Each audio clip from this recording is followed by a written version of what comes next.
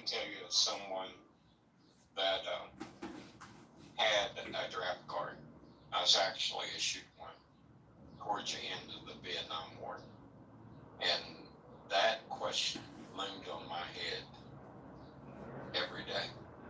And luckily, I was at the end of it, and you could see it coming off.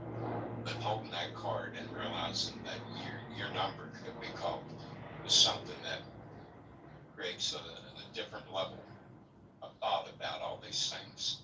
Well, you know that you hold that card. Yeah, okay, I know. My father made me rent buses and train stations. I think it's still alive. You get it now, so I think. You guys are just fucking like a bunch of random guys. You have to. You can do a lot about zoning. You have to register, yeah. The thing about like building a bunch of Wasn't that rental apartments is like, you know, this is one of the means by which like the middle class How did that has work? got their power reduced. Grandfather, was a navigator on bars out of Italy in World War II.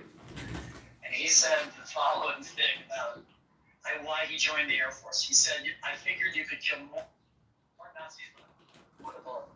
So that's why he joined the Air Force. And I think like that idea of service to America, being American, and you do the things, that was a big idea for my grandfather and my dad.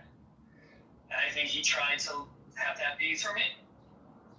So we did. I don't know. It was probably just a piece of paper we put it in it. I'm curious, where do you stand politically? I'm a Democrat. I'm probably best described as a Clinton Democrat. Okay. Yeah. I've never voted for a Republican. All right. Yeah. You know, I tend to vote for Republican, but I think when people see me in the decisions I make, when it comes to local government, they consider me a very moderate Republican. So are you saying on spending, like you're not, but some kind of decision you make fairly would seem to not be that conservative?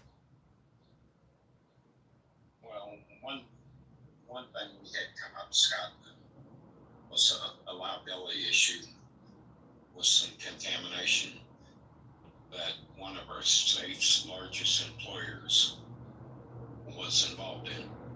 And I was, to a man, the only person that brought their chemists and their engineers into the meeting and really grilled them. Everyone else was willing to go along with them. On the other hand, you know, I tend to be conservative with the money that the town has to put them in good financial positions where they don't bankrupt and impose burdens on an older population they can't bear.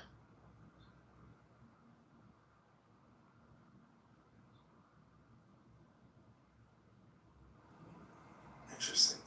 A Clinton Democrat, Caleb, did you vote for Bernie or no? No. I mean, I would have been, if he had made it to the national, I would have, but he was not my choice on the primary. I did. I think my wife voted for Bernie. I think.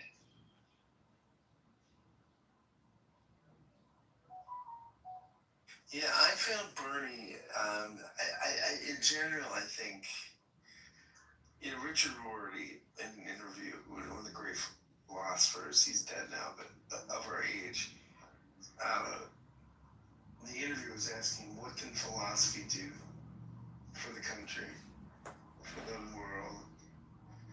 So, well, I think philosophy could help most of the world become more like America, and America be more like Scandinavia. The interviewer, Robert Harrison, said, "You're not serious." He's like, "No, I'm dead serious. That's the only contribution philosophy has." So I didn't think that. I would like us to look a little more like Scandinavia. Yeah, I agree. With capitalism, I mean, I think I'm not a socialist. At least not in this life. I think private corporations are great things that create wealth, and Well, we have to redefine what thriving means, right? Are we a minimalist? Right? Remember that West Wing episode where they like changed the poverty numbers? Because they just moved the mattress. more poor people. We have more poor people. Right? So like, not that. But you do have to tell like a little bit of a different story about productivity and meaning in life and leisure time versus work time. It's kind of, you have to have a better story about that. Well, you know, here's one of the things that people find contradiction in, I think, but they tend to lean one way or the other. Like, one of the things I've had a real problem with is, like, we have a huge natural gas industry where I live. And I've brought this up to the legislature about how they work the workers and the amount of time that they can stay on the clock being unsafe. I don't see that as being unreasonable. But there's another component to the same industry, and I only found out about this because I was doing some subcontracting, that we was on a site one day, and we dropped, I don't know, 100 ton or more of rock on this site, prepping the site for equipment to come in, getting it ready to construct stuff. And we had a guy there that found what can be no more than like a couple of quarts of oil on the ground. And he's talking about removing all that 100 tons of rock to compensate for this small little spill. And I told him, I said, if you want to correct it, there's a 5-gallon bucket, dig it up and put it in there. It's those two extremes in those two things that I always found a little disconcerting. You can have concerns about real issues that a corporation's doing, like the hours that they work. Some of these guys, I think, creates a real safety issue. But you can say, on the other hand, while they're out there doing it, don't be so crazy that you inflict costs that makes them unprofitable. I don't see those two things as being something that you shouldn't be able to work through.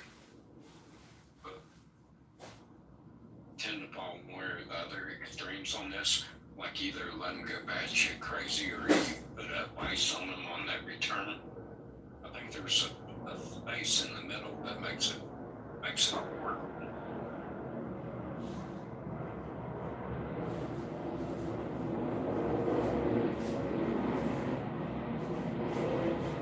Or is it clean Democrats? That makes sense. I think we're in a political reorganizing time. So yeah, it does make a little bit of sense. I think look, my politics these days are driven by it's $4 to fill up my gas.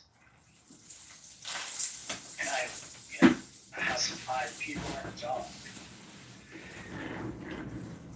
Like, life is expensive right now. We want to have a certain kind of life, right? So, like, I want the candidate who's talking about my stuff. I don't hear it quite yet. I'm so disaffected. I'm so over it all. It's like, whatever, nobody's in control. I'm not in control anyway. Let me ask you something. What you just talked about your gas, do you have any thoughts about if we try and put too much regulation on the exploration of the supply side of that equation, that can actually hurt what you're trying to achieve? not to say that there shouldn't be any, but you have to work both sides, like I was talking about our natural gas industry.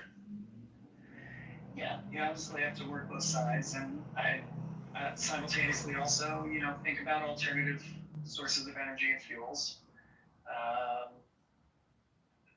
I don't think there's enough of that. I'm willing to have a mishmash of things, provided that that the greatest amount of people benefit. I guess that's really it. I'm open to all kinds of ideas to achieve that end. You're a pragmatist. Yeah, in some ways, I have my commitments to things I think are right and wrong and whatever, but yeah, I think outcomes really do matter. Yeah, we may be closer aligned than a lot of people might think. I like one thing that you probably never hear too much from someone that's kind of this conservative. I think you're always going to have people within a society who have multiple reasons that's going to end up in a destitute place. I think societies should accommodate those people as a humanitarian thing. Try and get them to move forward, but when someone is destitute, I think a society should help. I think it should be controlled. I think that the objective should be a functioning group of people trying to contribute. But the idea that we're never going to have this class of people that doesn't need our help, and at the same time, I think you have to have an economy that's not constrained so much that it can't generate the revenue that it requires to help those people. I don't know if that makes any sense. Yeah, that makes sense. Hey, this is Alistair. I'd like to say something about this. Let me know when you're done. Yeah, I think that makes sense. I think part of what I think you're talking about is developing a national ethic around the idea. If there's always going to be destitute people, I agree with you, there will be. What is our responsibility to them, and how do we effectuate that? Right? Private industry can do a lot. Nonprofits and these kinds of things. Government can do some too. Yes, Alistair.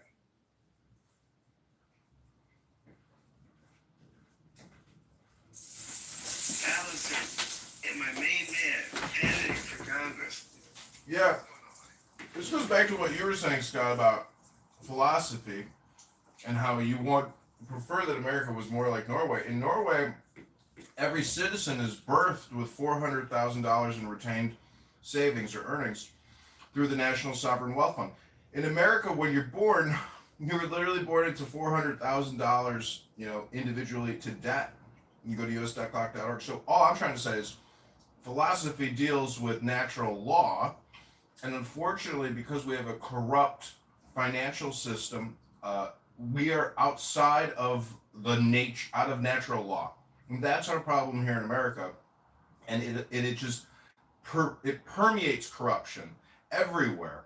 Look at all of this SNAP fraud, all of this Medicare, Medicaid fraud. It's everywhere, and it's international in scope. We have Russians coming in and ripping us off. We got Romanians. So what I'm trying to say is, if we had sound currency, and we actually had Congress people and senators with spines, we could actually try to save America by becoming more natural and actually adhering to the laws of nature and philosophy. But unfortunately, we have delusional individuals who are socialists. I know you said you're not a socialist, but the other thing is that you guys were talking about interstate commerce, and you just think America's too big. I looked it up. There's 250 countries across the earth, and 40 sovereign countries with monarchs, and that's a global community. And so I'm just trying to say, in some ways, it is one community. And if you look at the communist model versus the capitalist model, it's either 5,000 corporations or one corporation. but the whole thing rests on sound money. And until we actually can peg our currency, we're fucked. And what I'm trying to say is we need politicians who can eliminate debt with the stroke of a wand, because it was created with a pen. And a lot of people who hold our debt overseas, they don't know that we're going to fuck them. They just don't know that yet. But politically, we will, and we have to save America. I am complete. There we go.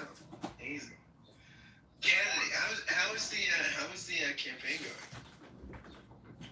It's good. I'm running for mayor of Chicago. I was removed from the ballot for Congress. And the interesting thing is I don't expect that I'll win. But the fun thing about politics is as a candidate, you can speak publicly. And the other thing is when it comes down to the petitions, I can challenge the mayor who's going to run again. To me, that's the most exciting thing is that I get to help manipulate the system because I have the experience. And when you challenge petitions, as they accused me of fraud, well, guess what I can do as a candidate?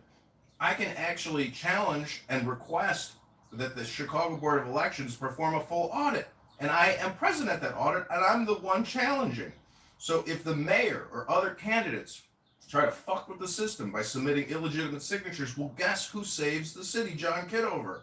I can remove candidates from the ballot. That's a big power as a know-nothing candidate. So I know how the game works, and I love playing it. Hello? I love that you're doing it, buddy. I love that you're doing it. I think you're a little bit of a wacko, but I like that you're, exercising your agency for the people. John, let me ask you, what's your position on the formation of the Federal Reserve at Jekyll Island? I don't know. To tell you the truth, it's like I think there's not a speck of dust out of place in the whole universe. So it's possible that all this growth, though artificial, is a great thing because of the unnaturalness of unsound currency. But with regards to specifically the federal, every country has a central bank, and it's considered modern economic science, so to speak, to basically do inflationary spending. But you can go to Zimbabwe and look at the $100 trillion Zimbabwe notes. We are still so far ahead of Zimbabwe in terms of inflationary problems, but also we're in that digital database era where it's more about control and less about equality or freedom or fairness of currency. It is becoming a big brother type of fascist state, subversively, subconsciously, digitally. And we know from our founding fathers that this type of behavior is against philosophy, against the law. And that's what I'm saying. Philosophy is that fucking important. I read Marcus Aurelius's Meditations and I recorded myself reading it. And when I go on a power walk, I listen to it and I'm like, this is fucking brilliant. How the fuck are we so far away from this as a culture? You can go to any bang room in this clown house right now, and honestly, it's a fallen society. It's a failed society. And if you think Norway is I'm at some point I'm moving to Norway, and I'm hooking up with a chick that's got $500,000 in the bank, and I'm having a baby in Norway. Hello? Well, philosophy does become the foundation of the social compact that we all enter into to form governments. So there has to be some philosophical intent and agreement to form any type of functional government. Well, that's not philosophy. That's a compact and a contract. I've seen the first contract of Chicago. One guy voted no. That's me. And I'm not making this up. In the Chicago Election Commission office, there's the Charter of Chicago. There's 13 senators on the left and one guy that said no. I love the guy that said no. To me, he's the hero of Chicago. Hello?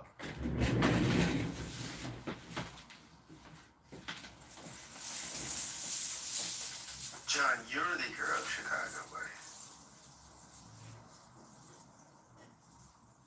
This is interesting, Scott. try not to be boring. I'm not an ideologue. I try to have conversations that are stimulating. So, Well, not Gary get Baumgarten. a rabbi on the stage, which is fantastic. Gary Baumgarten, yesterday, I created a new Clubhouse account called Earth Day, and he kicked me from the room and blocked me. So, if you're putting together a Clubhouse room, but you're so paranoid that somebody just randomly decided to download Clubhouse, install it, and come to your room, and you kick them, like, that's fucking paranoia in my. I know he's trying to target me, but how the fuck could his intuition possibly tell him that my new burner account was me? So that's like, to me, neurotic behavior. And that's like, to me, like he's trying to cover his ass from being recorded and putting on anti-American hate rooms. It's just my opinion, of course. I'm just saying that some people, let it go. Like, you're not going to take any of this with you to the grave. And this is all actually just an experience and a happening. But, that's not capitalistic to kick other people who are trying to create and be productive in conjunction with what you consider creative and productive. So, again, I think it all goes back to philosophy. And I got a picture of the Buddha in my bathroom and on it says "Let it go." Too many people need to learn to just let it go, and that'll solve all their conflict. Hey guys, this cunt bloke, right? Haven't heard much about the fucking bloke, but the things that I have heard, they're pretty bad, So, what do we think about that? Are you English? Yeah, I am English, mate. Could you repeat what you just said so I'll make sure I heard it right? Just things about like Trump and that, mate. Like the things that I've heard, he's not a very good bloke. So what's the go there? Personally, I think the English and Australian people never evolved since 1946. And I think it's because of the war. I think because so many Australians and English people were killed, they have the lowest genetic intelligence of most populations. And I think Kekas, your evidence to suggest that my theory could be accurate. Hello? Oh, you Yankee fuck. Fucking you're the dumb cunts that voted Trump in and started this bullshit. Fucking you want to shut your cunt before I come around there and fucking sort you out right now, you fucking stupid cunt. Talking shit on Australia, this is a fucking beautiful country. We are way more evolved than any of you fucking dogs.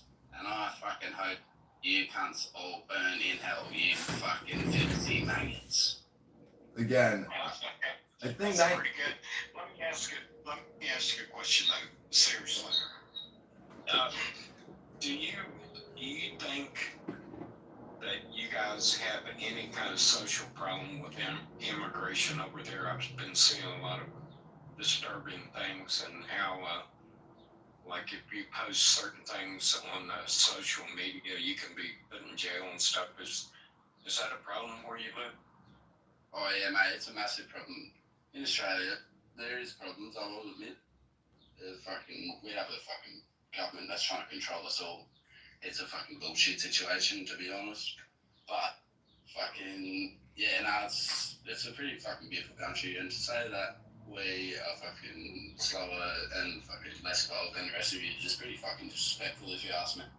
Hey, mate, it's a theory. It's a scientific theory of World War II and the 60 million that died in World War II. It's just a theory that a tremendous amount of human intelligence was wiped out, and thus we get individuals like yourself that can barely transparently say a sentence and use ad hominem nonstop. Hello? Have you ever heard like what an Aboriginal person sounds like a nigger?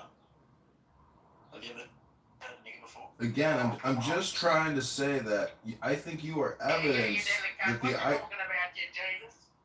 I'll come around there and I'll blow your fucking head off. Yeah? well, some people No actually. use the N-word in the room. No use the N-word. Some people get what they deserve. I'm just saying that if you sacrifice. And to be removed. Well, anyways, I think we proved our point. I proved my point. I do actually believe that one of the reasons why Britain or England has allowed themselves to be completely invaded by Muslim hordes is because so many of their men were wiped out in World War II.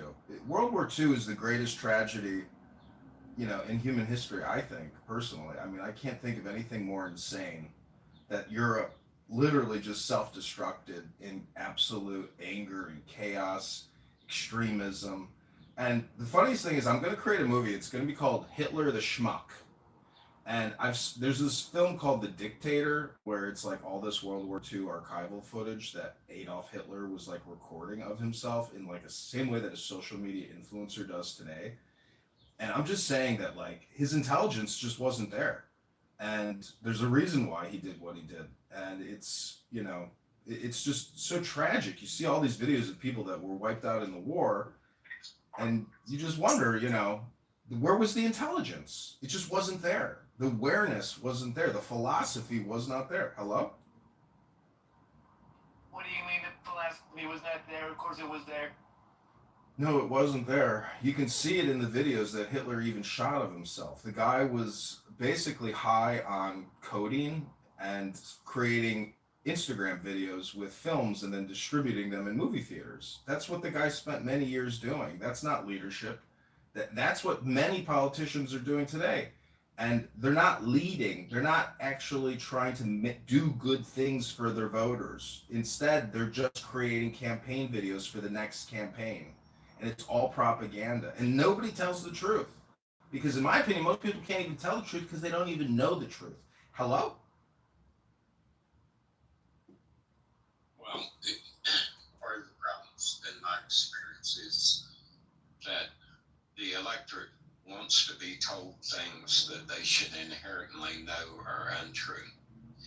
They want to make politicians Santa Claus. They don't want to be adult when they come to considering the issues and the real truth behind the issues and what it's going to take to solve the issues. They want the easy way, and they want the politicians to facilitate it.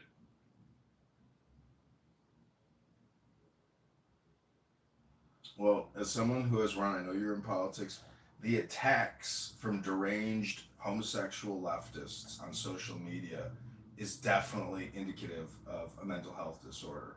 And these are like vicious, violent, disgusting comments that many gay men and other socialists make on social media. Again, I think it's a fallen society. I think when Caleb says, oh, we need to have national service to create a unity amongst our people. Well, yeah, maybe that'll work. But I think America is already fascist, and it's going to become even more fascist. And it's because the politicians are criminals, and we're all just slaves to the banks. If you ever sit on a conference call between a hotel chain and the bank owns 80%, 90% of that mortgage, the people that work at that hotel chain, they don't work for the hotel chain. They work for that fucking bank. And so banking is a great industry to be at because you're at the top of the pyramid. But there's different ways to look at society. Hey, stupid. My name is Raja. Oh, hey, Raja. Anyways, I'm just trying to say that I was looking at a tree the other day, and I realized that we are all just leaves on a tree, and the tree is the network, the communication network between all of us, invisibly linking us. And this is why I am very anti-Muslim, because when you study Mohammedan law, they created an in-group in the year 660.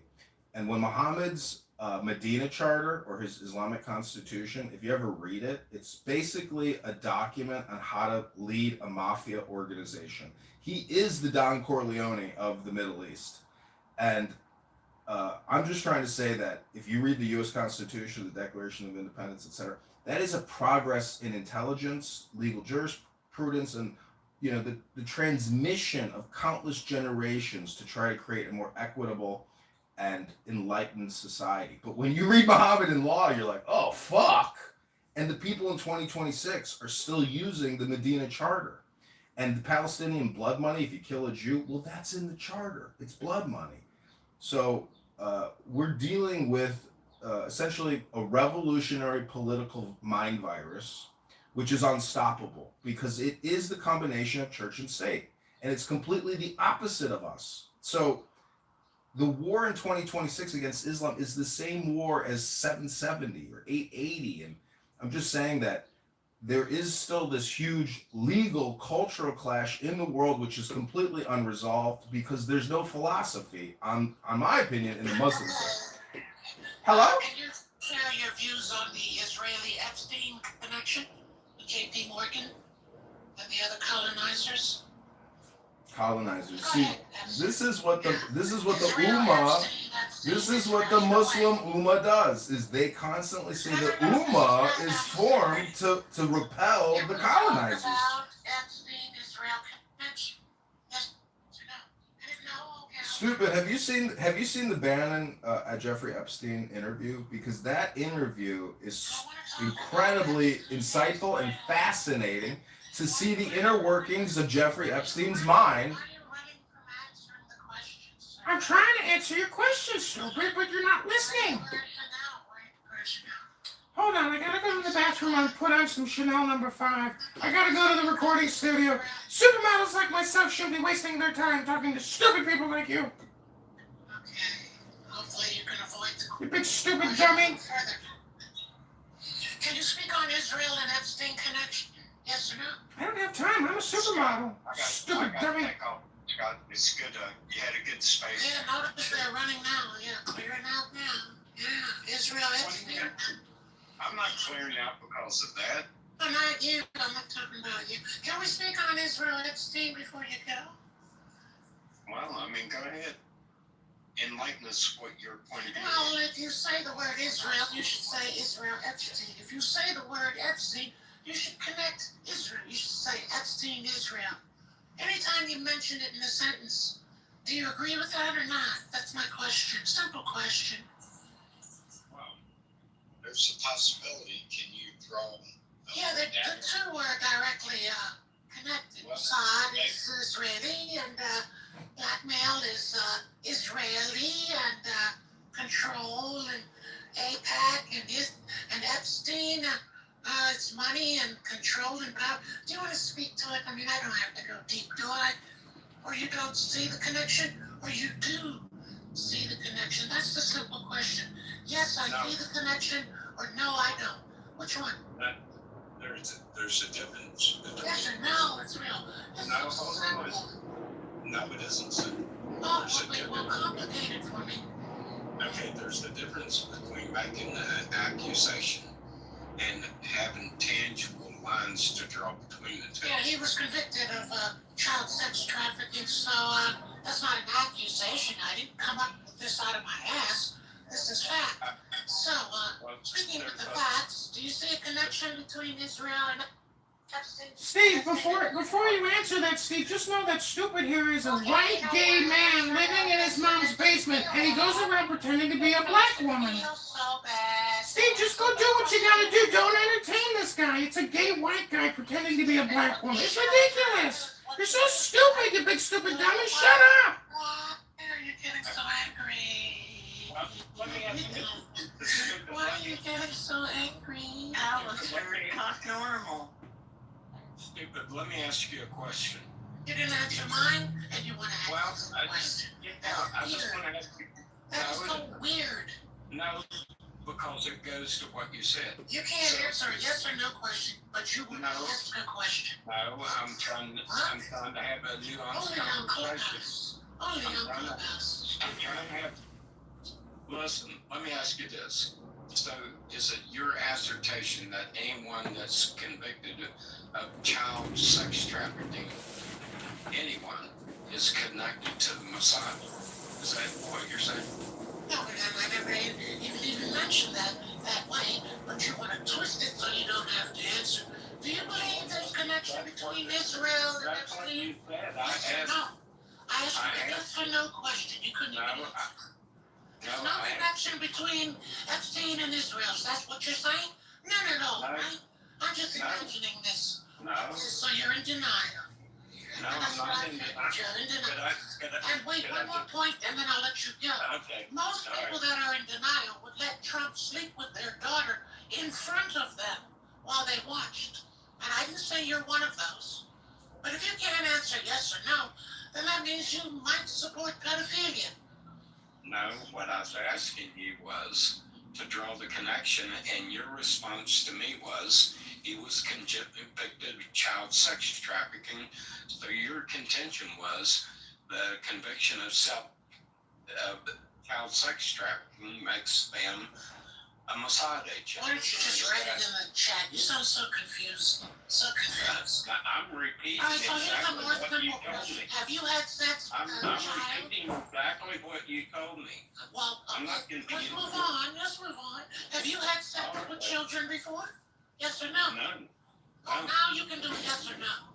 Oh, I see. So you do have conviction. Okay. But you just can't draw a connection of your conviction to others. So you hold the standard. Other people don't have to hold the standard. No. You support pedophilia, yes or no?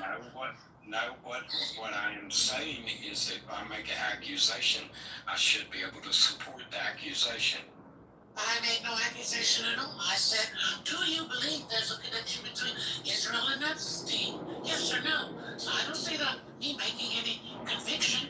I just asked a simple fucking question. And for 15 minutes you avoided answering. And guess why? Because I'm sure you've touched little girls yourself. So you think it's okay. And you don't want anyone to know. So therefore, you bury it and then come out and say, I can't answer the question on the grounds that it may incriminate me. You've touched girls, and you know other men. You know other men that have touched girls. See, this is like the Howard Stern show right now. Just asking a fucking question. This is rich, Scott. Go ahead, Steve. We're having a conversation. This is rich. It's really rich. Yeah, but are we having a conversation or are you running away from it? No, I'm not running away. I asked you a simple thing. You was making a connection between Epstein and Israel. Well, let me make it easier for you. Howard Letnick pulled up to Epstein with his kids and his wife and said, I went for dinner, but I don't even know why I went. Do you find that weird, or do you find it strange? Or do you find it... Scott, is this the Howard Stern show? Because I expect a professional show. This is becoming unprofessional. I've got to go. I can't stand to listen to this nonsense. Have a great day, everybody. Bye. Bye, stupid. Bye, Joe. Bye, Scott. Bye, Caleb. Bye, Steve. Bye, everybody. Bye. Leave quietly, stupid ass. I don't see yours doing any tricks. Scott, like I was saying earlier, I enjoyed the space. Steve, are you running from the conversation? Don't go. I'm not running from anything. I cannot save you. I asked you multiple times, and you just keep going in circles. Yeah, but you're a grown-ass man. Do you I see think no little point in girls? continuing. I see no point in going in circles with something. Do you support men that sleep with little girls? Absolutely not. What do you mean, absolutely? Why not? Why not? Because it's immoral. Oh, Meow, immoral. Okay, now we enter a new dimension. Morality. No, it's called philosophy, stupid. You need to learn philosophy before you start teaching morality, stupid. In the face of a negative allegation, would resign. So morality makes them do that. For example, if a politician were accused of money laundering, they would usually resign morality. Do you feel if a politician is accused of pedophilia that morality should kick in and they say, in the face of these allegations, I hereby resign due to morality? Do you think that way, Steve, or do you think They different? should hang them by their balls. Yeah, by their balls. Steve, go ahead. Go ahead, Steve. I think that one should resign because of an allegation. If there's an allegation followed with proof, then yes. But I can accuse anyone of anything without some kind of tangible evidence. All it is an allegation. Wait. That's called the law, stupid. Thank you so much, Steve. Stupid, let me ask you a question. If we were to make you the president of the United States, stupid, what are the top 3 things you would do for we the people? Go ahead and tell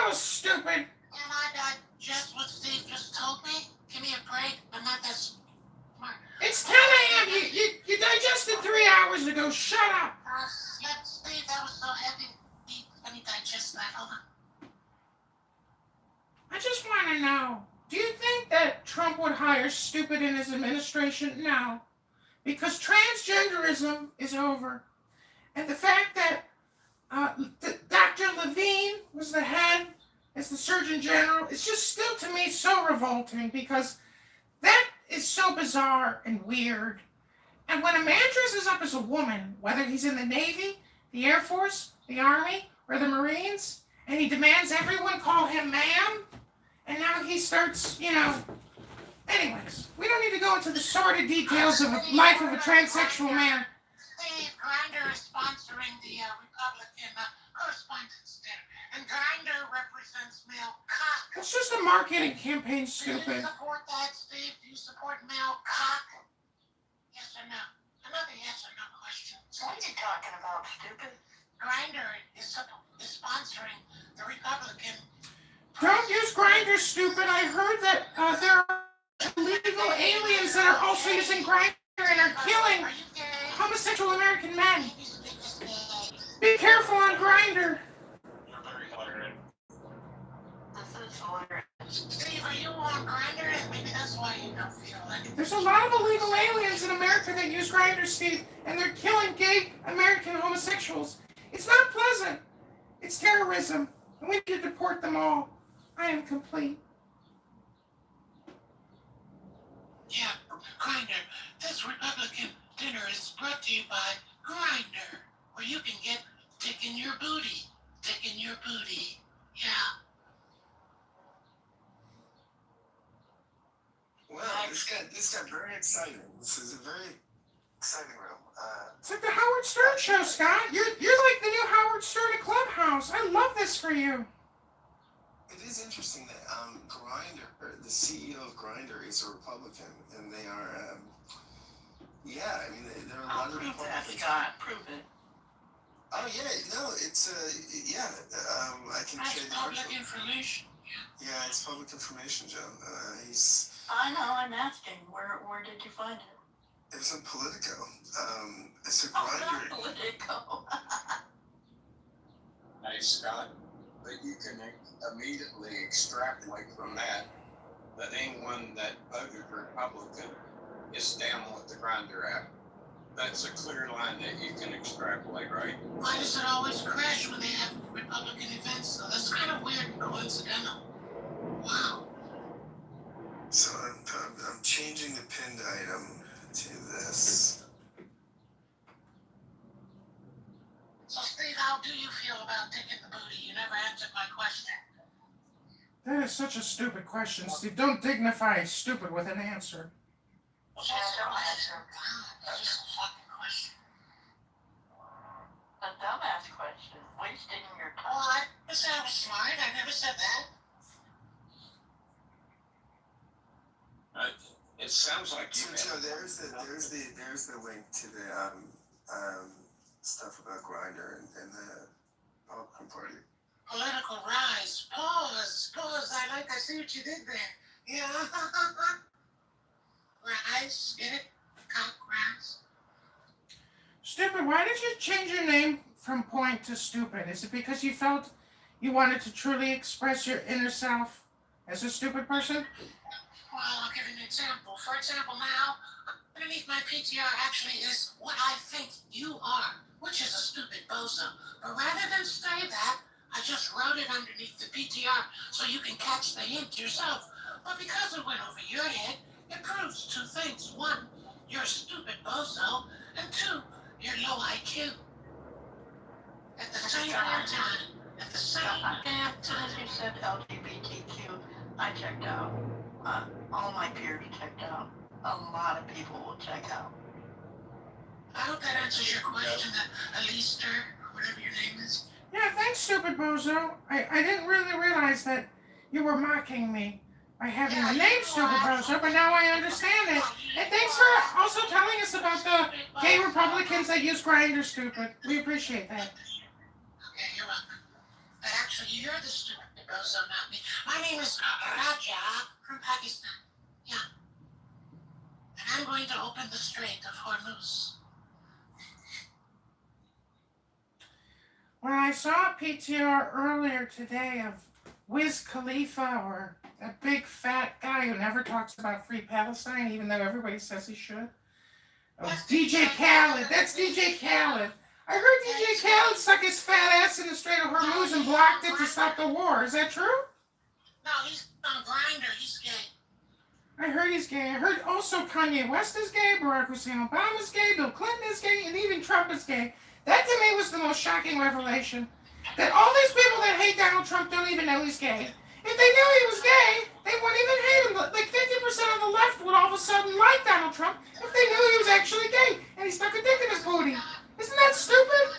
Oh my God, you're such a stupid bozo. Stop with your bullshit, stupid. What about Scott Bessent? He's gay too. He's definitely gay. He's one of the richest gays in the world, which is so exciting for the gay community. I heard he has a Grindr account under the name Carlos Danger in an homage to Anthony Weiner. It's an homage. Do you know what an homage is, stupid? Yeah, Scott Bessent is on Grinder too, yeah. Do you speak French, stupid? Because my favorite French word is presence. And if you translate it into French, it sounds like puissance. You've got such incredible presence, stupid. Scott Bessent said he's going to put the gay flag on the money. Remember, he runs the treasury, so he I can. know. They're coming out with a Donald Trump gold coin. Did you see that? Everybody's going to want to own one. It's going to be the greatest memorial. I bought it in advance. You bought the Trump gold coin? Oh. Yeah, a long time ago. It's even better than Bitcoin. Everybody's going to want to own one. Scott, you should start shooting commercials in your Trump voice for the Trump gold coin, because he's basically doing what Muammar Gaddafi did. He's going to get all of us out of the petrodollar and the fake Federal Reserve inflationary dollars and get us all the Trump gold coins. The currency is going to become Trump gold coins, everybody. Hooray! Why does he even talk like that? What's wrong with him? What do you mean? What's wrong with you, sir? I am you and you are me, stupid. No, you. Obviously, you want to be me. You're just a stupid bozo point. You're a gay white guy living in your mom's basement, weigh 400 pounds, you got no job, you've never been on TV, and you're not a supermodel. Oh, you're jealous because I'm on TV. Okay. Now I get it. No, I'm on TV, stupid.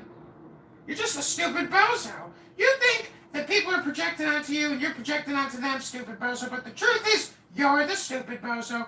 That's what projection is, stupid. You can't reverse engineer it. You can't, reverse that out, stupid. You're the stupid bozo, and you're on Grindr, and you're a gay Republican. I'm on TV, you're not. Any gay republic? Yeah, Mike Johnson. I'm on TV, you're not, Alistair. That's why you're mad.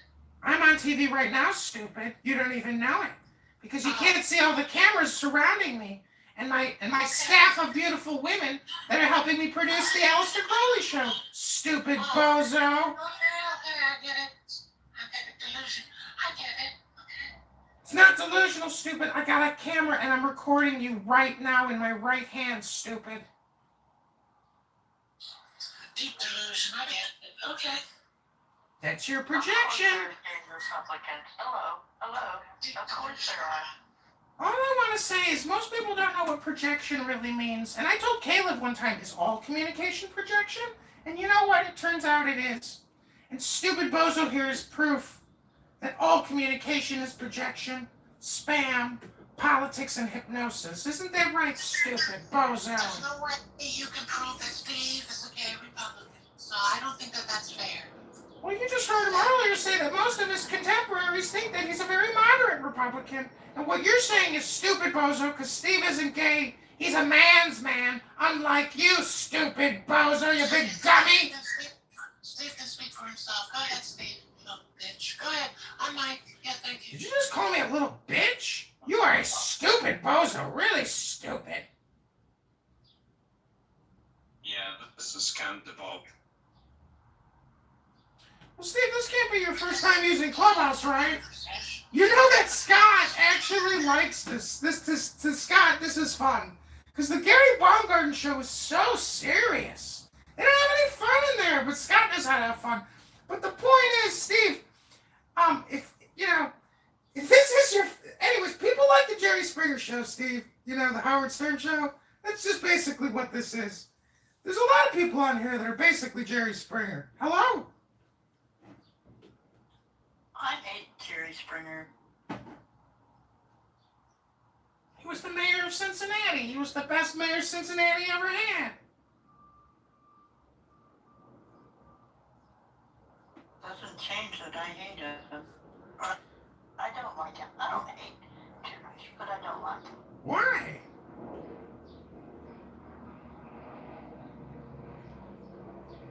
Why not? Well, what do you think Clubhouse is? That's what I'm saying. Like, how do you like not like Jerry Springer, but you're in Clubhouse all the time? It's the same fucking show. Hello? Hello? I know, right? I know, right?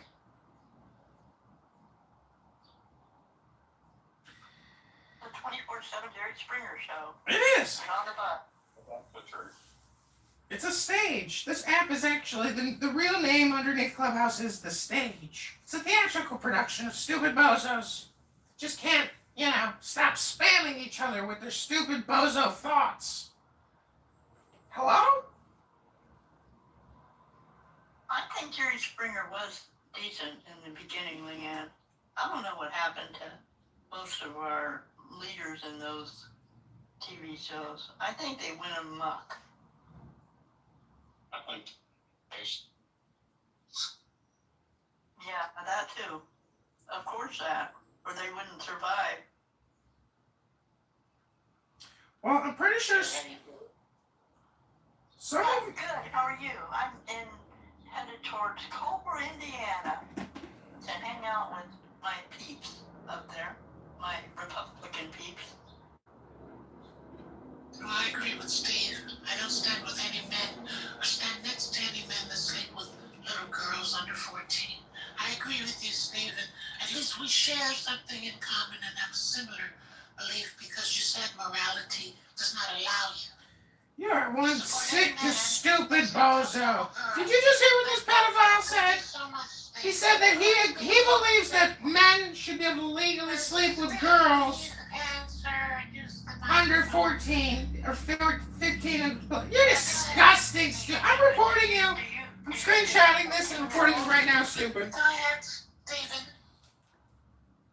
Do you participate with No, 14-year-olds? no, not at all, but Steve doesn't either.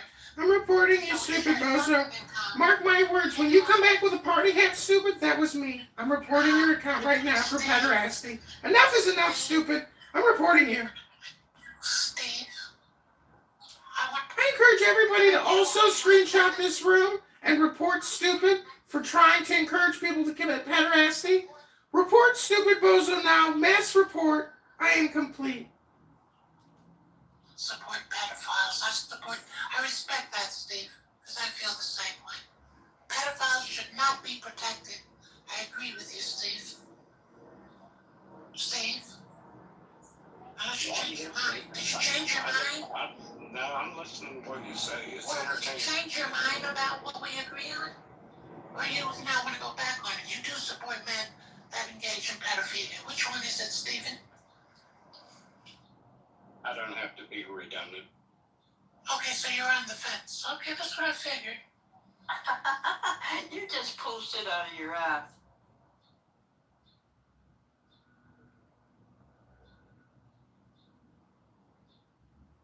Well, he didn't deny it. That's interesting. You know, I initially had accused trying to pay me to say nothing. Yes, Steve, I agree. A lot of Republican women are complicit with their men engaging in pedophilia. You're right. I know this and you know this for many, many years. Yeah. Joe, have you ever supported men? Joe B, I want to show you my PTR. I just reported stupid for trying to encourage pedophilia on this app.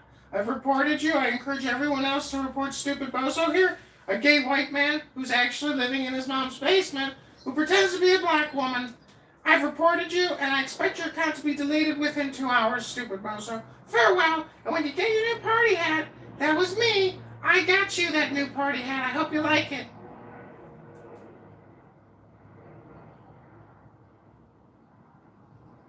Joe answer the question? Do you support men who engage in pedophilia? No, of course not. I'm a Christian.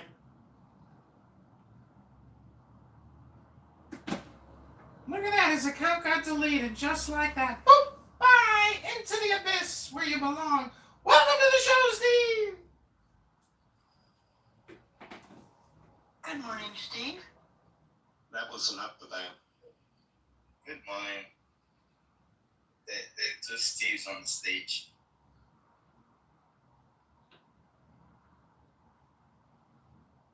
How you doing, Steve? I'm okay, and you?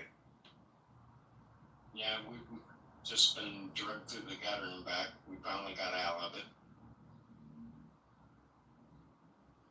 Okay. There's always one and everywhere. The same.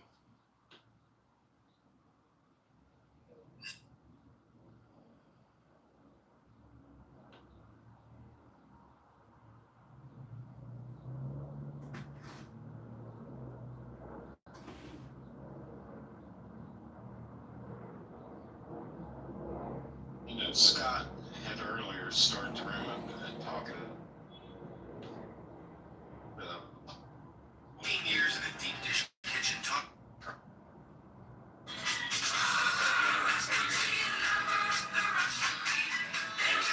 Can you hear me? Okay. I said Scott had initially started the room talking about Trump's dropping phone numbers. I just wondered what you're doing about it is. Man, today, you know, I don't believe it. I don't believe 90% of the polls out there. They're written to get certain answers. Oh, Joe B, I wanted to tell you my. Should matter a lot because I think the source should matter a lot. So I've not checked it out myself anyways. I've been busy all day. Yeah, I tend to agree with you, Joe, that you can word a poll to kind of get what you want. I think a lot of them are worded that way.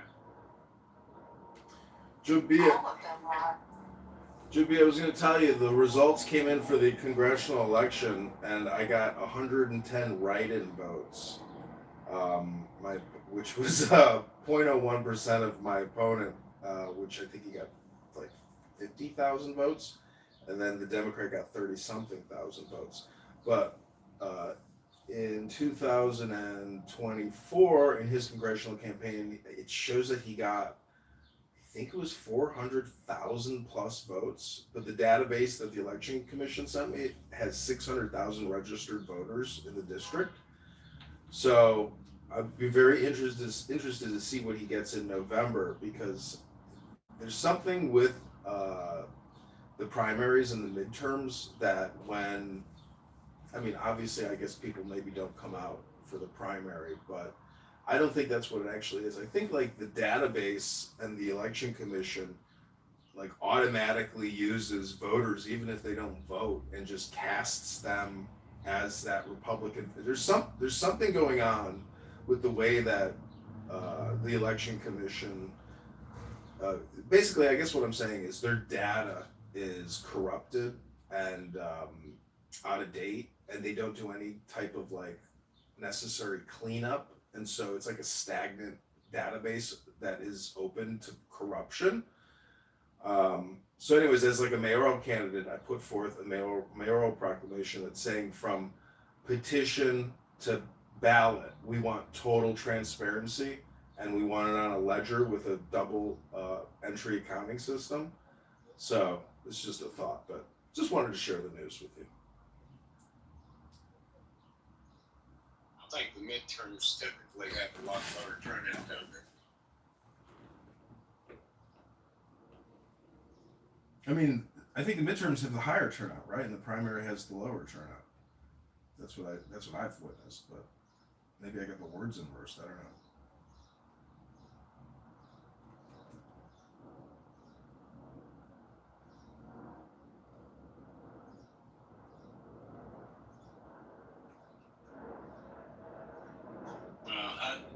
I'm interested to see as this thing in Iran drags on how the sentiment's going to be about it.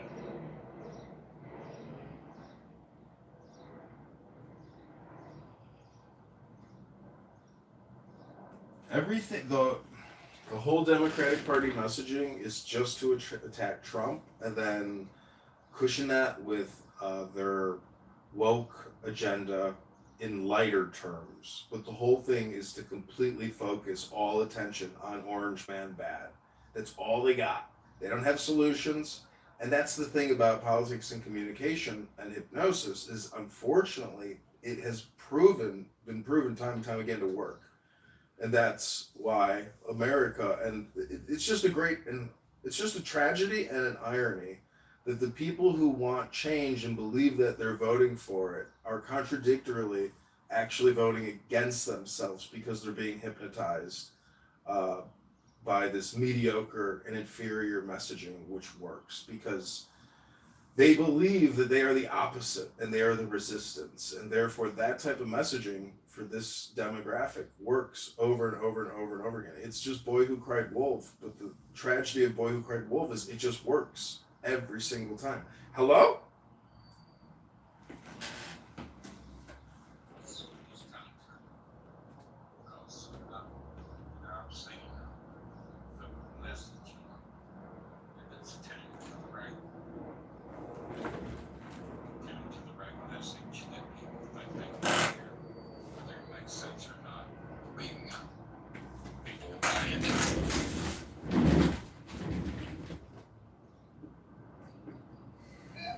I think that's how like you tend to lose your voice because it gets to a stage where you the leaders or whoever it is are able to manipulate the citizens to the point that even when they have done bad, they are still supported, and then at long run, I feel like exactly generally what is happening right now, if the people are not standing by what's good for them, if they are doing things based on emotions and don't stand by truth always, it gets to a point where I feel they might lose their voice, and then parties like the Democrats is to do whatever they want because they John, what's going on, dude?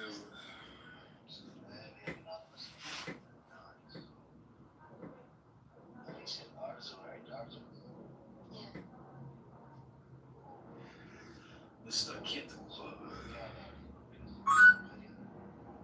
What's going on, Jeff?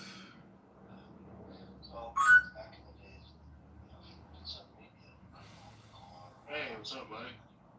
Hey, what's going on? Yo, I got a quick question for you. Did you used to stream on a different app with other users under the name Aeon? No, I have not. Alright, I was just wondering because you kind of look familiar. Huh. Okay. Yeah, that's not me. Alright, fair enough. Yeah, that was kind of wild last night. That dude was just, waffling really bad. Yeah, he definitely had some anger management issues. And I think an identity crisis. Yeah, a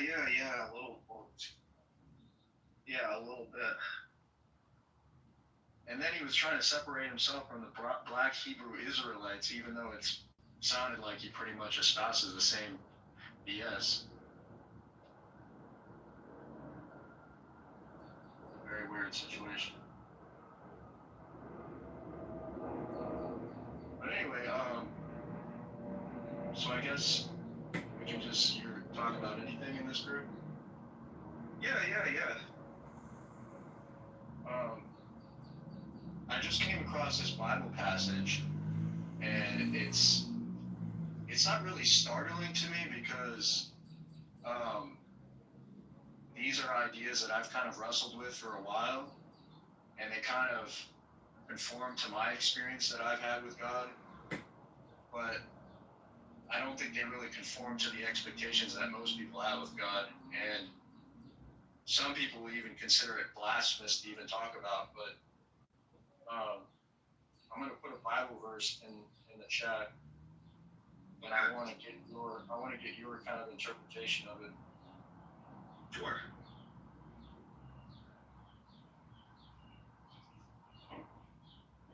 Okay, Isaiah, I form the light and create darkness. I make peace and create evil. I, the Lord, do all these things. I don't think the whole evil thing is blasphemous. If that's what you're getting at, is that what you're getting at? Yeah, I don't think it is personally either, but I think that if you were to say that to a lot of people, that God is responsible for evil in the world, or that God transcends good and evil, I think they might take offense to that or might not fully understand that. I'm going to look up the thesis on it, see what the interpretation here is. I do know when they refer to evil written in the Bible, it's not referring to like the evil that they're talking about in the problem of evil. They're talking about like calamity. So like a calamity would be like like a natural disaster, like for an example, like the flood. Right. That kind of thing. So this verse is one of those lines that sounds harsher in English than it does in its original context. The key issue is the word translated as evil in the book of Isaiah 45:7. The Hebrew word is ra, which is a broad Semitic range. It could mean moral evil, but also calamity, disaster, misfortune, or judgment. In this passage, it's not about God creating sin or moral wickedness. The CCC, the Catholic interpretation, is very clear that God does not create moral evil. Moral evil, sin, comes from the free will of the rational creatures, human beings, angels. What that verse actually means, a more precise rendering would be, I make peace, well-being, and create calamity. So the verse is asserting God's total sovereignty, not moral authorship of sin. So light and darkness, symbolic of order versus disorder, peace, shalom, or evil, ra, prosperity versus calamity. God is saying there is no rival force like a dualistic good versus evil gods. I alone govern all outcomes, even judgments. Why this matters historically, this was written in a context where surrounding cultures like the Persian religion had dualism. A good god had an evil god battling each other. Isaiah rejects that outright. Now, for an example, I think they're talking about Zoroastrianism there. Okay. That's the dual thing. Let me see. Where is it talking about Zoroastrianism? Well, like the culture surrounding these people at the time, right? So like you have the Persian religion. It doesn't specify it here, but I know what they're talking about. They're talking about Zoroastrianism, Okay. which kind of had this like yin and yang kind of thing. Like good. There was a good god versus an evil god. This is like saying right out, like this is the god above that. He's the judger of all these things. Calamity and misfortune can descend upon you. But anyway,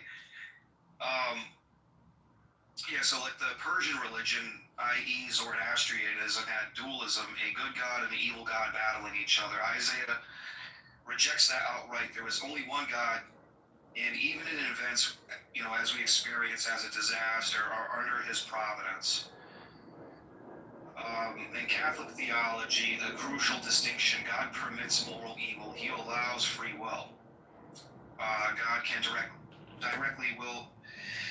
God can directly will physical evils like disasters or judgments as a part of justice or correction, but God is not the author of sin. This lines up with the book of James 1:13, because God does not tempt anyone to be evil. The book of Genesis 50:20, God can bring good out of evil acts. So the bottom line is, Isaiah 55:47 is not saying God creates sin. It's saying God is sovereign over both prosperity and disaster. There's no competing evil deity. There's another thing here where we can get into like early church fathers, like Augustine of Hippo, and how he interpreted this. If you kind of want to use more, philosophically precise, if you want to be more philosophically precise about evil as a privation of good. Okay. Yeah, I'd like to hear what he has to say. Are you getting this from a book, or you have an app or a website? Yeah, usually, like, if there's things that, like, I don't know about, like, I'll either go on Google and look at the catechisms of the Catholic Church, the CCC, or I'll go on, ChatGPT, just to kind of get, like, a roundabout, clear understanding, so I have, like, all the data points, like, right there in front of me, and I can actually get websites that'll take you elsewhere. Oh, that's cool. I mean, Illumi, is there something wrong with that? Why are you laughing, dude? The way it's like, what is it called? ChatGPT, like, bro, it's like, I don't know what, like, as if you weren't familiar with ChatGPT. I'm pretty familiar with what it does. It's a good aid to kind of look up information and get statistics from websites. But the way you said ChatGPT, I don't know, maybe you might have had like a brain processing thing, but. Well, I have to breathe between takes, dude. Like, I gotta breathe a little bit. Is that okay? Do you want me to hold my breath and say the whole thing? I'm just curious. Maybe I was seriously curious if you used another AI that ChatGPT was like something you could, you don't have any other AI that you prefer to use. I don't know. Sometimes I use Grok, but so far ChatGPT's been pretty reliable, especially if you tell it to like be unbiased. For an example. Yeah, you can try to. Yeah. That's usually how I prompt it. I always try to prompt it to not. Do you have you bought any of the tier memberships? Like. No. I honestly, man, I really don't rely on this like solely. Usually, I'll go to the CCC more often than anything else on Google. But like, if it's something that you want to have like a general discussion on that overlap with other like topics, then I'll probably use this because it's actually good at gathering a bunch of sources on like one page, and then you can click on. If you get the subscription, if you have a college email, you can get Perplexity Pro, and that's $20. So instead of $200, $20. It's only if you have a college email. And Perplexity gives you a whole set of AI, so it's interchangeable. And a bunch of them are in pro mode. So it's really good bang for your buck. Plus Perplexity has sonar and Illumi, I have to but like I'm trying to expand on something for Jeff. Like I'm not a cheapskate, dude. Like if I want to sign up for the subscription, I would. I thought about it. Really badly. That I don't understand. The patterns. Oh. God Mariam, come up. Let's have a conversation about the Pahlavi. You could be the first Pahlavis coming through this room. We can have that conversation. We have Iranians on the stage as well. Sinara and Mahdi. What's up, Mahdi? Assalamu alaikum. do you think maybe when everything comes back to the click? Mahdi wrote yesterday, do I look like a gimmick? Do I look like this? Do I look like this? I'm like, The state of Israel to be like dismantled and pushed fails. And he doesn't care if most Israelis don't want that. He's like, well, Palestinians should have to be part of the state as well. I said that people who don't want Israel to exist are all might be anti-Semitic because what's the reason? Like, why wouldn't you want that state to exist? Someone like Timothy is not. It's not about anti-Semitism because he thinks it's like an apartheid state, and so like just like you do in South Africa, stop existing to be something else. But I think that the vast focusing on Israel to the exclusion of Sudan and Yemen and every other sort of human rights abuse in the world is anti-Semitism because there's no other actual explanation for why you would focus that much on this one country's crimes and to the extreme exclusion of every other country's crimes, where like there's more UN resolutions against Israel than every other like fucking shithole dictatorship combined, and that's just like not a plausible accounting of the amounts of human rights that have happened, abuses that have happened since the UN was founded. I think that's anti-Semitism, but I don't think that Timothy is motivated by that. Why bring it up, bro? Like, where AIPAC is influencing like our government more than many other lobbies are. Like, and our government is sending a lot of money over there. Like, it comes up in foreign policy, like from every president. It's like this isn't like a random topic or just taking out of and as like both the presidents, our politicians are talking about it, they're taking money about it. Like, I hate when you do this right here. And the basic one, you brought up Korea, right? Like, if you were ever gonna say a country shouldn't exist, like, what about North Korea? I think you. Yeah, I don't think North Korea should exactly exist as a country, so that's a good example of if a country is bad enough, it shouldn't exist anymore. But I'd much prefer North Korea to just have a new government than it to be like subsumed by China, because I think probably the Korean people have a different cultural preferences than just to be Chinese vassals or whatever. Yeah, I don't think that people want Israel to be taken over by like Lebanon or like Iran or something. I think they just want Israel to incorporate the changes that would make it democratic and equal. Well, I don't know. So I think that the Palestinians should have their own state. I'm a two-state solution kind of guy. But why is it Israel's job to take all those people in? Not Jordan. I don't know if you guys know that Jordan used to own the West Bank, and I think Egypt used to own the Gaza Strip in the 70s, for example. So why is anyone claiming we have to dismantle Jordan so that they incorporate the Palestinians into it? You know, no one says that, and I think it's just mostly just propaganda for why you would never say something like that. Because Israel was a settler colonial state that displaced millions of Palestinians, and as such, according to like UN resolution, they have a responsibility to take care of the people that are on that territory, which happens to be Palestinians. Well, first off, only 500,000 people left during the Nakba, so it's not millions. But then also, I would say that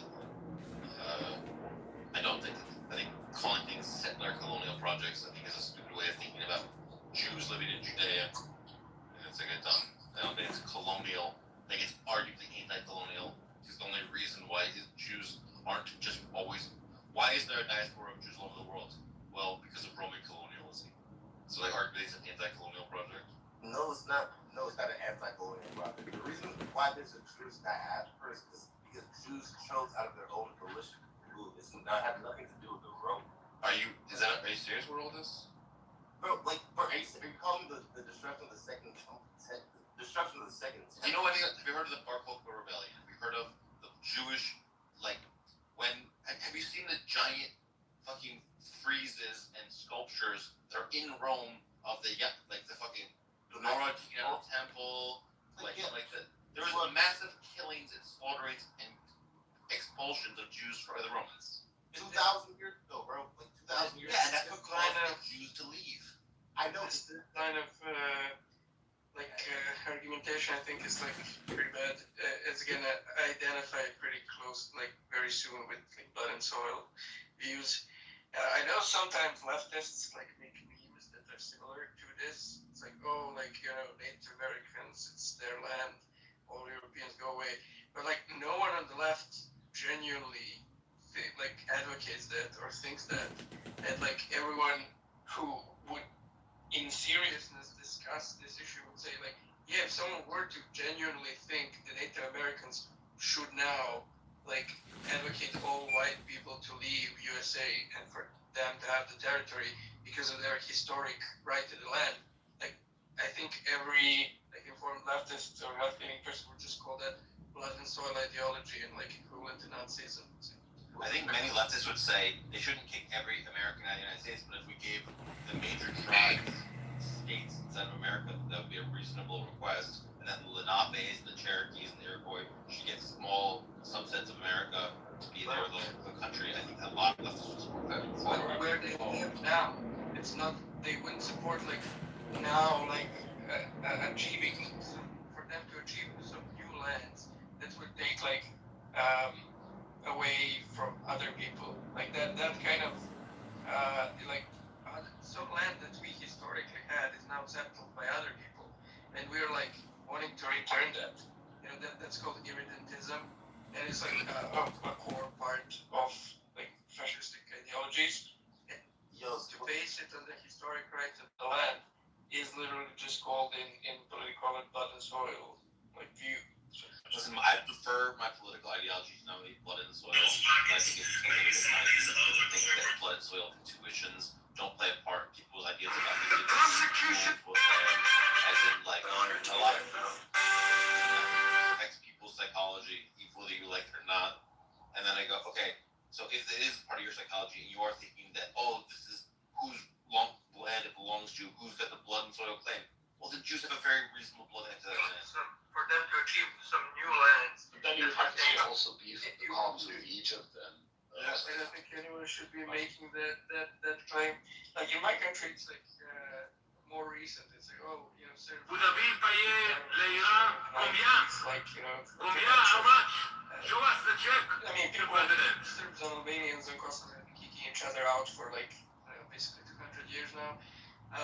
And like the final win was in the 90s where Albanians kicked out most of the Serbs, and then like in the 2003 they had like a bit of a more persecution of Serbs where like a bunch of Serbs also now left into Serbia proper, and in 2008 as far as I remember they got like their independence and they're recognized as an independent country by like half of the UN. Like even some EU countries don't recognize it, like Spain, etc. So like there are countries that have this like weird like, well, I don't know, like maybe, you know, Serbs have the right to that because, you know, it's there historically, even though the history is so close, like it's the 90s. I still think that's like a very bad, like, you know, Nazi adjacent view for people to have. Like of course Spain like doesn't wanna support what I think is the reasonable liberal view, because they don't want to have the precedent that it can be used by the Basques and the Catalonians, so they can like gain independence from Spain, which I again think is a fascistic view. Like, why are you preventing? Why don't you want Catalonians to like split away from Spain or the Basques? Who cares? People should have like the right to self-determination, like on their own, on the territory that they're living. Like the past historical rights to territories, I think people should just reject it, even though it's a thing that, yeah, lots of people have in the background, like psychologically, it's used in realpolitik in some way. It shouldn't be. We should all just reject it. Isn't the whole notion of colonialism implicitly taking blood and soil intuitions that like the British shouldn't go into Africa because they have no claim to that part of the world. There's no reason why white people should be living in and doing stuff in Africa. It's not their land. You have no business there. Yeah, but it's not their land, not because the Africans have a historical right to Africa, but because they're currently living there. And in order for the British to take the control there, they need to conquer the people. So like the historic rights of Africans to the land that they're living in is like totally irrelevant, and I don't think anyone should appeal to it in like being against colonialism over Africans. Like the problem with colonialism is that they're currently living there, and the current occupants are getting conquered and like suppressed. Like that's the problem. That's a history of humanity. There's one group moving in and conquering another. I think that's why Europeans have white skin, because they Which is have a knives which is a consequentialist argument against blood and soil abuse. So Why? yeah, every country ever has been conquered historically. Like everything, we just keep conquering each other. So the only way to stop is like, okay, let's just stop conquering anything and accept the current state where everyone is. Okay, you live here, like okay, live there. Like and let's just stop conquering each other. No historical anything because after is already conquered. Like that has like a consequential argument against this like blood. Because we end up in like a very big regress there. Also, go ahead, Nick. I just had one more question from Sam. To Sam, how much do you think the Palestinian propaganda is a leftover of the whole Marxist origin of the Islamic Brotherhood? Oh, I don't think it's very much that at all. Though I do think that like it is weird that there's like what's called the Green Red Alliance, where like communists and Islamists will like work together temporarily because they have this joint enemy, which is like the liberal West, and they both hate them so much that they'll like work together. But it is hilarious when this is not funny; it's pretty horrible. But like Khomeini, for example, he like worked with the communists and slaughtered them in the 80s. There's a huge purge of communist thinkers in Iran. So like there'll be stuff like that happens. I don't know, why would you think that it's like a Marxist thing rather than like there's a group of people that feel like their land was stolen from them and if those are entire identity about that, I feel like it's enough to motivate it. They don't need like Marxism to I think Marxism inflames it just because the Marxists did have that, and also Yasser Arafat was educated in Russia, Soviet Union. I think so was Khomeini, maybe. I mean, a lot of them were educated in the Soviet Union. It's like I think one of them even had a degree in the Holocaust or whatever. I mean, I just think that there wasn't a legitimate, resentment against all these immigrants coming in, but I think it was inflamed by an ideology that maybe they accepted, or if they were the battleground, the Cold War battleground. You could say, Michaela, you could say that there is somewhat of a symbiotic relationship between certain aspects of socialism and this, right? Because they are both vehemently against the Zionist project, first of all. So that's already there. You have like common ground, but there's plenty of money being funneled towards Gaza. Oh right? God, Towards this Palestinian racist people. fucking loser. But actually, there's data to back this up, right? So the Social Democrats where I live, right, and I think even Bob can attest to this.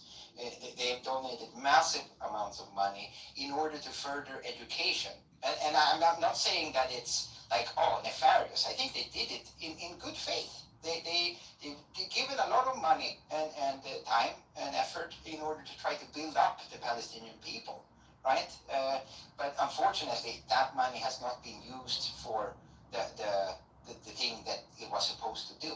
Right, so that is, I think, and of course there is probably some parallel you can draw, Michaela, where it's like, you have the brown oppressed people, and then you have the white, evil Jews that's oppress them. That's probably also a dynamic that is, especially to liberals in the West, is very compelling, right? So that's what There's a reason that they didn't accept the two-state solution. They just rejected the state of Israel from the beginning and didn't even try to form their own state. And I think that a lot of that was an ideological motivation. I think it was influenced by the times, the leftist, the Marxist stuff that was, that was going on and still is going on. But why did they not agree to form their own state? Why? no, it's a good question, Michaela. But of course, also like there's probably like people on like this is of course again milk toast, but there were probably people in Israel as well that did not really want that to occur, right? The same way probably a lot of people on the Palestine side didn't want that either. So. Oh, I wasn't aware of that. That is on the Israel side. No, because I mean, our kings, the king in my country, which is he doesn't have any power anymore, but they went there in order to broker a peace deal, and he was assassinated by far right people on the Israeli side, right? So he was very popular among the super duper, conservative aspects of. Was that Weizsäcker?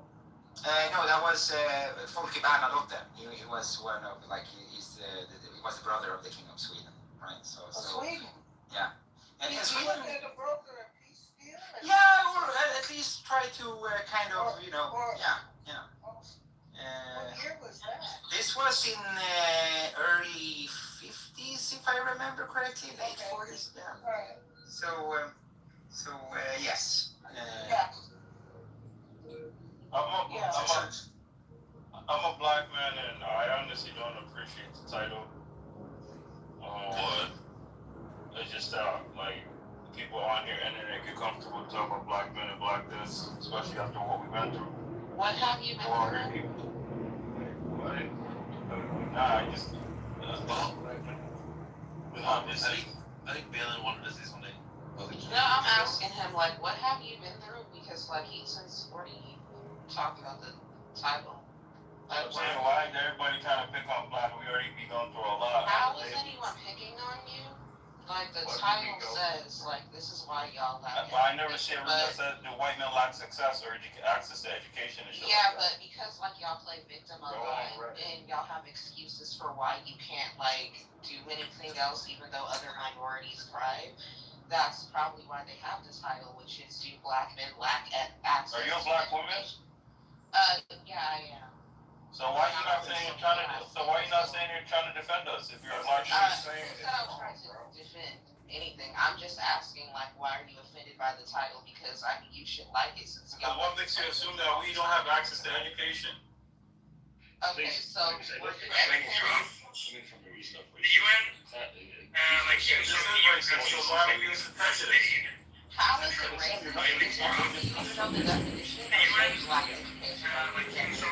I hear that there's a systemically racist society that causes black men to have worse outcomes. And I'm curious what is part of that systemically racist society causing them to lack in access to education. No, I think you probably dreamed of traveling with his family, stopping in places. We were just coming from a place of learning, not from a place of like bro, I don't see too many people on here. But there's like rooms every day that black men and women post where they're like, talking about dating and relationships and all that. What they gotta do with education though? Because well, y'all is like, do you feel like there's a lack of education for like men like you? It's not that we got lack of education. It's that we targeted by the police. That's the problem. What the hell does targeted by the police have to do with you not going to school, with you dropping out of school? Like, what does that have to do with one of their because oh my god. Bro, you ask me a question and you're not gonna let me answer, bro. That's the problem. You never really listen to a black man. That's the problem. Go ahead, black man, who sounds like he has a non-American accent. Question was that. I didn't say the question was that. If the police target black men more, that's one of the reasons why they have a harder time accessing education. I don't see where the correlation is, like, targeted by police and you. I don't see where the correlation is. But my whole thing is this. But if a white man said the same shit, you believe him, right? If you were in school and you weren't outside, like, trying to rob the local store, you wouldn't even have a reason to be arrested by the police. So is the woman that's racist? Right. I'm black, so. Bro, all y'all niggas just want to do is overtalk a black man. That's all it is. I'm sorry, but I literally went to a continuation school. I'm not gonna lie. You just keep talking over me though. That's the problem. A lot of my black friends, Or is this like your random white guy using a white every day. They would skip school. And then the black man trying to talk everybody.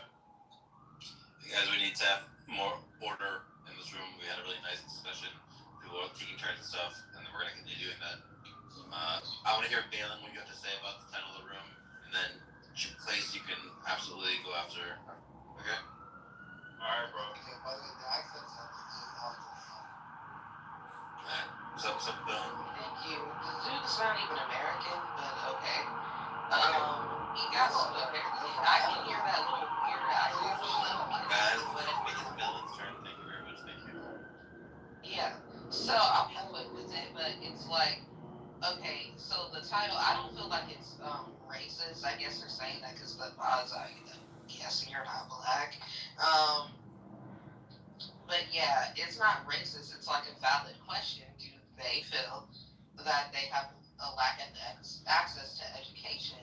Because a lot of y'all like to make excuses for why you can't thrive in life. Like, oh well, like how you just did right now. Like, oh well, we have lack of access to education because police target us. Not sure where the correlation is. What would your education have to do with police? Like, are you being targeted at school by police? Like, make that make sense. I'm not gonna lie, I've been to plenty of schools, like, as I moved around a lot. A lot of black dudes, I'm sorry, like, y'all would be skipping class. Okay? Y'all would not. It's my turn, sir. I had black male friends that would, like, literally not come to school, right? So if you're, like, choosing to skip class and you out doing some bullshit and then you get targeted by a cop, your ass should have been in school. It's as simple as that. Sorry to say. And in the rare times y'all would be in class, not going to lie, it was the black dudes and the Mexican dudes. It would be black and Mexican dudes. I would be in humanities or like, English class. Y'all struggling to like read a sentence. It's taking you 10 minutes to get through one sentence. Why? Like black girls, we grew up in the same like conditions that y'all were in, yet most of us have more degrees than you. So what the fuck is the excuse? Because technically we get targeted by police too, right? We deal with racism. On top of the fact we deal with sexism with women. What's your excuse? There are people, and I'm gonna land on this point because I don't understand like why y'all stay playing victim. There are immigrants, right? Black ones too. They come to this country, they be like thriving and stuff despite all the odds stacked against them. But you have like the black American men who acting like, oh, they can't do anything because they're black. Like, shut the hell up. What's the explanation? But I land. Alright, bro. Yo, bruh. It's my turn, bro. Was there Yeah, I said please keep going and everything go after quick. Alright, so number one, it says right here, I did a little research while she was talking about this, and it turns out that I'm actually right about this topic. Because it said right here that black students in the U.S. are disproportionately targeted by school-based law enforcement, facing higher rates of arrest, suspension, referral to police compared to white peers, often fueling schools' prison pipeline. Despite not misbehaving at higher rates, black students, especially girls, like you said, experience intensified surveillance. It's 15% higher than white people. So what are you talking about? Law enforcement does affect a black man's education. So stop trying to show off for a white man, and stop trying to say black men can't read a sentence, because that's a lie. Did you have a father growing up?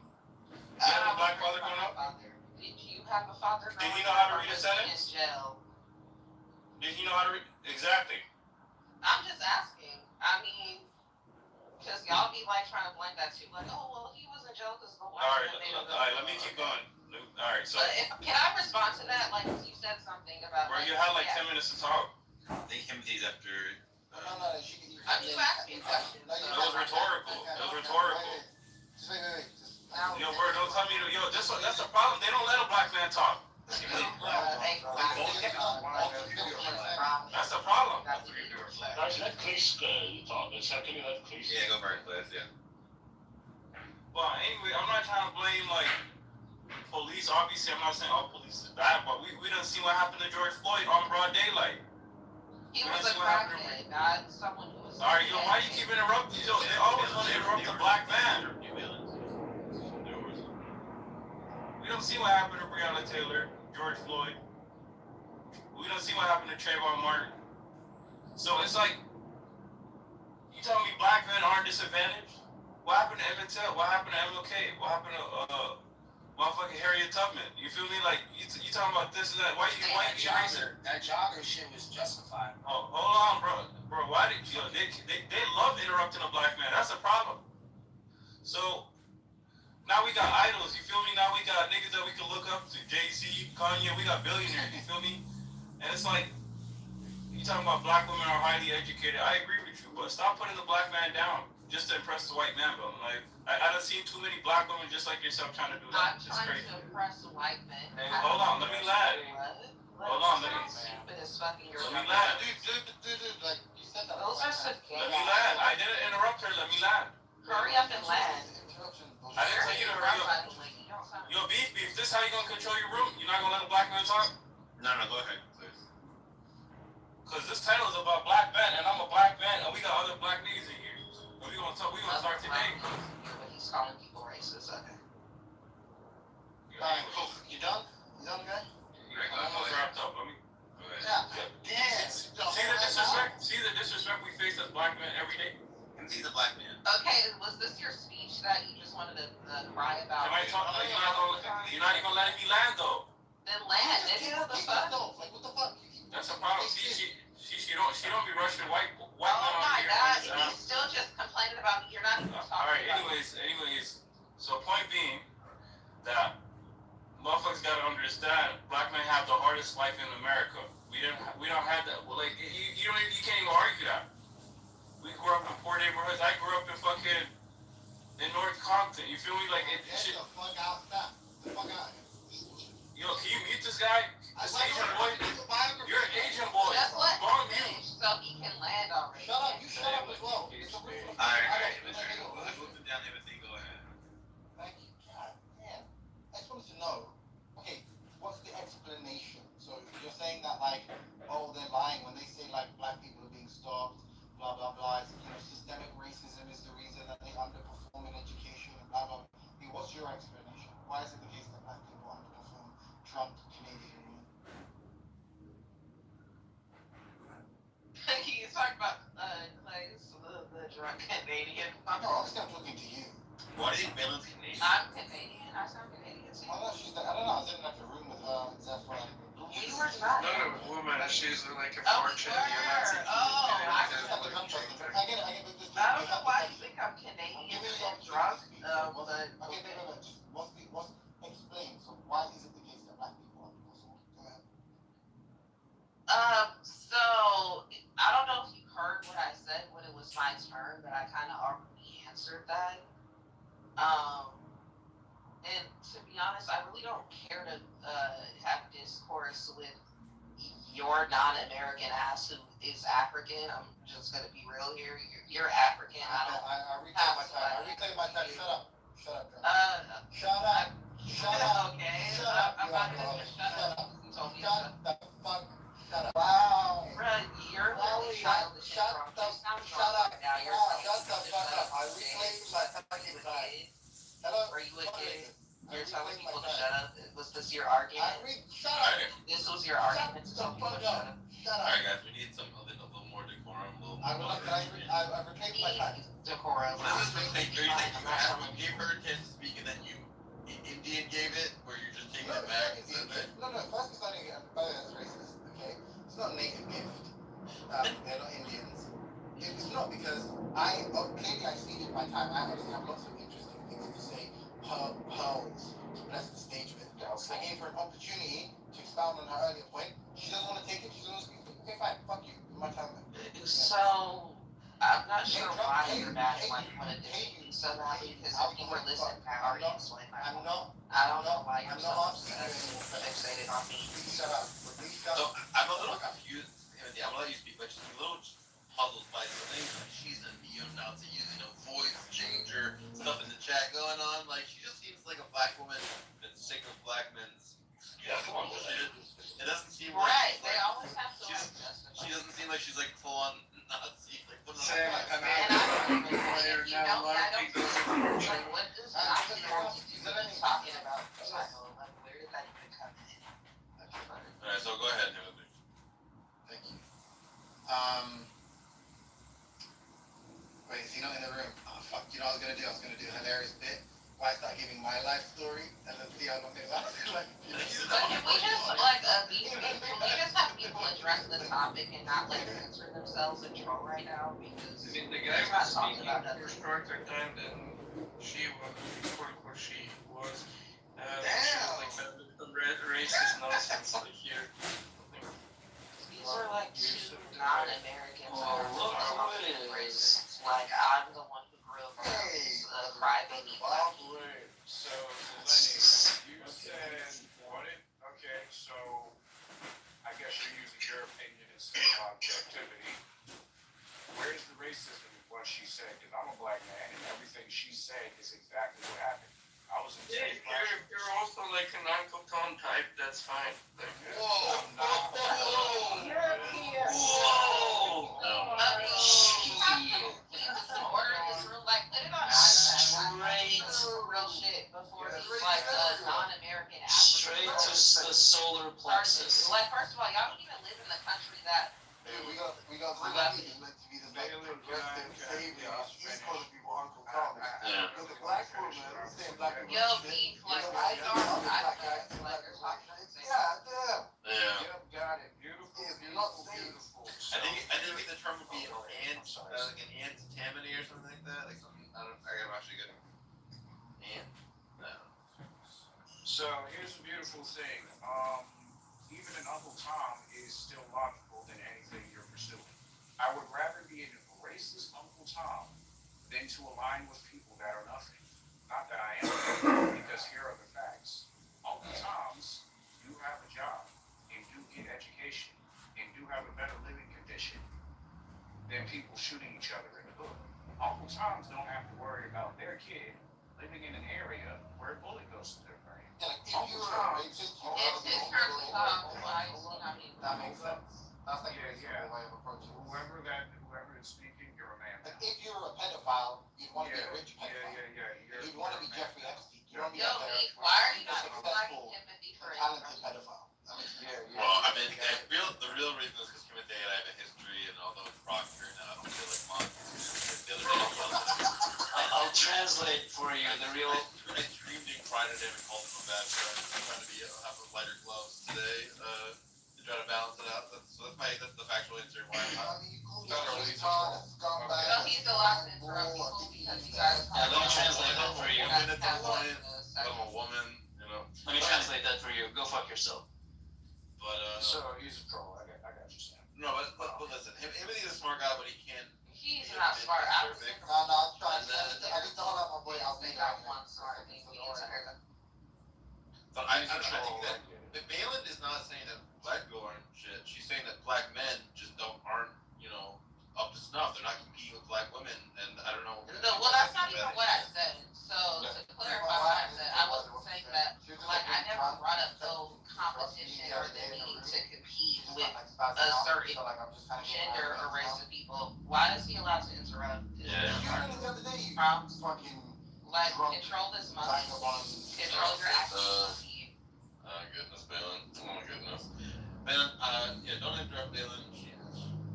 I don't know why. There's like Balin was saying, there wouldn't be this. Yeah, this African monkey needs to be in a cage before y'all say that's racist. There's white people in Africa. What did I say? What did I say? 4chan keep you. Look at him stuttering, trying to talk shit. Just shut the fuck up. He sounds stupid. Anyway, but I never said, that black men need to compete with women or anything like that.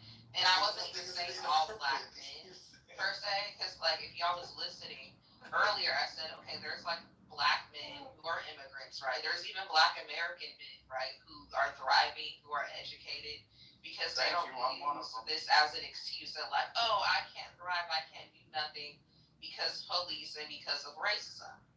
It just does not make any fucking sense. Thank you. Like, I feel like Let Isaac speak. I don't know why Kevin did I would wager my life you're not one of those successful black men. Because this is like the headquarters of like victimhood. Just because of how much of a seether you are. Bro, you're African. Shut your bitch ass up. You're gonna be deported. Let him go. So I am one of those black she's talking about, and I don't care. No, you're fucking not, Isaac, you liar. Yes, I am. No, you're fucking not. Bro, like, what is up with these like drunk ass fucking critics that come on here and then interrupt? You don't have anything intellectual to say. So you troll. You're not smart. So you just troll. And you're trying to, bro, you're trying to troll like an American. Shut up. Shut up. You're not smart. Yes, I'm right. You're not smart. No, you're dumb. So don't continue with your success. Don't do that. Okay. You're not successful. We agree.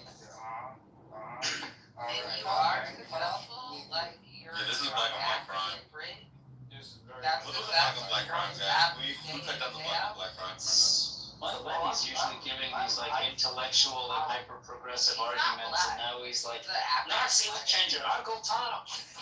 So, as I was saying before, I am the example. No, he's And a then I'm monster. looking to talk. I don't know why they're He's a fucking monster. They have more So, respect for as me I was than saying, rather talking. Wow. I am the example. Whether you can feel like that or not, if you feel otherwise, I suggest get your trans genitals in order because it sounds like you got a problem with it. What's that? Anyway, Oh, nice. so What did he say? I didn't Your hear it. trans genitals need to get in order. My so transgender. moving on from whatever the fuck Whatever that you means. feel. Exactly. Thank you. Moving on That's from cool. That's whatever pretty cool though. you You, feel. y'all here just like Um, creating the neologisms. Right? issue is what exactly? That sounds like that also. Oh my god, I can't even hear what I said. Oh no, we can't hear what he's saying. That's such a huge Talking loss. over people. One mic Yes, on and Isaac. One mic so on much Isaac. wisdom pouring You're out. a hypocrite. How fucking dare you? One mic on Isaac. Yeah, Okay. One mic on Isaac. Thank you. One mic on Isaac. Thank you, Sam. So as I was stated before, everything she I'd said. like to announce I've changed my name to Isaac. I have Got four you. Beautiful. You must be a trans man, a trans woman. Anyway, moving on. So, as I was stating, You fucked that up. the issue is exactly what she stated, whether people and their feelings believe it or not. I was also in these same classrooms, and everything she said was correct. They skipped class, they skipped school, they would attack other children. They were the large reason why a lot of statistics at that time, between the years of 1998 and going to 2011, of why black boys, teenagers, and young men had an extremely horrific track record when it came to education because of these particular individuals who were, unfortunately, a large percentile of black classrooms between those years. So everything she's saying is factual. Now, she might say is harsh or so-called racist. Then my question is, even if those things are true, where is your evidence to say that she's wrong? I'm going to help you. You don't have it. You just want to make an argument and troll because you got nothing better to do. Now, I'm an honest hypocrite. I'm going to say the United States government is the best governing part of humanity in history. That's being hypocritical, honestly. You're not doing that. The fuck is this person even saying? You're not smart. You're proving that, you're kind of feeding into the stereotype. Are you black, by the way? No, Bob, no. I agree this guy. Oh, okay. I agree So this guy I isn't won't smart. say what I was about to say, but you're not I smart. agree that the emperor isn't smart. What the guy was saying, then either you don't know basic fucking English. Good one. Nice stuttering on top. You're right. I'm not stuttering. You were stuttering. I wasn't. You just did it right now. I wasn't. That's how I talk. I'm a rapper, so I. Oh yeah, the stutter is part of the Say experience. stuff twice. That's how I talk. You wouldn't understand anything about. But anyway, Right. Bob. A good one. Good stutter. You're not cute enough for a Pokemon character. How would you know? Well, your dad knows. I wouldn't know. Yeah, I just know that you look like Sid from Ice Age. I mean, at least that's the vibe that I get. I don't know. Well, exactly. There's fucking memes coming out But of thank you this. so much, Isaac. I appreciate it, what you said, because I wasn't even trying to drag black men by their BEB's edges today. But you understand, that's why you didn't. Yeah, thank for the empty platitudes and incoherent yapping. Why Thank you. want to be Pokemon characters? Thank you, bro. It's legit. Guns to, It's too legit to quit. Did we go in Yeah. some circles? You sound like an arms dealer. Arms dealer? Yes. You sound like How does an arms dealer sound? It sounds like you. Oh, it's a good one. And Another slam dunk. Right? They can't even have a real conversation, so they want to troll because I doubt that Another- the one who had a picture of an Asian Nothing but round net. and this Bob guy, I doubt that they even care about black men or anything like that. So it's not like they're arguing with us because they care about black men. They're arguing with us because they're not smart and so they need to troll. We're trying to have a real They're not conversation smart. here. Alright guys, enough of Yeah, let Mike talk. You want to talk on the topic. Yeah, so from what I'm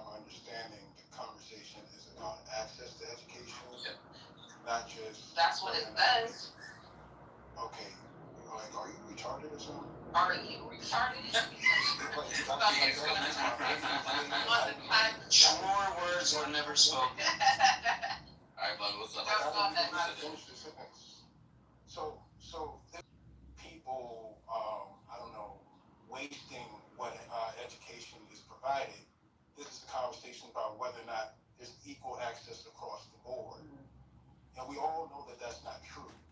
We understand how the American education system is set up to where it based on where you are in the country, the funding, like there's drastic differences between the level of education that people get across the state. That's not even something to be debated.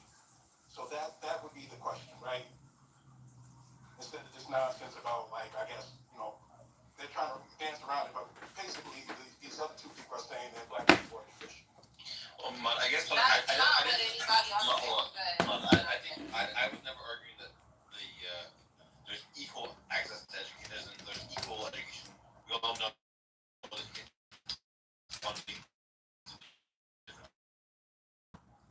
the tax bracket of that town and stuff like that is unequal. The question is, do you have access to education at all? And I think that because you have the internet and you have like basically more knowledge than library knowledge in your phone for the price of an internet bill, that black men have extreme access to education, and that they have more access to education than anyone in history ever. That you have just unfathomable amounts of access to education you have, and that black men say, I can't get an education. They're just literally lying about what in fact they have access to. Okay, so you're just saying any form of education. So if you had a book, if everyone had a book that was about ABCs, 1, 2, 3, then that's access to education, right? Well, because they just have the letters and the numbers? No, I mean, it matters the order of the rest. I mean, that's essentially what you're saying. Like, if you just have access to some form of education, then that means... No, I mean, you have access to more education than anyone in human history, and that you have any book you want to read, you can trivially get access to for free. Almost every professor has their lectures online. Almost anything you want to learn how to build, you can do. None of this is true. What are you on about, dude? So, like, I try to get books all the time online. I try to get books all the time online that I can't get access to, and I have to go buy the book. What the fuck are you talking about? Okay, well then you get better. Like, hold on, wouldn't that be anybody though? Like, Have you tried going to your local library? Trying to like get access to something and they can't buy the book. Wouldn't that be anyone and not specifically targeted towards black men? Yeah. But that okay, the topic black about men excuses. Black men lack access to education. That's why they date white girl. That would suggest that there's different levels of access to education. Black men stick their dicks in, right? Like, I just don't want you crying, when you get killed. But yeah, like, that's all you got. You know what? I'm not even gonna go in like that. Like, we're on a specific topic, so go ahead. So, what I'm talking about is different levels of access to education. I mean, if the conversation is just that, well, there's education out there that's available, so then that's the end of the discussion, then, okay, then everybody has access to education. There is no conversation we have about anything. Well, I guess I would say is that black men overwhelmingly do have access to education. Everyone does. And then the question is, one, why would they not avail themselves of it if it's just very patently there? Now, there's a separate question of like the unequal access to like credentials and like degrees and stuff like that. And then we talk about that, and I agree that there's an inequality over that. But just education, no, I think everyone can trivially get basically any piece of information, any book, I don't know if you guys know this, you can just sit in on professors. You don't have to pay for the school, you can just literally go to a class and just sit on it. Like, I have friends who have done this. Like, you have very much access to of education, that's what you want. Even better, and this is on black man speaking. That's what I used to do in 2017. I used to watch the Harvard release breakdown and film lectures on biology. I watched the entire series. It's beautiful. Yeah, for anyone that actually wants an education, he is right. You can literally watch entire lectures on all subjects: science, philosophy, politics. They're literally all on YouTube. The difference is some people are interested in. To remember, Princeton, Harvard, Yale, and a lot of other universities release this on YouTube. Other people, they go on YouTube and look up sports. That is the difference. Okay. So, are we Right, not- or they look at their favorite like rap I know you cipher. heard me talking first. So, are we not even talking about like the foundations also of education, like whether or not you had good access to education through your K to 12? Because if you didn't, and you're like an adult now that can barely fucking read or can't read at all, like what would be the point of having to access, even if you were stuck in the middle of the goddamn Library of Alexandria? I have a question. Why would he not be knowing how to read as an adult? Like, is there Because some you have reason shitty why? access to education. Right, but what are I'm confused. So are you trying to say that black males are not able to learn how to read? If they have shitty schools where they're not being taught, then they're not going to How are you learn. not being taught, bro? You literally get taught how to fucking read when we're in preschool. You get taught that. That's not what. Are you serious? In every school. Bruh, you're about to piss me the fuck off. I'm not even going to lie. What reason would you not be able to learn how to read? We're not slaves anymore. This isn't slavery. This isn't the fucking plantation where black people were not allowed to read books. You're allowed to read books now. So what reason can you not learn how to fucking read as an adult? Why is liberty on a call? I want a better debate partner for Mud and someone that's just gonna like. So then you debate on it. Like, you're not even smart enough to look for educated Haitian immigrants. Like, You we debate. have people. Education that Like, bruh, this is not some debate room. It's like, what are we talking about? What reason would you not be able to learn how to read I as a did child? want to get back to discussing what I was speaking on with Mud. So Mud, if you're saying that the school is so-called responsible for the total education K through 12, you must not know the actual education guidelines and policies on what that means. No. The child in America, and this is universal across most states, different states just choose how they apply it. The education, the K-12 system or the general education system in this country is not responsible for your aptitude or skill to apply the knowledge it gives you. Its job, and this is its only job, to give you a general census of an education so that when you are an adult, you are able to integrate in society.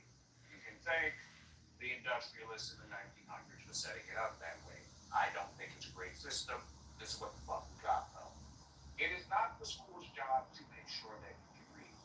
It is the school's job to make sure that you have the ability to learn how to.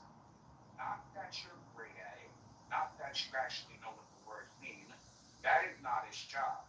That is not the curriculum's job. That is the teacher's job. Now, if you have a bad teacher, that is something you have Is to it the bring janitor's job? It could be the janitor's job, but I'm not talking about that either. Yeah, it is the teacher's job to portray the curriculum so that the children understand it. The education system is How not. about the PTA meetings? Do you think those matter? So your argument is that the education. What's the difference between teaching you something and like allowing you to be taught? Conversation. Education is just not responsible. That's No, because I will reiterate, understand and only listen to the words, feel nothing about the words.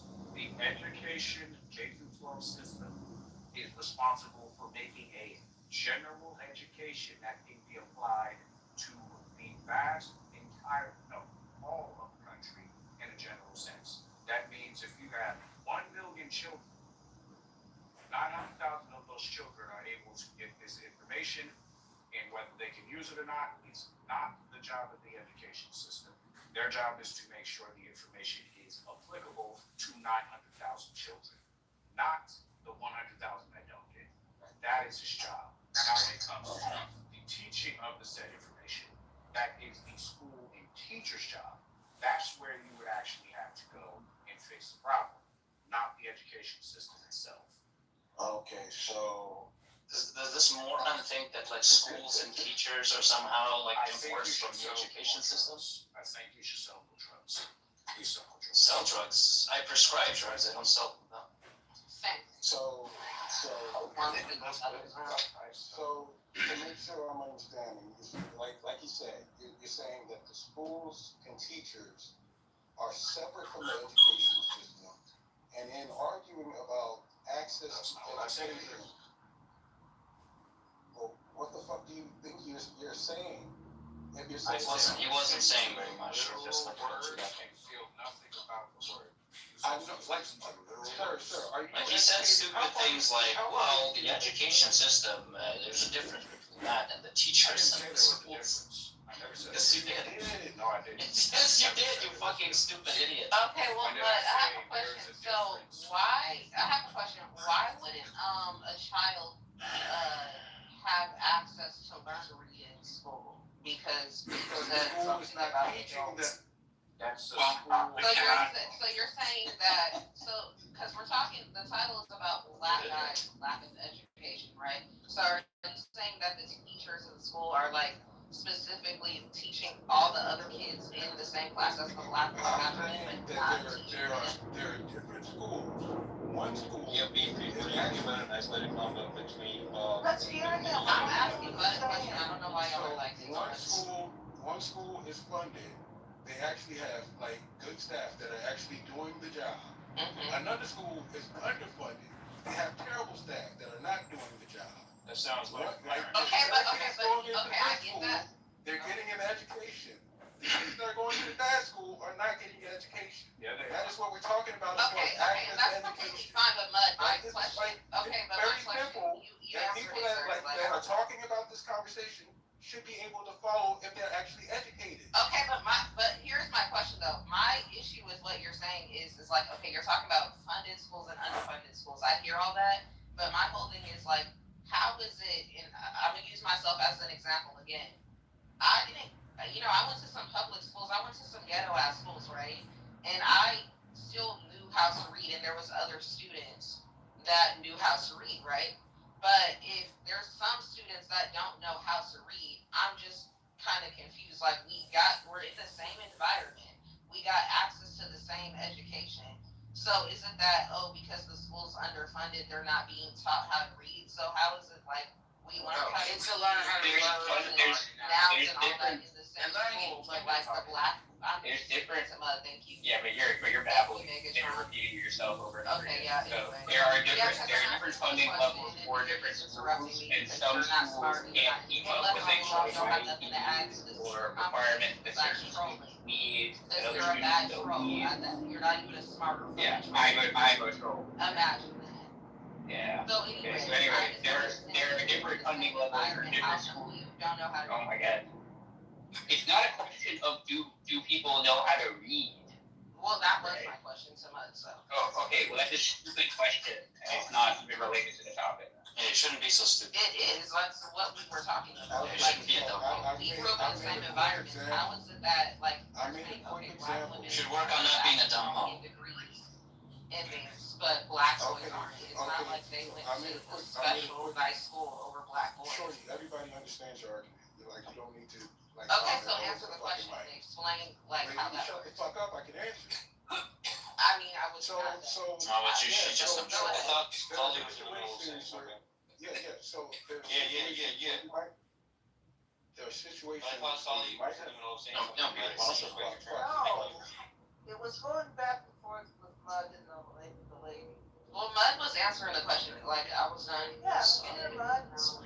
Yeah, Millet and Bob, the two weird trolls. Yeah. Okay. So there are situations, for instance, where you might have two kids going to the same school. But He's making the same point again. Can you just finish? Like, what is up with you? I didn't even get the whole goddamn sentence out. So they might have families. So my parents might be educated, and they might take the time to read and give me the foundation so that when I go to school, I can easily pick the shit up damn near on my own.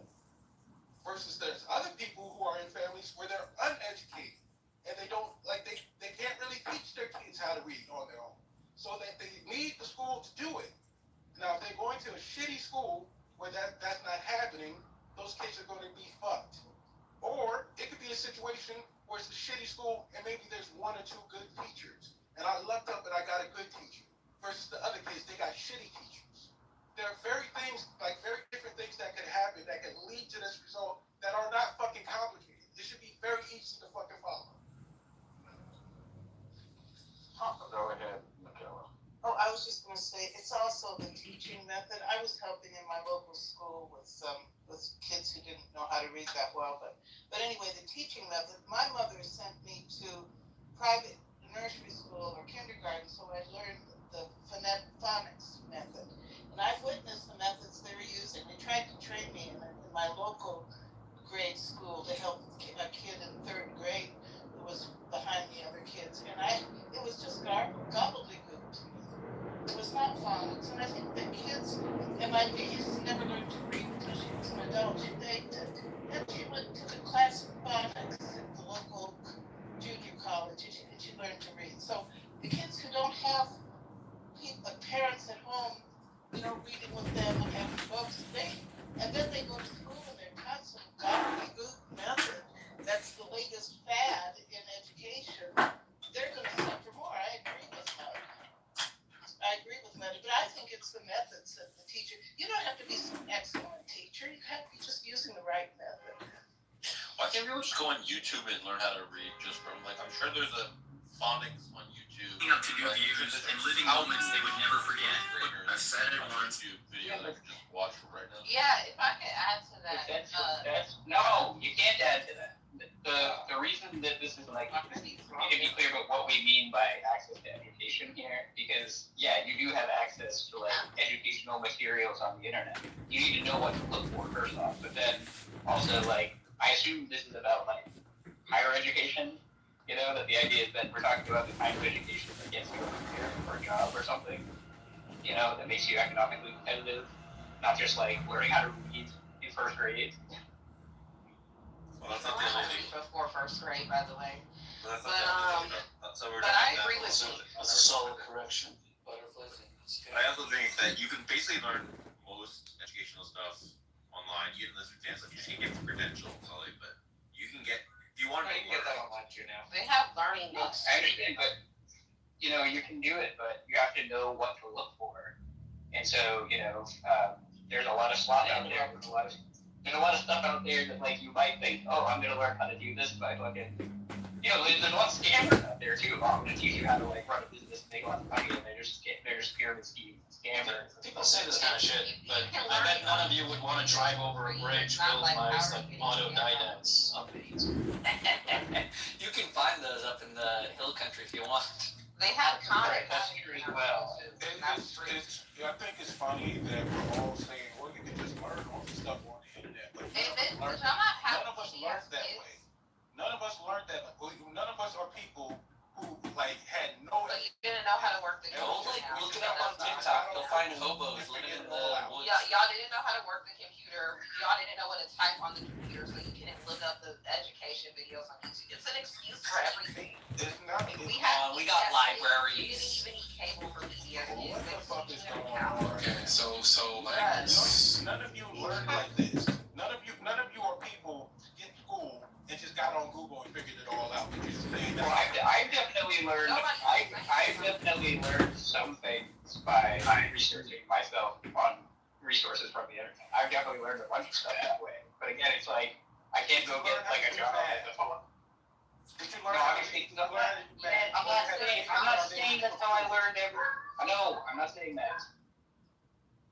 you just have to be very explicit with these really stupid people about what you're saying. Website called Starfall, and it was basically games, but educational games. We had ABC Mouse. Now we have the fucking leapfrog. Okay, where you learning how to spell stuff. There was so many different ways to literally learn. Right. So everybody has YouTube and leapfrog. I'm giving examples. Leapfrog toys. Leapfrog. This is portraying what's meant by access to education. the whole point is that what's meant by that is like economically viable education, right? That gets you a job. Okay, so there's a part of the conversation. I don't like when people mask their shit talking and their toxicity with like an honest critique of society. Like if we're looking at American children, no matter their race, on American children do not have comprehension skills. Period. On average, American children are bad at math. Like American children's educational outcomes are bad, and not even necessarily the children's fault. One part of it is actually one dude just testified in front of Congress a few months ago. He's an educator, he's a doctor, and he was talking about how technology is actually making our kids dumber. The more you implement technology in schools, the more distractions there are. And it's not even about distractions, it's just about how the human brain has been optimized through like natural selection to learn. We learn from people, we do not learn from gadgets. And this whole entire remote learning thing, we do not learn from technology well. Technology can assist human learning, but when technology is a primary part, 2/3 of all educational outcomes are set on the family life outside of the home. It's not that complicated to do arithmetic. It's not that complicated to learn how to read. But when kids are trying to learn and they're growing up in a toxic family environment, sometimes I feel like teachers are stuck between a rock and a hard place, because the educational outcomes of American children aren't their faults, even though the teachers aren't perfect. Even if we had perfect teachers, the outcomes would still be bad because our families are fucked up. The kids don't have time to learn because the families are fucked up.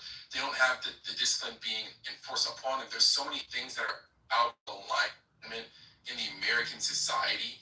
It's way bigger than black boys don't know how to read. Who the fuck knows how to read? Even when the Also, go ahead. Public school teachers are also living on like subsistence wages. Like they're not paid very well. No, like this is a civilization. This is bigger than just talking, bringing up a stat about black men to make them look bad. This is an everybody problem. This isn't, except for Asian, Indian, and Nigerian children, this is an everybody problem when it comes to education, just because we don't have the same type of social structures that support children anymore. The technology is making kids dumber. Every single thing in society, since a child is born in 2026, 2025, is trying to... He is an accelerationist. He claims that young African American man claims he is a stormtrooper and other horrible things. We're gonna move to a different room. Can't stand listening to that bullshit.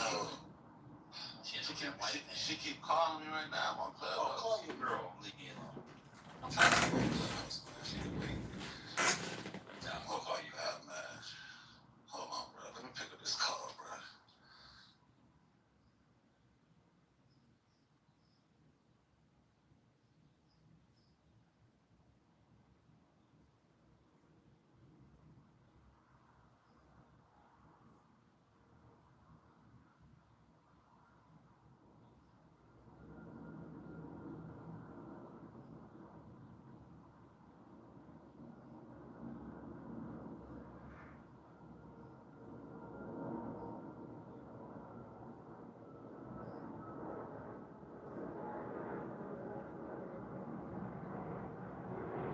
Shut up. Hey, Ingrid.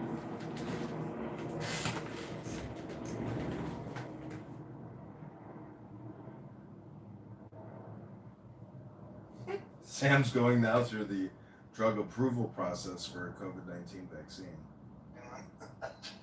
Is this? Are you trying to get your teacher's credentials or? Yeah, I'm going to be starting a credential and master's program in the fall, actually the summer. I haven't decided between there's either the local NSU that I got accepted into, and then there's a smaller private school that's actually be starting a program, and I've been subbing. Kind of just to, this is late in my career, so I started subbing just to sort of as a proof of concept to see whether I really deal with being like around kids. But I kind of like it. They're cool. What made you decide to get into teaching? I had always wanted to, like when I was in university, and sort of intended to become a math teacher or some kind of teacher, and then I didn't, partly because my favorite teachers always had cool stories to tell, often about the work they did and stuff and different jobs, and I sort of wanted that, and so I started doing different things, did a bunch of kind of interesting, fun travel things for a while, and then I started working, and then it just, I don't know, several times in the last decades, I can actually look back because I took a TED, I started applying for a program, then I got another job. I would often get reinvigorated about doing this in between jobs and stuff, and then I would end up getting another job, like okay, well, we'll see, let's do this for now. And then anyways, maybe too much time has slipped by, but this is also a good time because both my kids are kind of all finishing up their public education experience. They don't want to teach in the schools they're at, so but yeah, this is weirdly good timing. I'm definitely older, but the reception has been very good from students and from other teachers. It's been a very welcoming experience so far, which I was a little surprised by. You're in a geometry class trying to figure out if something's truly worthy or you're coming to an axiom about teaching. Interesting. Yeah, it's all about proving things. Yeah. With what you know. All right, so let me welcome everybody to the room. This is the Scientific Discourse Club. Many of you I see are not members of the club. I encourage you to become members. Yeah, you do have access to educational materials on the internet. You need to know what to look for first off. For administrators, I said it once, I'll say it again. Do not. Yeah, very interesting. Okay. So, so we have 4 administrators in the club. Myself, I'm a chemist. Ben is a jack of all trades, master of all. In the electrical engineering, physics, and things like that. John Mountain, who is a physicist and a retired professor of physics, and Andy, who is an engineer, does engineering stuff. So, master of all.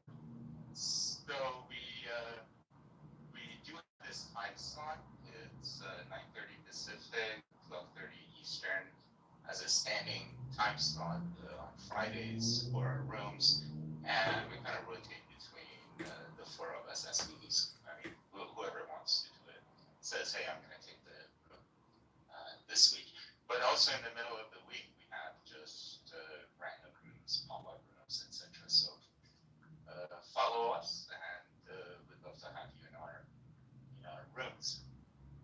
Before we start, hi Andy, how are you? Hey, I'm doing great, thanks. Hi Ben, welcome to the stage. Hey man, how you doing? Always looks at new and exciting things, but nothing right now. Right now, I look like a Ghostbuster because I'm about to go and clean my neighbour's digger, and I'm putting on a vacuum cleaner, and it looks so much like a Ghostbusters backpack that it's only got Ghostbusters stickers on it. So tempted to crack out the theme tune as well. Yeah, make sure you don't cross the beams. Yeah, I'll try not to cross the beams. That is the key. Yeah. And we also have Yoni on stage, and so Yoni is always a special guest, but especially today because she's the one who suggested we do this room and has been kind of pushing for it for the past several months, and so finally today is the day. Hi Yoni. Sam, thank you so much for putting the room, and I can't tell you how excited I am. I know that's silly, but it's true. Well, let's see if we can keep your excitement through the room. So the slides for today are posted. The link to them is posted at the top. Let me know if you guys have any issues accessing them. So this is drug development series. I do several series. I do the pharma series, chemistry series, and IP law series, and that comes from my background of being a PhD chemist and then a patent attorney in the pharmaceutical area. So I basically have built these three areas professionally for the past 30 years. So on this pharma series, we're going to talk about the drug development process, meaning that from the time a disease is identified until a drug is approved for that disease. What are the steps that happen? So on the second slide, these are caveats. I'm only going to talk about the approval process for a small organic molecule therapeutic. So this is basically whatever pills and tablets, etc., that you take. Those are all small organic molecule therapeutics, as opposed to biological therapeutics. These are things like Remicade or Humira or other injectable antibodies that are biological therapeutics, or they're gene therapy techniques, or things that are not just a small organic molecule that deals with this. And for small organic molecules, basically anything under 1,000 grams per mole, thereabouts. We also are not going to talk about the approval process for vaccines nor for medical devices. These are all, so the four that I have up there are four of the multiple divisions in the FDA, and there are other divisions as well. I'm only going to talk about the small organic molecules. Let me ask a question. Uh-huh.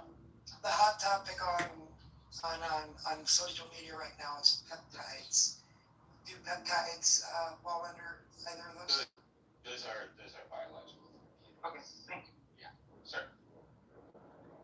So on the third slide, I have this cartoon of inside of a cell, and this is called the signal transduction pathway in a cell. So basically, what we have receptors on our cell walls, and these receptors interact with a molecule.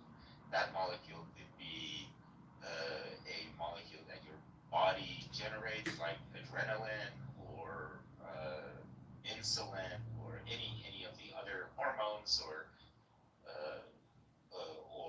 mediators in the body. And so, or it could be an external one, like a toxin from a bacterium or a biological that you inhale, etc. So this molecule binds to the receptor, and the receptor has two components to it. One is actually three. One is outside of the cell, one is inside of the cell, and one is within the wall of the cell. So when the substrate binds to the receptor, it causes a change in the structure of the protein inside of the cell. And by doing that, that opens up a reactive side of the protein that causes a reaction take place. A goes to B. Then there's another protein that causes the reaction of conversion of B to C, another one C to D, and then D interacts with a nuclear receptor now, and that causes a mechanism inside the nucleus that causes DNA to be transcribed into RNA. RNA comes out of the nucleus, and then the RNA is is converted or translated to a protein, and that protein goes ahead and does some functions inside of the cell. Some does a reaction, whatever.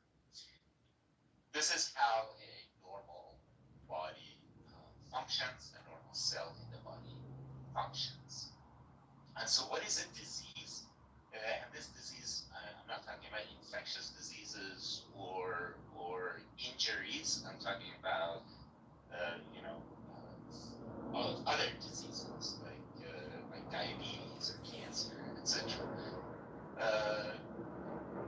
Disease is a disruption in the signal transduction pathway, meaning that at some point B doesn't go to C.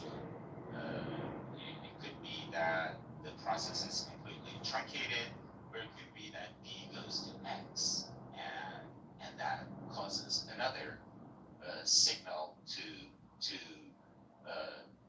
be employed, and not the original signal, and so that will cause an irrelevant protein or a bad protein to be synthesized, and that causes malfunction in the cell, and that's the disease.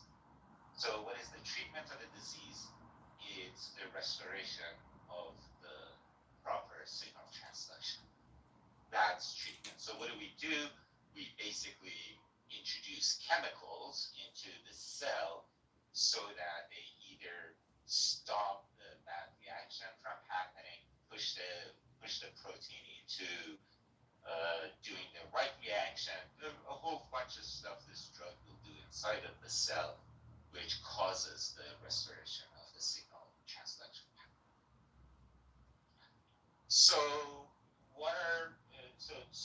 we discovered disease by basically looking at the symptoms of the patient, but then biochemists and physiologists go to work to figure out what is causing this disease, and they will come up with this signal transduction pathway and the malfunction of the signal transduction pathway. So most of this work is done in academia because this work can't directly be commercialized.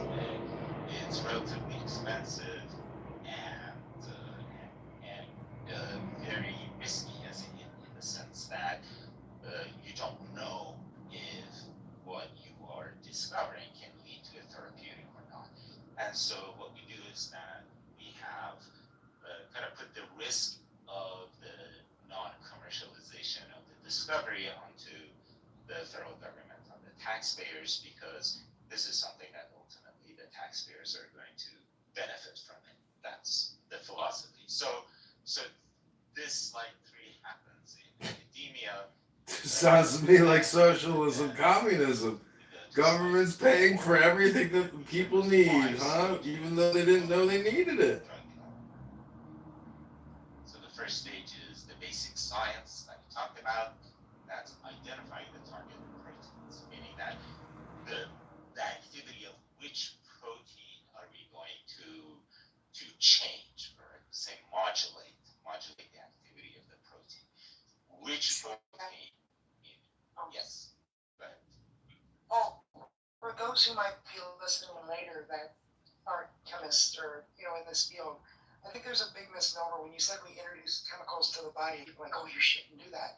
But for them to understand that the entire body is a complex chemical reaction. So that's not a bad word. And also, when you said academia does this, which indicates, I guess, in this case, that doctors aren't involved, that you don't want doctors involved. You wanted academia and the PhDs instead. So I think that's where people might listen to this that don't have that awareness and say, oh, this is the bad people talking. This is what, you know what I'm saying?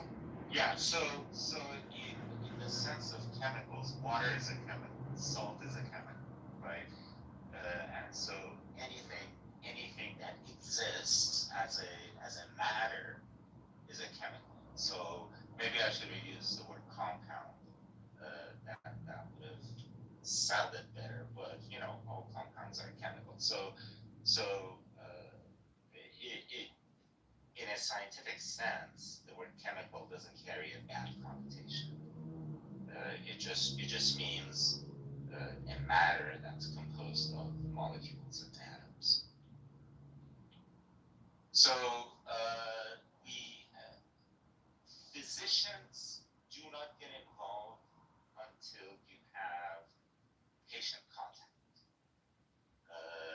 And if a physician is involved in anything before that, they're basically using their MD as a PhD. That is, they're not practicing medicine; they're practicing basic science. And so we won't see physicians in drug development until we get to clinical trials. So the first step is basic science, which is, as I said, identify target proteins. We talked about that in slide 3. Second step is what we do in the lab. In the chemistry section of a pharma company. So pharma companies usually have 2 main divisions. One is chemistry, the other one is biology. So it is the chemistry division that starts the work to identify a lead compound and several backup compounds that could be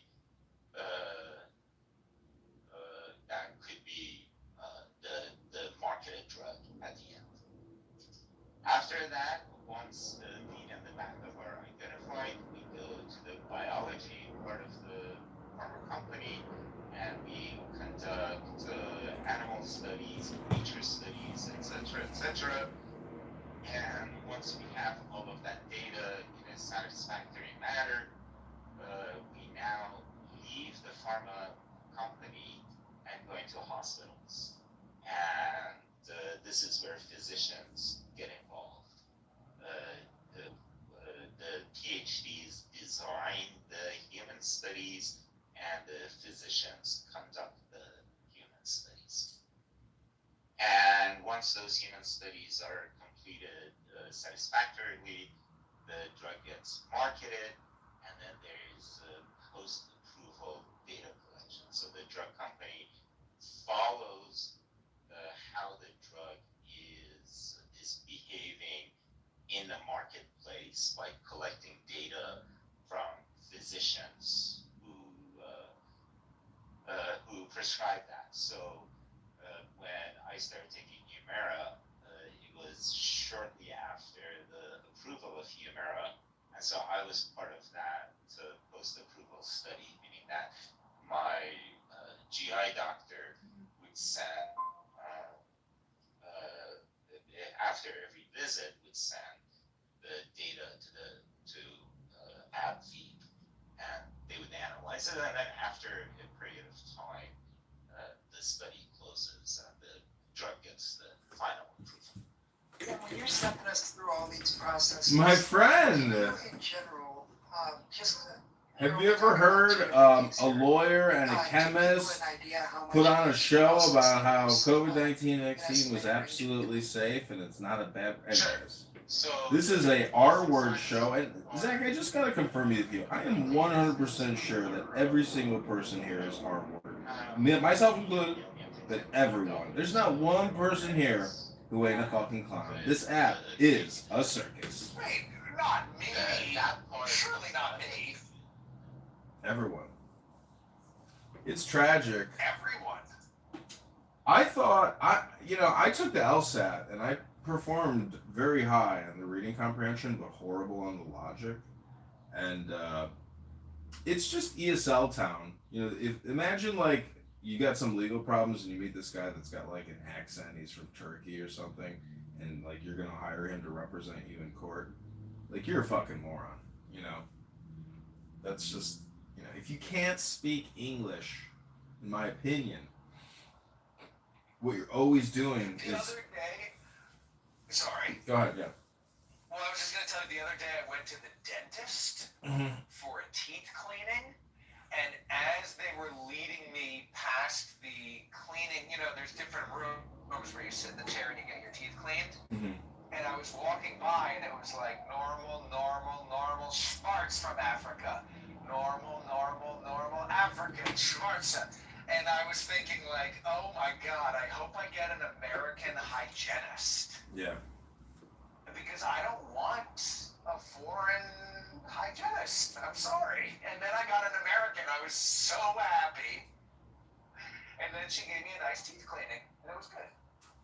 My hygienist was from Ukraine, and she was asking me, she's like, so what kind of girls are you into? Like, are you single? Oh my God. And she's like, I have a friend, I can set you up with her. And I was like, oh, I'll be all right. I appreciate it, you know.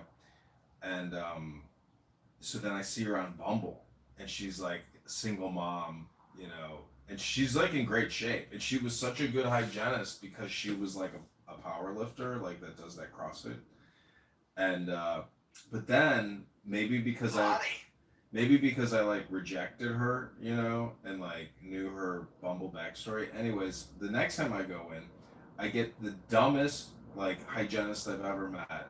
So annoying.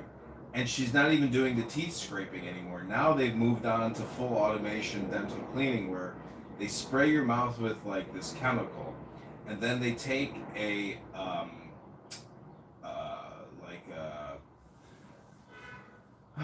like a micro rapid vibrating, you know, cleaner, and then they clean the spray off to confirm they cleaned the area. But it's not like a true, you know, scaling. So I've seen that. They make your mouth purple and then they take the purple away. yeah, and they're like, how did you like our new procedure? I'm like, I didn't like it, and I don't want to do this, and I'm never coming back here again because, you know. Give me the hot Ukrainian. Yeah, give me the fucking. But see, the thing, I wonder if the Ukrainian requested that she not clean my teeth because she found me so, you know, disagreeable. So I ruined my good dental hygienist relationship by, you know, seeing her Bumble and knowing that her friend that she wanted to set me up with was actually her. Anyways. That's nice to be hit on by a hot Ukrainian dentist. She was not hot. She was like a 50-year-old woman. Oh, I see. She was not hot. I missed the part of that story. She wasn't like some 26-year-old recent dental hygienist graduate. She was like a 50-year-old, you know, war-torn single mother. She was like a marm. Anyways, welcome to HAP. There are two ways to say the acronym: highly annoying people or highly argumentative people, but we have found annoying people are argumentative and very argumentative people are also extremely annoying. Therefore, there is no difference between annoying or argumentative. There is only HAP. If you find yourself being a HAP more than you should be, well, this is your wake-up call to stop being a HAP. If you have a lesbian who gave you $120 or a grandmother that gave you $200, but her fingers are too brittle to whittle those sticks, well, just put a video in front of that fucker and say, watch this video. Can't do it? Too bad. You paid. Sometimes you win, sometimes you lose. Sometimes you're the bug, sometimes you're the windshield. And today I need you to keep working on that basket. Get to work. Anyways, I want to say I was dying laughing the other day. I heard Pepe screaming at a certain particular group of people that claim that they are a certain color. It's kind of ridiculous when a human claims that their whole identity is a color. And so if melatonin density happens to reflect light at a higher, you know, like spectral degree, well, that's not who you are, you know? And so we have an education problem, an enlightenment problem, a philosophy problem. We don't have a racial identity problem. That's their politic. And so when Pepe said, I couldn't stop laughing. How is it funny that you got this little midget of a man screaming at an African American saying zip it, chimp? Because, like, imagine if you're running a business, you know, and your office turns into a clubhouse room, and, you know, the manager just screams out zip it, chimp, and like, okay, then they're like, okay, that's racist, I'm gonna sue you.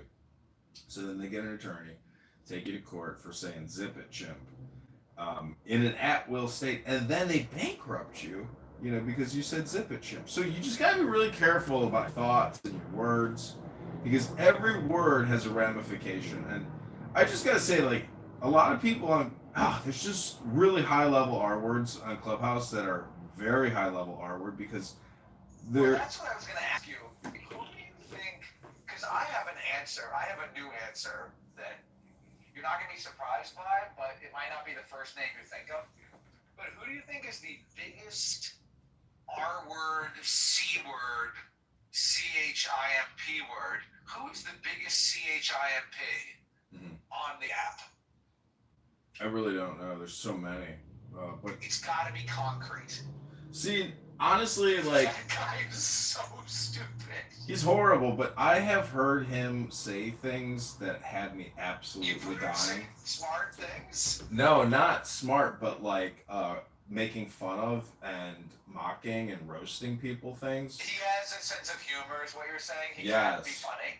Dude, Okay. and I'm telling. He is R word. He is Oh, clearly full. But on a different level. But because he is like mean and nasty and crude and like brutally honest sometimes, and he has this sense. I heard him say some shit and like roast some people that had me fucking dying. Because he was roasting people. The biggest R word is the person who is R word but also has no humor.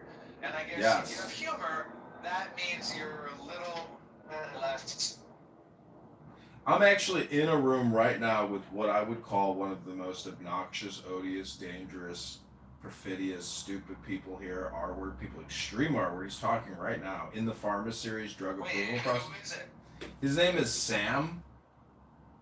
Sam Tamasebi. What room?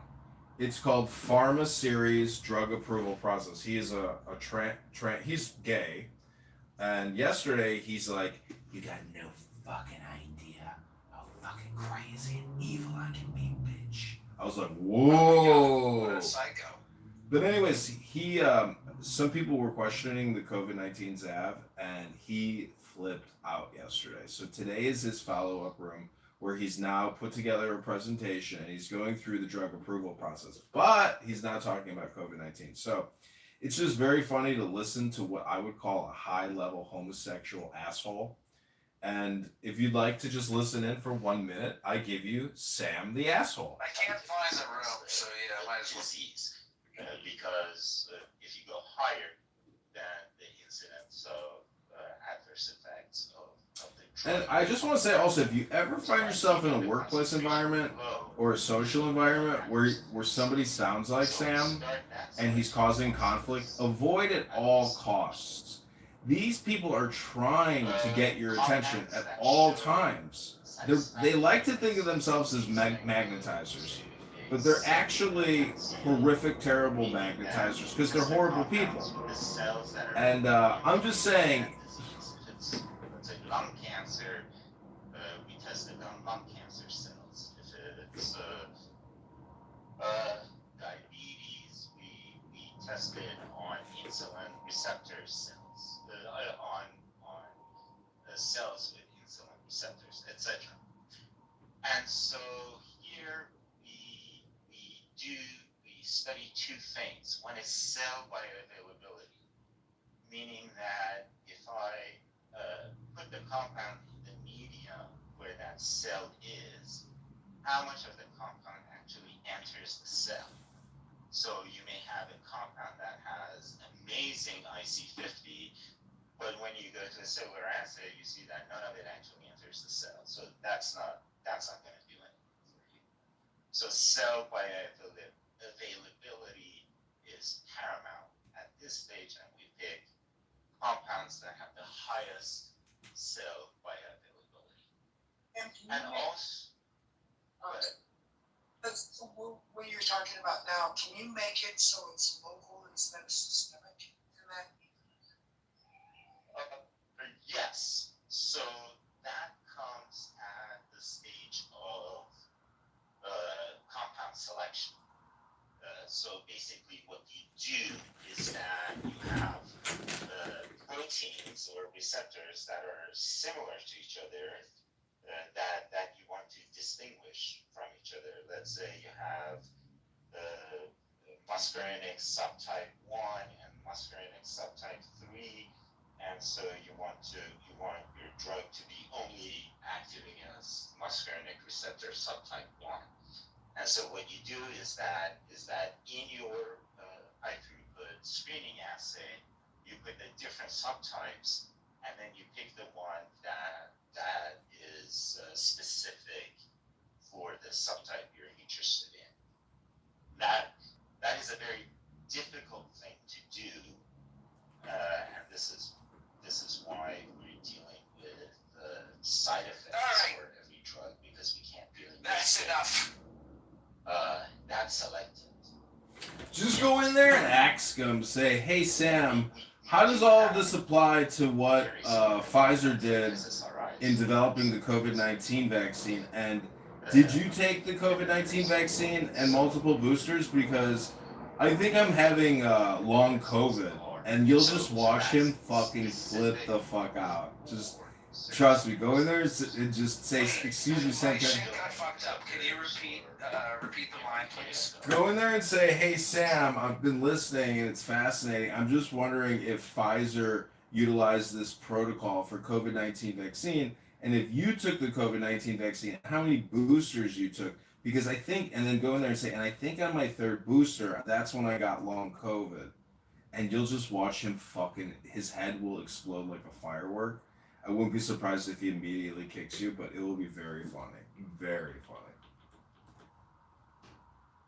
Gives us in the cell 50% greater activity, or gets us 50% closer to the goal of treatment, whatever that may be. So here we select compounds that have really high bioavailability and really low EC50s. Yesterday he said he was an attorney and he was screaming, I'm a lawyer. Today he introduces the room, he says, I'm a chemist. And so yesterday, he went from being a lawyer yesterday to being a chemist today. Stability and purity. So on the solubility, but then you have Well, yeah, can I ask a question really quick? Do you think, everything that you're saying is very interesting, I'm just wondering, do you think that Pfizer took all this into account when they were creating their vaccine? I'm wondering if did you take any of the booster shots? Yes. Because I took 3 boosters, and I think that's probably when I got long COVID. Do you have any opinions about that, like long COVID? That is a question best addressed to a physician. I'm not a physician, so I can't answer that. But yes, indeed, Pfizer went through all of these steps. As I said, I'm not on the first slide. I'm not going to discuss vaccines, but just because the question came up, before the SARS epidemic, most of the work for mRNA vaccines had been done, and so the FDA was aware of all that work. When SARS came, there was a question whether we should introduce mRNA vaccines, but at that point, the pandemic was kind of small and that it wasn't cost effective to do an mRNA. But when COVID came, it became cost effective. So when COVID came, they only had to do the last few steps of this process. But most of the initial steps had already been done, and that's why we could get emergency approval for the vaccine. Anyway, so you look for solubility of the compound. Is it soluble in a base? Is it soluble in an acid? If it's soluble in an acid, then you're going to formulate it, meaning combine it. All right. Well, that was very disappointing. Yeah, well, yesterday he was flipping out because this guy was like, when my mother took the Zab, she immediately got Alzheimer's, and for 2 years she didn't know what year it was, and has all kinds of health problems. And then they started accusing him of being dishonest, and he was like, "How fucking dare you? It's my fucking mother, you fucking pieces of shit. You think I'm coming here and making shit up? Fuck you. Fuck you." Like, it was so crazy. And anyways, I'm just saying. You think he was being sincere? Yes, 100%. And these people are just like, they eat COVID-19 Zab candy. Like, they think it's candy. And so I was in another room and I was like, could I actually prove to you that the COVID-19 Zav was ineffective and a detriment to every person who took it? But the only way I can do that is if I mock you. So as he was like giving this lecture about the Zav and how safe it is and how all the statistics prove that there's just a little inflammation, a little bruising, and that's it. And so I was like saying, anyways, I was just mocking him in my English accent, and I was dying laughing because I was like, it really proves that like that everybody's just fooled, and programmed. But that, vaccine. Oh, this is what I was calling them. I called them vaccinis. Like I was creating rooms called "How to Question My Vaccini." So that's like the mockery, How dare you question my Vaccini? My Vaccini was perfect. It was exactly what I needed to protect my body from an invasion by a global viral pandemic. It protected my body with no harmful side effects. And my health is better and stronger than it would have been otherwise. For if I would have caught it, but the Vaccini protected me. How dare you question my Vaccini? The science proves that my vaccine was effective. Like, it's just so crazy. But anyways, while I was listening to the conversation, I was creating a mayoral proclamation demanding COVID-19 vaccine reparations for all Chicagoans that died or suffered medical harm as a result of taking an experimental, as he just said, as you heard it, he said they were given approval for an emergency gene modifying supposed vaccine. It's not a vaccine in traditional sense. Anyways, so I just have a lot of fun roasting people that think that adding a chemical to your body, and again, these are all trans people. Isn't it funny how trans people are so... Is he trans? Well, he's gay, but he supports trans rights in his profile, but Yoni is trans. So Yoni, the guy that pretends he's a girl on this app, he was saying that people think that when you add a chemical to your body, that it's a bad thing. But the body is one huge chemical, and so it's not a bad thing to add a chemical to a chemical. Like, that's their logic. That's what he said. Yeah, yes. So anyways, as I say, it's a super high level R-word room. And so actually what we have here is the cult of vaccines. And there's overlay with the LGBTQ cult, the BLM cult, every civil right cult movement there's ever been. What do you think about transhumanism? Any man that... Are you familiar with this concept? Well, like saying that we're going to become Borgs?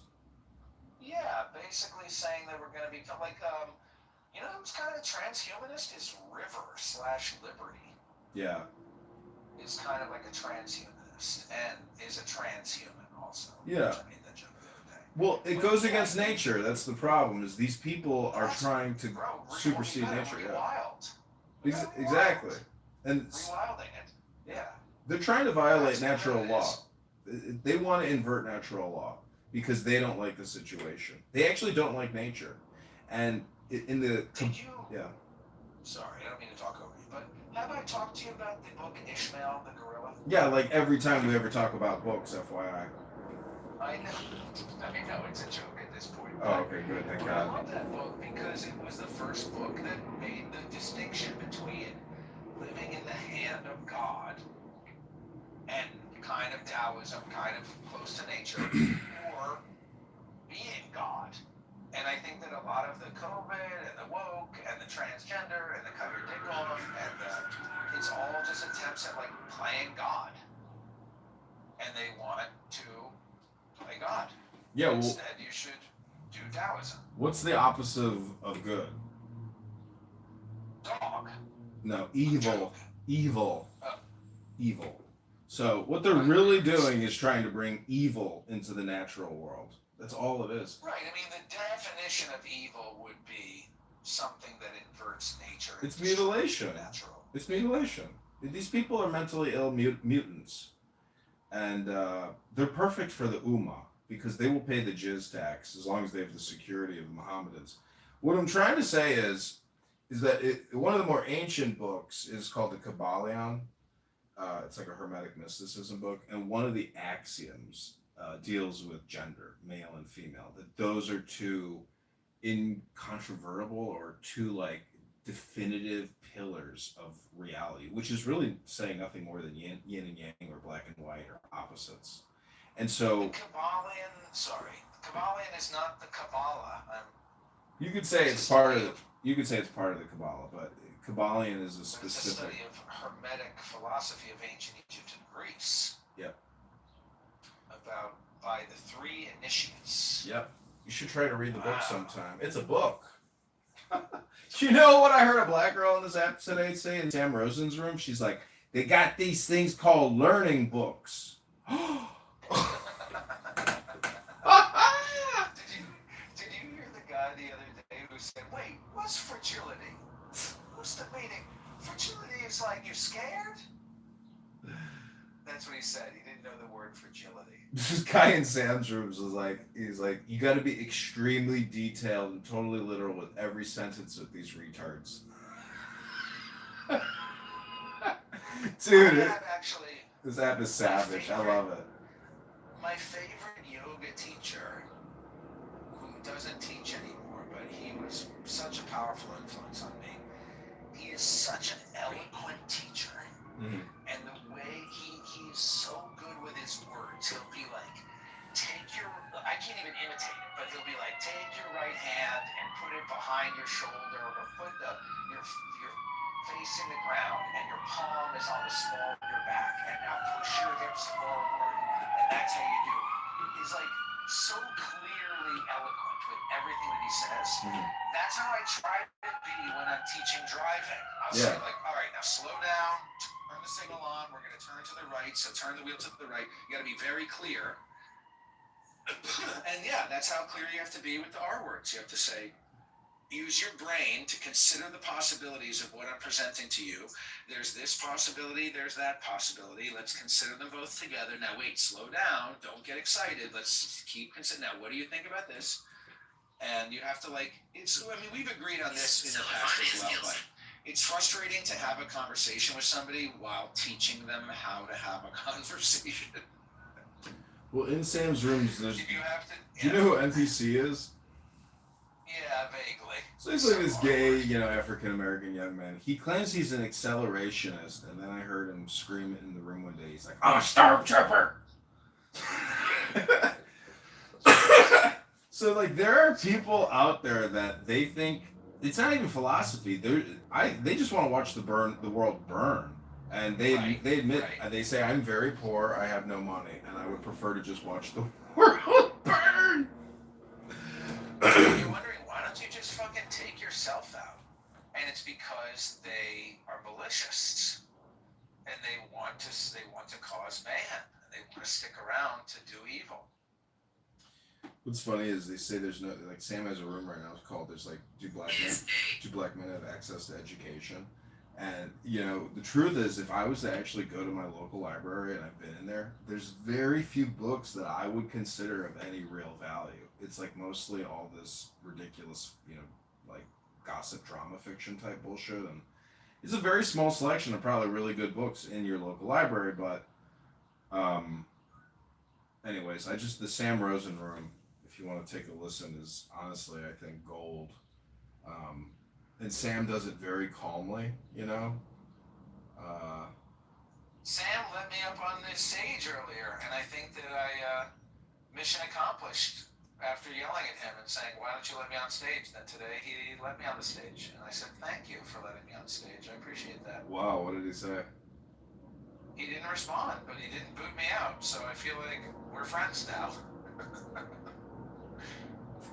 Do you know who Regal is on this app? No, I don't think so. Some fucking He's like, yeah, he's a high-level Arable Christian, like extreme Christian, literalist, and anyways, having an interesting, pleasant conversation going on and on. And I feel like sometimes I'm like helping people, sort through their neurotic behavior. And You're teaching them how to think. not just think, but like I'm imbuing my personality of, okay, don't be a crazy asshole all the time, Right. And so eventually he flips on me and he's like, shut the fuck up! So And you're like, see, that's what I'm talking about. so I said nothing, and then like I was doing something in the kitchen. I come back and I'm like, excuse me, by the way, did you just say to me, shut the fuck up? And he's like, yeah. And I was like, did you tell me to shut the fuck up? Did you tell me to shut the fuck up? And I just kept saying it until eventually he kicked me. And then he went on, but see, he was talking to this other chick. So he went on to have this lengthy conversation with this other chick about how Andrew R. Demeans him. And I was trying to explain to him that, like, your personality is out of compliance, like, the way you talk to people is just, it's offensive and argumentative. And thus I said early in the room, I was like, by the way, I'm going to co-opt your room. This is actually a support room for haps, highly annoying, highly argumentative people like yourself and everybody in here. And if you want some advice, just don't talk and just listen and confirm that we're listening to haps. And it's like he didn't even understand, I think, what I was talking about. But anyways, it's just very funny. But today I went to his room and he invited me up, but I actually didn't just go up. I just sat there and I wanted to listen and see what they were going to talk about. And they immediately went into questions of doctrine, etc. And he was saying that Christian concept is a Zoroastrian concept and this and that. But what I'm also trying to say is I have a new burner account, and I gotta say, listening to this shit is the way to go. To even participate and speak is completely and totally pointless at this point. Because I think beyond a doubt, 100%, 100.01%, I have confirmed that it's just an R-word app. But the best part of the app is roasting the R words. That's when it actually, to me, is like the most fun.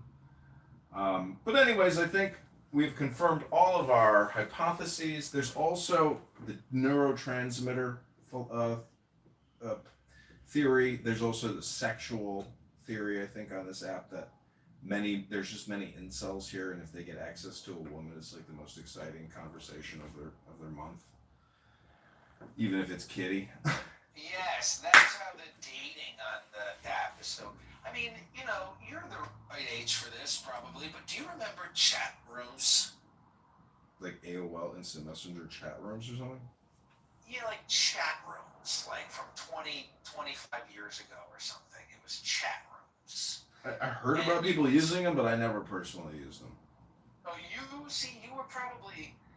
gotten more insane as you've gotten older. I've been consistently insane the entire time. But you were younger, you were in the military or something, right? You had like a whole productive youth. Yeah, that's the crazy thing is I should be like very high level in Washington D.C. right now as like a colonel, but only my youth was the most productive and most most successful part of my life. Everything else has been downhill. I peaked in 2007. That was my peak moment in life, and everything has been downhill ever since. But I can't complain. I mean, how many people actually, get handed the set of keys to a building by Uncle Sam and says, would you like a monthly paycheck for the rest of your life? I mean, it just never happens to people. I'm actually what everybody wants. I still don't really understand how this is working. Do you rent it out? No, I own the house. So how do you get a monthly paycheck? Because I get VA disability. Oh. Yep. For mental disability? Well, I don't believe in talking about our health problems because of HIPAA. Dox yourself. No, I'm just saying that like HIPAA is. Do you know what HIPAA is? Health. I don't know what it stands for, but it's about privacy. The Health Insurance Privacy Act. Information privacy. Anyways, I'm just saying that like when I filed a complaint against my manager at the IRS, this black guy who took my initial complaint, he says, "Do you suffer from a disability?" And I said, "Yes." He goes, what is that disability? I said, well, Health Information Privacy Right Act, I prefer not to disclose to you my health condition as you're not a physician, as you just heard Sam say. And he's like, well, I gotta know, is it physical or is it mental? I was like, well, I decline to answer your question. And he goes, you gonna answer my question, motherfucker? I was like, holy shit! That's what he said. I'm not kidding you. I recorded it. He like fucking had, it was like a clubhouse, crash out. He had a crash. He had a motherfucking crash out over my, decline to comment. And I was just like, this is like so, life is so fucking crazy, dude. I was like, this is so fucking crazy. That's hilarious.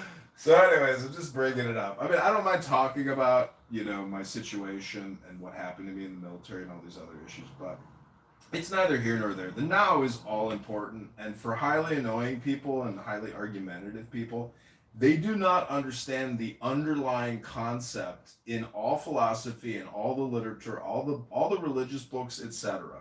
They are just literal dogmatists who are just like jigsaw people. Like they want all the pieces to create this big jigsaw puzzle, and the whole time of making the puzzle, they're complaining. And even when they finish it, they don't even take pride in it or joy. Have you ever glued a puzzle together after you made the artwork? I haven't, but I know that people do that. Do you think that's a cool thing to do, or you think that's a dumb thing to do? It's a metaphor. It's a metaphor for people's horrible attitudes in life. I'm just saying, people don't take joy in anything. That's the whole purpose of religion, is to have an enjoyable experience. It's a happening. Your life is only 2.5 billion seconds. Try to enjoy it and stop being fucking annoying. Stop being fucking argumentative. People are so fucking stupid and so low IQ. Like I can't explain it to you. All I can do is show it to you. I give you Sam. Testing and all of this testing, continuously communication with the FDA. At the conclusion of every test, we send the results to them. We meet with them periodically to basically see if the preclinical trials are going. What is the bottom line here? If you could do it in one sentence, what's the bottom line? The bottom line is you should be quiet while I'm talking. And so we continuing reports to the FDA, and maybe based on the progress of these studies, the model for the study also changes. And so we kind of continuously change the studies that are being done in order to get the data that is best useful for the FDA approval. Now, I said we do trials in animals, and get out of those trials. What we get is good finding to institute hand raising. Is that what I should be doing? Yeah, let me do that because we're getting riffraff coming up. Would I be wrong to say that when you say what do we get, is something that we get, you mentioned that 40%. At that point, we're getting a 40% chance that it's going to work on humans, or No, no, no, it's kind of like, if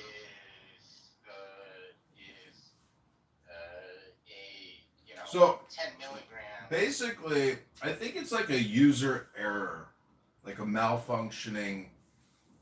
See, enlightenment means that like that you're in control of your drive. Like the car, the body.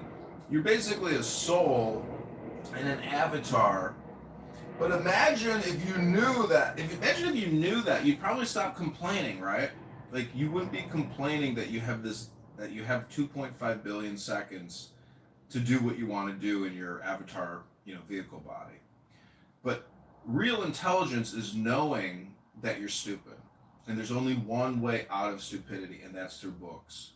Many people today on this app are actually just talking to you through ChatGPT. whatever the topic is, they put the prompt in and just read it to you as if they're talking to you. That is the definition of like psychotic, neurotic behavior, in my opinion. That's not true self.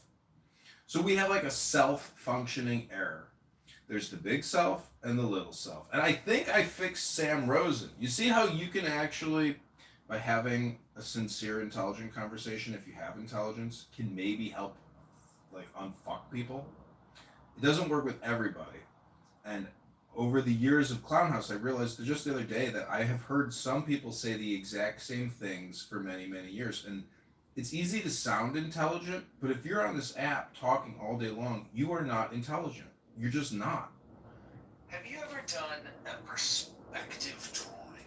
Do you know what that is? A perspective drawing from like 5th grade? No.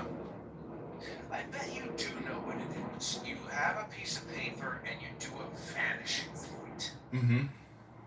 And then you use a ruler and you make like 2 lines that both terminate at the vanishing point. You have a horizon. Mm-hmm. And then you end up making like a street. Yep. Can you picture it? Yeah, I've done that. You do it in school, you know? I remember doing it in like 6th grade, making it's called a perspective drawing, and it teaches you about the vanishing point. And so in the driving, I mentioned the perspective drawing. Because, for example, when you're pulling over against the curb, you want to be parallel to the curb. Now the curb, it looks like it's going to the left. It looks like if the curb continued that it would go to the left. Mm-hmm. But actually the curb is going straight. It's just that our perspective changes as it goes further into the distance. So if we were to use the curb as a guideline to drive as close as we currently are to the curb, we don't want to get any closer, we don't want to get any further. We want to stay close to the curb. Yeah. We're using the curb as a guideline and we're driving straight. Well, what I have to tell you is that the African kids cannot understand this concept. And I think it's because they haven't done a perspective drawing. It's English, man. They just don't understand the It English. might be a language thing. It might be a language thing, but what they do is they hold the wheel perfectly straight. Uh-huh. And they wait until they like almost crash into the curb, and then they turn it slightly to the left and hold it perfectly straight, and they wait until they almost go into the oncoming lane, and then they turn it back to the right. I'm like, bro, you need to kind of like use your hands like this, back and forth, back and forth. You got to kind of go straight. But I think it's like, I don't know if it's a level of intelligence or if it's a comprehension or if it's a putting the puzzle together and gluing it together or whatever. But it's like some people, I mean, when you're talking about unfucking people's brains, Mm-hmm. in some cases, yes, but in some cases, it's No. impossible. Yeah, and I think for the impossible, You know? I think like this is why I think a reading nonprofit is actually really helpful for people, because if they were to read the script and program themselves in the same way that we feed data into software, etc., like they will process it dialectically, and that's what they're not doing prior to the event, is trying to have a dialectic experience of what they're going to have to do in the physical world. And this is what, like, you know, pre-operational planning and role playing all goes into like operation movements. So Do you ever, I don't want to make it like too real here, but do you ever think about doing like real life things? Like I know you don't want to do a foraging tour for fat lesbians through the parks of Chicago, but when I was in high school, my favorite class was we had to call everybody Mr. Kitover, Mr. Ruda, whatever. But I had this one teacher whose name was Nathaniel, and he taught alternatives to violence. He didn't teach math or English, it was alternatives to violence. And it was like philosophy, and you know, we didn't read the Tao Te Ching, but he was very cool. Mm-hmm. And you could do something like that. And B, your idea of a book club where you actually read a book is revolutionary. I mean, that is so unique because there are 1 million book clubs in the world. That's a boring idea. But as you said, the book club, they don't actually read a book. They just talk about the book that they might or may not have read, or they might have watched the movie, or they might just have tea and crumpets and turn it into a chat session. See, a if you book. actually did like a book club where you actually read a book, like that's actually kind of a cool idea. You Well, know? see, there are only two types of people in this world: those who read books and those who do not. And so I heard this author. He was like, "I made my living in books. It's like a society. It's a network." And so what we're really dealing with is the high level R word people claim they read books, but you've never heard them read a book. They talk. That's why I'm saying all this. Like this guy Sam right And if they try to read out loud, they can't. And read. they can't. You just That's hand them yes. They can't even read. That's the thing. Is like it basically it is the R word filtration services where if you come in for a job, here read me this page. Right, And- usually almost like on a date, first date, you should be Yeah. like, hey, by the way, can you read me the menu out loud? Exactly. I want to just see if you can You can't if someone can read to you very quickly and totally succinctly without any error, they are 100% intelligent. If they can't do that, then you know that your red flag is up and they gotta go. That's it. Bye. Nope. Gotta try again. Work harder. And so in Sam Rosen's room today, guys, like before they said the learning book, they said we learned on Leapfrog. You know, the toy company. So like that's What is that? That's the little iPad thing for yeah, kids or back in the something? day, they used to sell at Toys R Us. They're like educational toys that the government spent a gazillion on fucking buying, passing out to all the poor kids so they could push buttons all day and listen to sounds instead of read a fucking book. So then the other guy is like,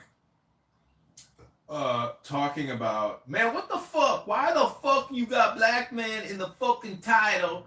Like, you know, why you gotta call out black man instead of just having a room and educating black men? And then I started laughing. I was like, thinking to myself, I'm like, could you imagine like if he was to just say, hey, I want to try to educate you guys something and educate myself in the process so we can educate, you know, like actually do what you're complaining about.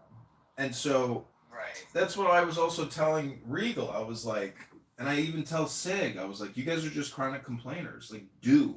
That's the magic in the rights of man, which is do what thou wilt shall be the whole of the law. The do part is capitalized because your life is a happening. It's a doing. It's an action. It's not subjective. It's not objective. It's like a merger of the two. So in the world of highly annoying people that are extremely argumentative, silence is always the secret. And I can't even imagine how many people have died like in the streets because they decided to say something to a hap in the street and that guy happened to turn around and fucking paste you and kill you as you smashed your head in the skull. Oh, it was called, I think it was called 5 Types of People Who Can Ruin Your Life or something. 5 Types of People That Ruin Your Life. Yeah.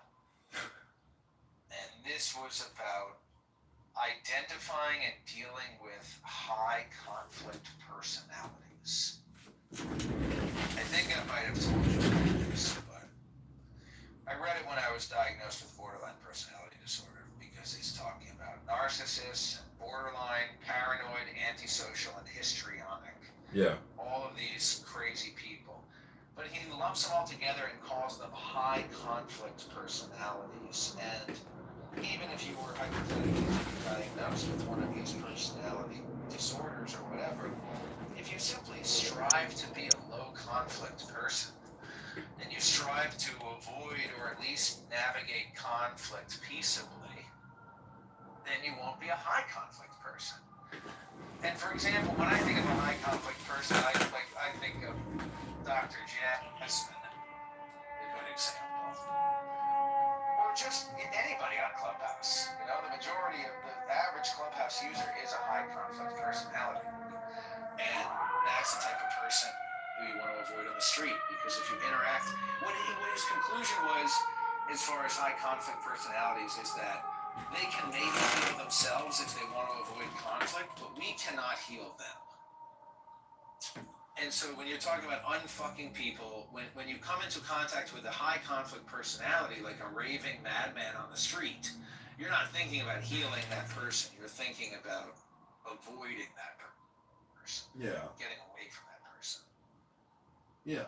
That's a crazy, crazy person. Like when you're on the highway and somebody's being crazy, you don't try to get into a conflict with them with your car. You just avoid them. See, Like, this pass is them or this they're is crazy. where I think, you know, like MK Ultra. Have you ever seen Clockwork Orange, where they're drugging? Yeah, of course. Yeah, they're drugging him. Well, they're putting him in. He's making him watch the TV with his eyes open. Right. Supposedly they're doing LSD experimentation and putting acid in his eyes, and they're trying to program him. But I do, like, if I had a family, okay, and like I had meditation cushions, or let's say I owned a meditation center and I had a room full of meditation cushions, and people, you know, gathered for my meditation course where I would read poetry for an hour and pass a book around. It would be just like my clubhouse rooms, but in an actual real room with meditation cushions, and there would be no, you know, highly argumentative people and no highly annoying people. It's a personality disorder, like you said. So the thing is, you can't, when I say unfuck, you can't change these people's tone. You can't change their topics. You can't change how disruptive and interruptive they are. You cannot change someone's personality. In many ways, that's like the definition of their personality is to be a hack. But by Listen to this. Yeah. It says, not knowing is true knowledge. Presuming to know is a disease. Thinking that you know, that in itself is a disease. It says, first realize that you are sick, then you can move toward health. The master is her own physician. She has healed herself of all knowing. Thus she is truly whole. So knowing something is a disease that you should be healed from. And when you're truly healed of all the knowing, then you'll be good. Well, yesterday If you are diseased by knowing, then you are full of disease. You're a piece of shit. Yeah, I mean, I have a tattoo on my arm that says I'm the wisest man alive, for I know one thing, and that's because I know nothing. This guy Sam is reading a chat GPT to people and put together an AI document on drug discovery process. He claims he's a lawyer and a chemist, and he's got, you know, and he's anyways. What I'm trying to say is, I called the hospital yesterday and I was like, hey, you know, can I make an appointment with a psychiatrist, or do I have to come to the walk-in clinic? And she's like, you ever seen a psychiatrist before? I said, yeah. And she said, yeah, you gotta come into the walk-in clinic. You can't just come in. And I was like, so I can't get a prescription? I was like, I can't get a prescription the same day? She goes, no! And I said, and she said, you have a psychiatrist? And I said, well, that's why I'm calling. And she said, Just surrounded. This is the problem if you live in Chicago. Wait, I got one more story. Listen to this. All right. So wait, what happened? Yeah. So Was that it? that was pretty much. Yeah, she de-escalated after that, and then I said, okay, thank you, have a good day. And so one time I was being evicted from this apartment building that I lived in, and so I called what they call like the Chicago Low Income Housing Legal Assistance Hotline or something. And I get this guy on the phone, and I'm like, hey, I'm being evicted. I'm a disabled veteran. I have severe PTSD, service connected.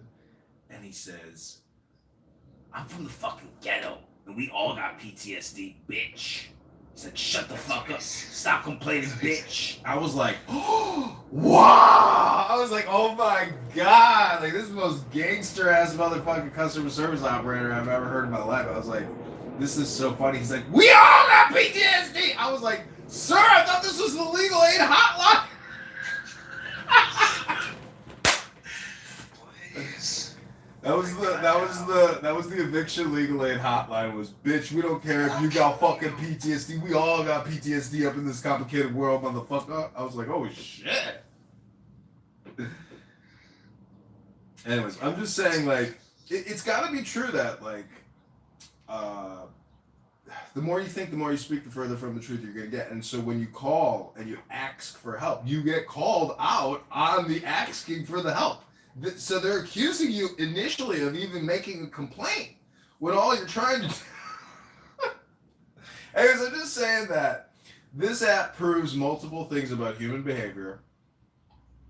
And see, the cool thing is about the anonymous functionality and recording people and documenting their behavior is that if you were to show that to a potential client of theirs or maybe their manager, they would be like, maybe the manager's retarded too, and so they actually won't even care. But anyways, I'm just trying to say, people do not have cognitive security on this app. They are willfully ignorant. Happily, they project all kinds of propaganda and lies. Like Steve Appel is a big liar. He intentionally lies. And yesterday he was like, it was very intense. He was like, now if you believe that the polio vaccine is a bad thing, well then you are 100% a fucking moron. But I have a controversial opinion. If you think the COVID-19 vaccine maybe has some negative side effects, well then I wouldn't say you're a fucking moron. But if you believe that these 5 major vaccines are bad for you and won't save your life, you're a fucking moron. And I'm just like, that is just so not scientific. It's not statistical. It doesn't presuppose that it's an industry and there's all these commercial obvious benefits to the company, to the shareholders that get the government to buy all these vaccines and print them up and chemically create them. So anyways, people, in my opinion, if you have sour grapes because you took the Zav, well then you're going to defend your Zav position. And I think that's just like basic psychology. And the fact that people can't see that, like that's why I say they're intentionally malevolent, dishonest, but it's really just personality. And there's nothing you can do. All you can do is push back. But eventually, after many years of even communicating with these people, they completely block me. They don't want to hear from me. And they hate the fact that I even live stream their rooms onto YouTube. But to me, that's like the ultimate joy and satisfaction, is knowing that I have discovered and accurately diagnosed high-level R words. And but if they watch themselves, they have to admit that they're like totally disagreeable, highly annoying, highly argumentative, and they sound horrible, and they just scream at people. And so I was just talking.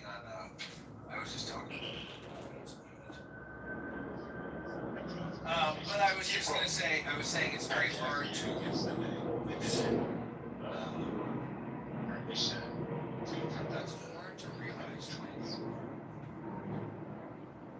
So I'll tell you this story briefly, and then I have to go do something. But I called this guy. I doubt I've ever told you the story. Do you happen to know the name Vitalis? Or that sites or managed hospitals. No. Now you're muted. No. Well, I called this guy out as a racist like 10 years ago. Back when I was like a retard. Excuse me. And then I called him out as a racist. He wasn't a racist. I spent a lot of time kind of trolling this guy. And then like 5 years later, which was at this point like 5 years ago, then I got called out as a racist. And then it was very damaging to me, and it made me all crazy. I lost a lot of relationships and lost some employment, and it was very fucked up. And through it all, in the back of my mind, I was thinking like, but you used to do this. I used to do the same shit, you know? So it was kind of like a karmic punishment. And then I started kind of wanting to apologize to some of the people, and there were some people I made amends with, but there was this guy, Daniel Vitalis, who I always really wanted to talk to. I don't care and how small it is. I called him a couple of times. I called him probably last year and never got through. But then I called him the other day and spoke with his brother and said, I want to talk to Daniel. And then Daniel called me yesterday, and I spoke with him on the phone, and I said, hey, I'm sorry for calling you a racist. Obviously, that was unfounded. And we spoke on the phone for like half an hour, had a good conversation. It was very healing. And I don't know, I was just thinking, like, there are so many people who I would love to get an apology from. Or, like, there are so many R words who I would love for them to become educated. But bro, the fact The fact that you think you're entitled to an apology is fucking deranged, my friend. Here's my Deranged. point. Let me just finish here. It's not that I'm entitled to an apology. It's that, oh, it would be nice. I don't think I'm entitled to it. But I do think that we can control our own actions. So I wanted to apologize to this guy. I called him up and had a nice chat with him, and then that was very healing. But I don't think that I can sit around and wait for an apology from other people because I think that would be deranged. That's my point. Got it. So what's interesting is the apology is the healing, and that's what Yom Kippur's all about. And I always ask, atonement. I always ask people, like, have you ever actually asked for forgiveness and humbled yourself? Because I looked up the word humble, and it's basically you put somebody else, the person you're apologizing to, you put them on the pedestal. That means you look up to them and you say, I'm sorry, and I'm putting you in a higher position now. But many people can never get to that point because their pride, their vanity, their ego, their personality, their persona, no fucking way will I put you up on that fucking pedestal. And supposedly you want to apologize to that person with that kind of attitude? So that's what a high level R word is. But anyways, I will just say, if the country ever has a gay black president, it'll obviously be the destruction of America. Because if everyone has to take orders from an uppity, snippety, gay black man, well then, the whole country will fall apart because that intelligence is so inferior that there's no way that could ever happen in American history, right? That would be bad. Who is this guy Q? You do realize I'm making a joke. I hope you realize I'm making a joke about Barack Hussein Obama, who killed his lover boy chef because he was writing a tell-all tale, a gossip book about their love affair in the White House. I'm aware. But anyways, this is highly annoying people, highly argumentative people, and I want to thank you for joining us in the Kabbalah Secret Doctrines room. See, Kabbalah is actually the philosophy of many philosophies. According to some Kabbalists, it's not just Zohar. It's like a secret doctrine which has many branches on the tree of life. Hello?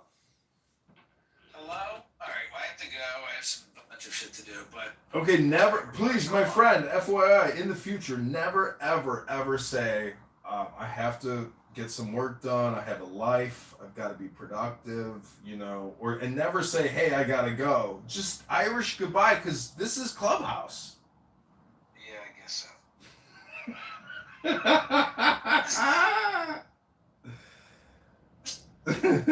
Oh, Eastern influence on this. You have heterodox influences, right? And I pointed this out to you, and then I'm saying, gee, well, where did Muhammad hear this stuff from, and how did it end up in the Quran? Well, he must have spoke to some of these Jewish people and some of these heterodox people that were rejected from the ecumenical councils. They must have traveled around, and he must have pointed this stuff. I don't see what's so fucking hard to understand about that. Secondly, we say that our book is inspired by God, right? What you say on the basis of that, let's just give Muhammad his due credit, right? Let's give him credit where credit is due. Maybe he's writing a book inspired by God as well. Is that more acceptable? But look, it wasn't directly from them. It was from Paul and James. They were 50 years or 25, 30, at least 50 or 60 years after Jesus' death. So these people, they can't write what Jesus said verbatim. Bro, is your book the verbatim word of God, or is it inspired by God? The verbatim. Oh, okay. So you're a dipshit and you just didn't listen to anything that I just said a minute ago. Oh my God, bro. Come on, bro.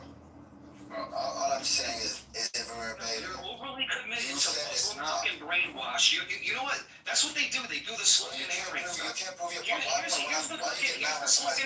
the sloganeering. We have a perfectly preserved fucking book.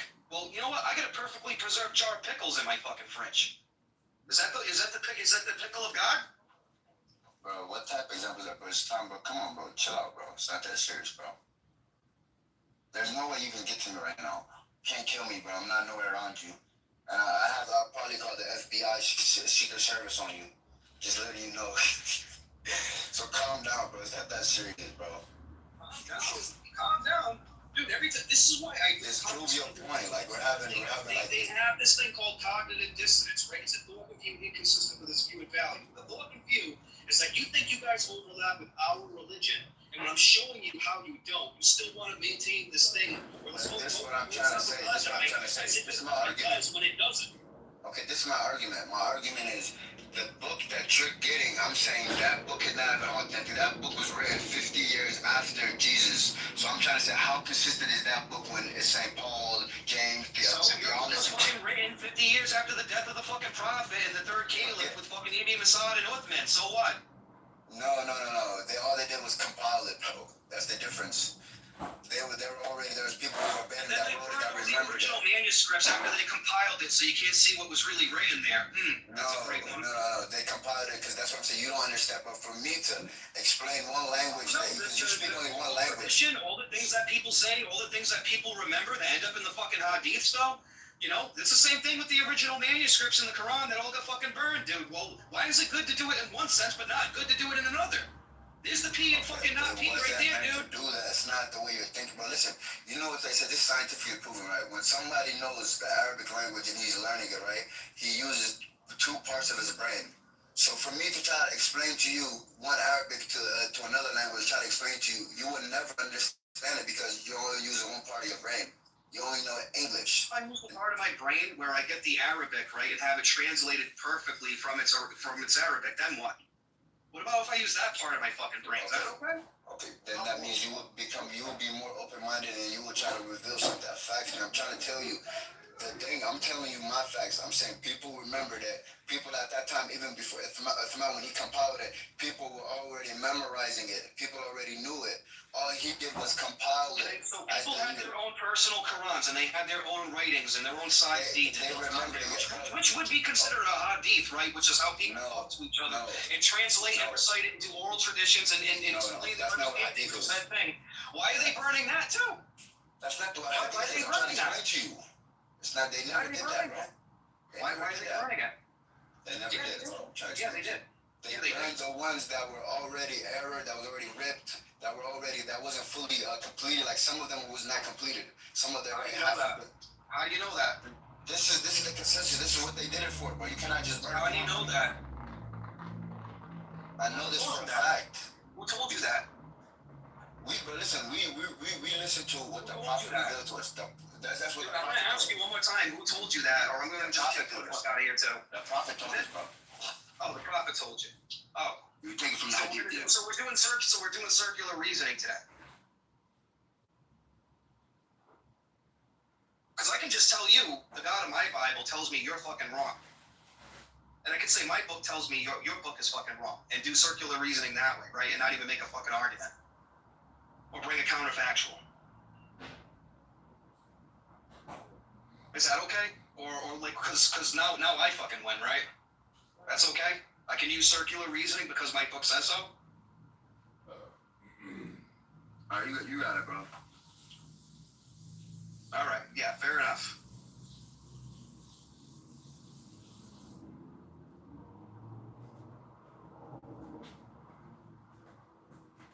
So the Muslim argument reduces to, trust me, bro, my prophet said so. Amazing. Yeah, there's only 2 types of people, believers and non-believers. It's a very binary system. And mind you, it's not believers in God, it's believers in Muhammad.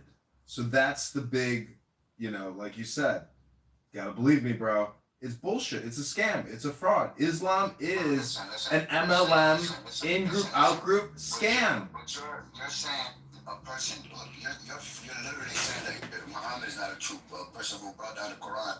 But you're saying a person who brought down the gospel, whatever, he's God. No, bro. We're just trying to focus here on Muhammad. Not Jesus, not Krishna, not any other prophet, because Muhammad has the special name, the messenger. He should have been called the liar. No, bro. You just don't know how to detect frauds and scams because you got a bad bullshit detector. You probably got a bad gaydar. You got a good gator or a bad gator? I bet you a shitty gator because you can't detect fraud. You can't detect scam. You can't detect when somebody's lying to you, setting up a fake doctrine, a fake legal code to enslave you like the mafia. Hello? That's why deceived by the Jewish community, just because people like you that think like, oh, the Muslims, they're against us. We don't believe. I'm willing to bet that this motherfucking bank ain't never read the Charter of Medina, the Constitution of Muhammad. You don't even know the laws of Muhammad, bank. You never read it. I done read the whole fucking thing 5 times, top to bottom. I know the scam, baby. You don't even know how the scam works. Tell me at least one amendment from the Charter of Medina written by Mohammed the scammer, the fraudster, the liar. Listen. For now, you gotta talk shit, bro. Why I gotta talk shit? Motherfucker, I'm talking about the law of Muhammad. Go ahead and read it instead of talking all the time and not citing a goddamn thing, you fucking spreader of lies. We respect Jesus, right? So we can't, like, talk shit. Yeah, because you guys own Jesus, right? You take everything and copyright and infringe. It's all you guys do is lie, steal. Well, how about if I show you where Hold on. He says I respect Jesus, right? He says I respect Jesus, right? But then totally undermines his sacrifice, right? It's torture. No, it's torture is rape. We don't want him to get raped and tortured. You want him raped? Go fuck yourself. You're right. Now Zut says that the fucking Prophet gang raped by a bunch of black men in the desert. Yeah, you piece of fucking shit. You horrible fucking. That's why. Listen, that's why the Christian community right now. You're talking about torture. Go fuck your mother. Right, the white Christian community right now. They being fucked by gangs. Go rape your own child for your sins. Why don't you do that? All the community right now, you're talking about the Christians, they're women, they're white women, they're being fucked by black men, impregnated by black men, and their fathers were. So Andy, does that answer any of your question, dude? Like I kind of try to parse out your question as hardcore as I could. As hardcore as I could. It's okay, but I got another kind of like, let's approach it from a logical perspective point of view, okay? Question. All right. So, in the narrative of Christianity, right, the original texts were written in Greek, and I've never heard that the narrative goes like, oh, you need to be able to read and write Greek in order to Did they kick him? Preserved, correct Bible. That's never been the narrative. If not, everybody would speak Greek, and it would have been influenced like as much as Christianity was influenced. So a follow-up question to that is, now if we do go by the Greek texts, how preserved are the Greek Orthodox texts? That's somebody on Google.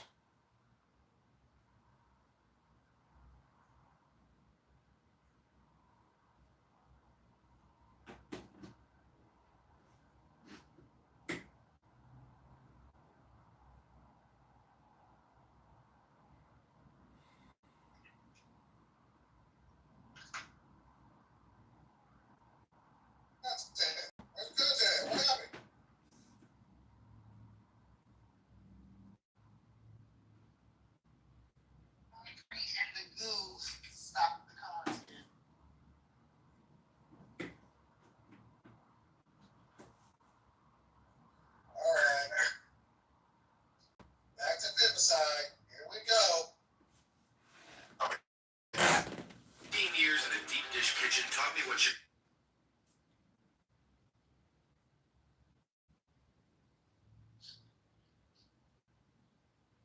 I have a question.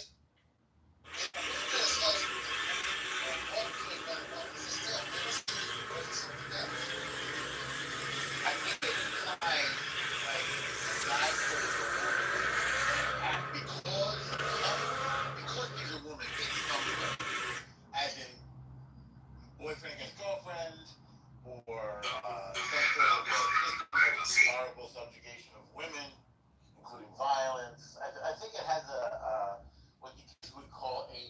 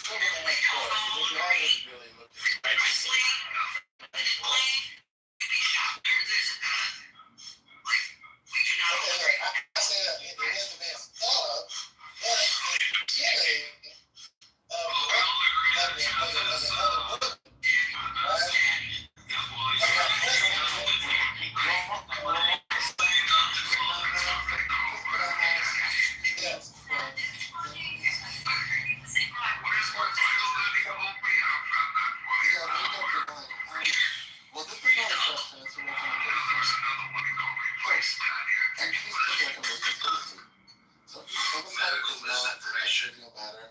So it's not the sort of thing that people should troll about.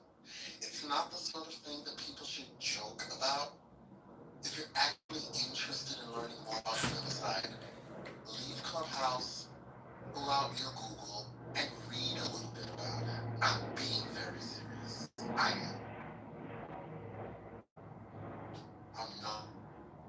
I'm not joking. Yes, no, I'm serious. It's not close.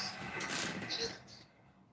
So a grown man with a degree from educating himself, not asking random people on Clubhouse about how hypotheticals related to the genders of people in relationships. Funny. Stop it. I'm just trying to explore. Sir, and I'm saying explore on your phone or on a computer.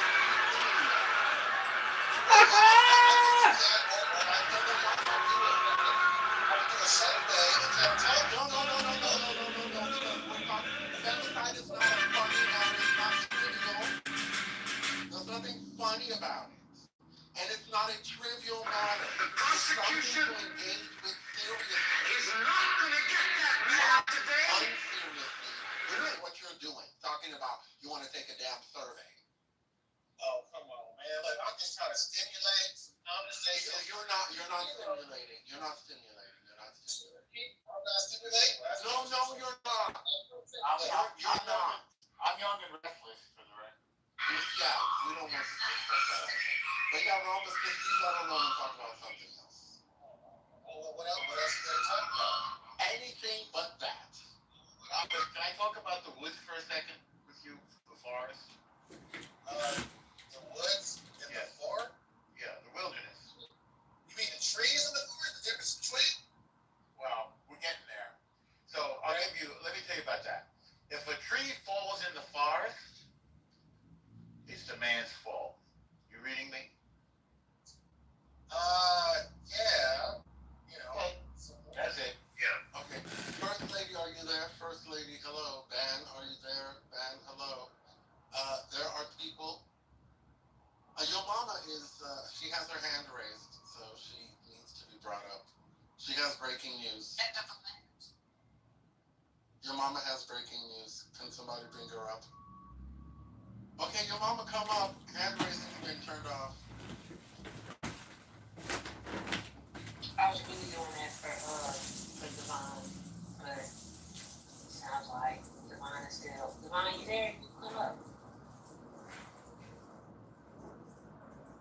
I don't have any breaking news, your mom, so I don't know. Oh, it was in the chat. The New York Times Daily Podcast is good today, in my opinion, if you want to listen to it on your own. With Maggie Haberman, she reports on Trump. With Jonathan something, who also reports on Trump. He's got like some kind of British accent or something. And of course, the host, Michael Barber. And what they say is that Trump doesn't care about the midterms, which is sort of interesting. And I think the heavy implications because he's so egotistical. Is Jonathan Swan, just in case you... Jonathan Swan, thank you, yeah. I've been listening to a lot of Jonathans lately. I'm trumped out, so I'm not interested in. Yeah. This is why I voted for Biden.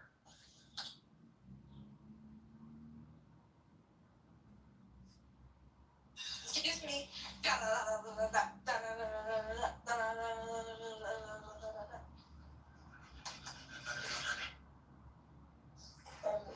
You know the reason why you assume, because more than likely he has to be interested in the midterms based on the simple fact that that is to do with Congress.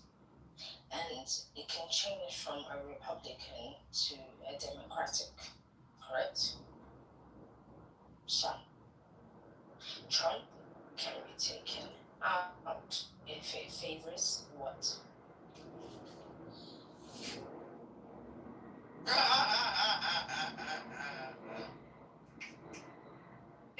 I wish Devon would come up so he could be modded so that he could sit people like this down. This is just embarrassing. I'll come back.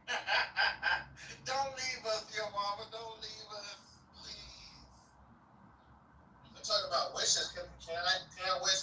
hurricane takes off velocity, Shamar Moore on this PTR. I don't need to see that. I don't need to see glistening Shamar Moore day after day. It's just not doing it for me. Is it because it looked good to you? Is it good to you? I like it. I tried to get a bite like that, but I found out that I never could. So I give up. See, there you go. So it should motivate you to get into the gym. I told you, it's a motivational piece. Y'all just... My body's not built that way. I can only do so much. I can't do that. Rhombus, okay, so your genetic inferiority is not our concern, okay? Genetic inferiority? I'm just not that kind of man. I divine. Can't see myself. I'm on stage. I see myself in the damn. We can see you. What's going on? I'm in the fucking audience. Okay, there I go. What's up, y'all? Happy Friday. Happy Friday to you. Got nothing. I just came up just to we meet again. This guy. I just came to say what's up. Got a little break. But I'll be on the job when I get off the job. Yeah, we need you to take care of the trolls on stage and control the hooligans that we do have on stage. You know, I was gonna make a T-shirt hurricane, and you probably would have bought one. I was gonna make a T-shirt called NGL. Hurricane don't wear T-shirts. And NDL. Niggas don't listen. Oh, that was gonna be for me? I said you would buy one, because it's the fact, NDL. I can't buy one. I'm not walking around with the N-word on my body. Well, it would just say NDL, and when people ask you what it means, you could say what it means. You can't control these people on this stage. They are crazy. They're out of control.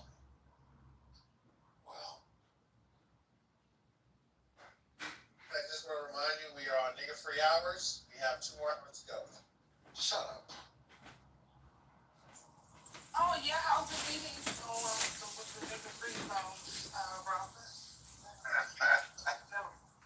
Every room has failed. Every room has failed. But I'm trying to implement my nigga-free zone. I think yesterday, I awarded some people because they, use their vocabulary creatively to dance around the word, which was great. But yeah, nigga-free zones is just hard to come by and hard to maintain. So I'm trying to incentivize the nigga-free movement. Incentivize something, man. You up here using the word. It doesn't make sense, Poppers. Well, no, that's it. I ain't hear a word you said, but gotcha. Copy that. If we can just start with 2 nigga-free hours and successfully do it, then I believe that we can move towards a larger number. And one day, Robert, just so you know, we've been in this room on many occasions and not heard that word for hours. I don't think the people that frequent this stage use that word as often as you're implying. Shout out, I think Tira's here. I don't know if she stayed, but shout out to Tira. If she can come up. I don't know if she has some news or she knows what's going on in the world, or she could just tell us how beautiful it is in New York City today. Oh my God, what a nice. Beautiful.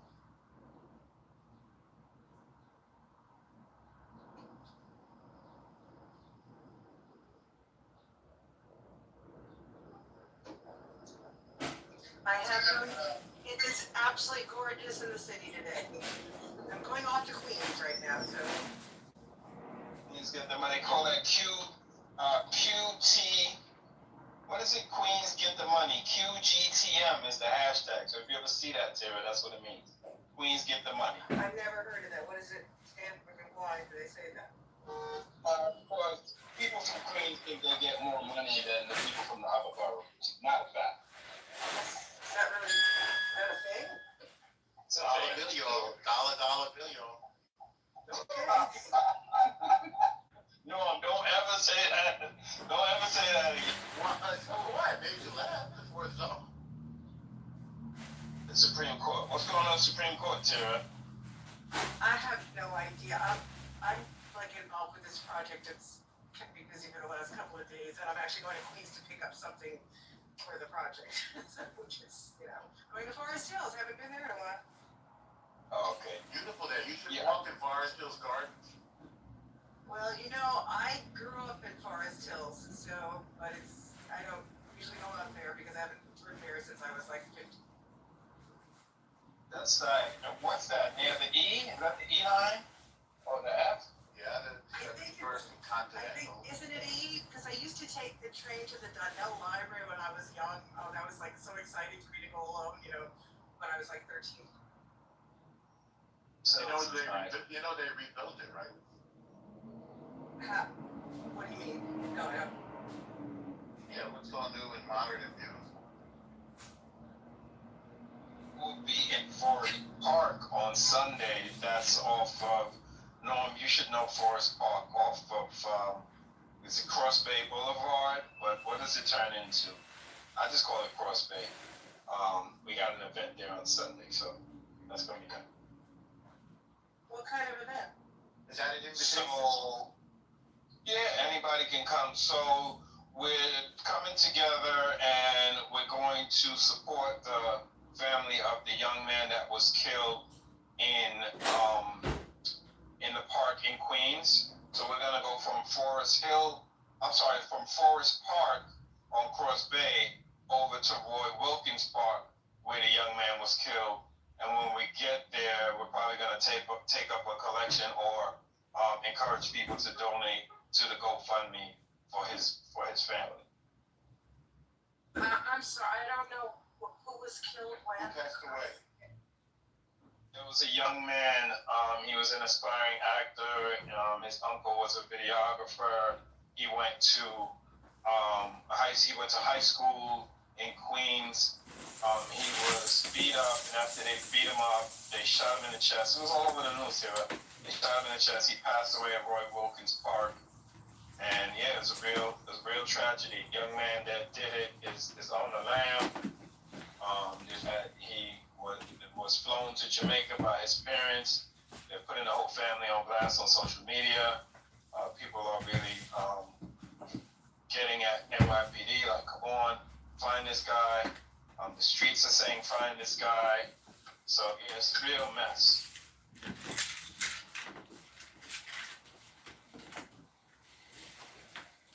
The only thing I know that happened today news-wise was that Chief Bureau announced he was stopping the investigation into Jerome Powell, which there was no law, no facts that would have justified an investigation into him, so it's a little ridiculous that he's stopped. What I'd like to know, what is the support? Alexandra, what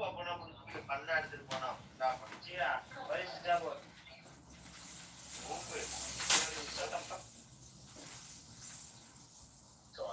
Yeah, thanks for that, Tara. And we spoke about that the other day. It's ridiculous that they want to accuse Jerome Powell of taking kickbacks.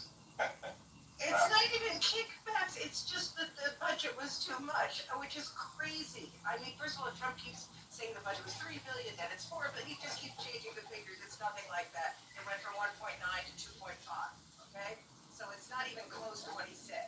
But forgetting all of that, things happen, there are charges go up because COVID, because if anybody's ever done a home renovation project, I think you know that, right?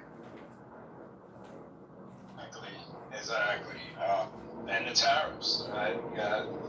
Construction is high. Budgets are up. It's madness. Good afternoon, everyone. I hope everyone's well this Friday. Goodbye, Miss Lady Band, everyone.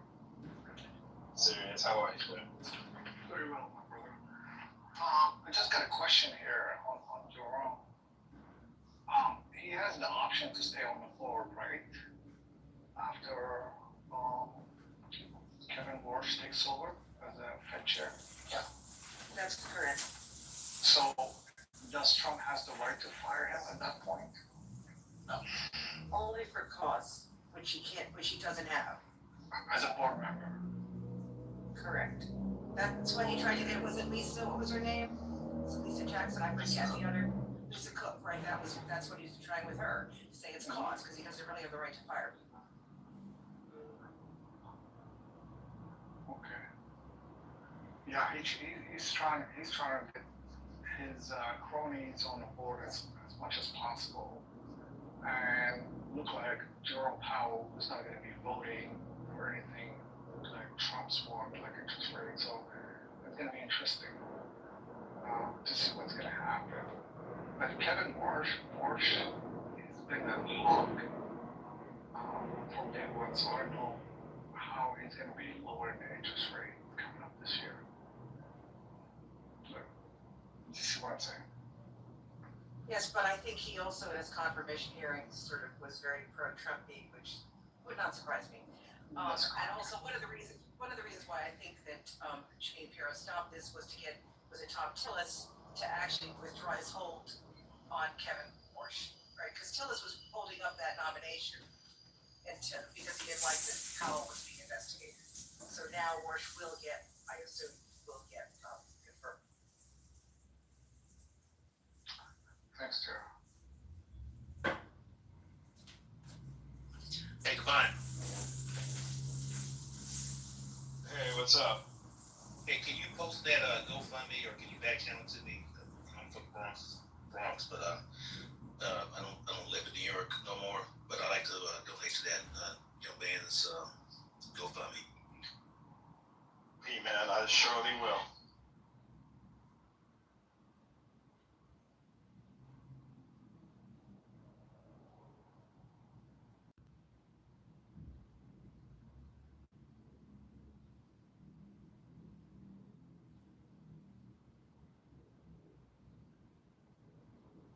Hi, Sirius. I didn't get a chance to speak to you.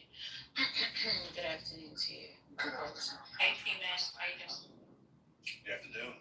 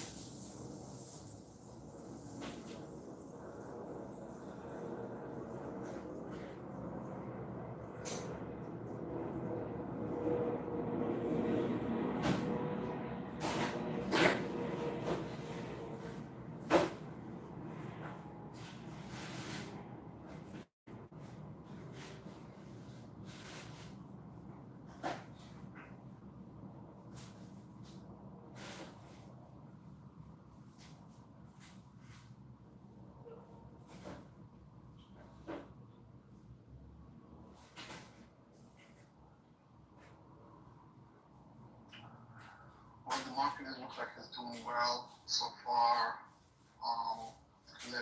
Leading by the NASDAQ, the tech sector. More than anything else, oil prices are going up also. So, but yeah, the AI trade is doing well with all the tech companies, Intel, AMD, Micron, and yeah, Palantir and everybody else.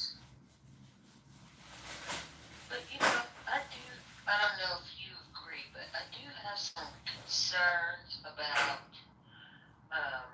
how quickly this is moving unless we can see some clear feasibility studies about the environmental effects of these data centers that are very much a part of why we see, this sector booming.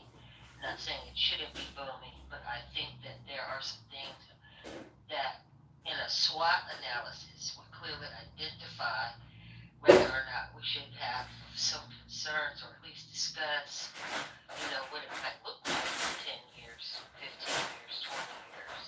You know what I'm saying? No. I think. Yeah, I said you are right. Yeah. Yeah, I don't hear too much about that side of the coin, but we have heard a little bit of chatter about residents who are currently living near these systems, and that's not really highlighted too much either, but I know there's been some chatter.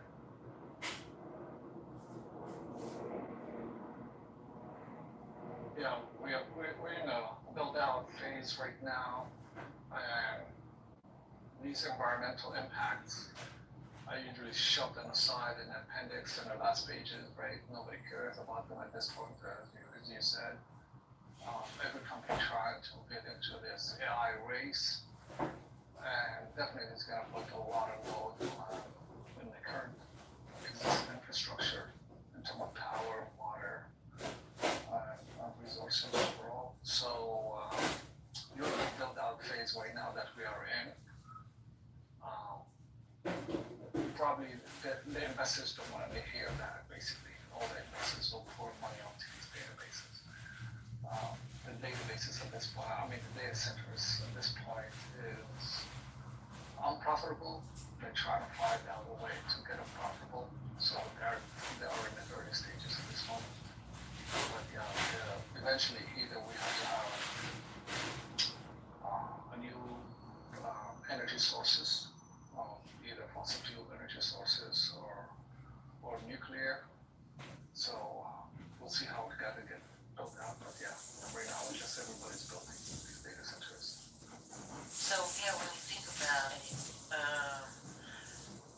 there are some opportunities out there to do, water extraction, atmospheric water extraction.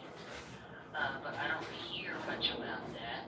But I have heard that it will put a strain on the water reserves that we currently have, assuming that's what they would use water reserves for instead of actually having drinking water for people.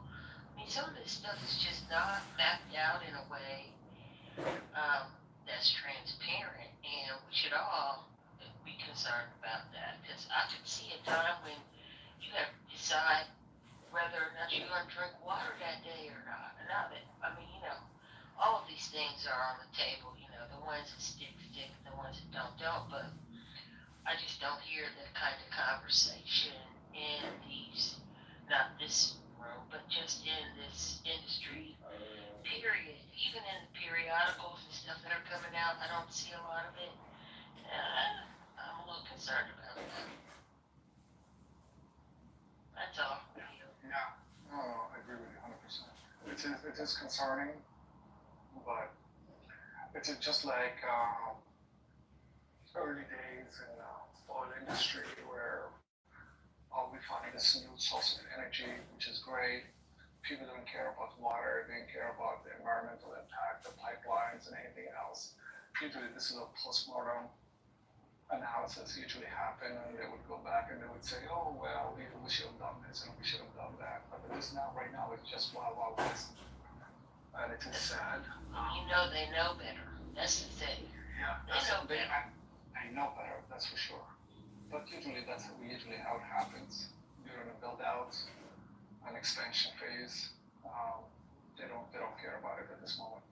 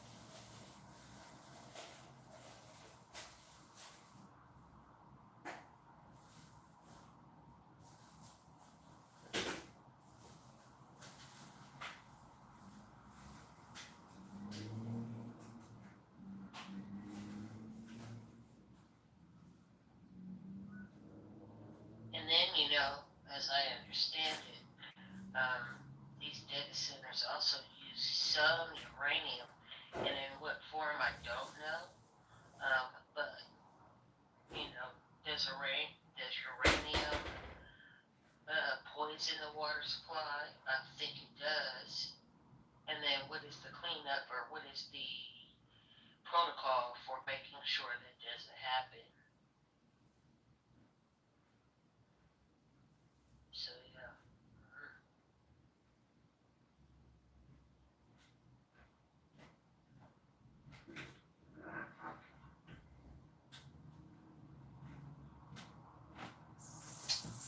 Yeah, I just started reading this book with regard to AI. It's called, it came out last year, but I'm late to it. If anyone builds it, everyone dies. And why superhumans, AI, would kill all of us.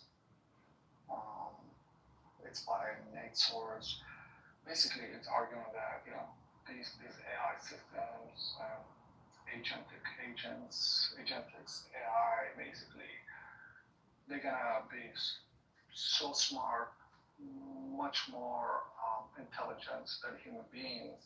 They're gonna develop systems and processes and stuff like that that is gonna wipe out the industry and wipe out the humanism. You know, it's a apocalyptic, I guess, view of AI.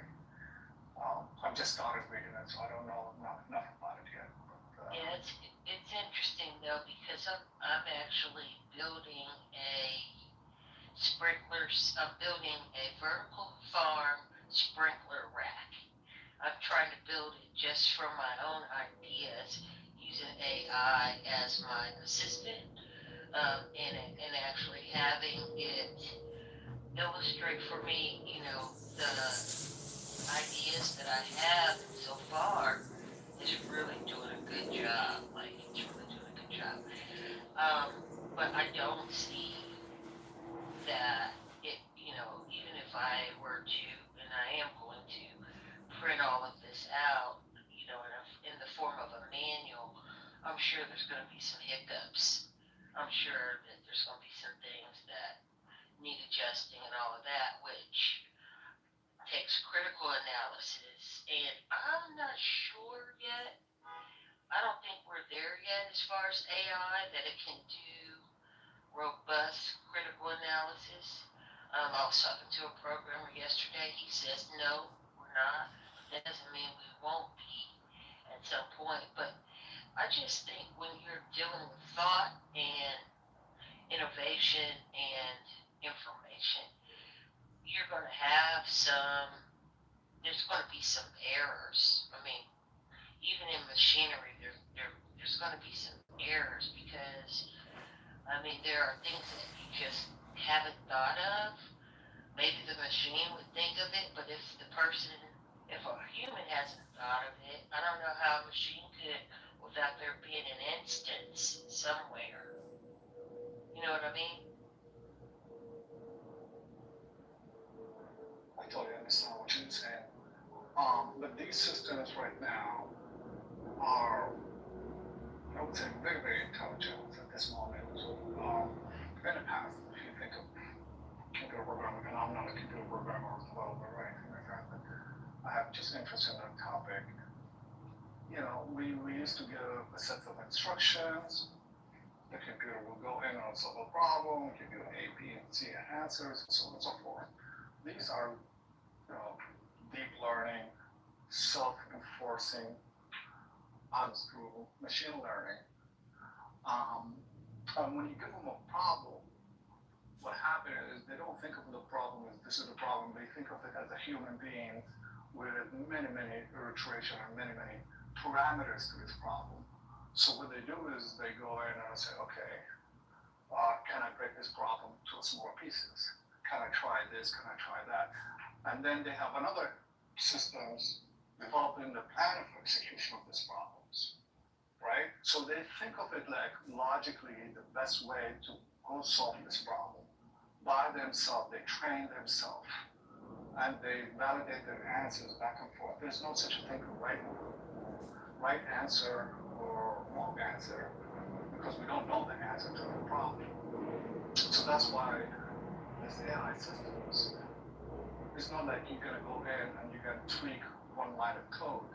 No, they've already been working on it, and you don't know what part of the code is the problem. Case in point was when Grok came out and talked about Nazis and, you know, stuff like that. Grok gone crazy last year, I believe.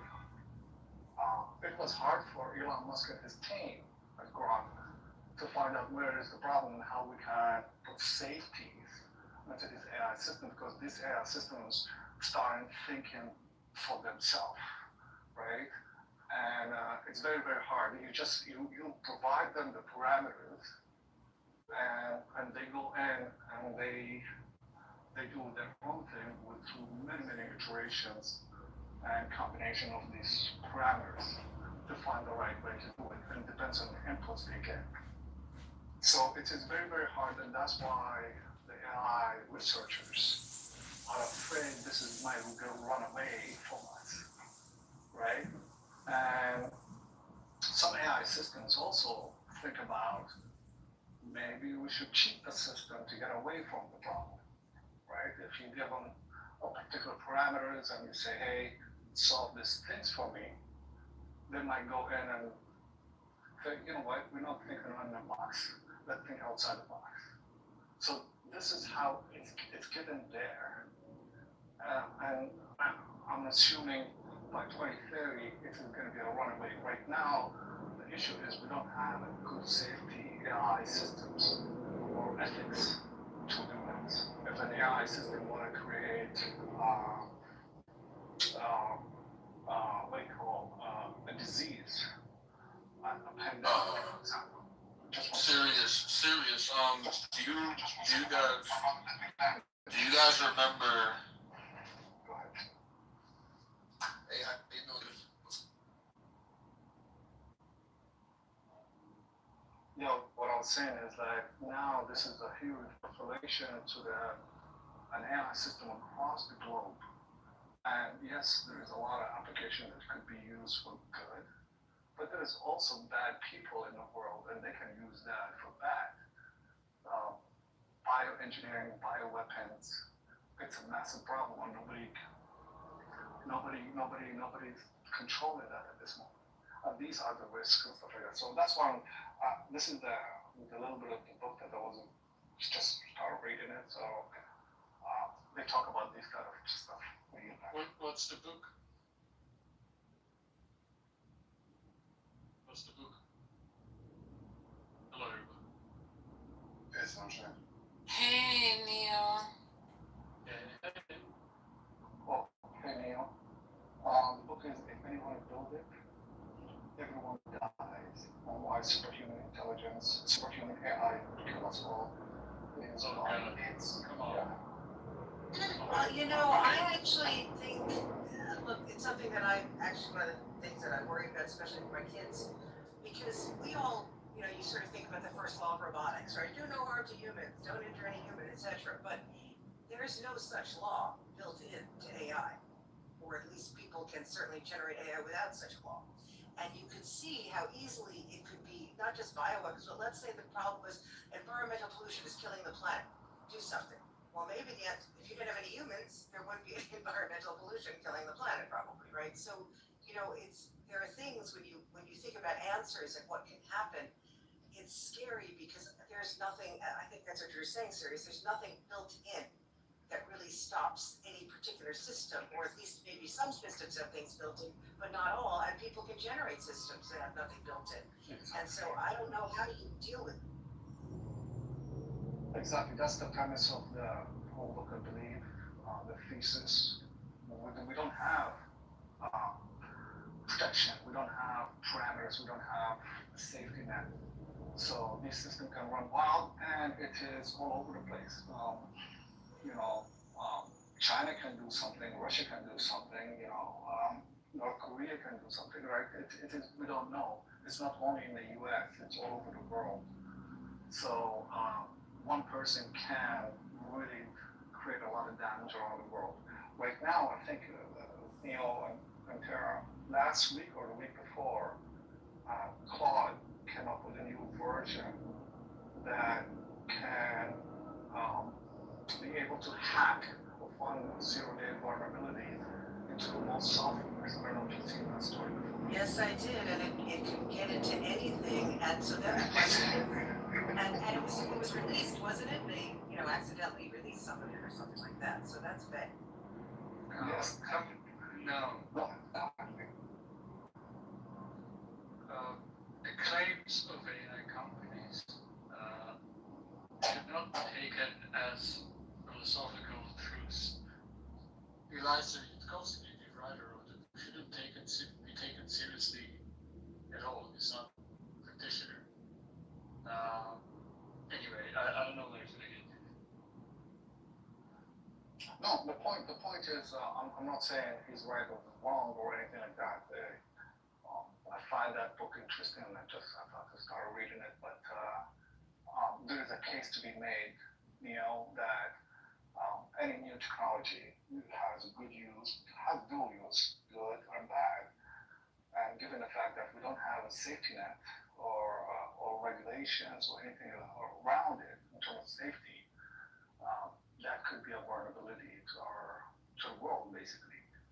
And so that's the point of what I'm trying to say. Yeah, that's a different claim than what Eliza Yudkowsky makes in the book.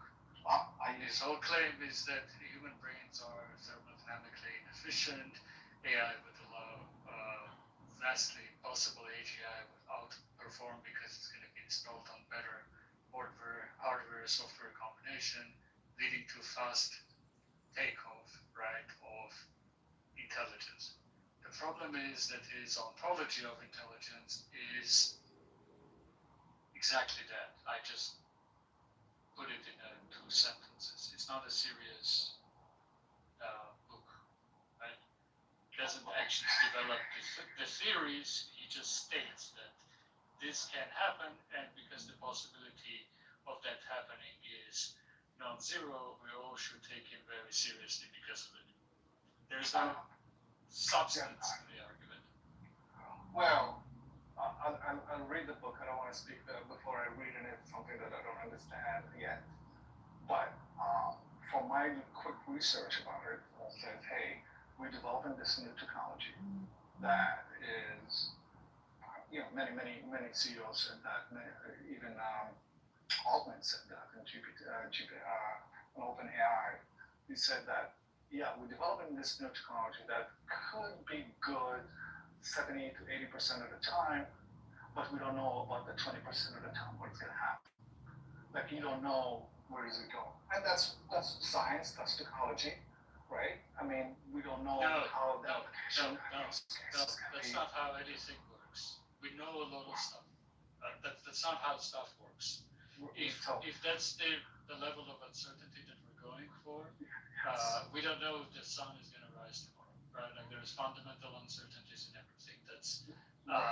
That's true. That doesn't mean we don't know things. We have a very good idea of how current technology works, right? Now, I'm not saying there are no concerns. There are a lot of concerns. They're just not the concerns that Elias Yudkowsky wants us to think about.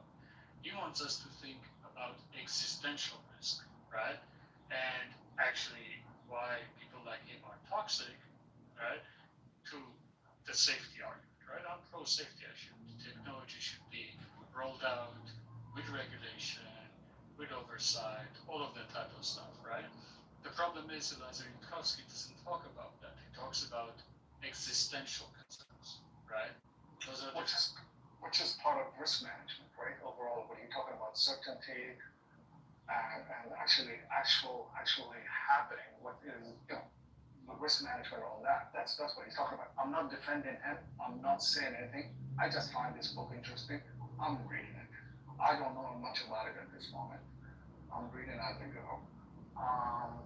But it is just for the sake of the discussion, I'm just saying that it could, there is a risk, but we're not addressing the risk, and we don't have safety for these risks. We don't have any mitigation plans or control plans on these risks. That's for my latest, understanding of AI and this new planning technology, especially in the US or in Canada.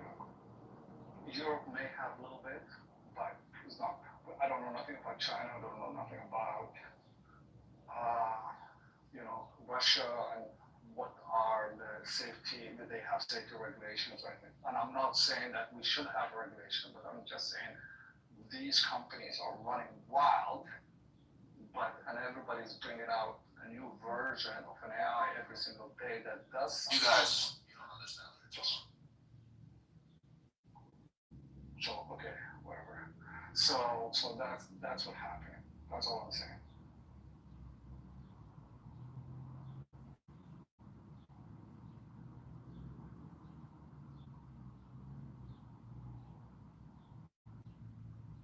The politics of this AI conversation is pretty hard.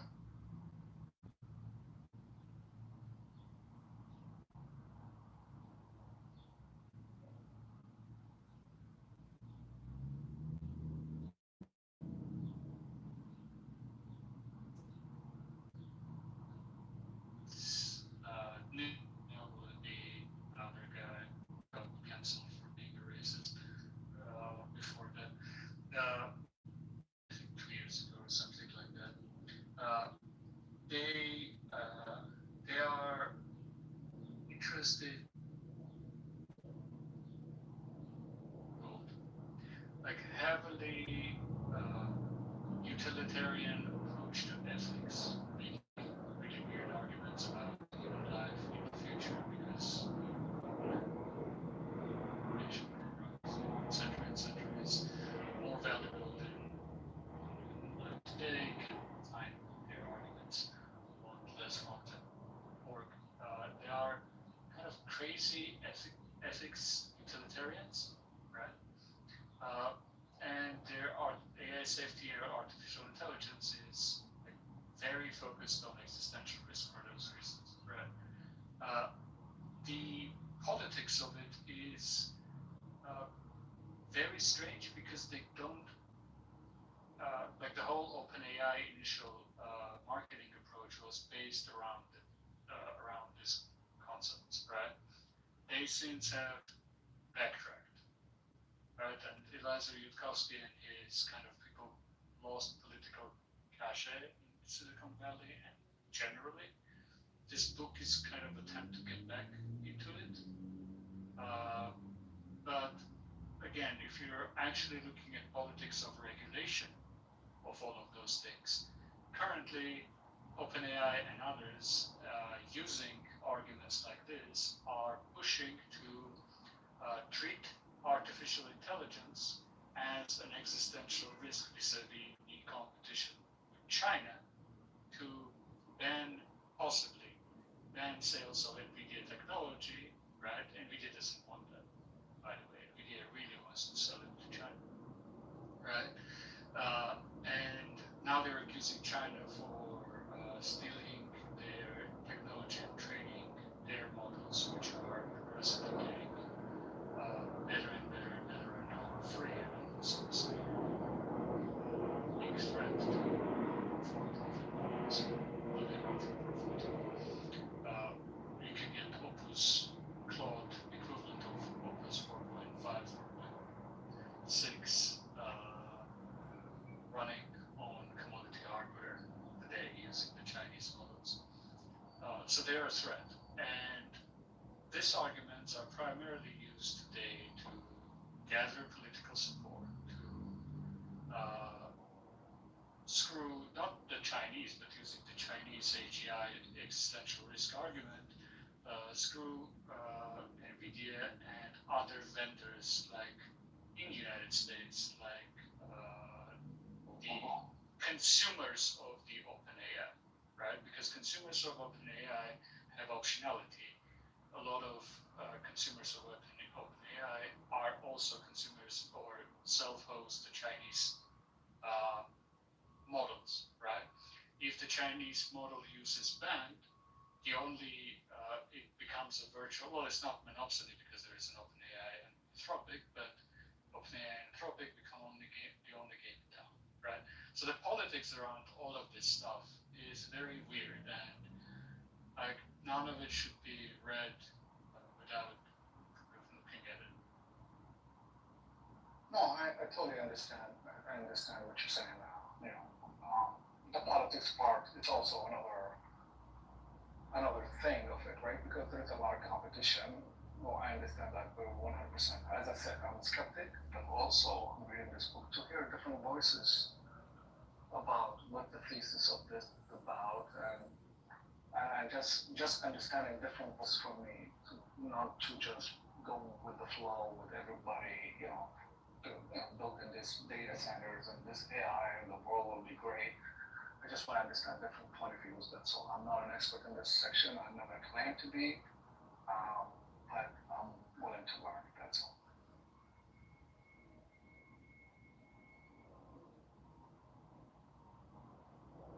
Oh, good afternoon. Neil, you gave a great summary of the current discourse in state.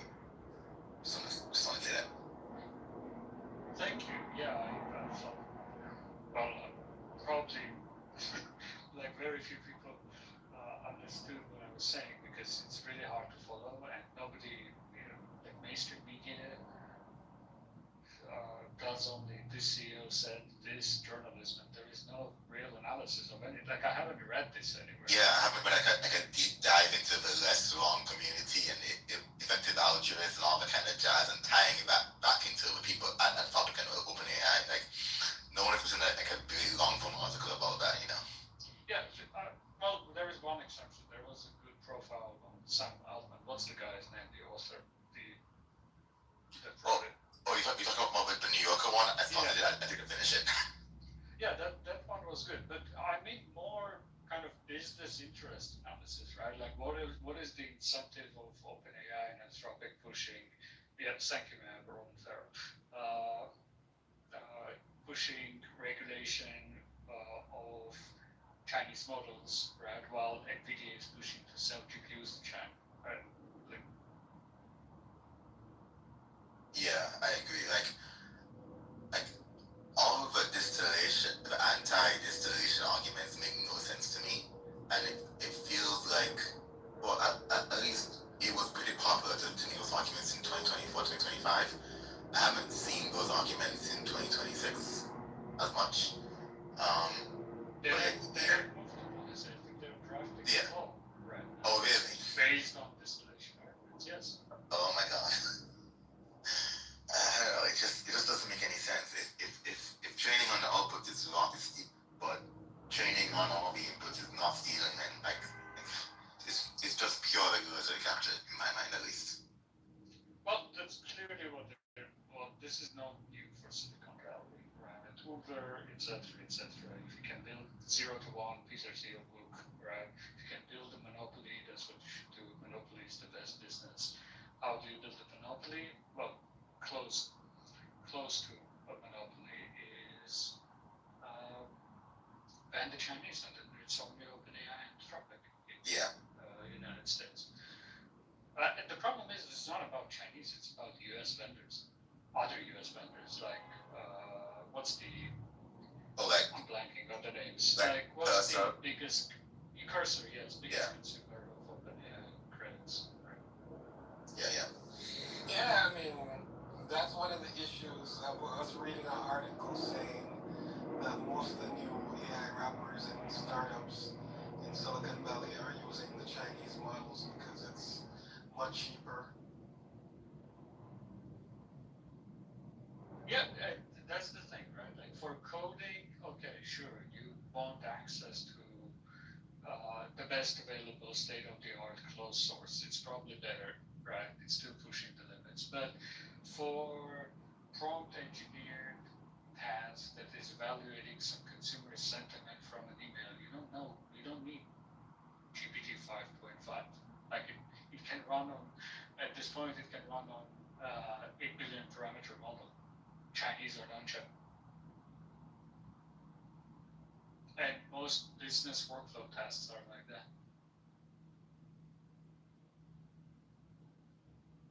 And so, what was the contention earlier? I came in late. If you want, I don't know if anybody's interested. Well, I'm just curious. No, contention. Sirius was telling us about the book he's reading, which is the Eliezer Yudkowsky book.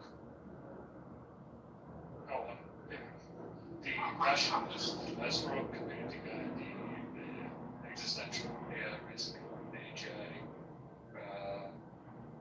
Sirius, do you know what is Roko's basilisk? Male, do you want to explain what Roko's basilisk is? No. Curse Sirius? No. I'm just, as I said, I just picked up this book. I ordered it from Amazon. I don't have it yet. But I just found it is interesting. So I'm just looking forward to read it. That's the whole point of it. That's it. Yeah.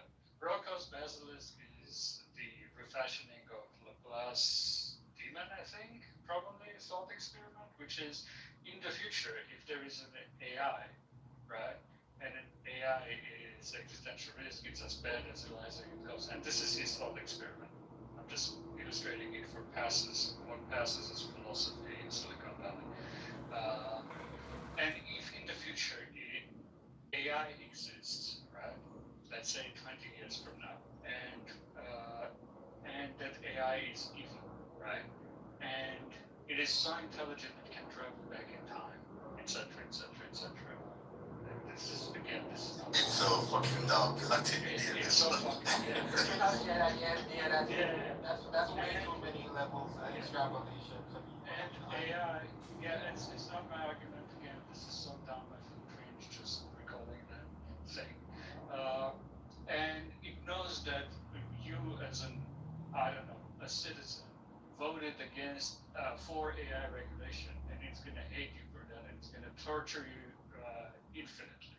That means, because that can happen by a high probability, according to Eliezer Yudkowsky, you should do everything possible, right, to make AI either not happen, or if it's too late, you should do everything possible to keep that AI happy. I tell my AI thanks and please all the time. Well, I mean, on a more immediate conversation, though, about China, I think one of the things that me and Neil was short back and forth during the chat was the risk of China. So, I think I read this book, AI Superpowers, China, Silicon Valley, and the New World Order by Kai Fu Lee. And if you're not familiar with him, he was the former CEO of Google China. So,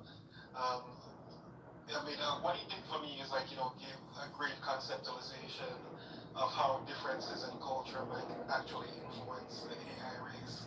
So, I was saying in the chat, Bill, we might consider it stealing, but accusing China of stealing is really dumb because, even within the realms of China, he describes, and a lot of people probably, of course, you're familiar with it as well, Neil and Bro, he was stating that, industry commerce technology within China is more like we call it a battle royale, where the winner emerges. So I mean, they don't care. I mean, they'll steal from each other, and he gave like countless cases of different companies acquiring either users or creating copycats of other companies. I mean, so they don't play by the same rules that we do. So I mean, Trump can accuse them of stealing, but that doesn't change the fact that they got what they got. Oh, I have a. Sorry. Go ahead. Yeah, I have a good story on cultural differences regarding AI safety. On my last travel to Uzbekistan, there was a vendor I had a meeting that was selling basically surveillance system for governments. There are all over Uzbekistan, Kazakhstan, and like they're expanding, competing with Russia and stuff. So they were doing a presentation. Guess what? And it was an AI-enabled surveillance system, face recognition, tagging, all of this type of stuff, right? And they had really good, impressive demo, amazing user interface, very impressive, all of them. Do you know what they named or what the code name for the system was? No, Palantir. Skynet. Okay. Nice.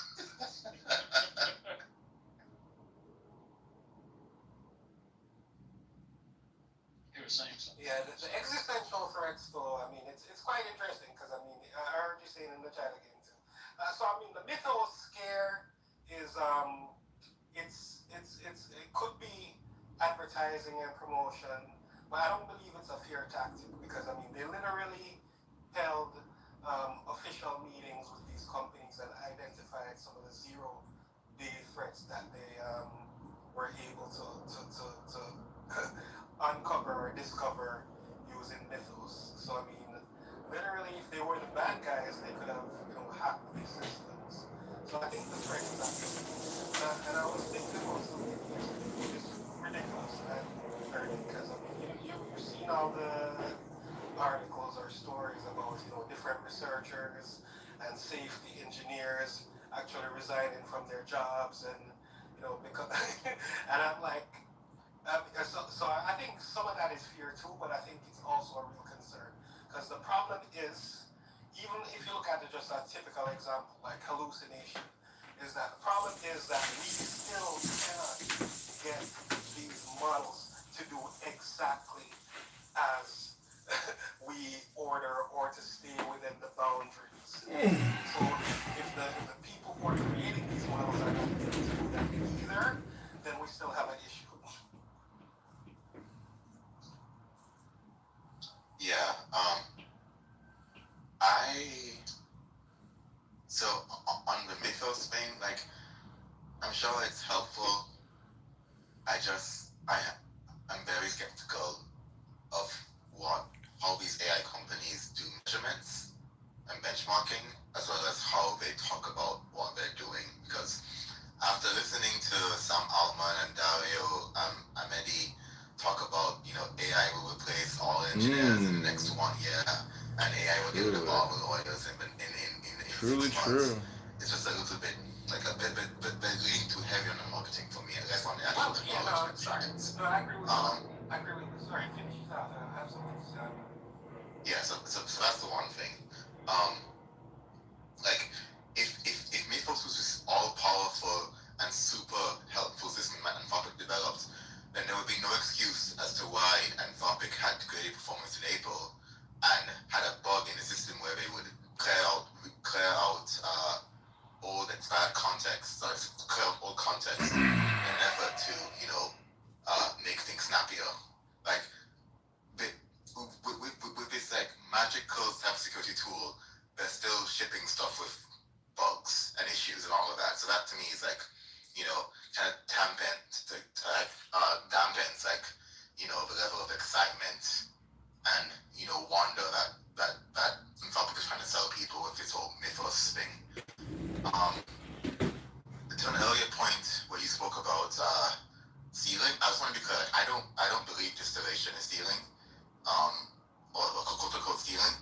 And argument that like this is kind of a tangent, but like developing countries, should play a little bit looser with IP laws in general, just in order to catch up and to compete with developed countries. Like in my mind at least, and I know it kind of sounds a little bit libertarianish. Like IP law as it is right now kind of incentivizes developed countries to maintain a lead, and developing countries should and China does kind of skirt around that. That's all I had. Okay, so I'm first. I'll address the second point first. I'm not a moral absolutist. So when you say stealing, I'm like, what does that even mean? I mean, it's cultural. So I mean, you might consider it stealing. Jamaicans, in Jamaica, you have to say that finders keepers. I mean, so it's all relative. But I mean, on the earlier point, you should know from working in corporate, don't listen to the CEO. Don't listen to the CEO. The CEO he's either selling something or trying to present the image. You listen to the engineers.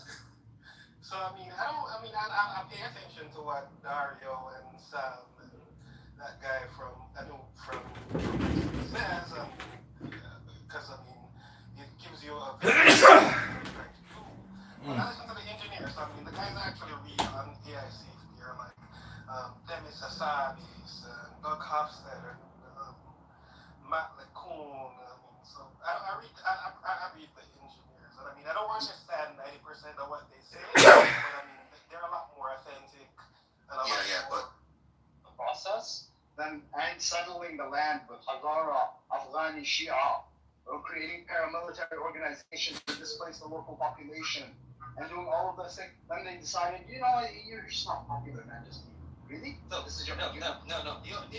Because I understand your pain. I understand your pain. You don't have anything to say. You don't have any land. You don't have any country. That's why you want to just come and attack my. What? You want to come and attack you. Who said I don't have a country? No.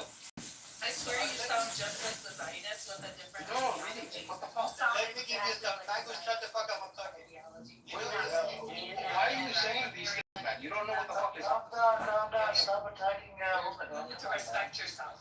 I'm speaking to you respectfully. When I'm talking, you can't get them. You can't get the stage and talk. You cannot just intend the conversation. So, when you are talking about Syria, I said this before. I understand you. I understand people who are talking about Syria. Syria didn't happen because of Iran. Iran didn't start the war. Iran didn't go and say, okay, you know what? Let's go and kill other people. 2011, that happened. United States, Saudi Arabia, Turkey. As you can see, in 2024, when the Ahmadinejad got the country, Trump said, this is not me, Trump said, I put Ahmadinejad in the office, literally. Trump lies a lot, bro. Did you believe everything that Trump says? This part, because, they changed their behavior, we understand. Similar to that ISIS or Daesh never attacked Israel. We understand why.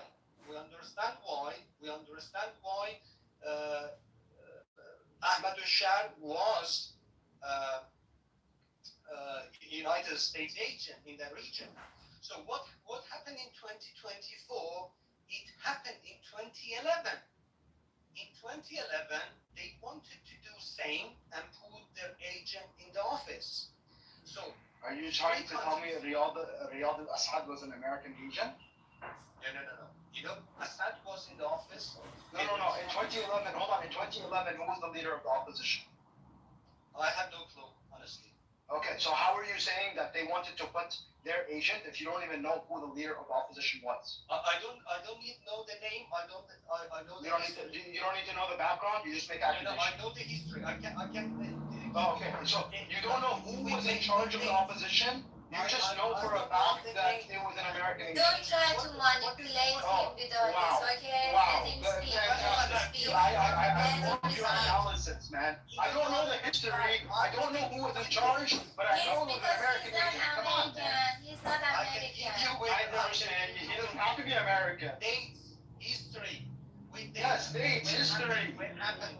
When happened? Yes, stage I'm history. talking about Yes. So Muhammad, the point. Yeah. Listen. The point is. Let me finish. You can get this stage, okay? So, 2011, other countries entered to the war. 2012, Iran entered to save the Assad. Nobody. It was 2011 that entered Assad. We corrected you earlier. Yes, it was 2012. Go and. Bro, it was 2011, bro. Come on, man. Honestly, Bro, they honestly, it's 2011. They jumped in. Saturday. Okay. It's 19 of 10. It's 1910. Oh my god. Come on, stop trolling when you.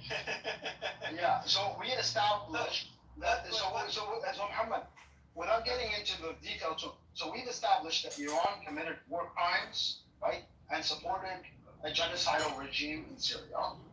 Right? Of course not. Yes, they did. They supported Bashar al-Assad regime. This was a genocidal regime. Yes, they didn't support Bashar al-Assad. Who was legal regime there? Who was legal? Doesn't matter if they're a legal regime. They're still a genocidal regime. Israel is a legal regime that doesn't. Israel is a legal regime that. Israel is legally the regime in charge. That doesn't mean they're not committing genocide. In Somali and Somaliland, who is legal? It doesn't do it. Legal regimes can still commit genocide. You know that, right? Who is legal? You know, based on legal regimes, even regimes, legal regimes that are internationally recognized can still commit genocide. Do you know the meaning of genocide? No, I don't know the meaning of genocide. Yes, we do. I put the link in the chat. It was 2011, Muhammad. You keep going to 2012. Yeah. So we've established that Iran has participated in and supported war crimes in Syria. Right? You don't want to say genocide, that's fine. No. Iran did not participate in. Really? Also, Suleimani did not do anything in Syria and Iraq. He's trying to blame Iran instead of Israel. This is your technique. I believe. Listen, no. It's not my technique, Ahmad. Because I blame Iran and Israel. I think both of them are bad. I think both of them is under attack. Both of them have a territorial and imperialistic ambition on Arab countries in the region. You know, both of you. So don't tell me I'm a Zionist. You are 100% Zionist. How am I a Zionist if I'm calling Israel a genocidal state? One second. I tell you what's going on. I tell you what's going on. Okay, what's happening? So actually, USA. Check your profile. I sent you invite. Read the history. I told you they have attacked all over the world.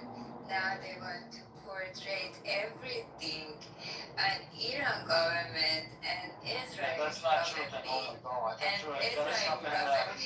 So we are the bad people and we see each other. You understand? And this is the scenario, Muhammad. Okay, this is what's going on. Listen, what's going No on? sense, Tentora. You make no sense. Literally, you make no sense. You come in here and you think the way you speak is any different than Zionist. The only difference is the ideology. With the way both of you guys speak. You don't know what I have lost. You don't know what I have lost fighting for Palestine. Okay, you are one American who giving money and tax for murdering Palestinian kids. But instead, you know what we do? We every month we send money to the Palestinians for charity. This is our difference. You send money to feed them. We send money to feed them. Absolutely nothing about where I come from. Okay, so you're obviously somewhere cushy in a Western country using their internet. Somewhere. I am not in Western country. I'm not. Stop assuming. Okay, you arrogant nose up. American lady. Okay. You are arrogant. The arrogancy is just falling apart from you. You know, your nose up. You're a nose up person. Just like a Zionist. You know, you cannot compare me. I can right now put all my heart. Alright. I think hopefully you guys got it out of the system. Let's go back to the topic. I think Kay is here. Kay, are you gonna spice it up for us? Oh my God. Kay is literally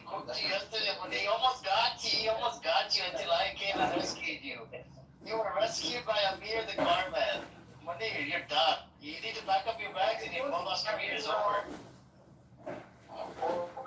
I'm not scared of anyone. Amir, the thing is, I'm not scared of anyone. You have no idea. You're done. You need to pack up your bags and you call us career is over. Go on. Yeah, I support you for sure, but you wear a diaper.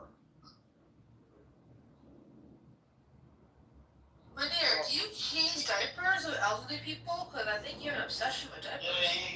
Listen, he wants us to be a better social service. He volunteers at the local, senior aid center. And then he asks to be put into the, I guess, diaper duty that has to do with diaper duty. Yeah, well, it's a nursing job. Nobody wants to do it. He's willing to do the job. And he does it without gloves on. I mean, he does it with bare hands. It's like a session. So you do agree that Amir wears a... No, I don't agree. I just think that because you hear his age, that you make the assumption he has a diaper, that you wish he had a diaper, that you fantasize changing his diaper. It's really creepy with here. Can you please? Do you have a scat fetish? Yeah, listen, and the thing is, in Muhammad and Tantura, like it or don't like it, the vast majority of Arabs have the same opinion that I have. Of course not. You can sit Yes, here because Let us play it, and then I can give it to you, Muhammad, and then Tantura. Can we do one mic at a time, please? We can't even understand what the fuck is going on. Go on, Ben Yadam. Yeah. Yes, you just give it to Tantura, please hold on. Go on, let Ben Yadam finish. Yeah, so you can sit here debating from now until the end of the day, trying to convince people that you're so much better and that they are the great Satan and you are the angels. You can try to do all your, Iranian Hezbollah, but the problem is that most Arabs are recognizing the truth. Most Arabs recognize that Iran is a threat and Israel is a threat, right? Most Arabs are not Zionists, but most Arabs do not like Iran. Okay, wait, hold on. Did you just put Israel and Iran as a threat equally? That's kind of BS. From a Syrian standpoint. Yeah, no. You said all Arabs. You said Arabs. I said most Arabs. I know, but that's not true. Most Arabs, they hold on. They view Israel and Iran at the same level of threat. No, not necessarily the same level. Don't put them on the same sentence. Every country, I did not say that. I did not say that. Let me correct you. I said most Arabs view both as a threat. Yes. Not necessarily at the same level. I know. That's what I said. Hold on. Shut up, Benito. I said do not put them on this. Don't place them in the same sentence at all. No, they don't we belong can't in the same sentence. They do belong. Every country has a potential of threat. Is it anywhere near Israel? Fuck no. Yes, it is. No, it's not. Yes. You listen. In the case of Iran, with regards to Lebanon, the Gulf countries, Wait a minute. Hold on. Iran has committed more atrocities than Lebanon? They're fucking Israel? Atrocities. No, hold on. You didn't let me finish the sentence. You didn't let me finish the sentence. I caught you. No, you didn't let me finish the sentence. You didn't let me finish the sentence. I was gonna say they've committed more atrocities in Syria and Iraq. You said Lebanon. Hold on. I also said the Gulf countries. I said the Gulf countries? So wait, yes. You also said Lebanon. Yes, I said Lebanon because they have also basically tried to take over Lebanon. Please walk it back. They haven't caused as much atrocity. Yeah, you can't. No, I didn't say that. No. Because you didn't let me finish my sentence. Place them in the same Age, you did not let me finish my sentence. You did not let me finish my sentence. I said that all of these countries, I listed the countries that view Iran as a threat, and then I was getting to the atrocities. I was saying they have caused more atrocities in the case of Syria and Iraq than Israel has to those specific countries. Okay, it's on you. There is nothing to say here. We know that Benjamin gets. Who's killed more Syrians? But this is not the point. You actually said no. You said most Arabs, first of all, then you also brought up Lebanon, then you went to go and try to clean up what you were saying. Yes, So please be very specific. most Arabs, view, so we agree, most hold on. Arabs view Banana, Iran and Israel as a threat. same Yes. same level threat? Not necessarily at the same level, Not but hold on, but Ace. But most Arabs view both Not- as a threat. Okay, so where is this stats? Most. Who's most? Do you have stats? I don't understand the stats. Most. Yeah, Yes, you want give to stats. bring stats about Who how is- unfavorable Hold on Iran for a is second. Hold on in for a the second. Arab world? One second. Who's the aggressor? Who actually has caused the most amount of havoc? There would be no Hezbollah if there was no fucking Israel, That's not true. right? 100% true. Oh, That's not true. Hezbollah, That's not true. Wouldn't have been the opportunity for Iran to come in and support them and infantry within No, Iran came in well before Israel did. That's a lie. No, That that's is not absolutely because, true. No, Banana, how? When Musa Sadr. Musa Sadr was Harakat Amal, and he rejected it, and for rejecting that sectarianism, he was disappeared. Okay, for rejecting that, he was disappeared. Okay, so after the death of Musa Sadr, then in 1982 comes the split up, and there is many years later until Iran is directly involved in Hezbollah and is giving them most of the funding. So yes, would there be Hezbollah if there wasn't? So Ace is 100% right. There wouldn't have been need for resistance if that wouldn't have come in. You know, because the 12er ideology that was spreading. Hold on. The 12er ideology that was spreading inside of Iran, inside of Lebanon, and support for Walid al-Faqih, that existed independent of the Israeli invasion. Yeah, and that was a break. And Shia were already being oppressed. Yes. Break off. Harakat Amal was not part of the whole Walid al-Faqih ideology. No, They rejected that's that. where it split off. And it Exactly. rejected, but there was still a resistance. That resistance was Yes, created. but that resistance would not have been loyal to Iran. That resistance wasn't created by Iran. That resistance would not have been loyal to Iran. By the way, that resistance would have still existed because the Shia were being oppressed by the Maronites and the Palestinians. But the Harakat Amal is Shia itself. Yes, exactly. That's the point. That resistance would have existed even if Israel didn't invade. Even with the ideology, there are Christian Orthodox people, when there are Maronites who are involved in Islam. Okay? So therefore it's a more of a resistance than it is. This is much later. This is much later. But the point is, no. Yeah, this is much later. Intellectually dishonest to say that it's not intellectually dishonest. Created Hizb. Like I agree with you on a lot, but over here, no, not on that. Those are all internal tensions that would there have been a need for would there have been a need for Shia resistance if it wasn't for Israel to invade? No, and that's why Israel's the reason why we have the. No, there was already Shia resistance against the Maronites. You know, desperately. Wait, hold on. So you're telling me, Muhammad, please speak that. Hold on. So you're telling me that room and convince even Lebanese, Lebanese, not Iranian. Okay. So you're telling me, that Iran is a threat, not Israel. Okay. I never said not Israel. You're very bad at this. Israel. You need to. Who said not Israel? You need more training. Why are you lying? I never said Israel wasn't a threat. Somebody said both. He said both. So, Mangoes, you're telling me that there wasn't a Shia resistance prior to Israeli invasion? No, there wasn't. Yes, there was. No, there wasn't. They were Yes, who was the one who stood up against the Maronites? Nobody stood up against the Maronites. They just. That's how the Civil War started. Of the Shia. No, that's not how it started. What are you talking about? You don't even know. It started because the PLO came into Lebanon. What are you talking about? No, it's not. Yes, it is. And then it broke out factions of who was going to work with Israel to kick them out and who was defending them. And then they all started fighting about the resistance. There was a coalition of every single group that wasn't a Maronite against the Maronites. You know, the Shia, the Sunni. Yes. No, it's not. Yes, that's how the Civil War started. No, it's not. That's not. Really? Yeah, because I'm a person who lived during the Civil War. Doesn't matter. So don't tell me.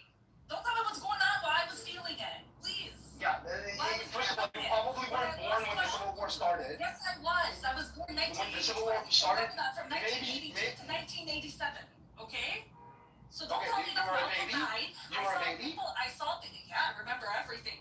Are you out of your mind? Okay, even if you lived through it, that doesn't mean you know everything about it. And I know about it because That's a I know about it because fallacy. I have family who were killed within it. Even Okay? if you have family that were killed, that doesn't mean you know everything that happened. I can bring up sources for you now to show you. I can bring you sources right now to show you that every Bengals, hold on a second. Hold on, hold on. The Bengals, I did look it up. There's a source that says there were Shia militias prior to Hezbollah becoming into, becoming the militia. Prior to the Israeli invasion. Yeah, there was Harakat. Yeah.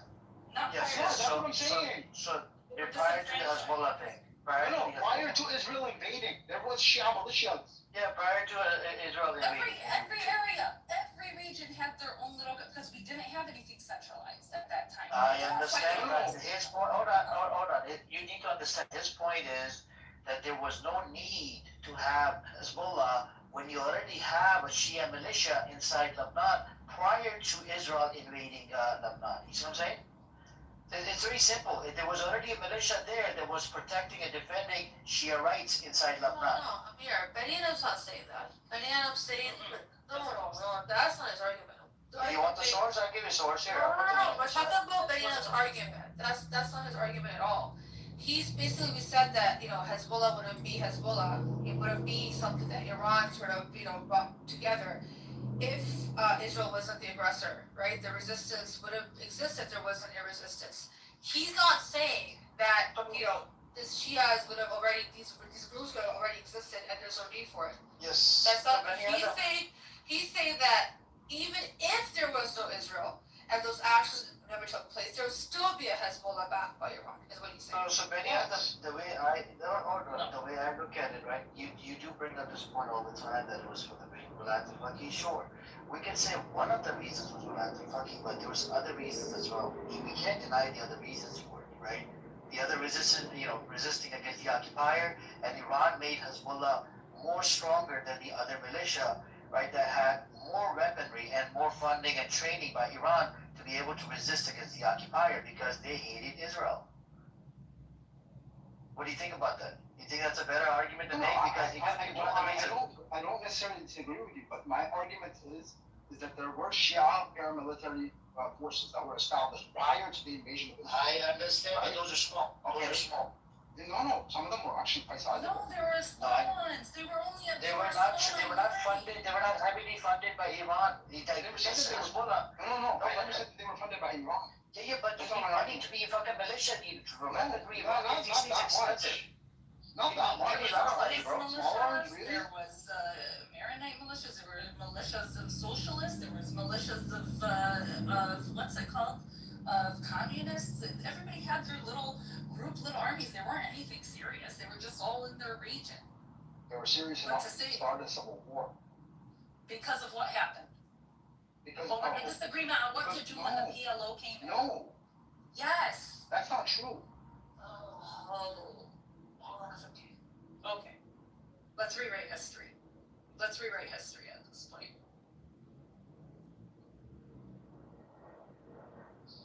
Hold on, I'll find the source for you. Give me a second. So Bengals, you're making the argument it's due to the PLO starting doing attacks from inside Lebanon, due to the PLO doing the attacks. But then here's my next question to you.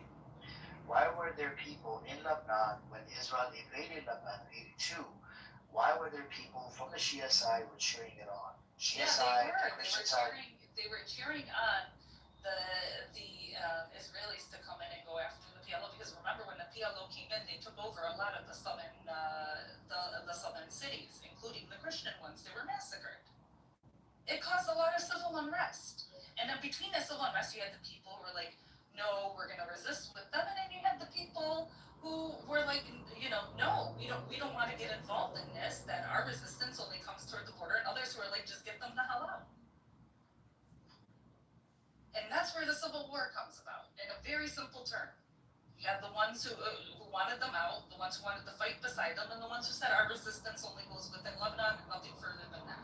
Is it So defense of us? so Hezbollah was needed because it was more powerful than any of the militias out there. Hezbollah wasn't needed, Hezbollah was created. So after Musa Sadr, who was one of those who said our resistance only goes as far as our borders and had different ideas from the PLO, and then he was disappeared.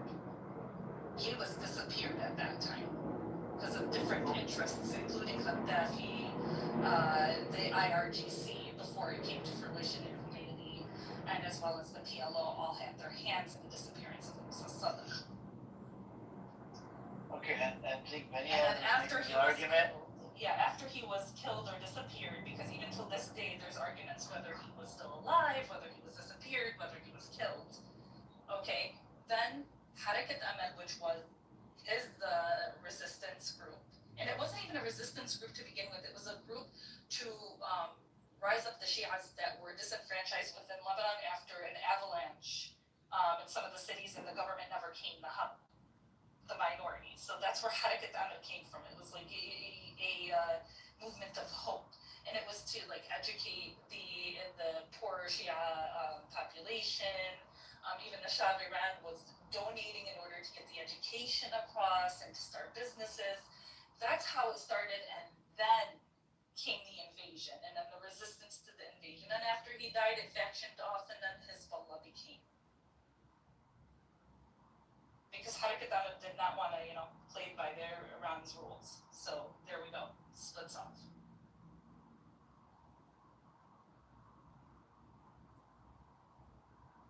So did Harakat Amal had ability to fight against Israel? They did have an ability, and then they did. They still till this day. Like, that's Nabil Bedr's party. Speaker of the House. It's been forever. So in other They're not words, perfect. so what Benny Adam is saying, there's truth to it, right? That you don't really need Hezbollah. No, there is truth to it. Yeah, we didn't really need it. It was more of like something that could be controlled in a proxy later. It didn't start off that way, but then it. Hold on for a second, Marcos. Like, aren't you saying that Hezbollah was still a bit created by Iran? Isn't that what he was saying? There was still like that 12er ideology, right? That whole, what is it, forget the mirror. And that's where it kind of splits off, where they were like, no, we don't want to really be too sectarian. Harakat Amal was like, sects are great, but sectarianism is evil, is exactly what Musa Sadr said. And then that ideology kind of broke off. And then, like, very soon they came in to, like, fund them with that ideology. So was it created by them? No, it was a movement that broke off. Was it accelerated? Yes. Yeah, so Ace, if you look into it, right, there was this mission. Iran wanted to be able to control Lebanon. You see what I'm saying? And they wanted to set up the same Islamic system that they have inside Iran, the same in Lebanon. You see what I'm saying? So now Benny Adams making the argument that you didn't have to have this militia. They just established a militia. Well, you didn't need a militia.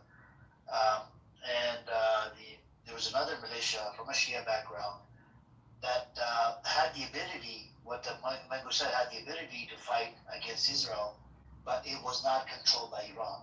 So Iran wanted some control over that part of the region. That's the argument I think Benny Adams is making, right, Benny Adams?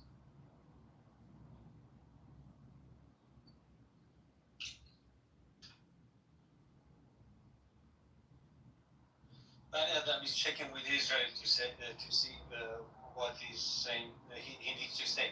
So, Muhammad, can you please stop calling him? He's not a Jew. He's Christian, by the way. And he not only hates Zionists. Muhammad not only hates Zionists, he hates the Jews as well. By the way, he's anti-Semitic. All right. Anyone, who is saying Iran and Israel has same threat to Arab war. That's his opinion, Muhammad. I can't suppress his voice. How is that opinion? Because what happened to his people? How is that making a a Zionist though. If I view Iran and Israel, both of them, equally as threatening to the Arab world, how does that make me a Zionist? That's his opinion. Opinions, everyone has one. I can explain. Do you want? Okay. So, just imagine you're in a war with Israel, yeah? You can see the topic of the conversation. Iran war. Iran is under attack with United States and Israel right now, yeah? What should we do right now as a Ummah, as other people, as a Muslims, or as an Arab? Is really good time to point out some problems of Iran with Bahrain, some problem of Iran with Iraq, with Syria, with Lebanon. Is it a good time? Iran is under attack. Dude, I've been making these arguments well before this war started. See? So Muhammad, you sound like a Zionist you need to, right now. Like, you would the Zionists say that is this a time for Jews to be saying that Israel is wrong because we're at war? These are different ideologies, same talking points. So do you think this is a good time then, Mangoes? Yes, any time is a good time to say this is not right. The present is a good time to point out that this is not right, this is not okay. Okay, Yes. just about. Yes. Okay. It's a perfect time. Any time is truth. It doesn't matter what time it is. Of course. That's it. But I have one question. Just imagine your house is under bomb. Yeah, they're bombing your house. Okay. What is my duty right now? To question you. To say, Mangoes, what is your religion? What you have done? What was your sin? I need to your true face. Or, first of all, you need to save Mangoes from this motherfucker bombing. And after war, you will come back to the table and talk about history, which part Iran did bad things, which part Iran did good things. So what you're saying is make a deal with the devil and pay later? Is that what you're saying? Of course not. Because that's the thing, if somebody has me at gunpoint, in your own analogy, someone has me at gunpoint, and they say at gunpoint, if I'm gonna save you, though, I'm gonna take your firstborn daughter, but I'm gonna save you at the same time. You're basically saying that I have to kowtow to your saving comes with a price. Your saving comes with something I have to pay to you, which is loyalty, which is subjugation. It's the same thing. And that's what we're going to stop out with subjugate. Can I talk? Go ahead. Because you keep incriminating yourself the more you speak. Okay. So, I understand your pain. You have a lot of pain, and this is the very good time to take a revenge of Iran. Yeah, you can go ahead. I can guarantee you, all of you here in this chat, Iran will win and already won the war, kick the United States ass and Israel together. Iran will be much, much stronger there, and it will be 6,000 years over there. You cannot challenge huge, big nation. This is the reality.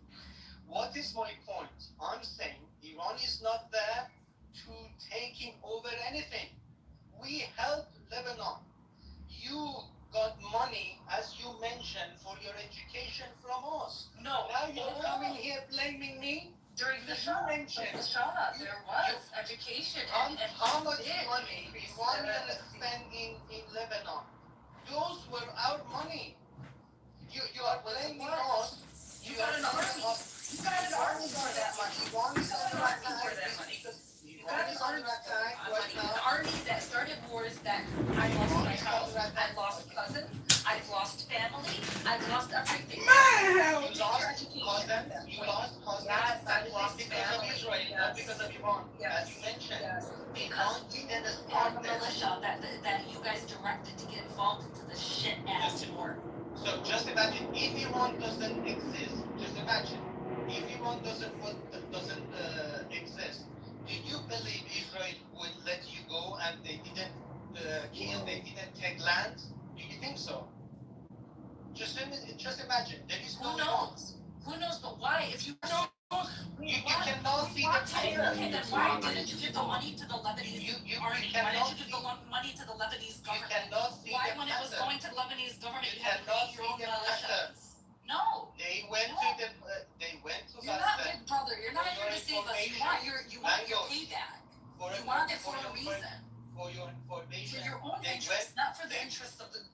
mean, Is the Iran Federal doing Islamic ideology? could have Is been made Iran into an awesome apartment what is the complex at the benefit of mall as well as for in Iran? stores. What is it?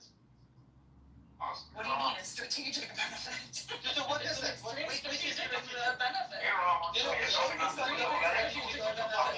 Yeah. So the benefit is, so Iran had a long-term strategy of reaching the Mediterranean, right? And this is why they wanted Iraq Iran and is a Syria. huge country. Yeah. Iran is in the middle So of in Middle order, East. yes. So if you let me finish. So this is why they also had a lot of interest in Iraq and Syria, right? Because if you can reach the Mediterranean, you can A, cut Turkey off from the rest of the Arab world. B, sell your oil to Europe freely, right? Without having to go through the Straits of Hormuz and Bab el-Mandeb and the Suez Canal. Iran was under sanction, Bani Adam, because and under Obama those sanctions got lifted, right? You know, I'm giving Yeah, and under Obama those sanctions got lifted, didn't they? They're partially lifted for a short time. Yeah, that's true. During the JCPOA. So all the while when they were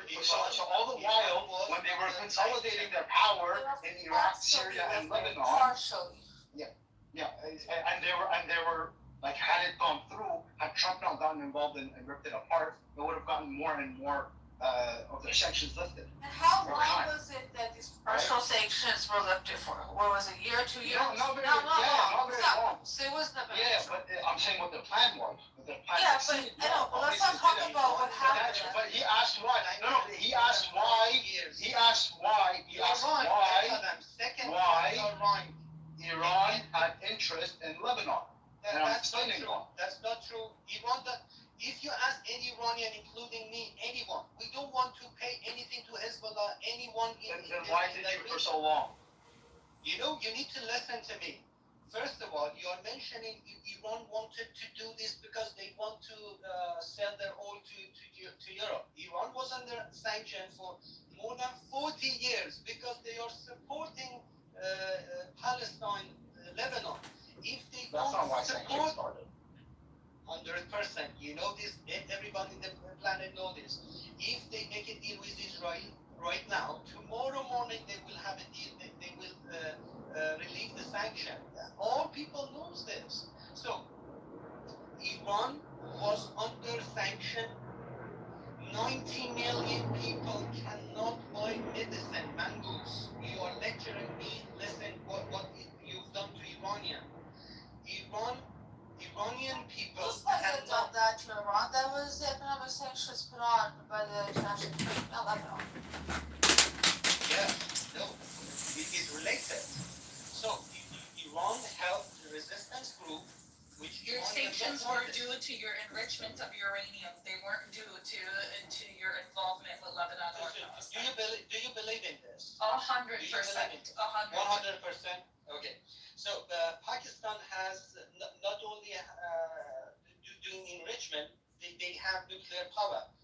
Are they under sanction? No, this was also with that. You know They what were under happened. sanction There was before. sanctions. They were under sanction before Muhammad.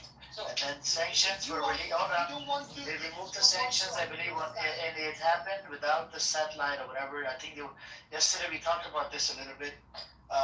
Due to there was no satellite, they hit their work and they kept on building the nuclear shit. They didn't tell anybody, but Iran told everybody that we're in the process of enriching uranium. So this is part of, you are right, and you are talking about one part of the deal, yeah. But all people around the world, they know who is in charge in the world. Israel has a huge lobby in the United States that drag the United States to the war. Why are you blaming Lebanon? Hold on for a second, Mohammed. Hold on. 1 second. Hold on. You still wait. Hold on. You still haven't proven why all these sanctions are due to Lebanon. That was an asinine, which is Mohammed who was saying to Mangoose, because of you, we couldn't buy medication, you're under sanctions.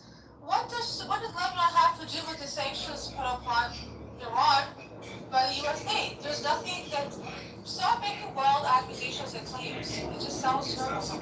It's not objective. It's like a So just listen to me, I can explain everything. Of highly annoying people that are extremely argumentative.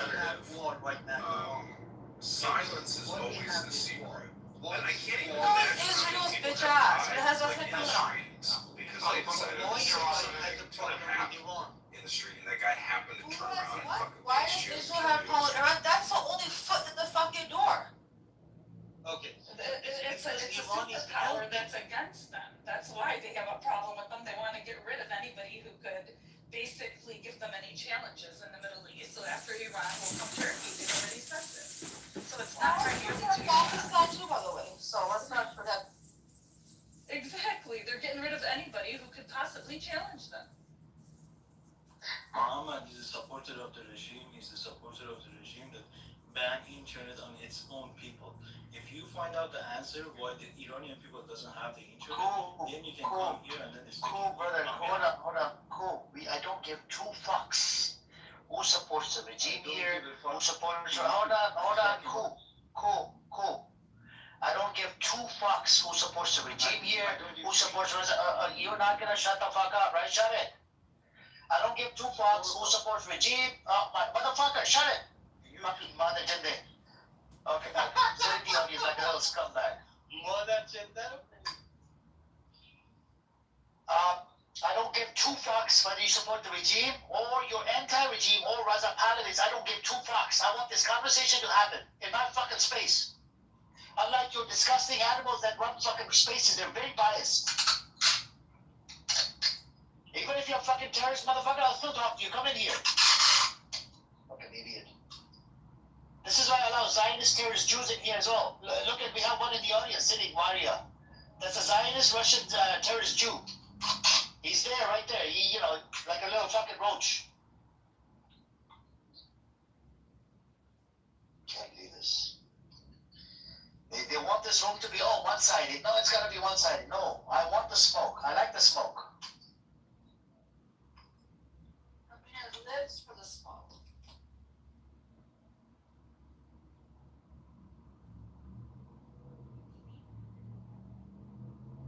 Hey Danish, what's up?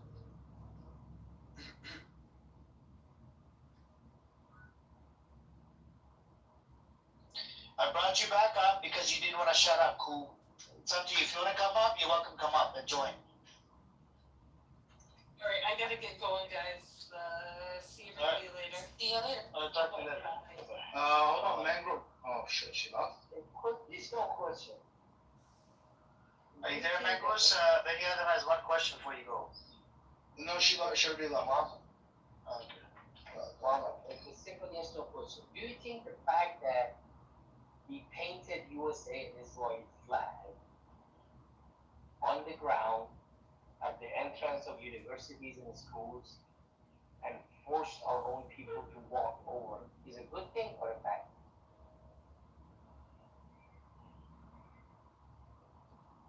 Question is for me, okay? Muhammad on the stage. Yeah, okay. So, thank you very much. Same as always, Kay is here, like a judge, and bringing everyone to the court. Thank you for bringing me to the court.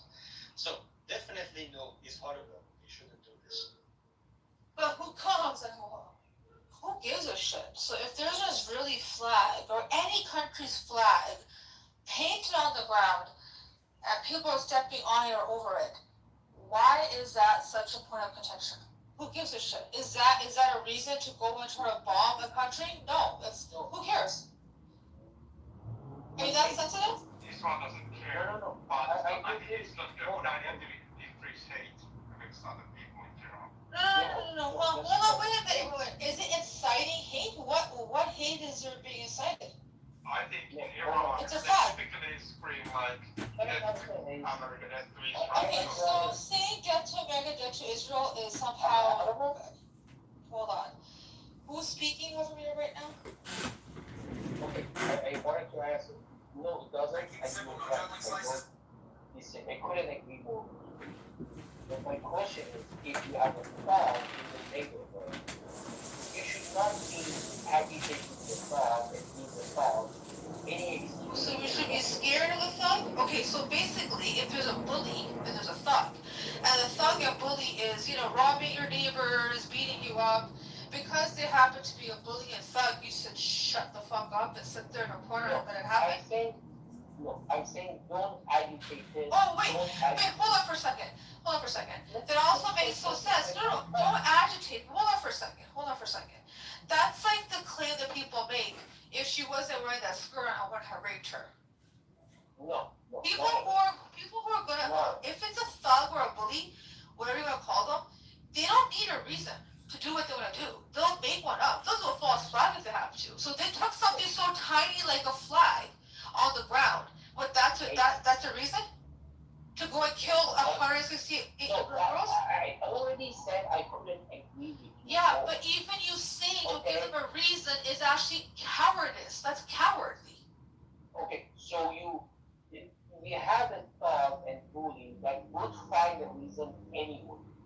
Why would you want to give them even more reasons?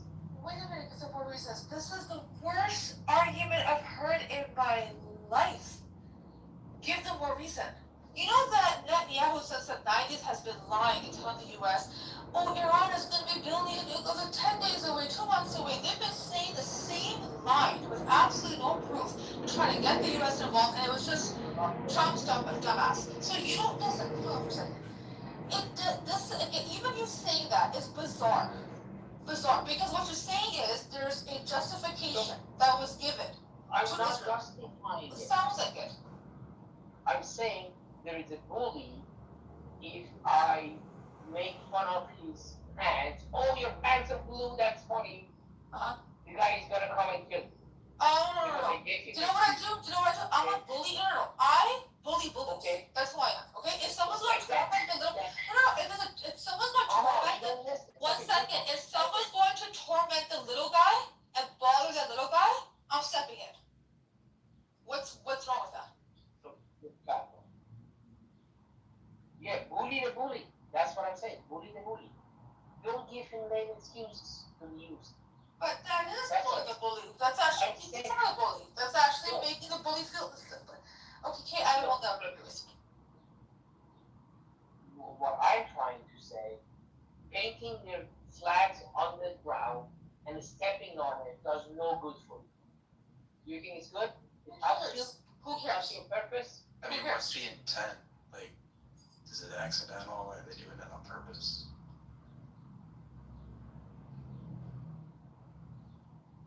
Sort of a hate ritual. Okay. Paint it on the ground, burn their flag, shout, insult them all you can. Bully the bully. That's what. That's not it. So hold on. How about those Christians that get spit on by these Israeli Jews? Okay, they get spit on. That's okay. And you know what these people do, right? These Christians, they tend to not, they turn the other cheek. And they keep getting spit on. So when that happens, and if these Christians were to, do something in response, would that be, oh, you know what? Israel now isn't just spitting on you guys, now Israel's burning you. That's their fault. This is a really poor line.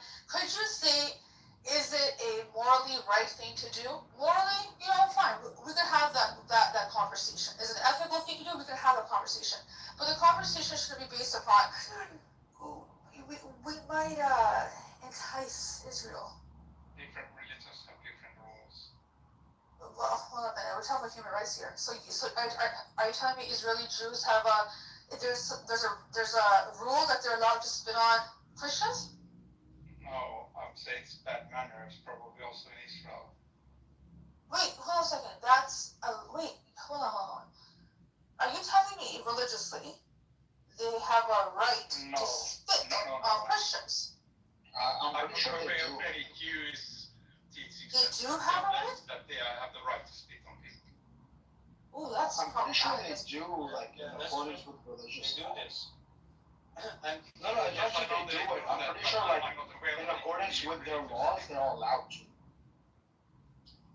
Does it say that they should do it or that they're allowed to do it? I'm pretty sure it does say they're allowed to do it, yeah.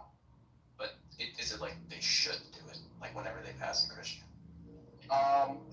Depending on who you ask. Or does every religion say that they are It would depend on interpretation. So, like, for example, so this happens a lot in the Torah. If you read the Midrash, like the commentary of the rabbis, where like if God says you're allowed to do something, sometimes they interpret it as they should be doing that. So when it comes to, for example, charging interest on loans, they are not allowed to do it for other Jews, but they are permitted to do it when it comes to non-Jews. If you read the Midrash, their commentary on Christians. So when it comes to, like, if you read the Jewish commentary on that, for example, they will say that it's a mitzvot, it's like a blessing to charge interest on non-Jews. I'm talking about the spitting, right? Spitting. Yeah, charging. So, but if you read the Bible coherently, charging interest is akin to biting. You know, biting on the black part and on top of the spitting. No, but it's the same principle. It's not the same principle. It's absolutely the same. It's harm. It's insult. I know, but Disrespect. I'm talking about explicit, right? Explicitly, it's the same. I'm pretty sure they are allowed to do it. Yes. Are you aware of any spitting cause harm. in Judaism? I'm not aware. It would be to cause harm or to disrespect, right? That they're allowed to do to non-Jews, and they, in some cases, should be. Here I would like to know that Christians, at least in principle, are supposed to treat everybody nicely. Yes, that is true. Also some difference between how they treat Muslims versus others.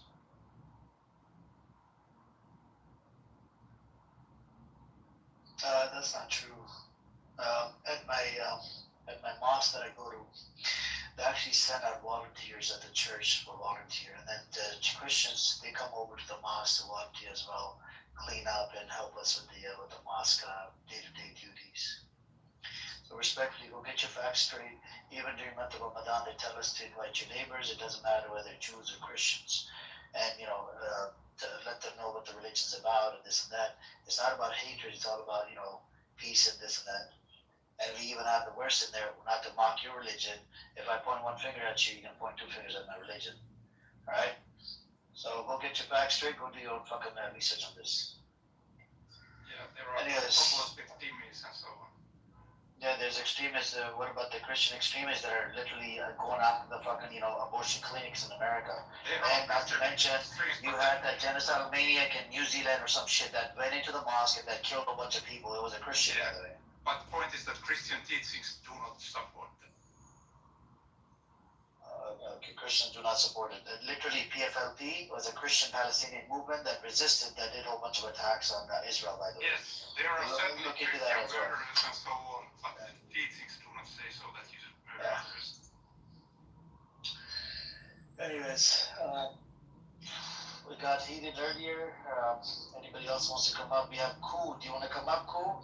It's up to you. I send you an invite. We can have that respectful conversation because you could not stay mute. You have a problem, you cannot stay mute. Anyways. Hey, what's up, Rondo? Oh, we have no one. How are you, brother? How you doing?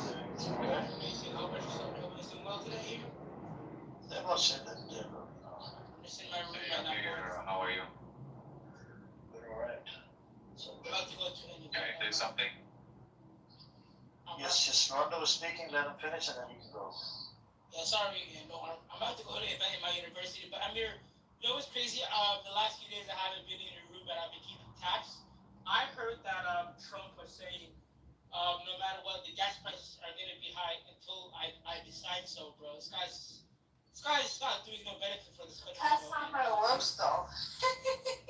And also, yes, because I wasn't in the United that much. Iran and the U.S. had a conference in Pakistan, and eventually, they didn't come to an agreement, which is pretty kind of weird. Hopefully, things end soon, bro. Summer is like about a month away, and gas prices in the summertime, it's gonna be no fun, bro.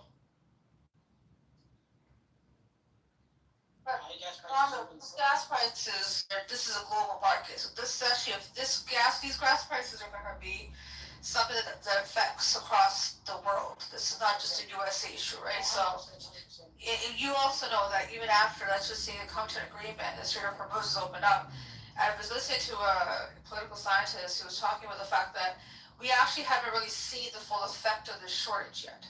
So even when that happens, things are going to be crawling at a slow pace. We're still going to have issues in the time to come. So Trump fucked this over big time. Amir, can I say something? Sure. I just wanted to mention that Hezbollah has targeted directly churches in northern Israel. They struck the Greek Orthodox Church, and also quite recently, in 2 weeks ago, the Great Byzantine Church in Ria, and there were direct strikes. The rocket fire damaged that church, and yeah, I don't think that they really care about these holy places for the Christian population in Israel. Didn't they destroy the statue? No, they destroyed the churches. Didn't the IDF destroy the Jesus statue inside the Lebanon? Yeah, there was a soldier who destroyed the Jesus statue, and that soldier was punished, and the IDF made a new statue. But this is not the first time, though. It's multiple times. Yeah, I know, but you know what's the difference? That Hezbollah would never come and repair the churches that they destroyed, and never apologize for that. They do that on purpose.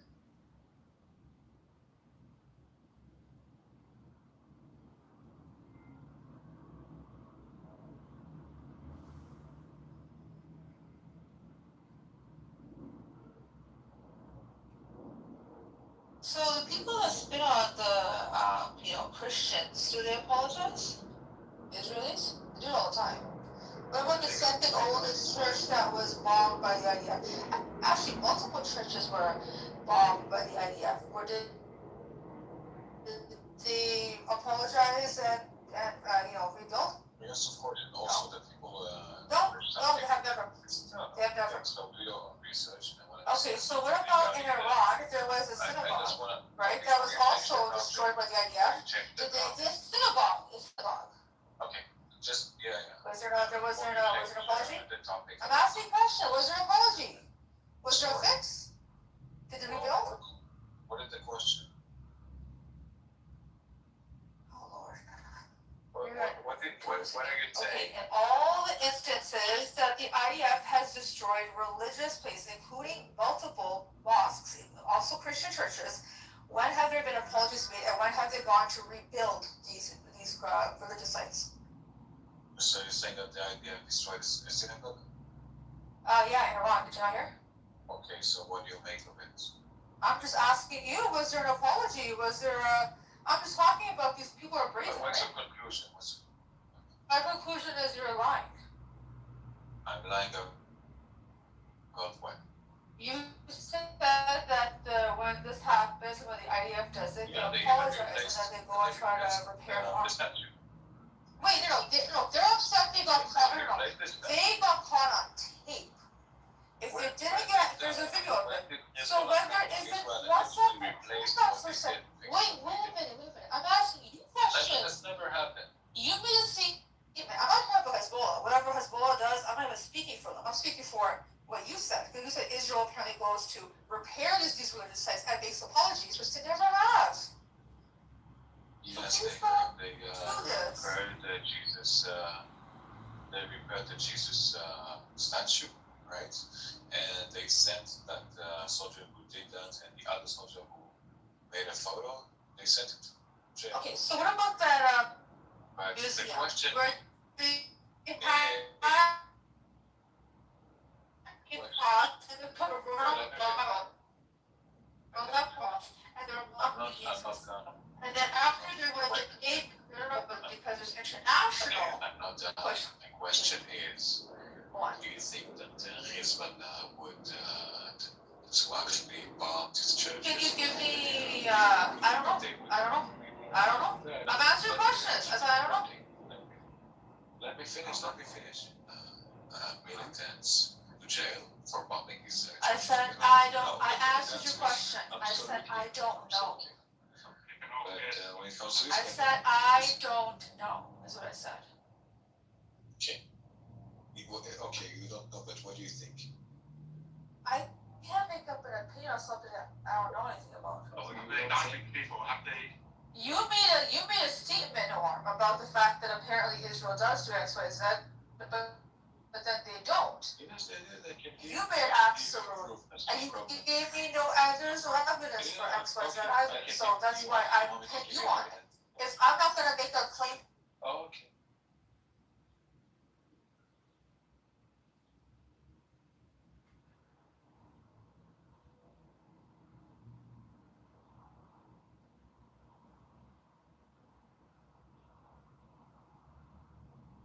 And that is the point. Only remorse because they were caught. That's true. And by the way, what's her name? Radium Dials. It's crazy that that's actually a real thing that happened like ages ago. It's so disrespectful. And then I believe there was a lot of backlash from the international community that they went and kind of took it down. But you know, they only do things if there's ever backlash.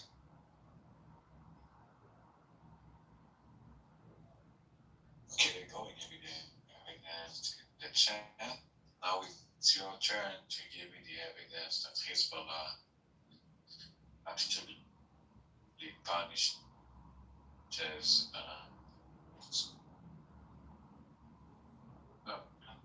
you or what you think. So let me tell you, they never, what do you really think that they punished these terrorists are getting punished for ruining churches in Israel? Come on. I think that not only that they not punish, they continue on doing that. They desecrate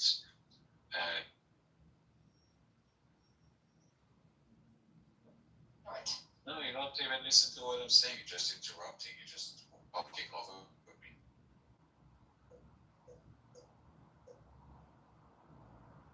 By the way, how did Hamas punish those people who killed Israelis in Muslims? Assalamualaikum. Good evening. Hi, Simone. Long time. How you doing? Good. How are you? What is I'm doing fine. What is no saying? Norm is saying that Hezbollah has apparently targeted Christian churches or some sort of churches in Israel, and you know they won't fix them, punish them. But apparently, when Israel does something heinous when it comes to religious places, they not only apologize, but they also repair. I think Amir brought up the IDF caught on tape desecrating and I think it was. I mean, it's just it's not. This is. Isn't it true? They only said something because he got caught in his backlash. Of what Israel have done. Yeah. About the Jesus Christ statue. Yeah. I mean, what is that? The thing. What is So you're gonna be here for about 20 minutes. Why is what is your concern here?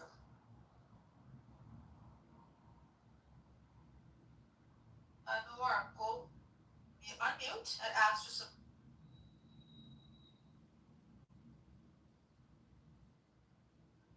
To me, the point is that two armies punish their members if they do something.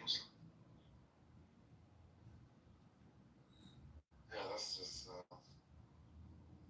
Because I mean, Ace. I mean, think about it. Israel has done a great deal of damage against the Palestinian community, both Muslim and Christian. A lot. You cannot imagine how much. And even against Christians. I mean, there are hundreds of Palestinian churches inside what is called Israel today that have been either abandoned and left to rot and fall at their own, converted to synagogues, or converted to restaurants, or just locked and preventing you not allowing Palestinian Christians to go visit. There are just so many of them. This is not to mention the hundreds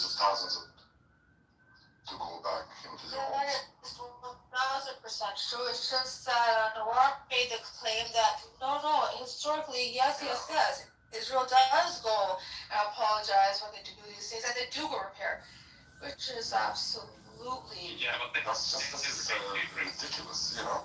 I mean, the most, the most sacred city for Christians in the world, that is of Bethlehem.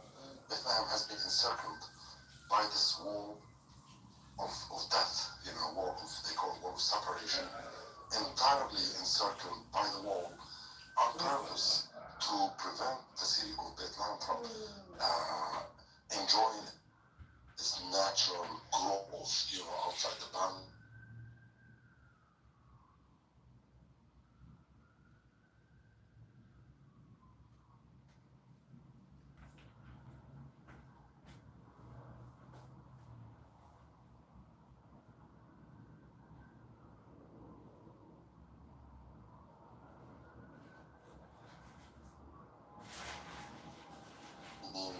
Divided, not just the city, their home has been divided by the wall.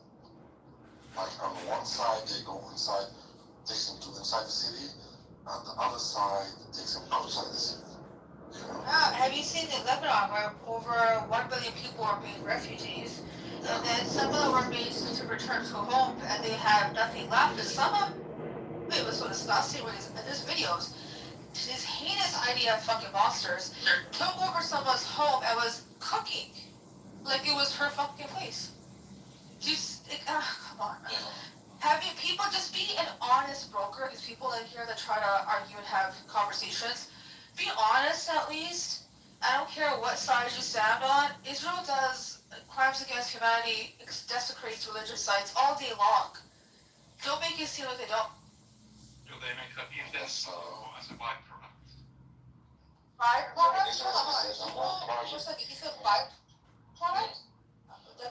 Let's say there are soldiers in the holy building, or if it's a mistake or so. I didn't get your point, Joel. Yeah, okay. My point is only that in war, there are always bad things happening.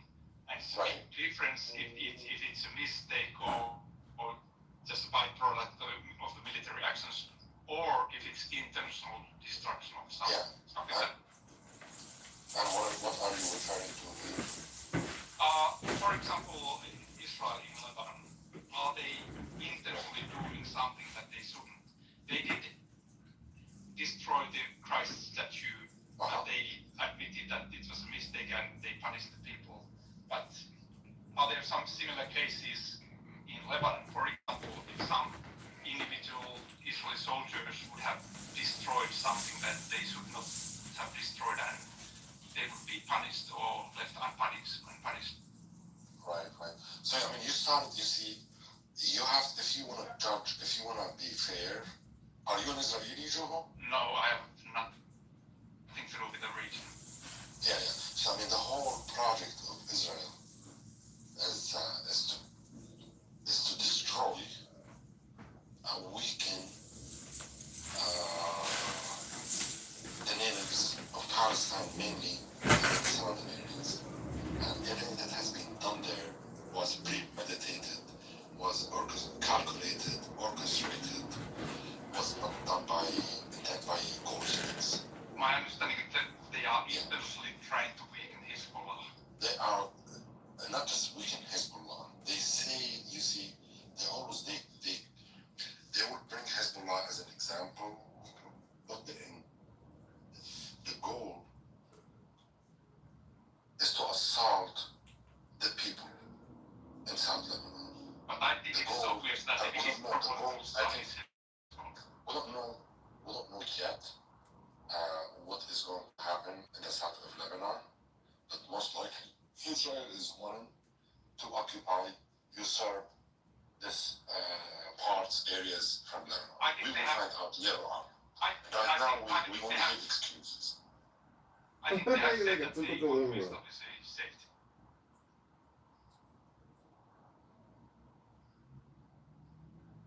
Yeah, I mean, there was. I mean, let's look at Palestine as an example.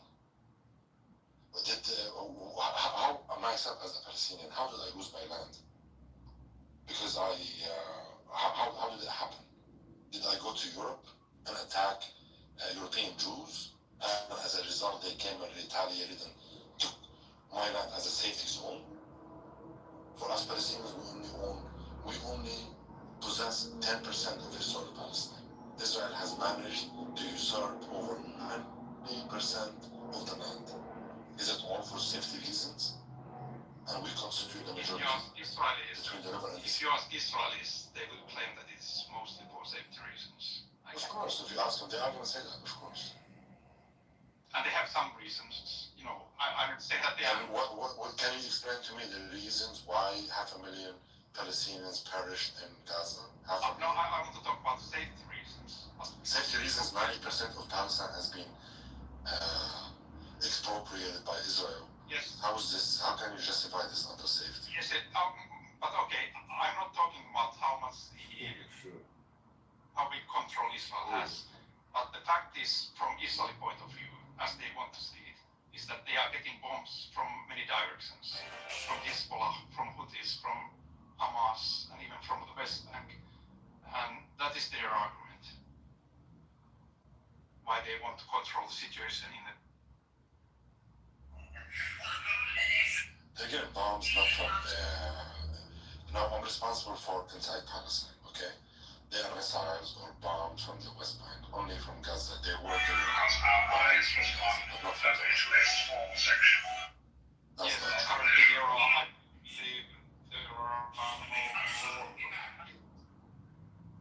Yeah, there are no rockets. So only from Gaza. Yeah. I don't take here position on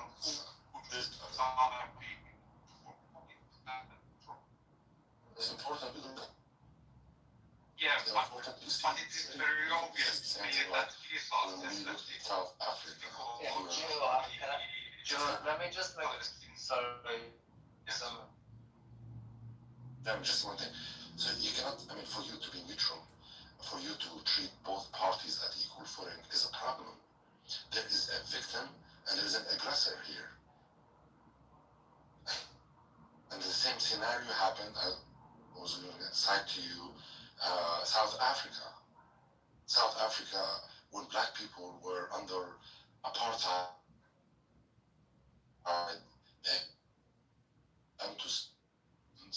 and then not a lottery ticket.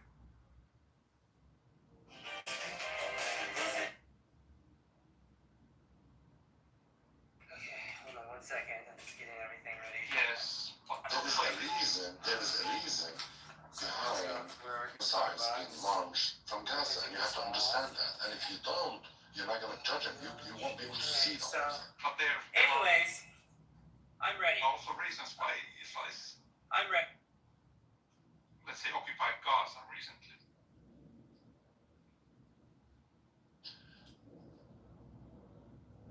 What is Gaza again? Are you from the West Bank? Go ahead, Dan. I just wanted to ask you a question. Are you from West Bank?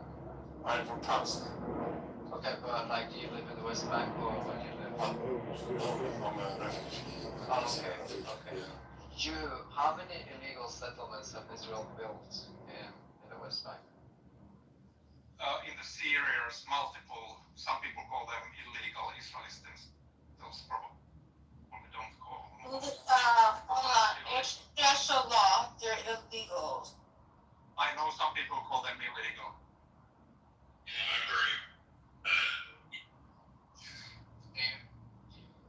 Certainly. So international law says that there are dozens, is it hundreds, I think? Well, there's many. There's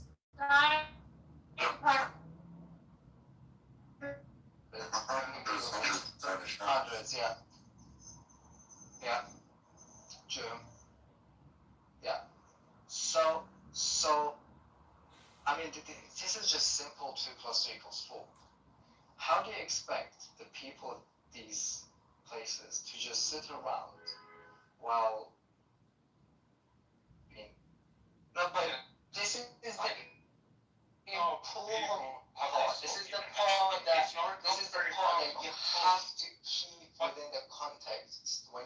mean, Yes, yes. But if you ask, Yeah. yes, it is important. It is an important detail. But if you ask Israel, Google, we're asking you. We're asking you. We're asking you. Agreement. Okay, No, so Google, we're it asking doesn't you. matter if you What's have your Israelis. Opinion on what? about the settlements in the West Bank? What do you think? So if you're I think they are controversial. no, 1 second. Hold on. 1 second. Hold on for a second. I think you responded to a Danish's really good question where you said, do you abide by international law? So international law has unequivocally said, even the U.S. has said, those settlements are illegal. So what's so controversial about it? Murder. But we're not asking. You're not. You said that you're not Israeli. You said that. Hold on for a second. There could be a murderer, right? They may have a In 2015, murdering, Bernie but Sanders the law will says, be out. they're a murderer. You can't just sit there and say, well, you know what, he had a reason. No. There is objective. Take away the Israelis, take away everything. You take away the countries. But in this scenario, maybe country A, country B, and apply international law. It's illegal. It's wrong. No. What's so controversial about it? It's wrong. I agree that many people have that viewpoint. Not many people asking but there are you. other opinions. What's your opinion? About what? The settlers in the West Bank. First of all, I think it is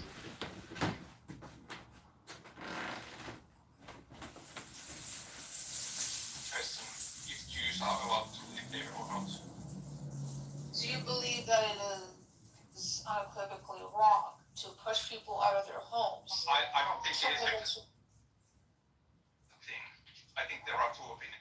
Wait, hold on. I think you are gonna lose arguing with Joe. No, it's not losing. It's just showing that he's just one of those people, what we call them shy Zionists, right? They don't want to come out and say You it. can say that I'm not pro-Palestinian in this sense, that I would only No, it's not about Palestine. I want to see. I said country A, country B. I said take away Palestine, take away Israel. Country A, country B. Take away all of that, okay? And this scenario is taking place. It depends on what the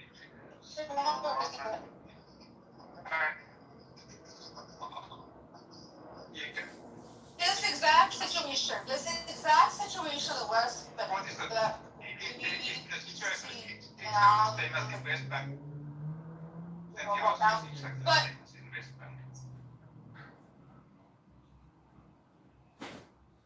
yeah, no, but I'm saying, but this is the answer is Israel, this is a house, this is country A, country B. So take away that. Okay. So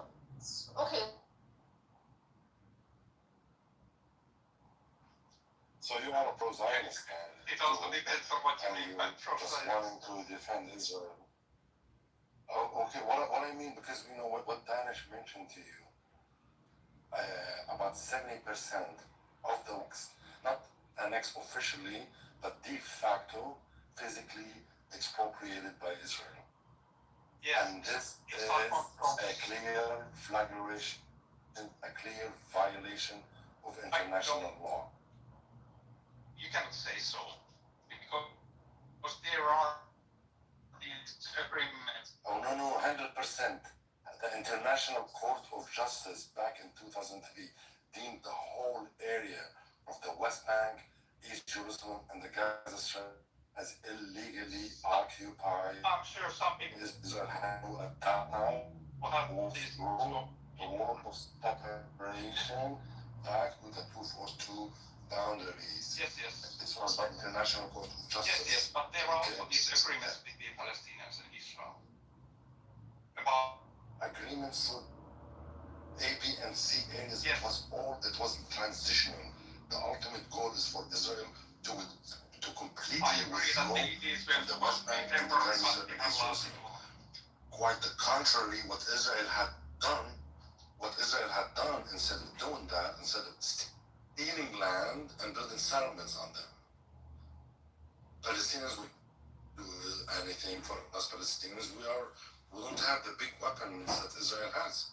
That's why Israel is able to do it. If you're not an expert, then don't talk about the whole thing. Just sit down and just don't say anything. Why are you defending Israel without you knowing the facts?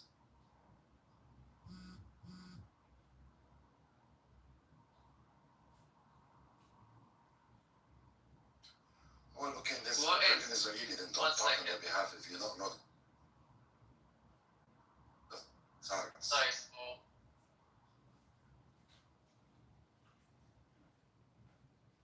No. This is again. I said this is a very important detail because you can't go around and expect them to stay silent. From nothing you want. Yeah, but they did. Yeah. You had a war with Nazi Germany as well, and you're very good at fighting. I respect you for that. But the point is, I'm just saying, if Russians or anyone, even your neighboring countries, started coming into your country and started building settlements, how would you react? I guess Finnish army would fight against them. Yeah. So, what is so complicated about this situation? What is the Israeli side point of view about this? What is the justification? How can you continue stealing people's homes, farmlands, water resources, everything, and expect them to just sit down and watch you do it? How? Even you can't do that yourself, and then you're saying, oh, it's relative because they have like their side of the. Am I saying your name right? Is it Danish or Danish? Danish is the problem. Danish. I'm so sorry. I'm missing her. So Danish, I think you should ask him. October 7th, is it controversial? Is it sort of, maybe, Hamas was okay with it? So what's your part with that one? Is it controversial? Is it complicated? October 7th. Well, even if you say that Palestinians and Hamas and Gazans have the right to fight them. Yeah. Okay, I'm coming. Have the right to resist or whatever that is. I think it is generally best.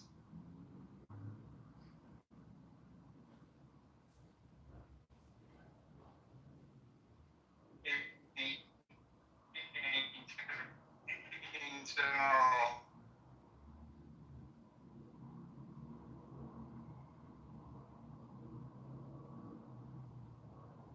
I think I hope the same.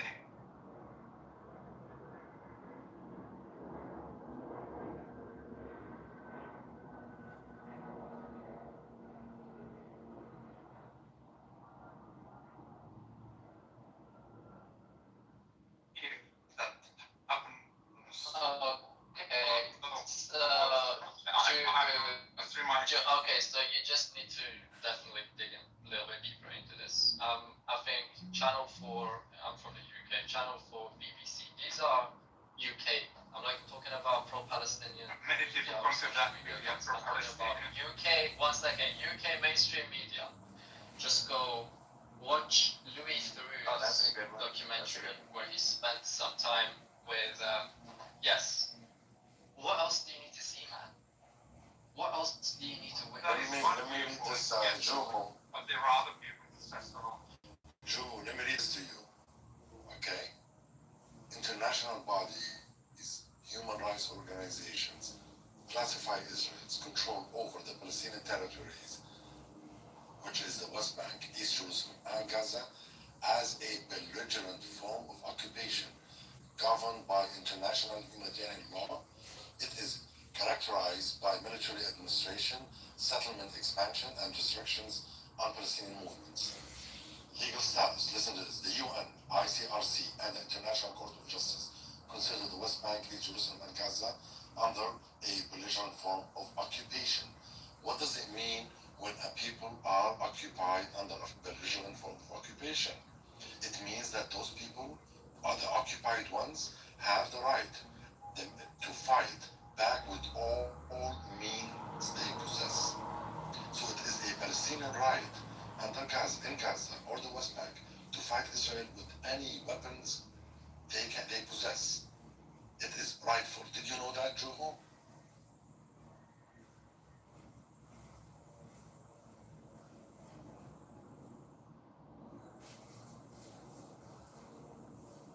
I don't want you to be confused. It's very simple. Israel administers a belligerent form of occupation over the Palestinian My understanding territories. is that Israel occupied those areas at year 67. Since then, they have been either under occupation or just unclear without their status. What do you mean unclear? That has Because they have been discussing from 1967, Palestinians. they have occupied these areas. What is it? Yes, they occupied them from Jordan. Uh-huh. Okay. You are okay. You have to be serious, Joe. Don't play around. But that's a fact, isn't it? Okay, no. Okay, this is a different conversation. We can talk about it. Yeah. What?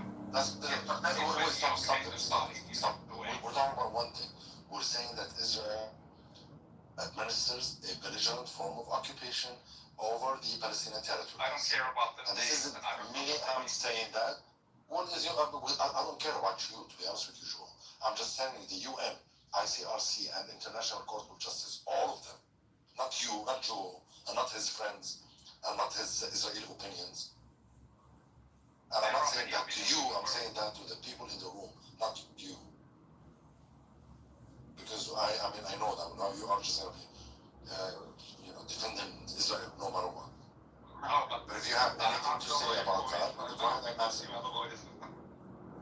I'm sorry. Right now, I'm acting as a lawyer of Israel because you are acting as a lawyer of Palestine. You are trying to play around. I mentioned one thing to you, and I'm asking you, do you have an answer to that? To an answer to what?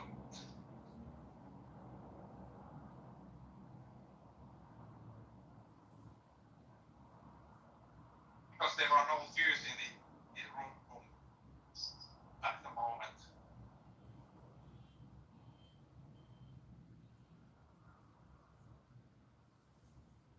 Uh-huh. Yes, and there are also Arabs who don't support Palestine. Yeah, okay, I will have to explain. What I mean is that there are not notice of the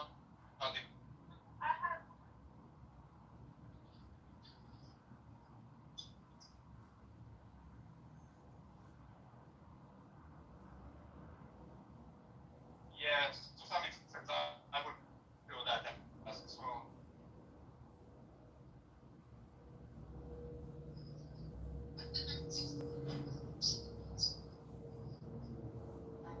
Not very Maybe much. the argument would be, oh yeah, but he was reading each. That I mentioned the reasons like why they decided. need to be that like a public attorney that like represents. Yes, I'm seeing myself here as public attorney. It doesn't mean like they believe in Israel or Hitler or the murderer, it's just they're lawyers. It's fair trial. I don't know, I get sort of LARPing as lawyers now. I'm just saying, well, maybe Jew doesn't believe in Israel here.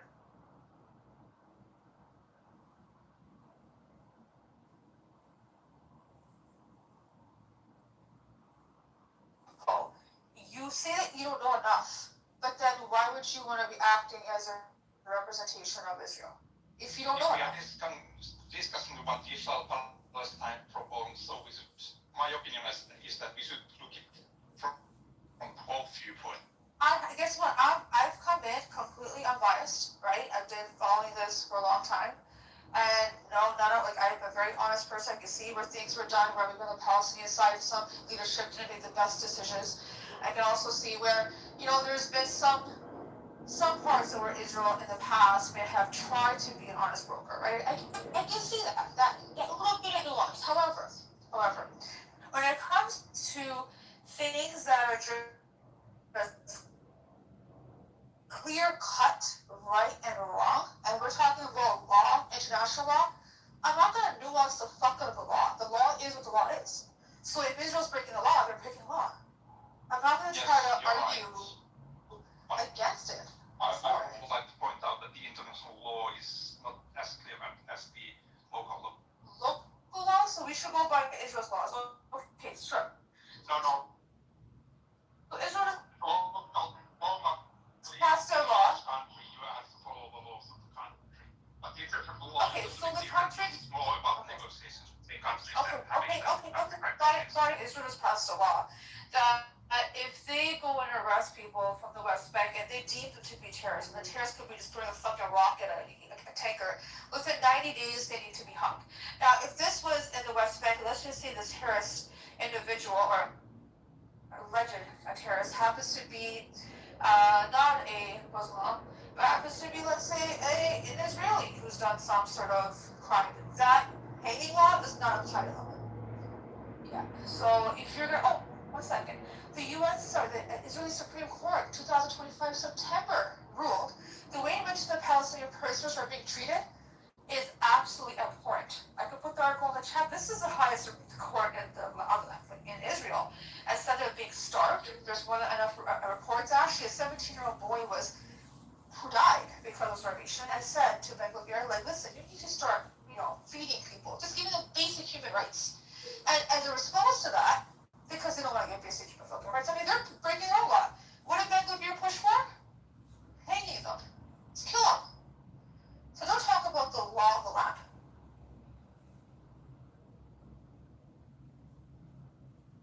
Ace, would you represent an Israeli in court?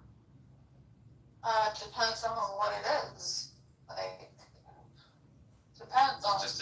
Just in Israel, just for an example. Oh, it depends. I'm not the. I don't discriminate if there's an Israeli. I don't know what does that mean. It's not a complicated question. Okay, it depends on what they're being charged for. Just anything, I don't know, robbery. I mean, for robbery? What do you mean? I have some Israeli friends actually who are amazing people and can't roll as well. You're innocent, but Yeah, I mean, I would. Yeah, of course. Why would I? Depends on. I wouldn't discriminate against based upon their religion, ethnicity, their nationality. No, not at all.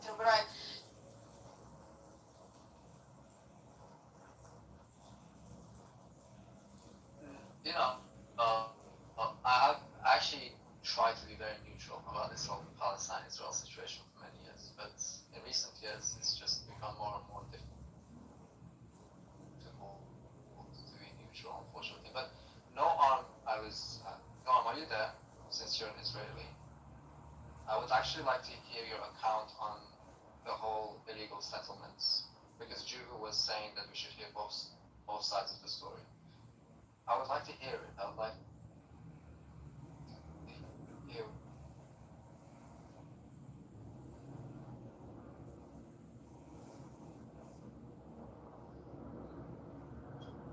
Okay, there is your answer. It's so funny what Noam has as the picture. He is pretending to be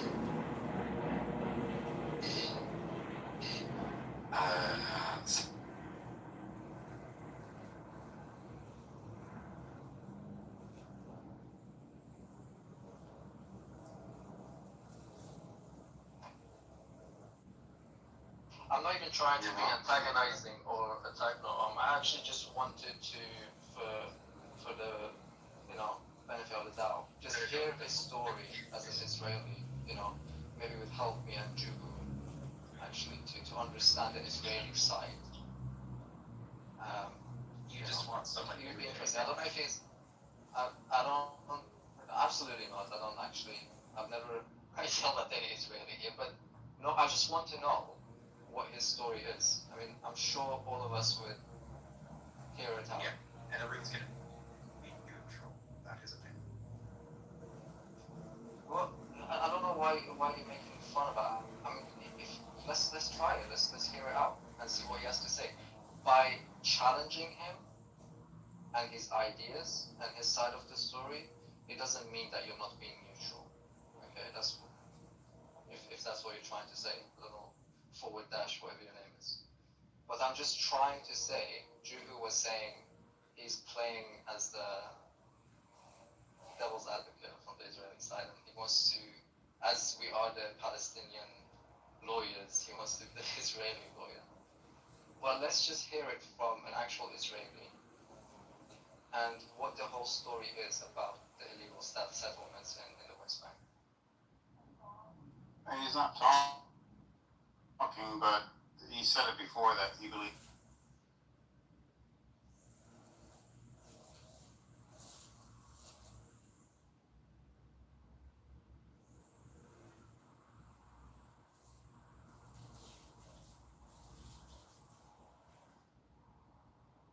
Anyways, I'm too hard. Silence, I guess. You have nothing from his sinus. Maybe he's not there because previously he has actually spoken. He's here.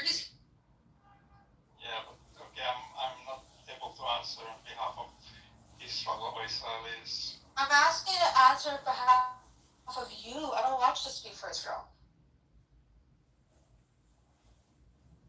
So what is the current question then?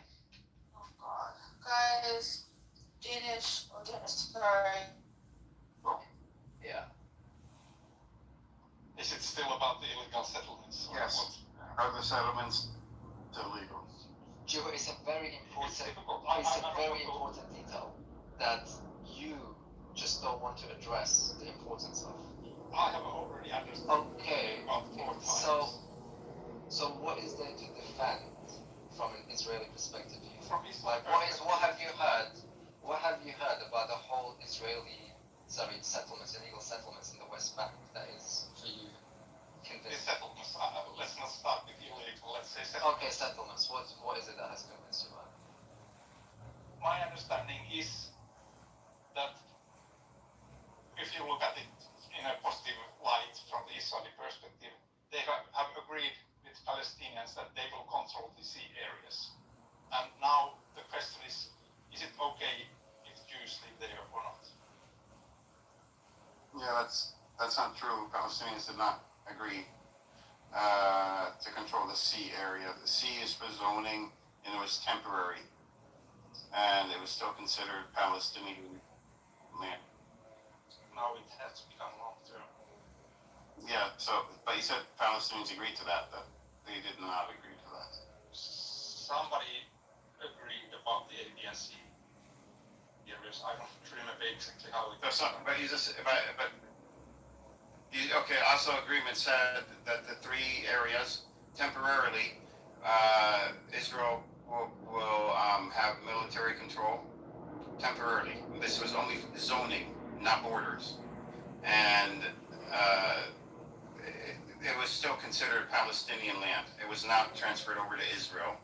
I don't think it was Palestinian. There was no Palestinian state. Right. That's what the Oslo Accords were about. They were Right, about we were- going in that direction, not about dealing with. Right. Yeah, I think we all know that. Palestinian country. Right.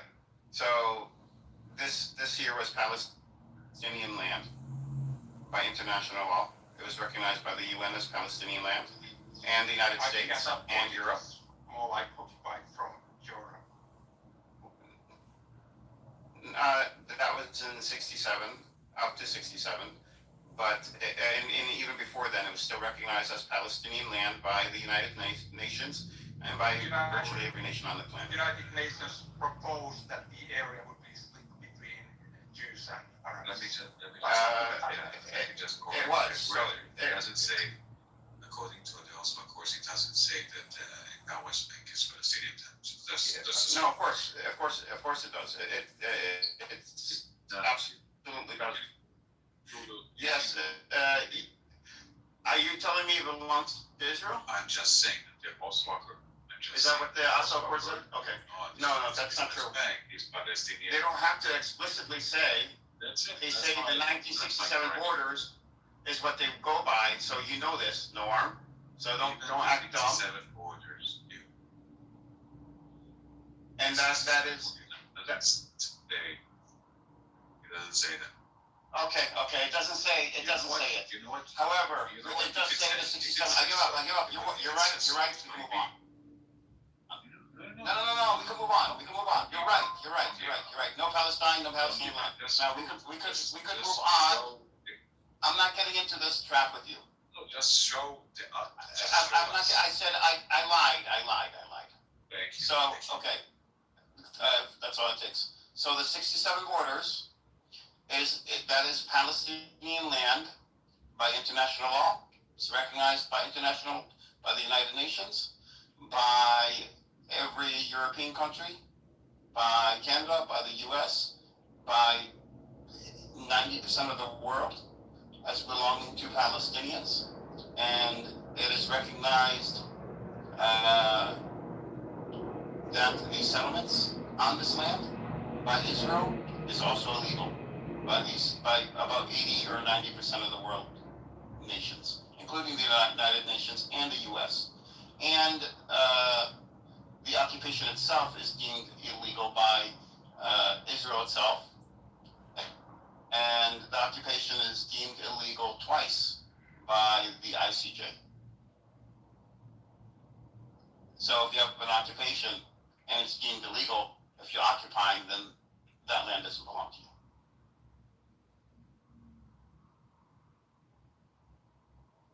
All I would say is that the situation is complex. Not everybody. No, I just broke it down pretty simple. It's pretty simple. It's not so that everybody agrees with that viewpoint. Oh, everybody does. Who doesn't agree? Give me a country that doesn't agree. Start from Israel. No, give me a country outside of Israel that doesn't agree. I mean, Israel wouldn't agree because Israel is doing the occupying. If somebody's robbing a bank, and you go to that bank robber and say, well, what do you think about robbing the bank? He's going to say, well, this is a terrible thing. Exactly. No. So, give me a country outside of Israel. And give me a country outside of Palestinians. You said that all European countries sort of, I don't remember what you said, but my point is that not all European countries have sort of accepted or recognized the Palestinian state. I didn't say Palestinian state.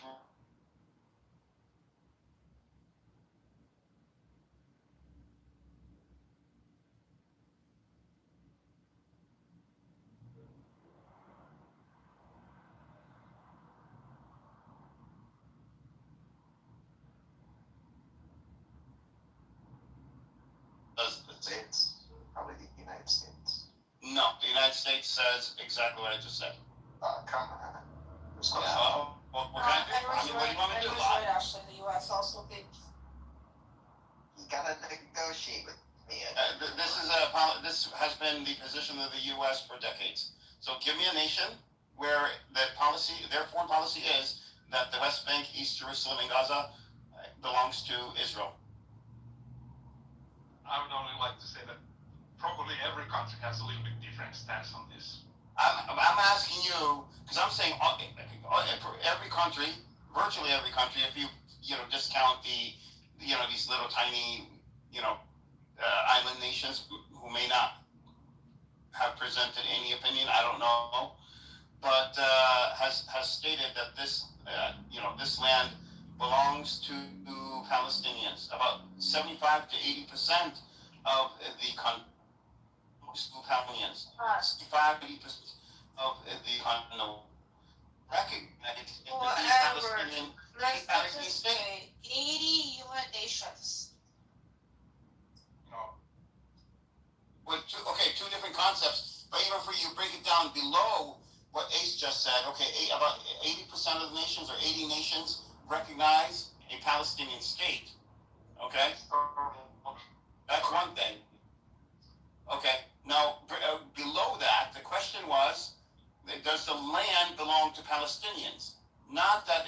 Palestinians should or should not have a state. And that is was on belong.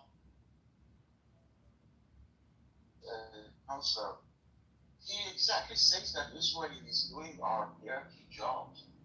So even if they didn't take the position in their public, they make, you know what?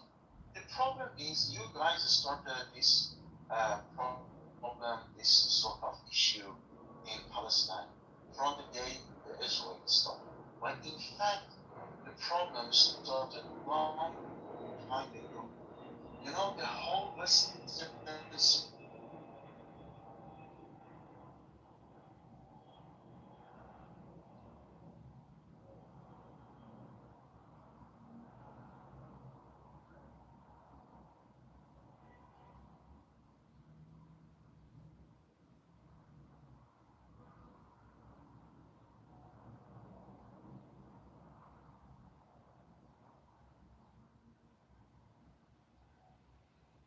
belong to them. You know, they use it Jew as an excuse to bring back that piece of land. You know, so about the neutralism, you can't find a proper Western man or woman who can take the stand about this issue. You know, the Crusades made Europe what is right now. So, you know what? I heard the history from one military man in Sweden that the Marshall Field, the French Marshall Field, when they occupied Damascus after World War I, when they came to the Damascus, the first place he went was in Bani Umayyah Mosque, where Salahuddin Ayyubi is buried. And he went there and he says to Salahuddin, "We are back." You know, you can't ask, you know, there is no, when people like Danish says that I try to be a neutral, it means that I don't care about this matter. But when you care about this matter, you can be neutral. You know, the most honest people, you know, like the Judo people, like, they are afraid to express their true feeling about that land. But the fact is that the most people, European people, there is something on the historical DNA that says that this holy land is belong to Western civilization. So we have to deal with that. You know, you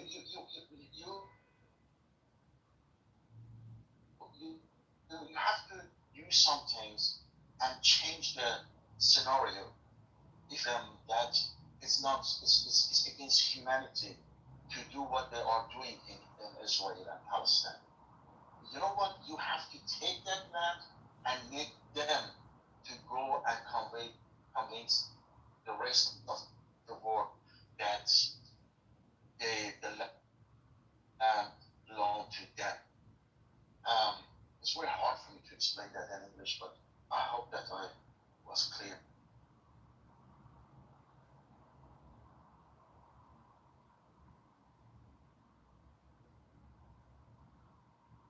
Guys?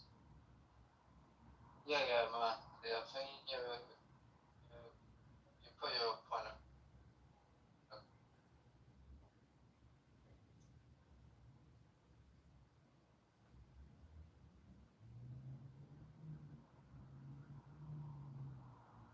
Something he was saying, you know, he said, "I don't have any idea, but I know this." So how come all these people, they know deeply about that area, they are from that area, that's why they are defending what they are talking. But someone from million kilometers started to think or know something about. So I looked and asked GPT, and there isn't a nation that claims that the Palestinian territories belong to Israel. The U.S. arranged their embassies to the Jerusalem. That means they accept that as belong to the Israel. No. And I say that. No, they don't.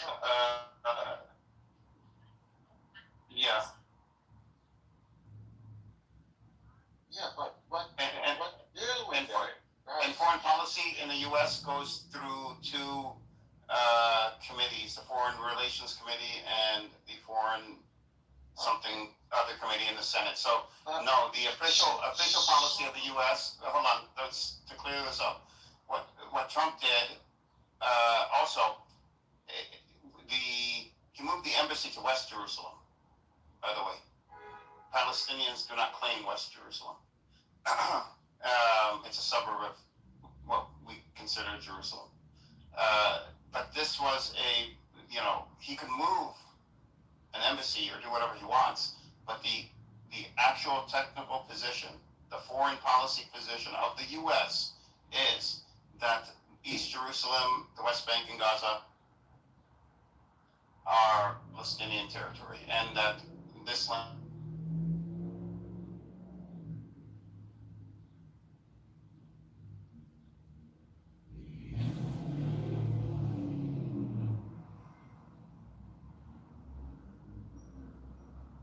U.S. foreign policy, they don't believe that Jerusalem now is belong to the Palestinians. Sooner or later, you have to admit it, and you have to. I won't admit something that's not correct or true. Most Americans actually believe or have an unfavorable opinion about Israel. The majority of Americans have an unfavorable. Hold on. Buddy. Are you saying that we need to come to the realization that this disputed land, which shouldn't be disputed, belongs to No. I'm trying to say that you have to come to the realization that through the talk with the Western people, you're not able to legitimize and convince them that these lands belong to the Palestinian. You can't talk them to do that. You have to fight and resist. You can't talk. No, things are changing. What Salahuddin Ayyubi did, that wasn't true talking. Hang on a minute. Edward said something very, very true. According to polls, you can't go and Google it. Right now, in the United States, more people are for Palestine and against them. No, but First time in history. For recent incidents. I accept it. But when it's coming to change the foreign policy, when new leadership comes in right now. But guys, hold on. Because Hungary got rid of their populist, bigoted leader, who was a which is ally of Trump, and now with the new pro-European EU guy, he's actually said if Netanyahu enters the country, he will be merciless. Which is true, but the problem is the issue is, let's just be honest here, our foreign policy has been what it's been, no matter what the administration's been in power since 1948. We've been giving these fuckers aid since the inception of Israel. The sad part is, it doesn't matter if it's Democrats or if it's Republicans. It's just that right now, Trump is just so Zionist. He's just belligerently Zionist. He doesn't even do it covertly. He does it in everyone's face. But I will say, because of populace in the U.S., most of us are, have seen the realities of this. When you see, no offense to anybody, but rednecks, when you see them freaking having pro-Palestinian rallies, because I don't want to be disrespectful, but I don't know what else to call this group of people. But let me finish that. The next administration, whoever does come into power, is going to be very cautious. Is going to have to do something about foreign policy, because it is a sticking point. And people make moves and change things, big platform when they're out campaigning. Maybe speaking about it. Look at Mamdani. That was one of the things he brought up, and he did come in and make some changes, right? In terms of what happens in New York City and this whole BDS movement. So, anyways, what I'm saying is, it has changed. Has it been? No, but hold on. Right now, we're not seeing it because it's fucking Trump. This piece of shit. In the future, hold on. In the future, Israel will be.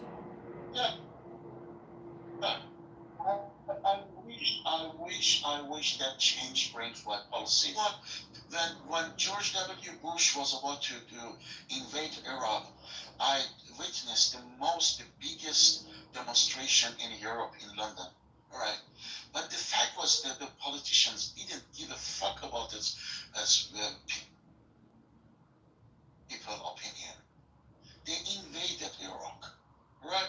When it's come about the foreign policy, when the Council of the Germany says that Israelis do, when you change the people's mind, they can't change the foreign policy in the country for 20 years, 30 years, I don't know. But I'm very skeptical about that because but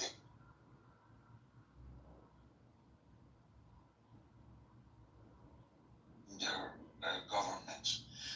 We have to accept it that sooner or later, when the chancellor of the Germany says that Israel is doing our dirty jobs, well, it's a make a very clear point that they don't give a damn about the human life they killed in Palestine, in Gaza, and West Bank.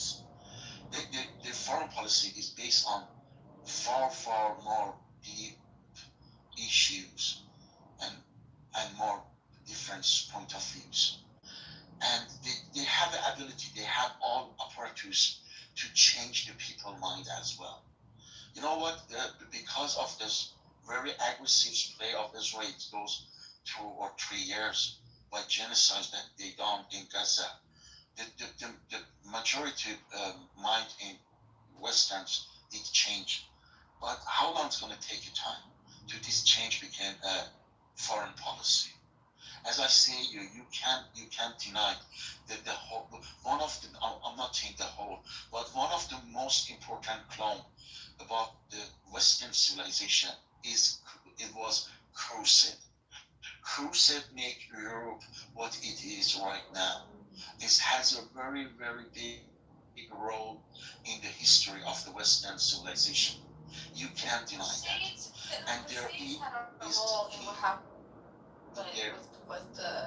with Rome. That's not all of Western civilization. It was led by popes. It's absolutely wrong. But what do you mean by how the Crusades? Judo is from the Finland, from the Scandinavia. You know what a crusade means for those peoples in Scandinavia. They are in the historical DNA. Crusade make a civilization in Europe. By the end of the day, Nordic countries didn't participate in the crew. they don't know you're honest. My family on my mother's side, they I believe participated against the court. Also, Matty, I would have to say that in Western countries, for example, from the UK, you mentioned the Iraq War, the Million March. That was a famous event in Iran that happened. In London. And Tony Blair still went and followed Bush into the Iraq War, but I think since then, because of the backlash that Tony Blair faced and a lot of the politicians that were around him, his ministers, over the last couple of decades, I think one of the reasons that has stopped the current Prime Minister Keir Starmer to be so solid on the idea of not going into this war is actually because of these effects. I think these things do have an impact on these countries eventually. Maybe not as quick as we want, but we are seeing the effects. The UK could have easily, as one of the closest allies of the US, followed Trump's being in this whole war. They didn't follow him into the war, but they didn't.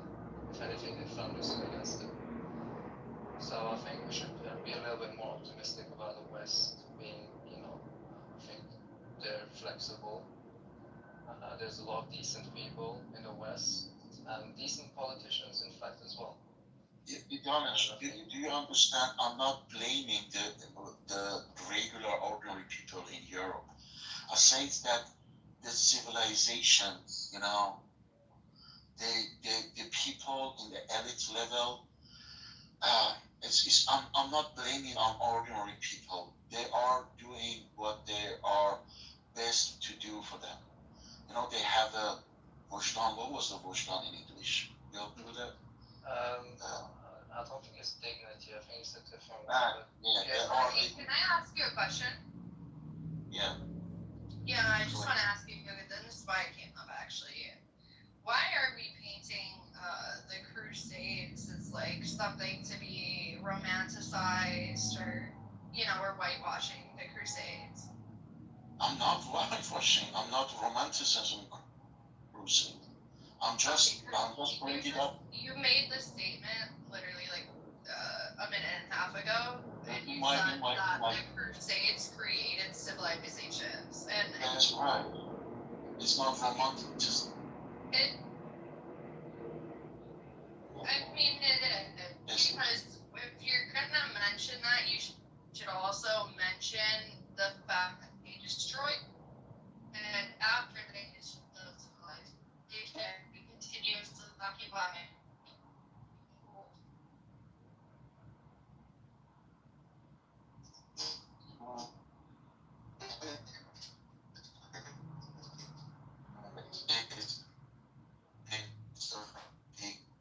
Long in the source, so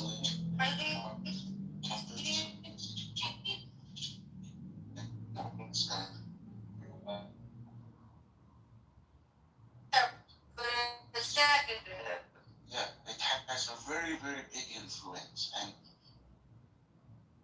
yeah, it might be my limitation in language. I didn't try to romanticize about the Crusade, but I just bring it up as a fact thing.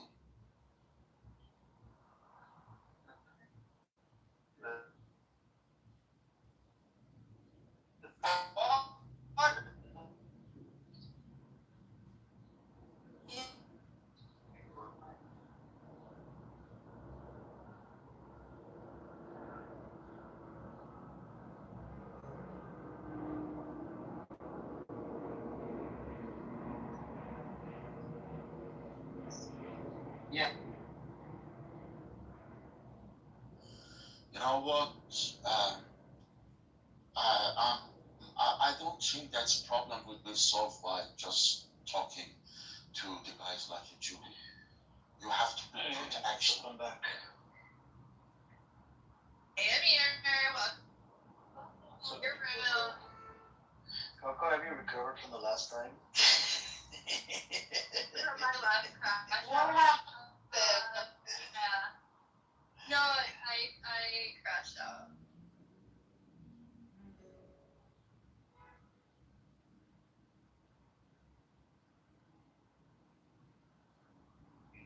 Your soul was at the meeting.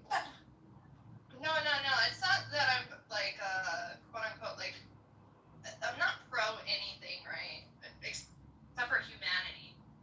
No, but I definitely did condemn all of the war crimes and the imperialism, which is the Wait, hold on. But how hold on, Ace, I kind of cornered Coco at one point. I said, if a U.S. soldier is flying over Iranian space and shoots a rocket into Iranian space, and if Iran shoots that plane down, does Iran have the right to capture that soldier because he just committed a war crime on their land by bombing a school and electric facility? And then Coco's response was, I don't want to see him get charged. I'm against this. I'm against. And then I said the same thing. If an Iranian guy flies over America and throws a bomb at a school, I don't want to see him no. I said it. I asked you the my question. response wasn't I didn't want to see I him asked you- charged. I don't believe that. That's not like that doesn't go with my beliefs. I believe that I don't want to see him be killed. And I don't want to see him killed. Okay, You know, what I about don't want hold on, murder. Coco, what about He should be charged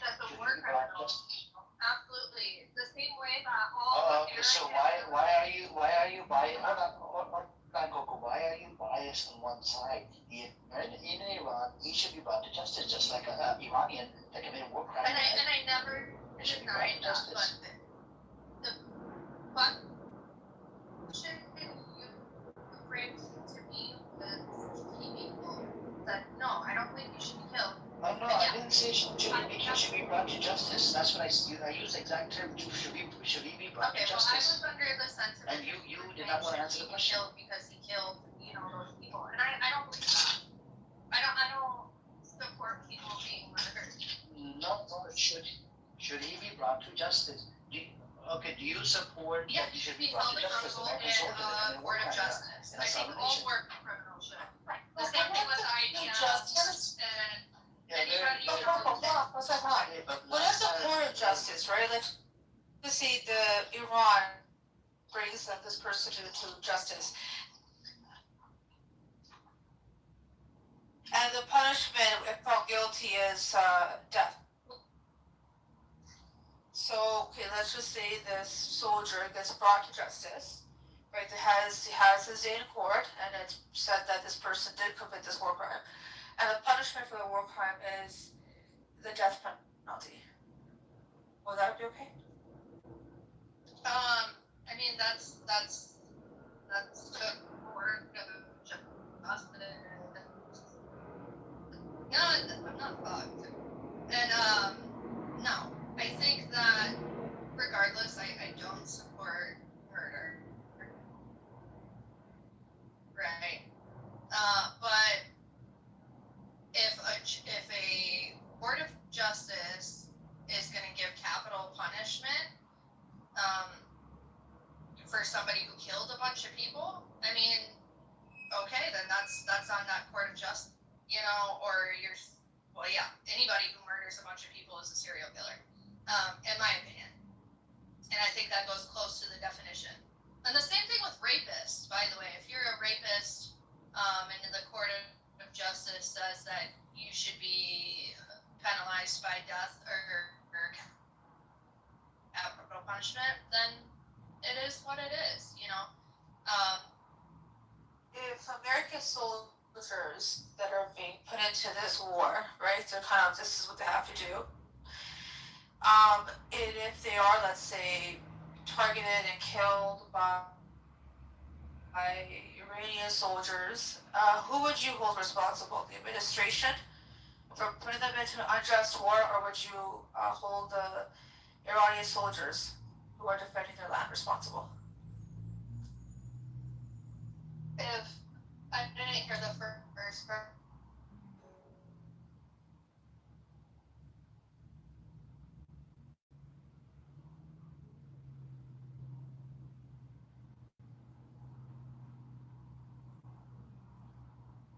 And unfortunately, some of them lose their lives at the hands of Iranian soldiers. So who would you hold responsible for their death? The Iranian soldiers or the Trump administration? Who would I hold responsible for that's a big, deep question. I think the fault is on both parties. I think the fault would be on who did the murdering and who perpetuated the war, right? Remember, Iranian soldiers are defending themselves, right? So they're defending their land, okay? And these are soldiers who've been, U.S. soldiers have come onto their land, and they're a threat, right? So they're just trying to protect themselves. And also keep in mind, Trump has been given multiple reports that a ground invasion would be like a suicide mission. It's like the worst thing to do, right? That's why the last 7 administrations have never gone into Iran. With all this information at hand, his ego says, you know what, I don't give a fuck, go in. So knowingly puts them in danger. More danger than usual, right? So who do you blame then? It's like standard law, right? The castle law, right? Someone comes into your home and they want to fucking rob you. They're not supposed to be on your fucking land, and you shoot them. If I look back at what I've learned from Iraq War, which I know people keep saying it's different. but I mean, I've seen a lot of videos and stuff like this from my government, right, my military, and the things that they did there. It was all horrible things. I don't support ground invasion either. No, I don't think that's smart. I definitely think if any administration, sends our military into somewhere where it would be difficult and cause lots of fatalities onto the military, and they're knowing information anyways, then yes, you're guilty. Yeah. Yeah. I mean, the Trump administration has a lot of blood on its hands already.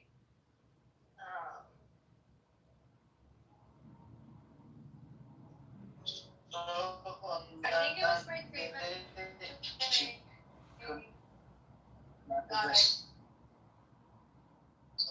that. You could not ask me a question and you were pro-military, and I said, we don't support war. No, that day,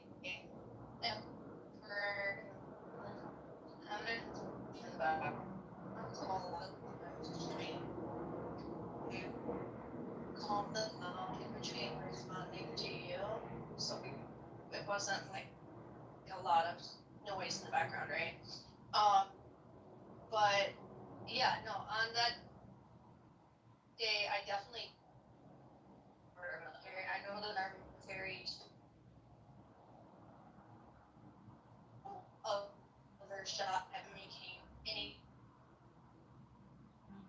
and I people that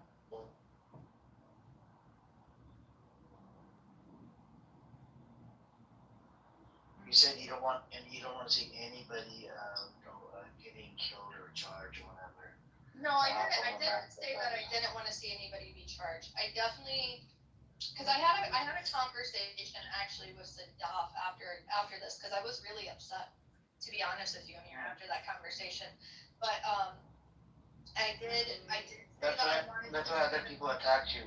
I know, but that was the reason other people attacked you. Of the attacks, because I said that I did want to see somebody be charged. But I said I didn't want to see any murder, and then somebody said, a couple different people were saying, well, that's because you're racist, and that's because of this and that and the third, and it's like, no, bro, I just don't want to see people be killed. Like, it doesn't mean that I'm a fucking racist or I'm a bias. You know what I mean? No, I hear you, but the thing is that the way you came off, it sounded more like that America can commit, war crimes, but if and get away with it. That's how it sounded like the other day. But it's okay, I understand.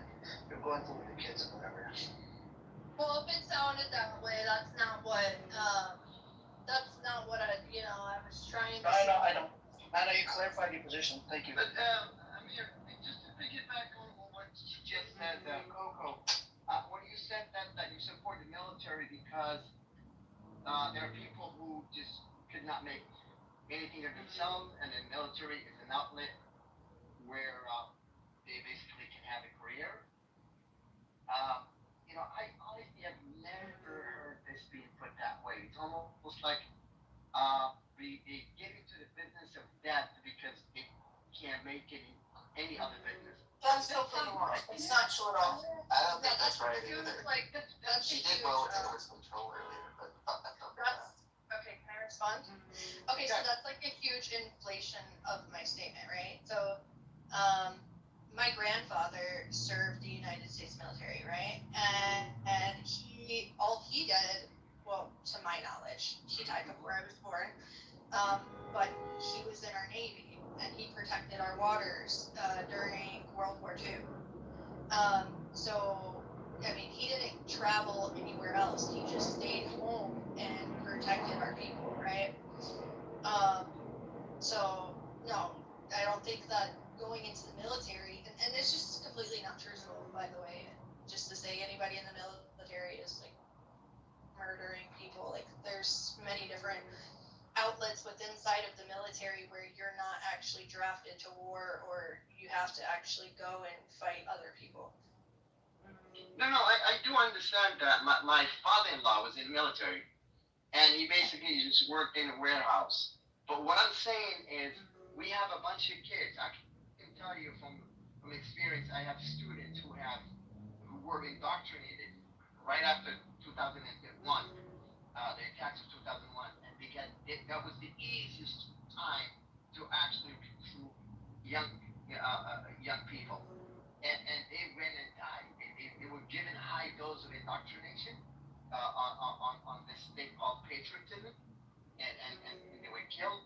And I don't think people, go into the military because they have nothing better to do with their lives. I'm sure you didn't mean it that way, but it certainly sounded like that. I don't think everybody does, but I definitely think there is a number of people that they have no way out from whatever situation they're in, and they could be coming from poverty or low income.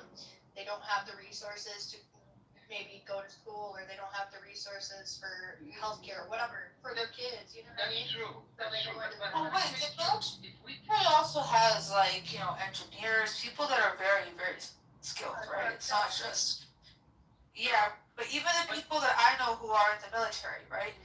They got up to special forces. Some of them actually got in not because they didn't have any other option. They actually thought that they were doing something noble, right?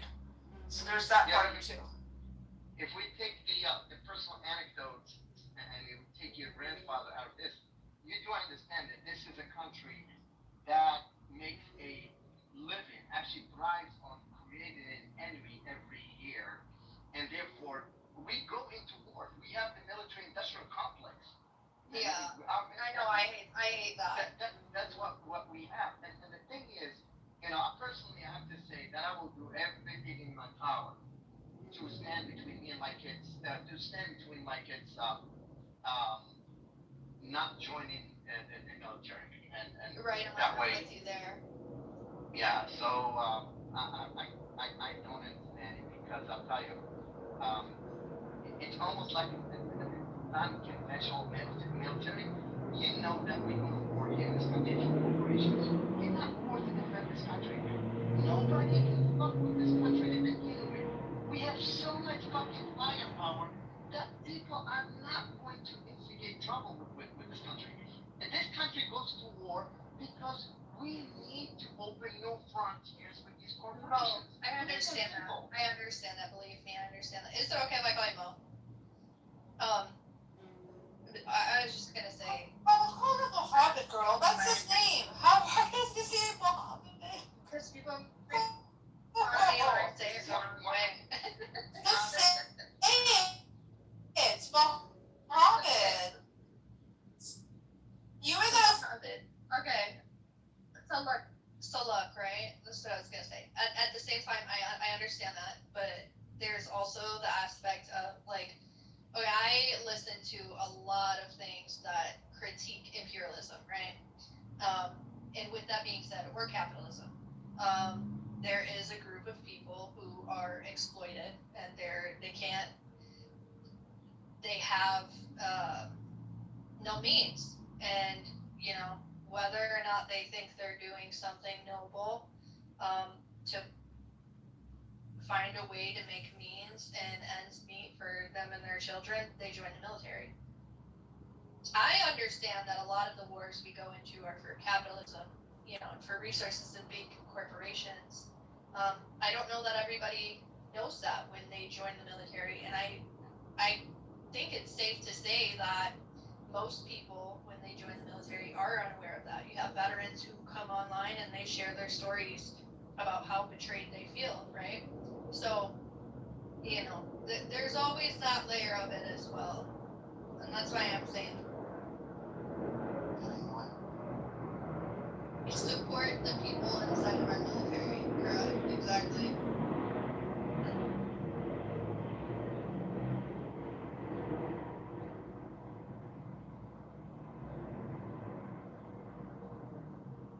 Do you not support our military? Do you think we should not have a military?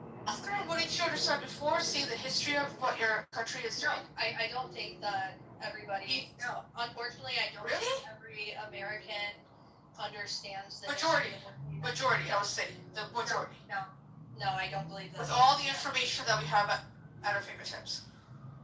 I don't have that much faith in the education system in the United States. And I also think the genius. it's I think 1 to 20%. It might even be less than that. I looked into this the other day. Actually know the full Constitution. I don't believe. You don't need to know the Constitution. Having it memorized doesn't mean anything. No, not having it memorized, right? It's understanding and knowing like what is inside of it. So are you saying that Americans are inherently idiots? I think less than 20% of, it's not I think, it is. It's less than 20% of Americans know our Constitution. So with that being said, I don't believe that Americans actually know their history. No. And I see it all the time. When I'm in political conversations, I see it come up all the time. And people have like this idea that, they have any fucking clue what's going on, but I can tell because that's actually what I like to read, right? I'm American, so that's my history, so I like to read about it, and I've been doing this for about 6 years, so I would say I know American history pretty well. I don't know everything, I'm still learning, but I know the basics at least, right? So, and I am proud. This is a real classical. Oh, I'm not redneck, and I'm not a hillbilly either. She's an American. She's the real one, I'm telling you. She is a full, pure-blooded, red, white, blue American. And she is so proud to admit Alright, I that. guess you guys can answer A's question for me. Go ahead, since you guys know what I was gonna. I don't know what you're gonna say, but I know the way the G's Do personal attacks, bad cash. Don't be doing personal attacks. You can disagree with somebody, but there's no need to. I ain't personal attacking shit and telling you she racist as hell. I can tell. How is she racist? You don't even know her background. Do you even know who she is? How is she racist? Okay, hold on for a second. How did you come to the conclusion she's racist? Yeah, how could an American be racist? Oh my god. The part that she, you can say she racist. It ain't about what you say. It's what you meant. What you said. She was like, a lot of people are in the army because they don't have anything else to do better for them. Shit. It's like, bro, you can read between the lines. If you can't, that's you. I ain't gotta agree with everything y'all think. She racist as hell. I can tell. Wait, are you see people that are non-white? They don't majority of them? Wait. The military isn't a race. The military is not a race. That makes no sense. What you're saying is not cohesive. You're like. I'm talking about the way them pants on top of them shoes. I can tell. Oh, that's not even me. But okay, amazing. What else? Are you gonna tell me? Are you gonna tell me how the military is a race? Can you explain to me what race the military is? Racist, Cash? Can you predict it? Yeah, can you just go on your man. Hey, God, bro. You know. Bring right back, Cash. Cash. So how wait, Cash. Do you want the cash? Do you think I'm racist? Oh, that. Hold on. Cash. Although we're not on my says he was trolling. But I enjoyed our dialogue back and forth that you sent him here.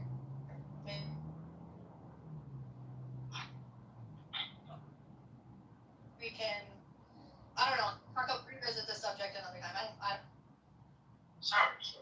Next time. And Cash, you're definitely racist, bro. With that picture, definitely racist. What picture? What picture is this? I can't even see. What is this? What are you wearing on the top of your head? You don't know who that is? Bro, that white hat is racist, man. Why are you wearing a white hat? That's Bilal, man. We're not supposed to. We're not supposed to create pictures, man. You didn't create that picture. That's a real picture of Bilal. I know, but we're not supposed to have pictures from Islamic Heritage, man.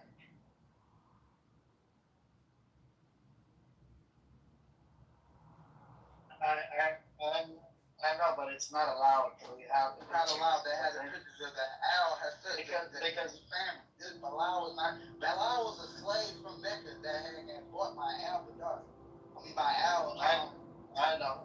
Yeah, no. He's a companion of the Prophet. Yeah, he's a companion of the Prophet. There's plenty images of Bilal because he's the first epidemic of. No, I know, but Cash, I don't know if you ask any of the imams, they're against the picture thing, you know. The picture thing, we're not into the picture thing.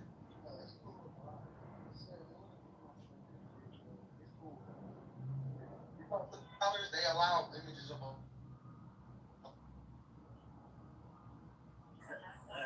I'll find you a ruling on this. Yeah, I'll find you a like if you go ruling watch and the movie, The Message, they allow the pictures of Bilal, but they don't allow the pictures of Ali, certain ones. They allow pictures of Hamza, they allow images of Bilal.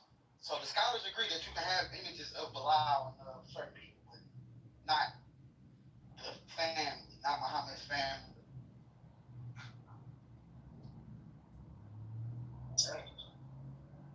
I'll have to look into that, bro. Found rabbit holes when I get into stuff. You gonna hear. I know it's a big rabbit hole. Creeping in paradises before yours, brother. Yes, Coco. I was gonna ask, Cash, are you applying that people in America who are... No, we're not even about to get into it. I'm sorry. I ain't mean to call you racist. I apologize. Y'all finish your conversation. Okay. Because I was gonna say that in itself is racist. No, but alright. I ain't gonna lie. Your tone did come off a little bit like when you get off here, you might say that you don't agree with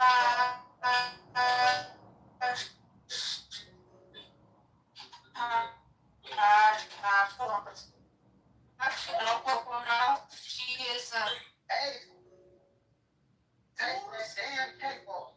listen to me. I don't cape for anybody, okay? I'm just letting you know because you sound you come off like I already apologized. also just okay.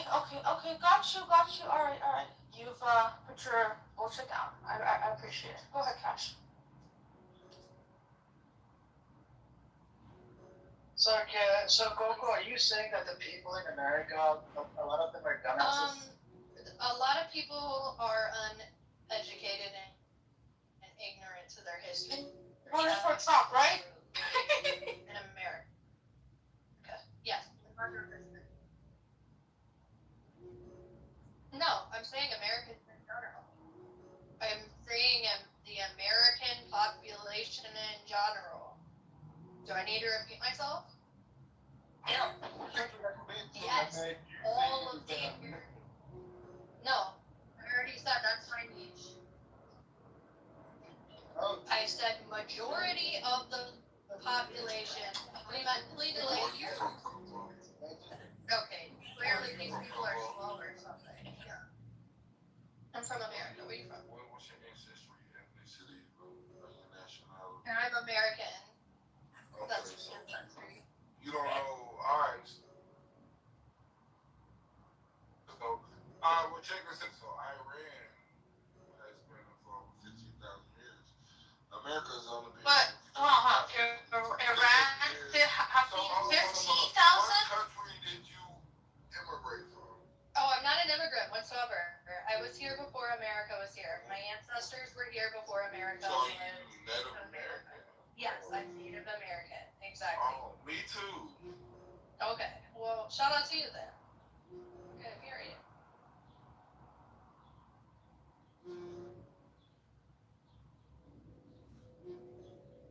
Yeah. I got a couple of friends that are Muslim.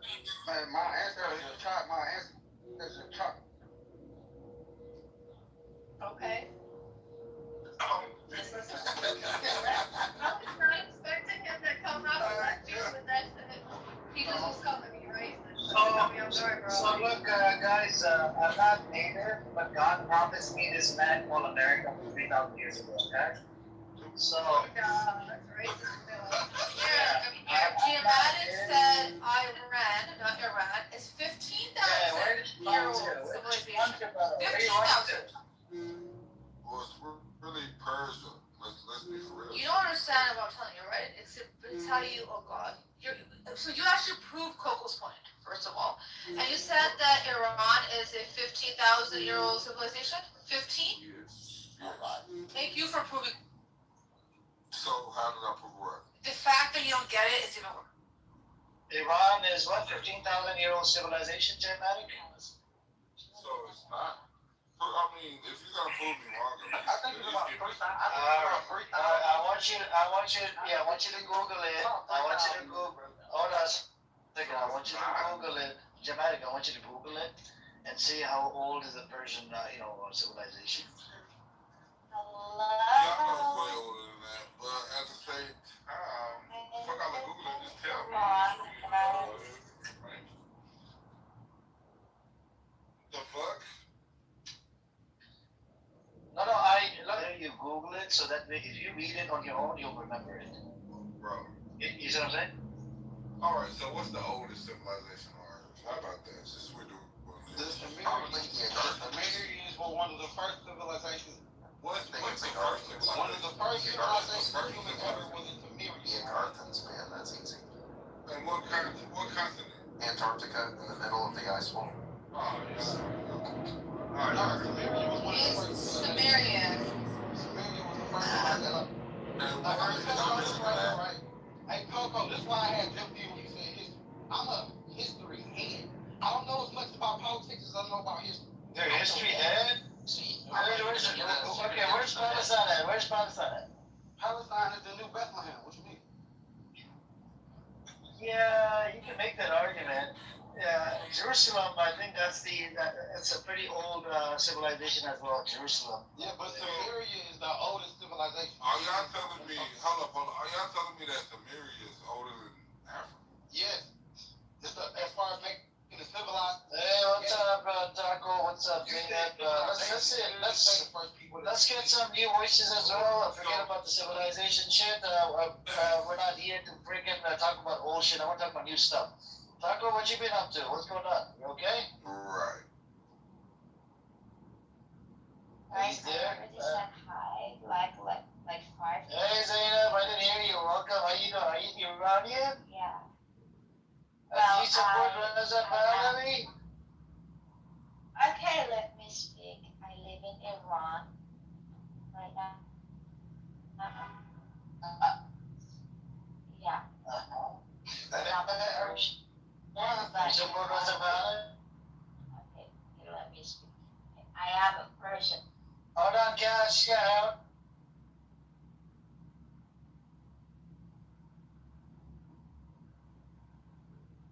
Not fully.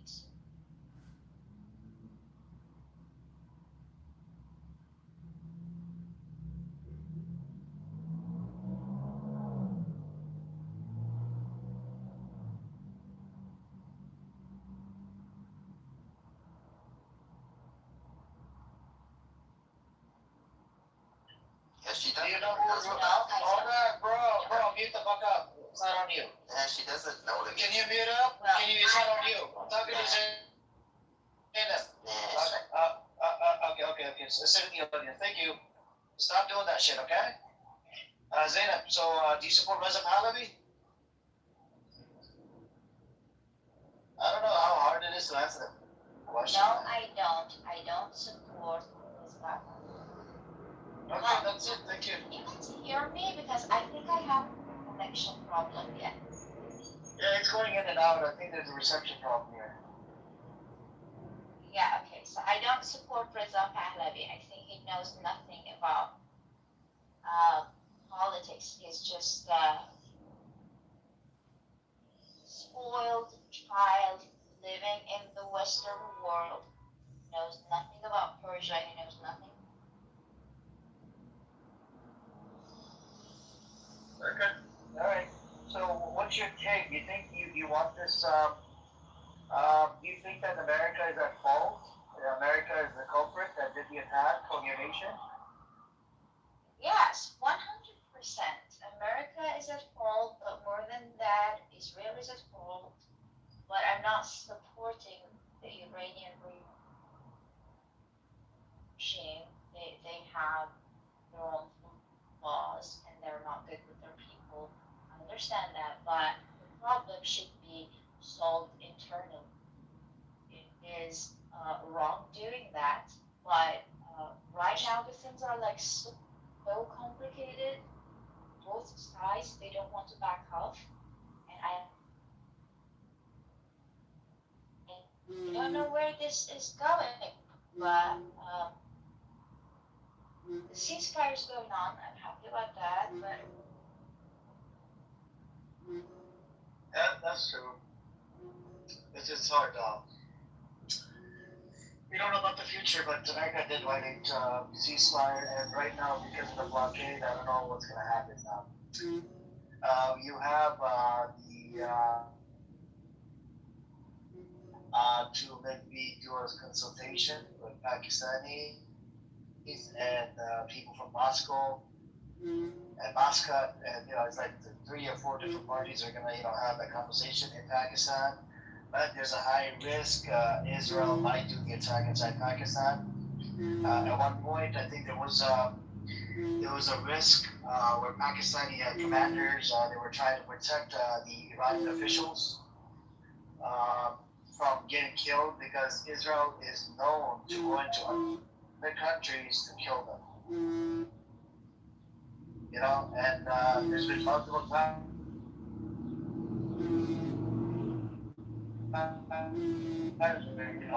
Somebody that's situation and is so, Israel, that's what it is.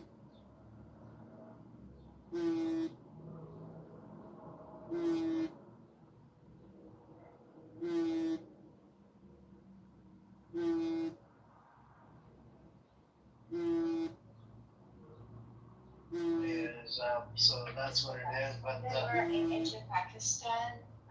Actually, the last time they went to Pakistan and they wanted to fly back to Iran, they were threatened that their jet was going to be targeted. So they took, they didn't take a flight to Iran. I don't know if they came to Iran by car or something, but they did not take any flights because they were threatened.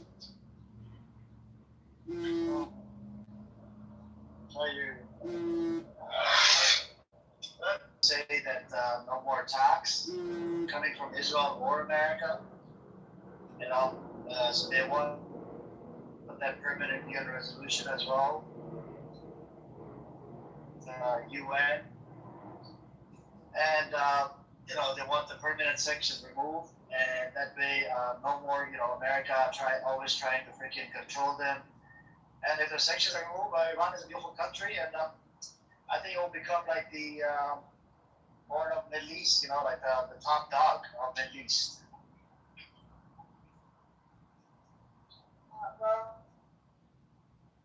We only can hope for the best. We know nothing. Yeah, that's true. Yeah, we cannot predict anything about future. But something that I can understand is that both sides are far from, choosing a middle ground.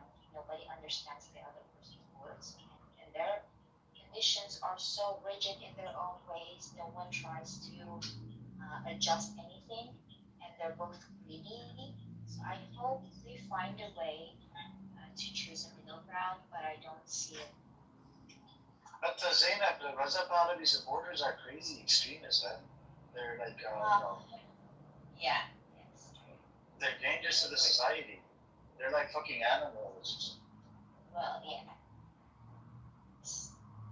Yes, they're worse than that.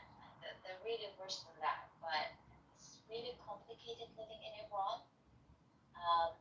Those people who support him from, America or Europe, they're fucking crazy. They're so powerful. Yeah, there was I think you went out again. There was a attack that happened in London. He was a pro-Pahlavi supporter. And I believe he stabbed. Hey, what's up, Edward? Assalamu alaikum, bro. Alaikum assalam. We have Zainab here. She's directly talking to us from Iran. Oh, So, got the internet back on? yeah. I think so. Do they have internet backup, Zainab? There is that internet, but no. I'm using a VPN. Oh, okay. The VPN is illegal, but now that you have a VPN, you might get arrested. But yeah, that's what I do. Yeah. Makes sense.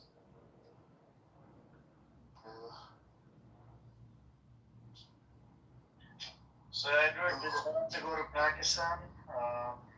The Iranian officials to have that consultation. It would be without American presence. But the issue is, it's a big security concern because Israel is known to freaking assassinate people of different nations. And I don't know if you heard about the Iranian demand. They want a permanent UN resolution that would give them a guarantee that they'll never attack ever again. If they can get those sanctions lifted, it will be a different middle. Moscow is meeting up, Muscat, and there's Pakistan and Iran. They're all, they're gonna have this conversation in Pakistan. Let's see. Wait, hold on, Amir, you're saying that Russia's getting Yeah, involved? Moscow. Yeah. Moscow? Yeah. Because I think it's better. So Moscow was critical, to be honest with you, when they were about to meet up in Pakistan. They were critiquing it, but at the same time, they were supporting it as well. They're like, if the deal happens, even if the deal happens just like the Obama era deal, that would be nice. But Trump, with his egoistic, narcissistic, son of a bitchy behavior, he doesn't want to concede that, I don't want to do similar to what Obama did. Then people are going to be like, what the hell did I do? You did the same shit like Obama did. So he's trying to, get that credit. He wants that freaking credit. And I was thinking about how about after, they establish, establish a deal to make, to make the sweeten the deal, maybe they can build a Trump Tower inside Iran, like that route. Have the Trump's name on there, and he can just shut the fuck up.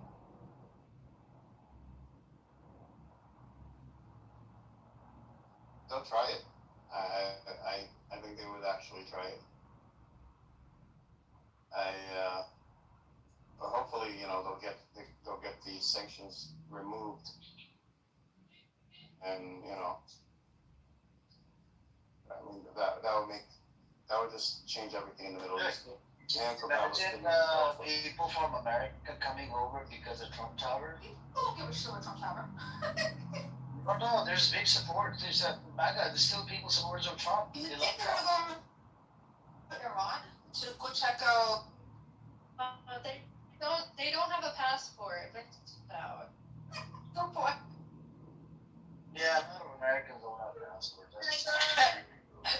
You guys heard the latest soundbite from Trump recently for the past couple hours? He goes to the American people, yeah, I know gas is expensive, but it could be worse.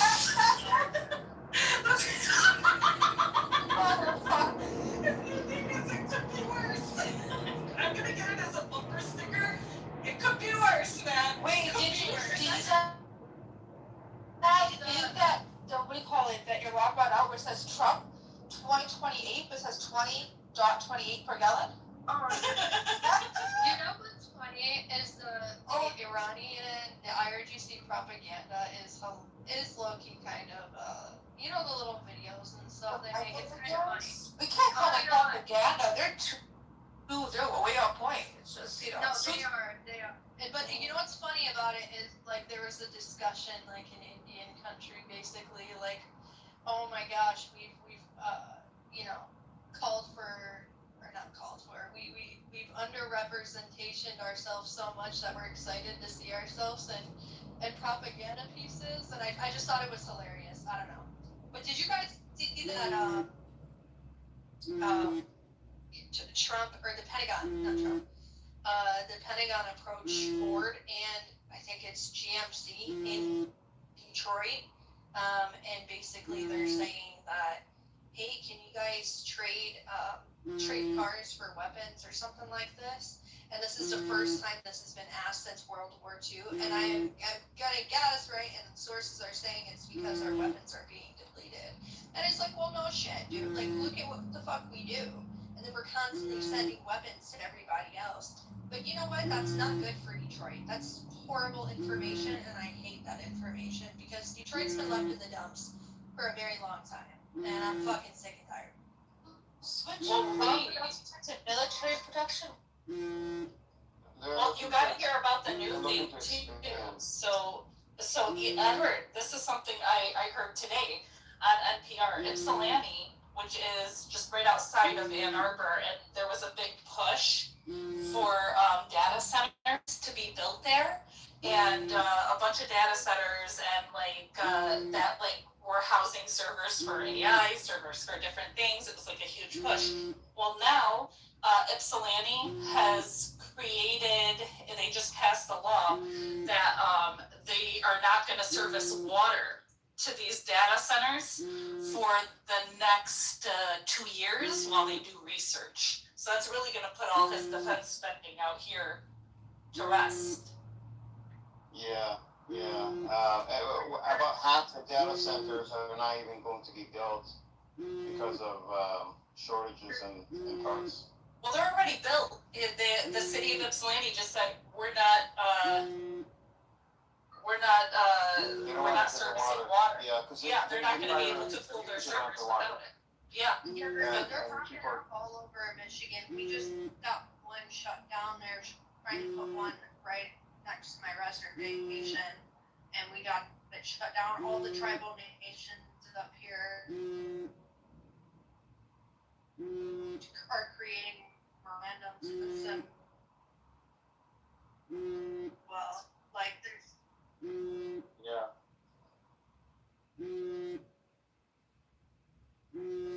They are.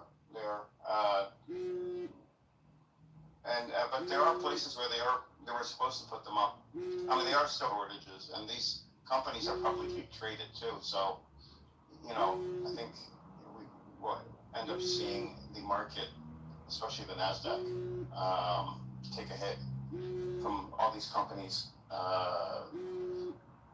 having, these multi-billion-dollar projects canceled, and are going to be assets on their balance sheets.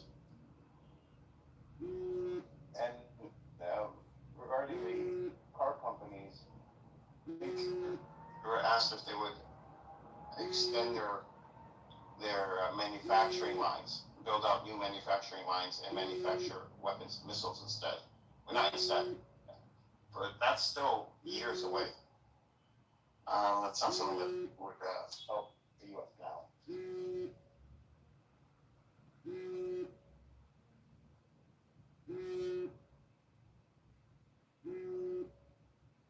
Big win in Michigan. I'm glad to hear that about Ypsilanti. That they're not going to move forward on that. I have been paying attention to down there, by the way. Because I can see them popping up everywhere. Because they just want to have the Great Lakes capitalism. But there was just another big win as well at the Supreme Court. The Supreme Court ruled against that drilling in that pipeline that they want to keep going. That's basically a ticking time bomb. So that's a good thing, because if we keep that going, it can just dump inside of the Great Lakes at any time and then just ruin all of our drinking water for, millions of people here in the Midwest. That would be terrible. The Supreme Court just ruled against it, so it's back in the Michigan, I think house, so it goes back to the house. That's good. Good news. Fight's not over yet, but it's a big.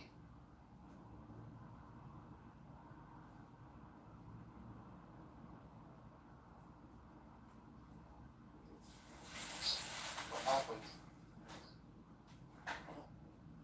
There's a lot going on.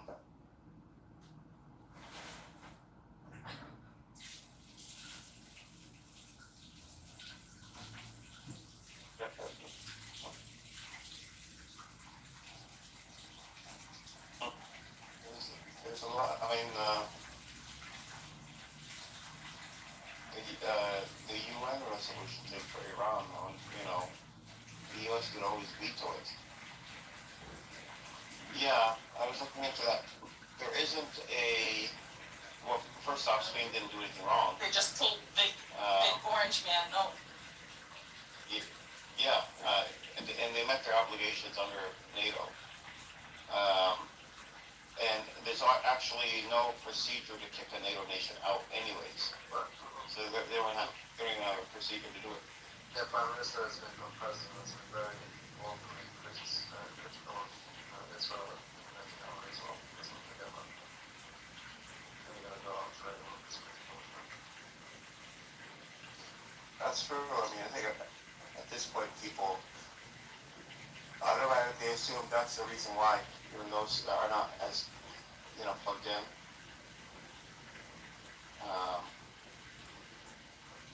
Probably waking up or woken up. So, either way, and then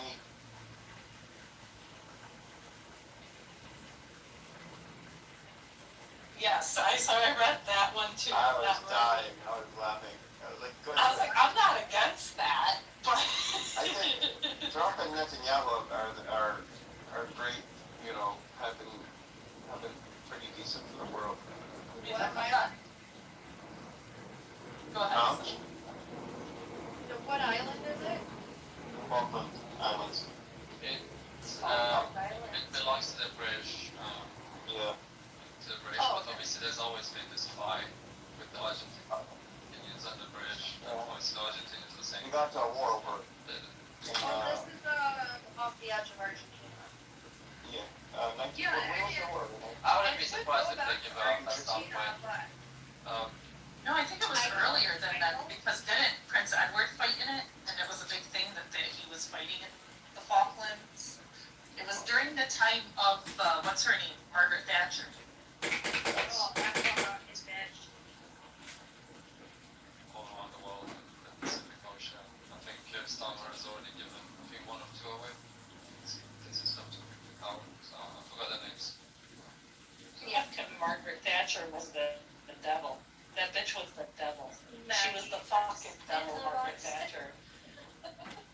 When they said, don't you feel bad for, all the Iraqi kids, she didn't. She literally dead ass was like, I have no regrets. At least, George Bush felt bad. Margaret Thatcher wasn't involved in Iraq. They asked her about something. Was it her or was it somebody else? Are you thinking of Madeleine Albright? Madeleine Albright, yes. And then she said, basically, she don't give a fuck. She said no. So she was asked about the sanctions that the U.S. has placed on Iraq, has killed around 500,000 children, and she said, "Well, that's the price that we're willing to pay." Bitch. Well, exactly. Who is the America, I know. Actually, Edward, her exact words were, it was worth it. Yes, the fucking. It was worth it. It was worth it. Maybe that's what the word for. Yeah. The islands in Argentina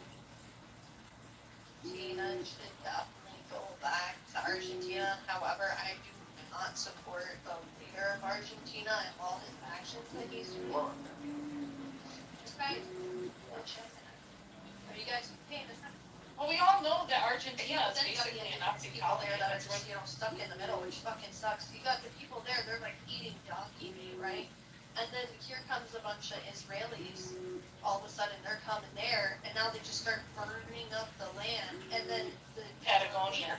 of the country, exactly, the leader of their country, he goes, I guess he's turning to be Jewish or something like this. He's converting to Judaism, and he's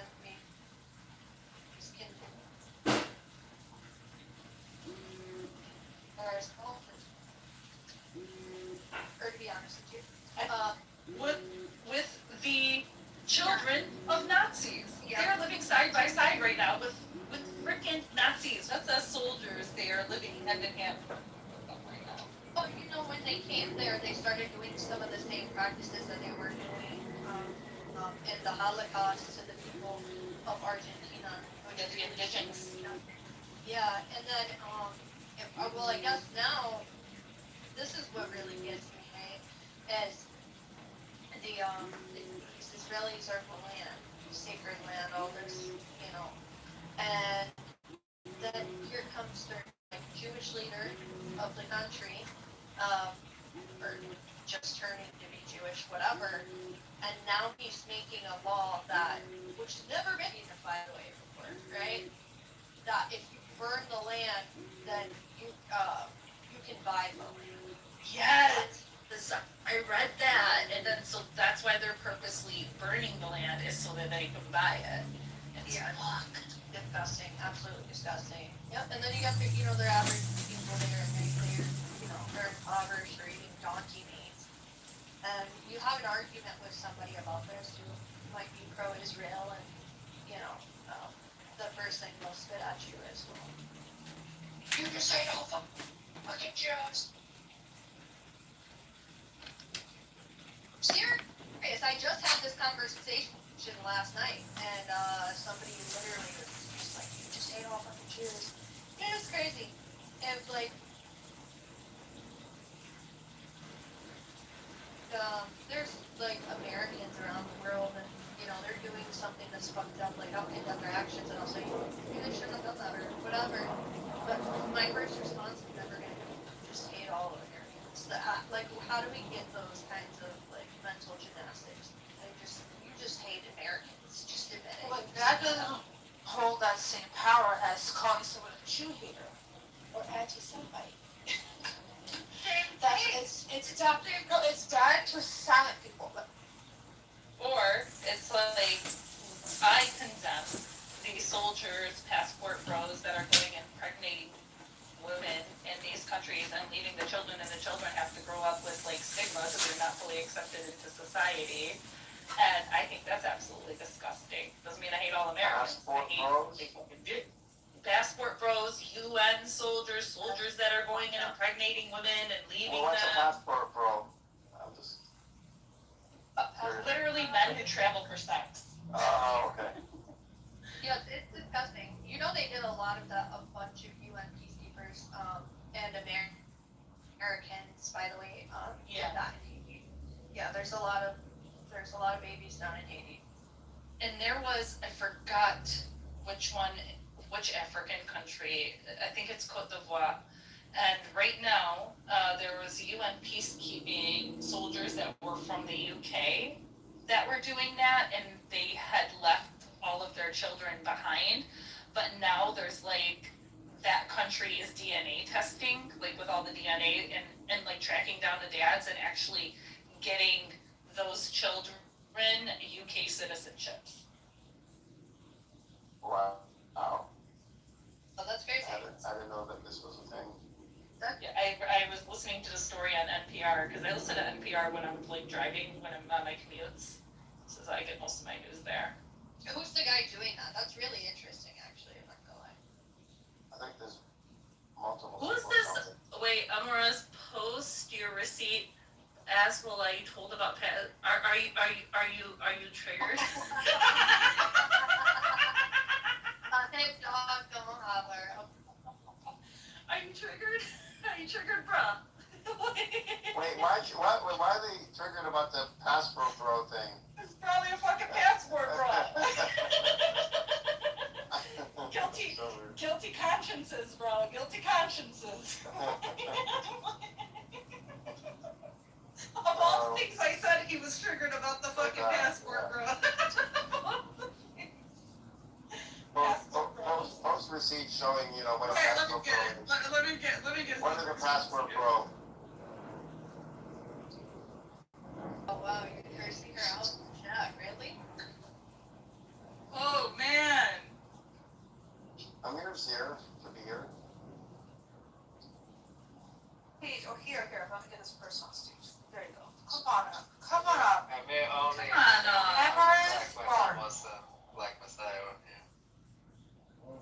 Okay, go ahead, Barb. The thing that I'm trying to figure out why assholes are killing each other, right? But you want to talk about passport brothers, right? It's not brothers, it's fucking brothers, you bitch. Okay, wait. Oh, you're so smart.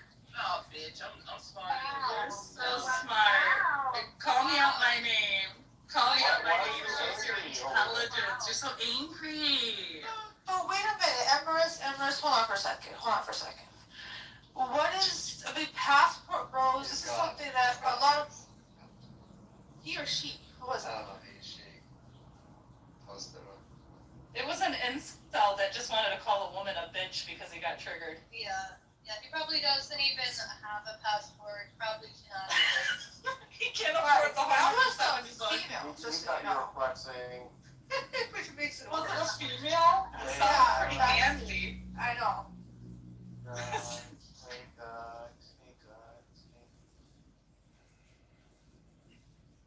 That was a female with a lot of testosterone. There you go. She wants to feel passport bro. She wants to be a pit. But you gotta afford the passport. Look, Hi, shut John. up. Hi. Hi, John. She wants the passport and she wants to be a bro.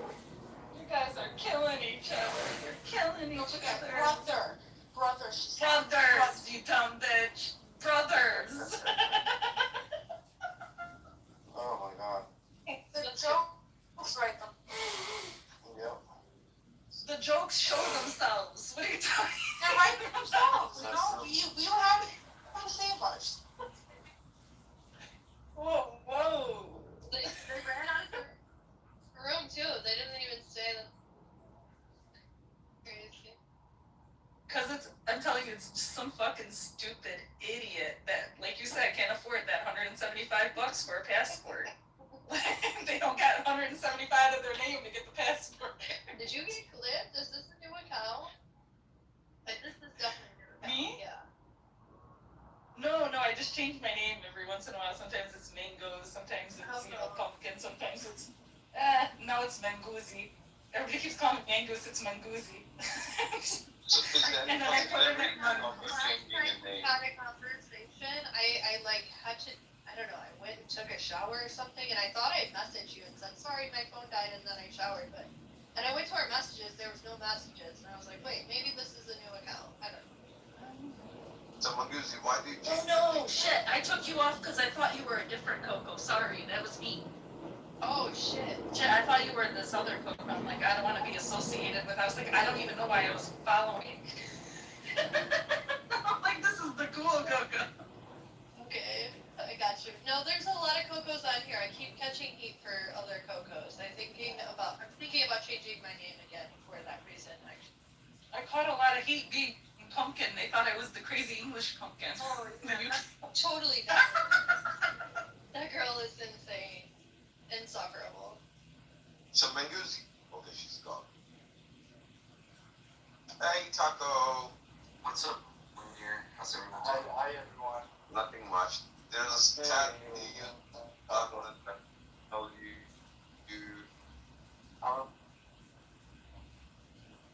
Who said that? Is that John? It's Jon Snow, bro. Jon Snow of Winterfell. I'm doing well, man. How are you doing?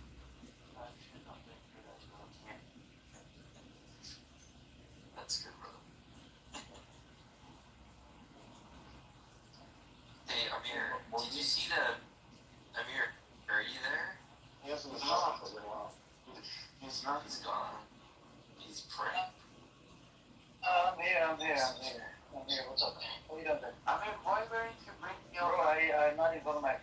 was doing something that Amir, I sent you a video about Meow, not Meow herself, but a Meow video like 2 days ago. Yeah, I checked it out. It was funny, man. It was funny too. Yeah, it was funny. Remember I sent you a back channel a couple of months back.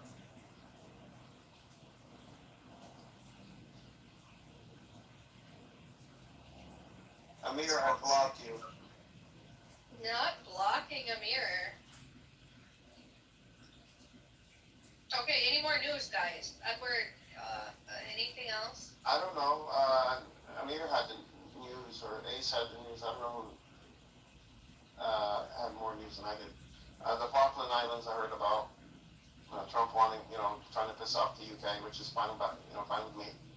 I would like him to keep going with that. And then I think he said something about the NATO is not, they need to help us fight or something. Or, I don't know. Why does he need NATO? He started the war without NATO. He's winning. If he's winning, why does he need NATO? Yeah.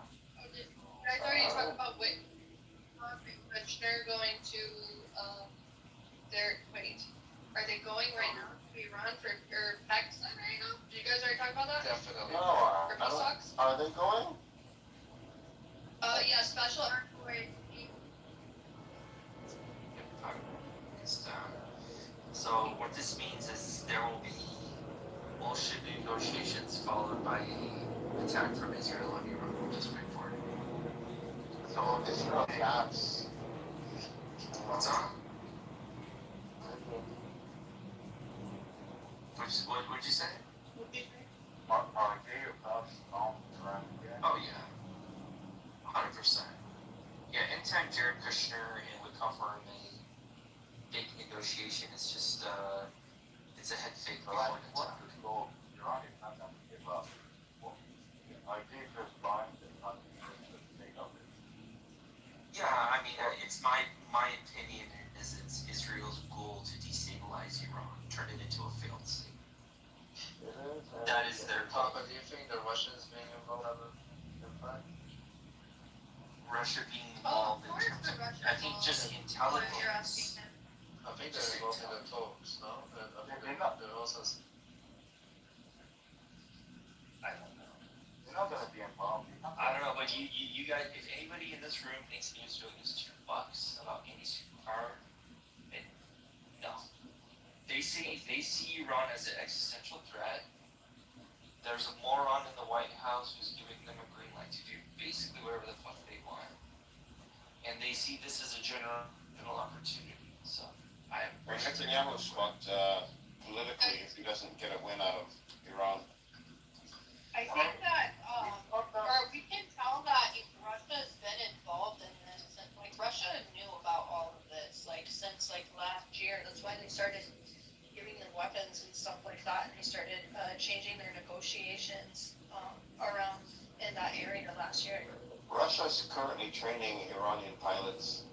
They'll be training for 2 or 3 years. Yeah. In Russia. It's a bit strange with the Russians because they also don't have necessarily bad relationship with the Israelis. And actually, Russia is Israel. Yeah, but I think they need Iran, that trade route from St.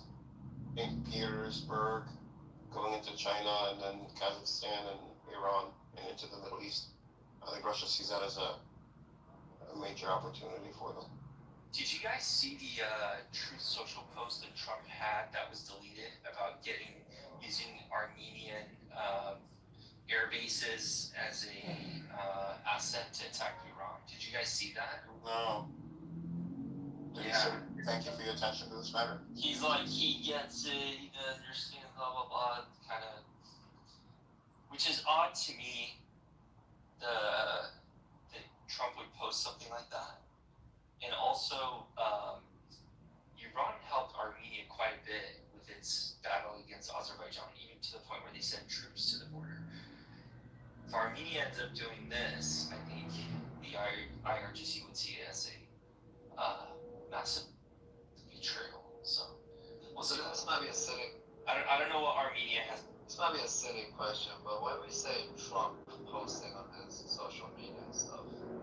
actually himself posting that. Yeah, who else would write like that? Sometimes I feel like it's just older, like that son that he has.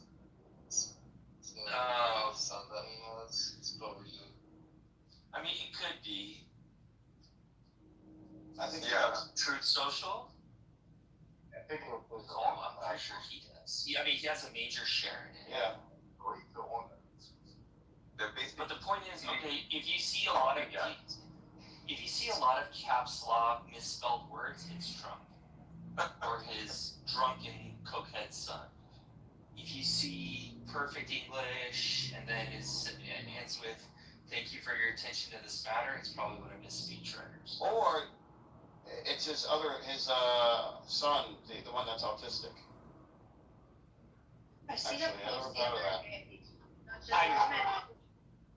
This woman shared that her dad used to do what her dad used to do, and she says that her dad used to go get really drunk at night, and then he would listen to rock music really, really loud, and then he would just get on Facebook and start writing horrible things and bullying people, calling everyone around him a peasant. Then he would listen to rock music super mad, and he would be like, "Twa, twa," yelling at everybody in his house.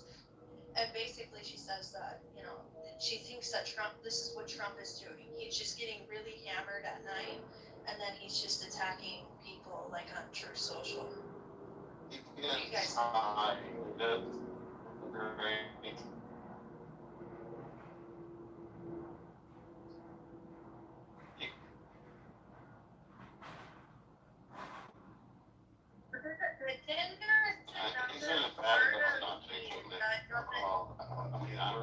I feel like they're. Right. Yeah, he has us. I know. But he heads up is though. He's an embarrassment. Seriously. Oh my gosh, that guy is a drunkard. Seriously. He hikes stuff. Yeah. But there's a part of me with Trump that doesn't think that he's like. There's one part of me that I'm like, oh, maybe that's a probability, and then the other part of me is like, no, like this is the same guy who like calls for terrible things all the time, going all the way back into the 80s. You know what I'm saying? Like he is just not a great human being. I've been. But he's been cokehead since the 80s. It doesn't matter. I don't give a fuck. There's gonna be more presidents after him. There was presidents who I didn't vote for him. I don't give a fuck. You voted for him twice. I didn't vote for Trump. So I don't know what you're talking about. People from your country, you guys voted for him twice. Amazing. That doesn't change anything that I just said.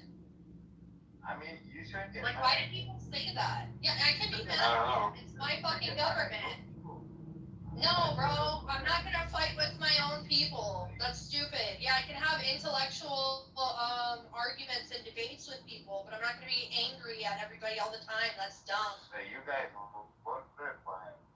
It doesn't matter. And another thing is, like, He's not trying to even trigger having you, just his ignore face. him, Coco. But here's the thing. This is what it doesn't make sense about when people say that, right? It's like, okay, Wyrock, okay, I was talking. When you make statements like this, you don't make sense because you're just assuming that everybody who voted for Trump, and by the way, I didn't vote for Trump, but you're assuming and you're insinuating that everyone who voted for Trump agrees what he's doing all of the time, and that's just not true. It's not true for anyone of any president. Like people, I mean, and if there is a majority of his base is already turned away from him, so like, I don't even know why you said that. That was stupid. It didn't change anything. A lot of people that voted Trump are trying to bring up shit like that he did. I don't think I didn't vote for Trump, so I don't care. I didn't talk about you. I said a lot of people that voted him. But you cut me off when I was talking to say, okay, he's your president. Okay, and the sky is blue. Listen, dude, even if people voted for Trump, they can still criticize him. Like, what are you talking about? Yeah, it's a presidential vote. It's not a marriage, Wyrock. I mean, it's It is a marriage that we're unfortunately stuck in for another 2 years. It's a marriage with a We'll divorce at the get end. through it. Yeah, if Trump doesn't manage to start World War III and ruin the world, then in 2 years we'll finally be rid of his venom. The signs were It's always bullshit. there years ago. People Yeah, still no voting kidding. for this guy. This is beyond. Amazing. Uh, Wow. Oh, wow. Rock, where are you Amazing. from? Where are you from, Rock? Yeah, wow. Where are you from? You talk about America. Tell us where you're from. Well, let me get it. Why you yelling? I'm asking you where you're from. You keep talking about Messiah's America. At least we should know your viewpoint. Where are you coming from? I'm not. Yeah, where are you coming from? I'm criticizing like the what is it? Like even like Latino community. Yeah, that's incorrect. 60% That's of them incorrect. It's 36 okay, but you have false statistics. You have false statistics. Still, Rock, It's less. where are you from? What's the statistic? Belgium. I'm from Belgium. Do you know Fatima? Yeah. Oh, wait, are you Belgian? Yeah. Oh, wow, your government is really corrupt too, hey? Like, look at those people in the Congo, and you guys just, continue to uphold your card. I accept your opinion. Well, it's a fact.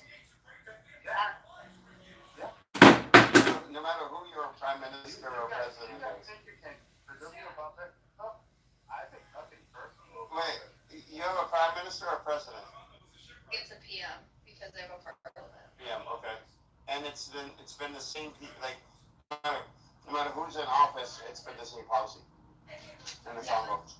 Does the American Constitution allow J.D. Vance to be able to run president? If you want to run, you could run. Yeah. You could run.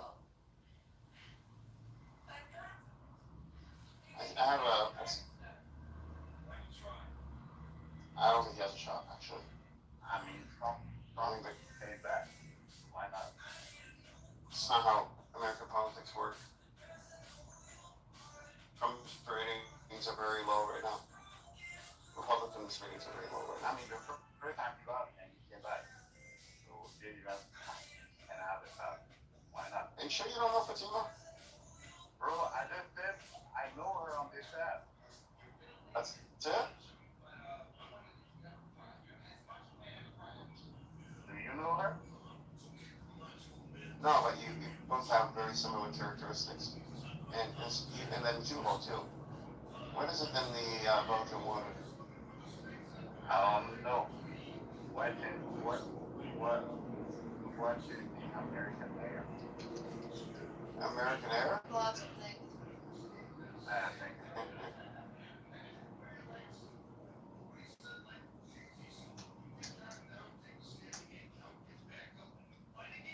Yeah, There's a lot of I mean, here.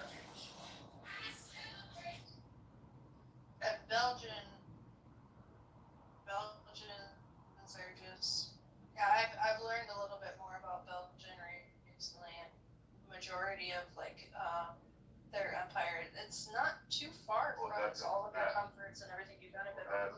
Yeah. Like, being local too, one of the worst humankind in this.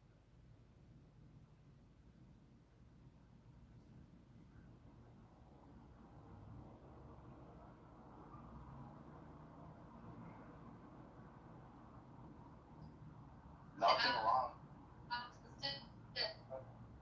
The chat, what is your Belgian policy? Lloyd is asking on Congo too. I mean, currently, like, Belgium is, I say, a lot of, like, unbelief, like, refugees, like, in, I think it's all, it's for compensation, like, basically, there's a lot of big Congolese community in Belgium. I think maybe he means more like in Congo.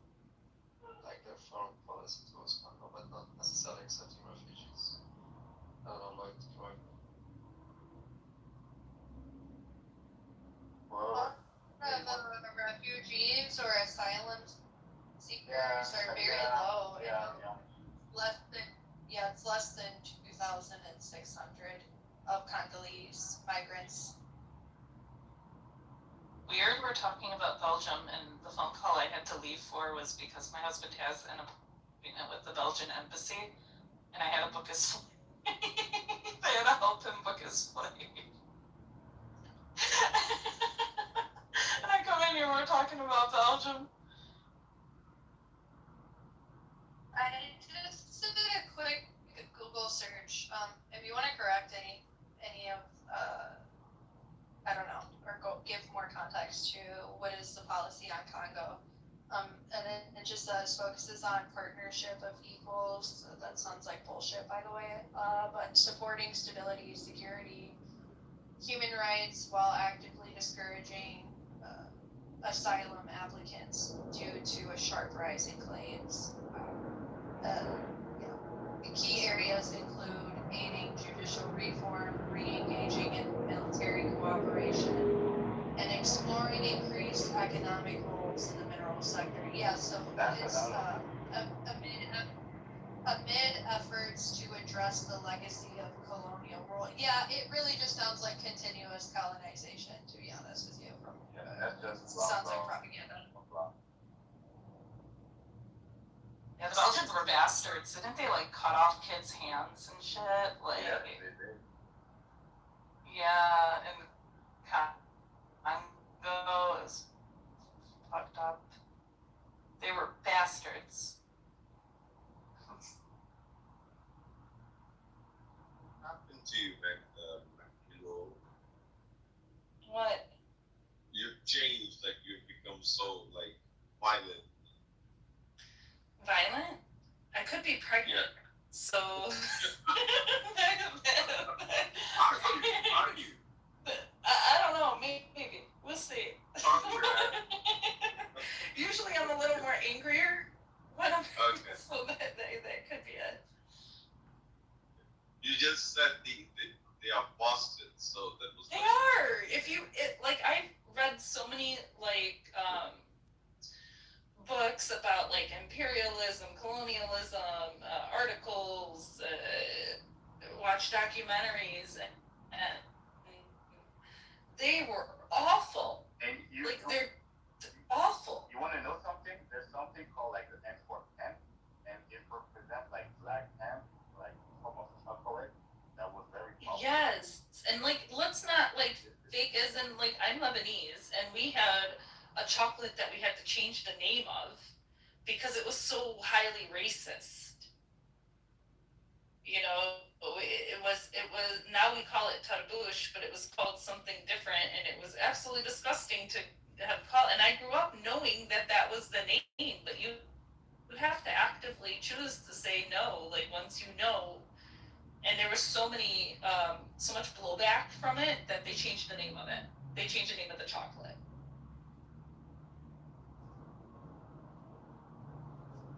But that's abhorrent. How do you feed children a candy called the head of a black slave? In the crazy part is that they had like different variation. They had the topic. They also had the biscuits, like representation of hemp.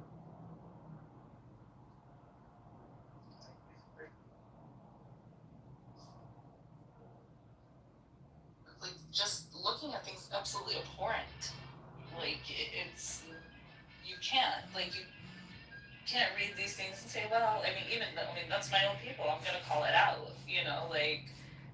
Even sometimes when derogatory language is used toward describing black people in Arabic, I have to correct them. Of course, there's nothing wrong with calling out. I know. For this world to be a better world, people should do that more. Yeah, call it out. Don't be ashamed to call it out. Just say, hey, that's not acceptable. Not in pleasant company. Oh, this is the way they are. This is the way things have always been. Well, so what? Don't let it be that way no more. Don't perpetuate it.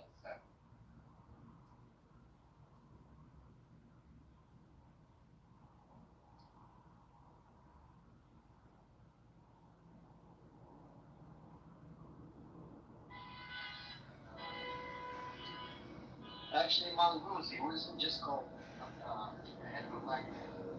Head of a head of a black slave. Head of a black slave. That's what it was called. Head of a black slave. Hey! But Allah Nazim. Yeah, you know. It's a good candy. I still like it. We call it tarbush now. Better. Cat. Tarbush. Much better name for it. Ghandur chocolate. Isn't tarbush means watermelon? No, tarbush is like, you know the hat that the Turkish guys wear, that little red fez? Yeah, the fez is a tarbush. Yeah, it's something with the young white thing in the inside, right? Yeah, it's got like a marshmallow cream with the biscuit on the bottom. It's so good. It had a racist connotation? Yes. I didn't know that. Wow. It was called Ras al-Abd, which means head of the black slave. Wow. I didn't know that. I think about 10 years ago they changed the name of it to tarbush.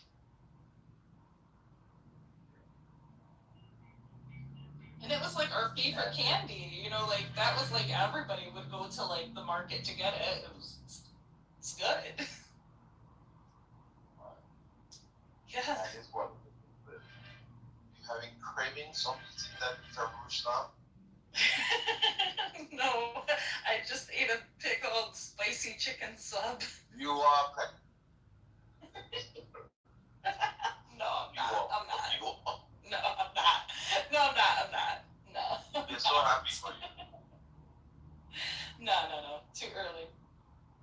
Not time yet. Okay.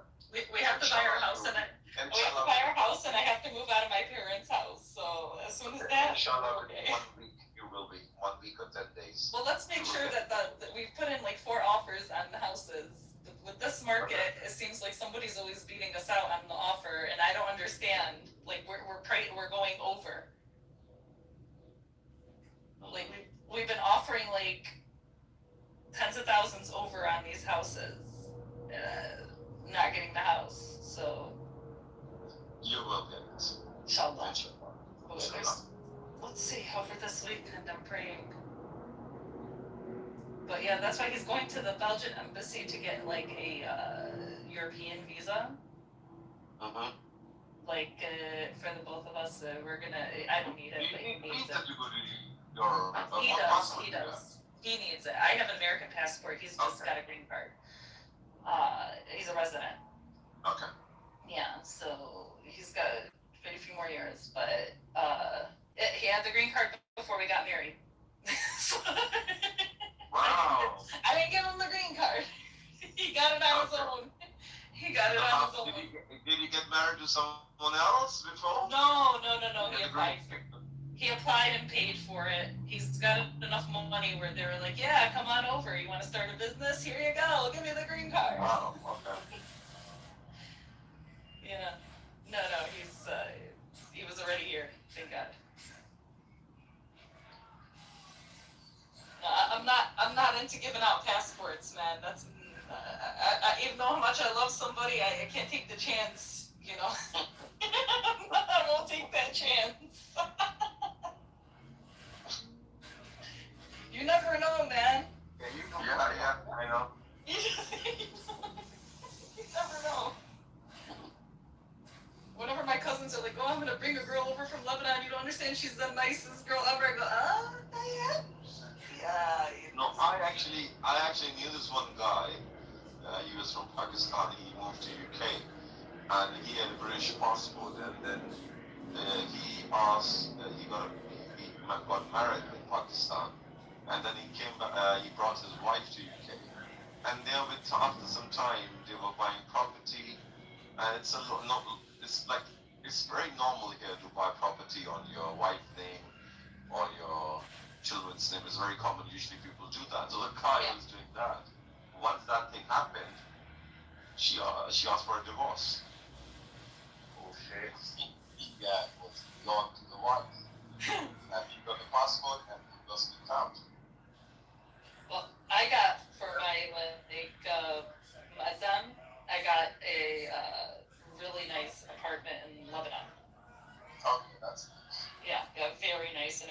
area. So that's in my name as part of like my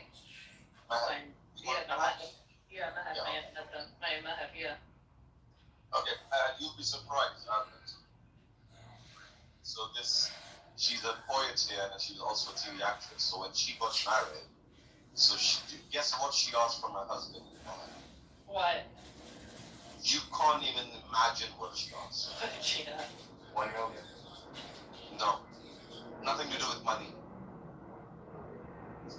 What she asked for the ability to divorce? No. She said, my meher is that my husband has to wake up every day at 5 a.m. and never misses Fajr prayers. This is what she asked. That's not bad. That's not bad. That's a meher. That's a tough one. Yeah. I didn't ask for anything. He just was like, you want this, you want that? I'm like, yep, yeah, that's fine. Like, I wanted more like property in my name in Lebanon.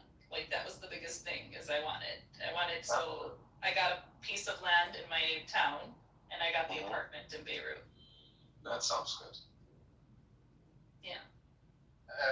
I heard something about correct me if it's true. Like I heard like depending on Beirut is like state, depending on your religion, there's places that you cannot go. Is it true or not? Not places that you cannot go. So my apartment is in Baabda. Okay, so Baabda is next to like the presidential palace. It's a predominantly Christian area.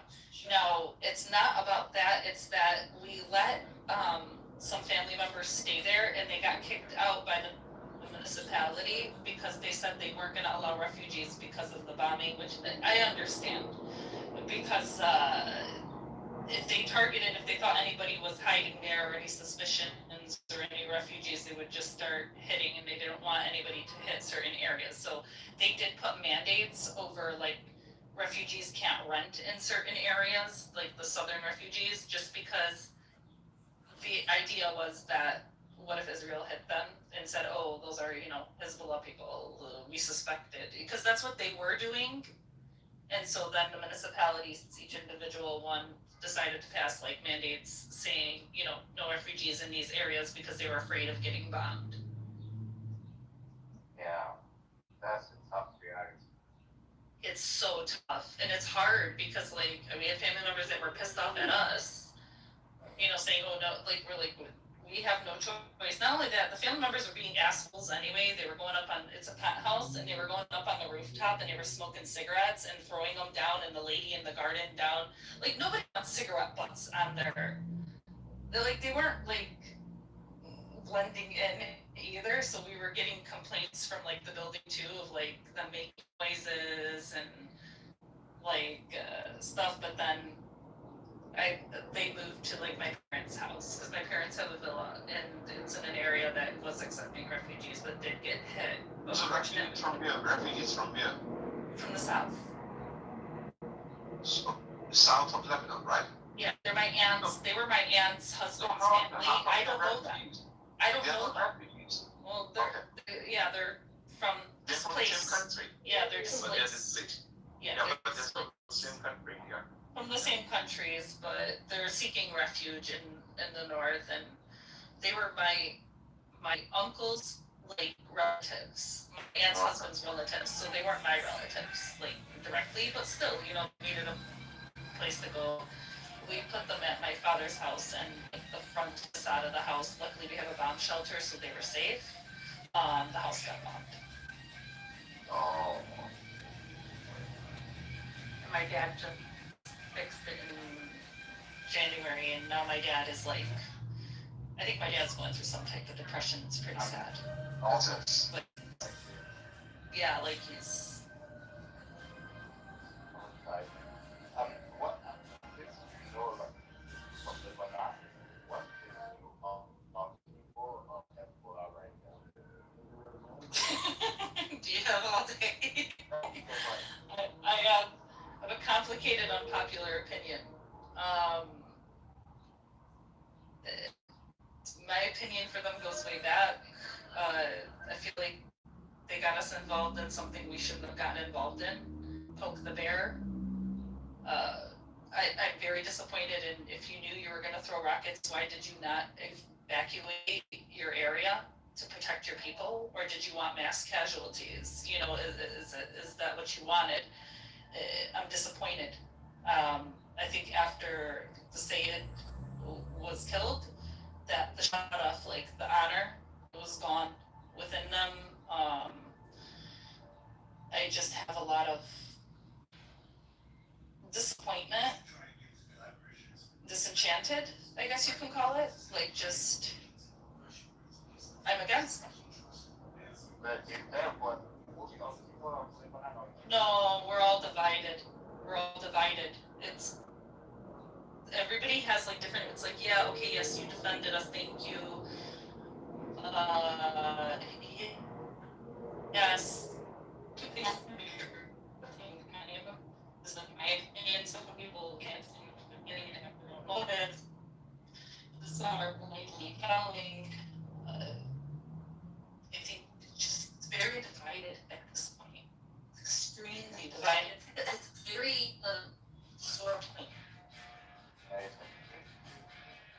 Yeah, it's like this thing of like, you just, yes, okay, you know, you can see the principle of it, but I mean, but then what is the other alternative? Shit. What is this alternative? Shit. You know, like, no, I don't see any solutions. And then we're already screwed before all of this. Economic collapse, inability to govern because we're not picking a government, social problems, influx of Syrian refugees, just, the place is a shit show.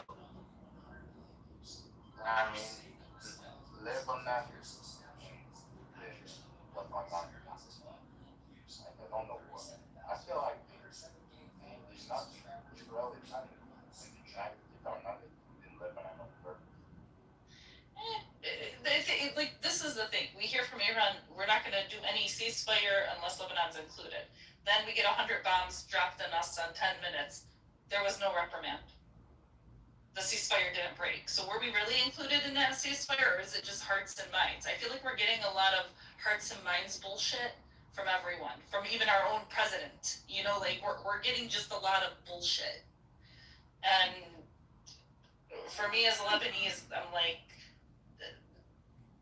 okay, this ends. What happens next? We have a lot of internal problems. We can't blame everything on, oh, if it was, it's a combination of everything. Like, you can't say, oh, it's because if Israel left us alone, then we'd be fine. And if Iran didn't come in, then we'd be fine. No, it's a fucking shit show within our own internal selves and what we've done in external as well. You know, rampant corruption. Literally, our politicians took all the money and left and told us to go fuck ourselves. And depreciated and trashed us. And then the explosion. What was it? Oh, it was this. No, it was this. No, you know what it was? It was rampant corruption. And for years and years and years at the port, they were told to remove the chemicals that were inside these. It wasn't stored properly. And because of corruption, one pays this one to turn another eye, yeah, do this, and it literally exploded upon ourselves because of the way we do business. This guy winking and nod, a little bit of money over here. It's like, it's a lack of thought for the entire, it's a very individualistic society. Very oligarchish. You got the really, really rich that run everything, and you've got the poor, and usually the rich are these politicians telling the poor to go kill each other, and it's each other's fault, and it's this external fault, and this one comes in this country, and this one's back and paid by the other. So you can't just say, oh, it's an external problem, because even when that external problem goes away, we're still going to have the internal bullshit.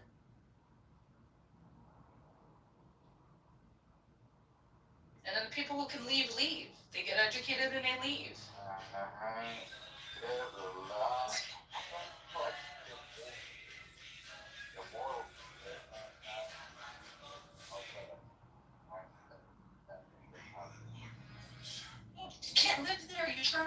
tried several times to try to get there.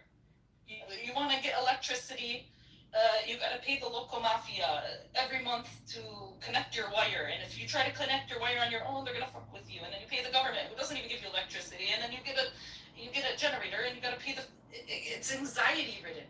You know, you just on top of exterior issues, it's living there is anxiety. Like just being able to function or to get anything done. Like literally, the only reason I can get anything done there is because I know people. Yeah. And that's corruption. It's not fair. It's a bad system. Bureaucracy, whoo. Me getting my citizenship, they charged me $2,000 because my father didn't give me my citizenship when I was born. So they charged my parents $2,000 on each child, depending on every single year that they weren't registered. And then in order to register my mother, because my mother, when she immigrated to America, changed her name. She was 5 years old. And when she naturalized her name, she Americanized her name, her first and her last name. And because I couldn't have documentation that showed my mother, it went through hell, and all these different things. It's like the bureaucratic tape, and even then I had to have my sister-in-law, whose father is the mayor of a town, call his friends to push the paperwork through.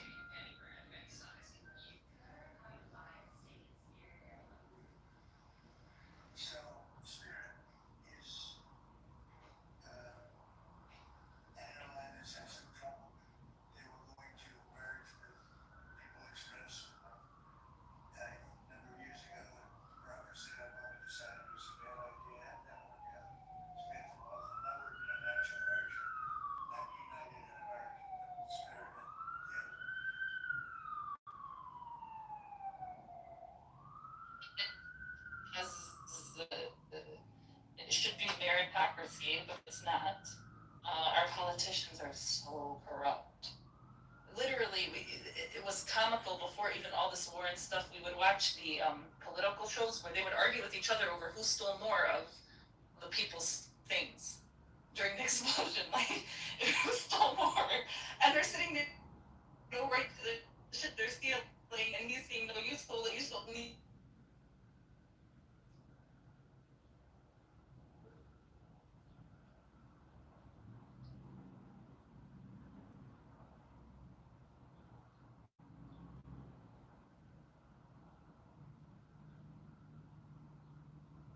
A truly secular democracy, but I don't think that it's a controversial one, is break it up. Have everybody have their own regions. Nah. Break it up. And like, it will be like words, like. But what else? There's no practical solutions. They won't. I don't know. That's where I'm lost. Like I don't know. I don't have hope. I don't see any practical solutions unless another foreign government, which will have their own interests, which now America built the largest embassy in Beirut, so obviously they have a plan. They wouldn't have built this big embassy if they didn't have a plan. And yes, if another country came in and gave us money, army, their infrastructure to organize ourselves, all this stuff, and to strengthen our government and our political system, they're always going to want to have their hand in it also, and we won't be beholden to whatever they want. So we'll never ever be truly independent. I don't see us being truly independent. Nobody would allow us to. Nobody in the region would allow us to be independent. Nobody wants us to be independent. France doesn't want us to be independent. Syria for Yeah. It's not in anybody's interest. So like, what's the relationship with Lebanon and Pakistan? There's a lot of like hiding stories. I don't get it. I don't really get it. We have a complicated relationship with France. You know, we look at them like our mother, France. You know, but they really were our colonizer, and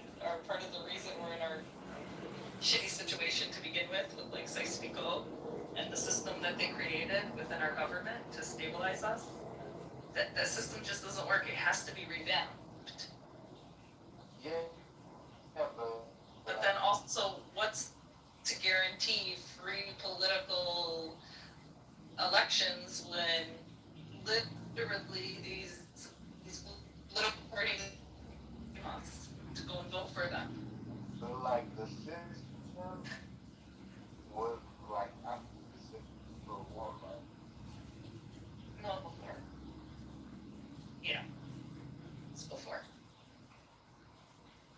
Yeah. Where the president is a Maronite, the prime minister is a Sunni, the speaker of the house is Shia. Yeah. And even if they were to do it now, and they were to split it up by majorities, that's why they did it before, it would be totally different, but it's a shit system. Someone's religion is not going to make sure that their ideas align with people. So that's why it has to be completely secular. But if it is, we have so many like different sects of religion, and they're so tied to, they vote for who their father voted for in parties, and almost like a fervent loyalty to these party ways of voting. They vote for the person because that person is the representative of the party of which their father has always supported and their families have always supported. But a lot of the newer generation is kind of breaking away from that, but then they go to the West and then they're like, you know what, fuck it, I don't want to ever go back, I'll go for vacations. I'll get a house there and go on vacation, like I can't live there. The only true time that was good was the time of Hariri. He wasn't perfect, but he poured a lot into the infrastructure, and things were getting better, and the economy was good, and business was coming in, and you could go and get it.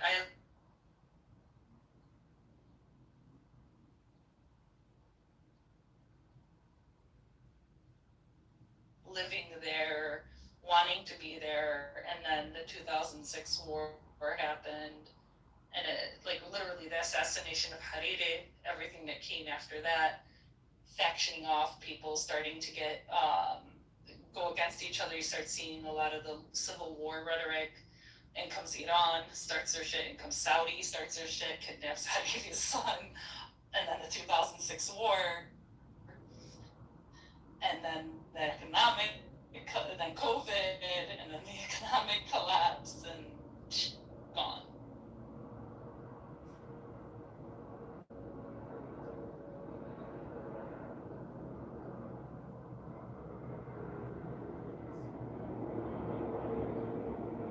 The end of all these sectarian parties. Anybody who had anything to do during the Civil War has to be removed. We still have, literally, in politics, how the hell can he still be there after what he did? I feel like you can have the base faith in the world, best system. If Hezbollah is still there, there will be no moving forward. Hezbollah's got to go. Harakat Ahmed has to go. Kitover has to go. All of these parties, these political parties from the Civil War, have to all go. Not just his, all of them. Yeah. Right. All of them have to go. All the militias have to go. All the sectarianism has to go. All of it.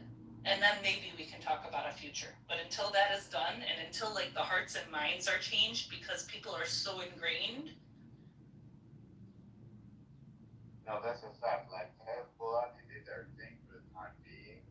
They had their purpose, and the country keeps moving forward. They cannot take the whole country and others like that. That's crazy. No country can operate with a individual militia making decisions for the country, such as entering in war. I don't care who it is. No government can do it. Amir, are you there?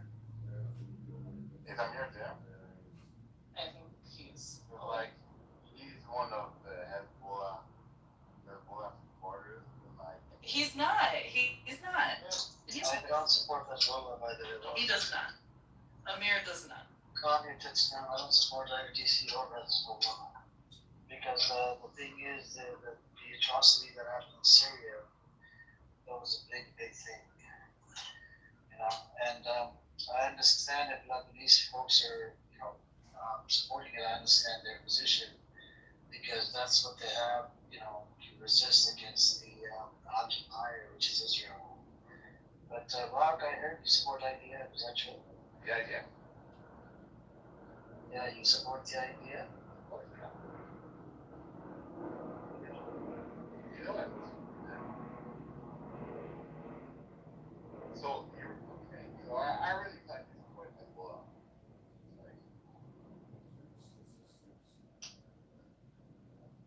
I mean, if you ask Mangoose, she, at certain times you would support it, right, Mangoose, if they're resisting against the occupier. At certain times, you don't have any other choice. If you don't have a choice, and then you got to think back, whose best interest is it for us to not have a choice? There's a lot of people. It's in the best interest of Iran. It's in the best interest of Israel. It's in the best interest of Syria for us to not have a choice. If we had a strong army that was capable, equipped, trained, a strong central government, maybe we'd have choices.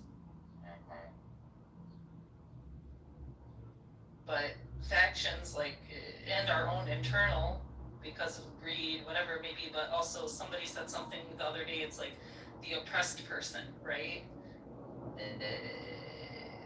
Can you really judge what the oppressed person does? You can't. It's a sad state of affairs. No solutions. I don't trust nobody. None of these governments. Nobody has the best interest of the Lebanese people in mind. The only country I could see that might have a little of a soft spot, but still has its own interest is France. But we have a complicated, a love, but not love. Wasn't France soft. occupied at one point? Yeah, but Why would France have a... But the idea of the people is they have fond memories of the time that the French were occupying. No, they made brothels and prostitution a big thing. Yeah. That's where the word sharmuta comes from. But I'll say that in just a moment. I have to take this call. A lot of people don't know it, but one of the most richest French people have Lebanon ties. A lot of people don't know that. They have a very complicated history.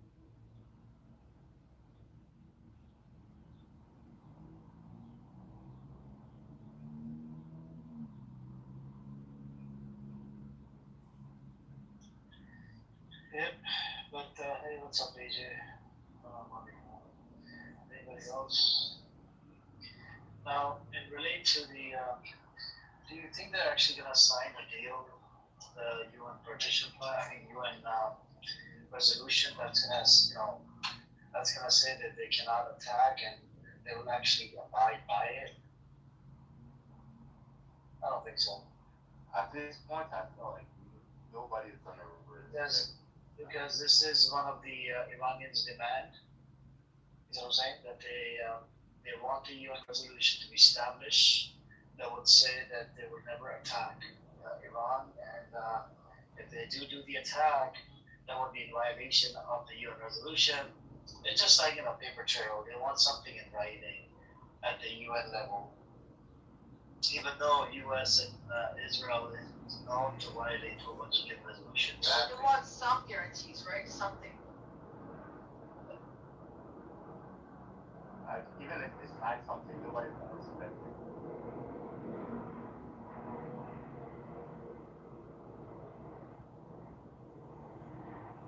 Is that all they asked for? I mean, just like the UN resolution. Yeah, so they're asking for that. They want America to vote the blockade. And you have somebody going to Pakistan. I think it's the minister is a Rachi. I'll have to check the name. He's going to, and Moscow. Moscow is going to be meeting up. Moscow's meeting up the Pakistan, I think the army leader is going to be the Iranian official, and there's another one, Moscow, and what's the other one that starts with M as well? What's the one that I said earlier? Muscat or something like that. Moscow, yeah, Moscow. So it's four parties are meeting up, and there is a risk on his life because Israel is known to assassinate people and sovereign nations. So I don't know how they're going to protect his life. But I think the reason why the Russians and the Moscow people are getting involved maybe because of that reason actually, to stop Israel from doing anything like that.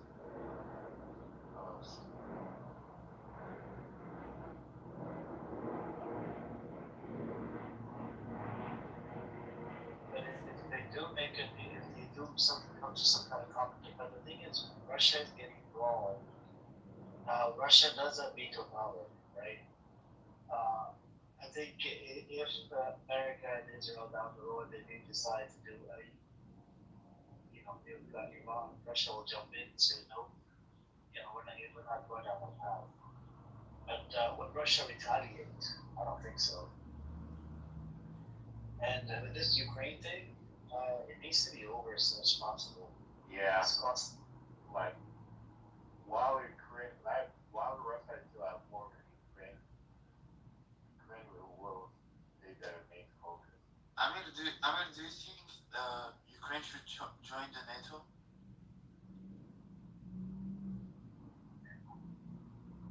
I mean, that's how it started.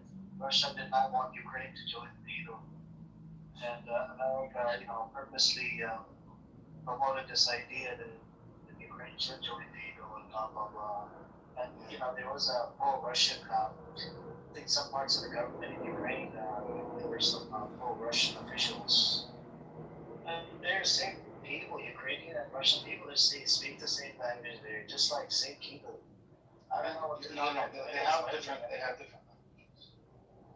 No, but they're the same people. They're cousins. They're not the same people. They're like similar. It's the same background. They look like each other. They just like this. Yeah, but like they still have different languages, guys. No, but do you think they should join the NATO or not?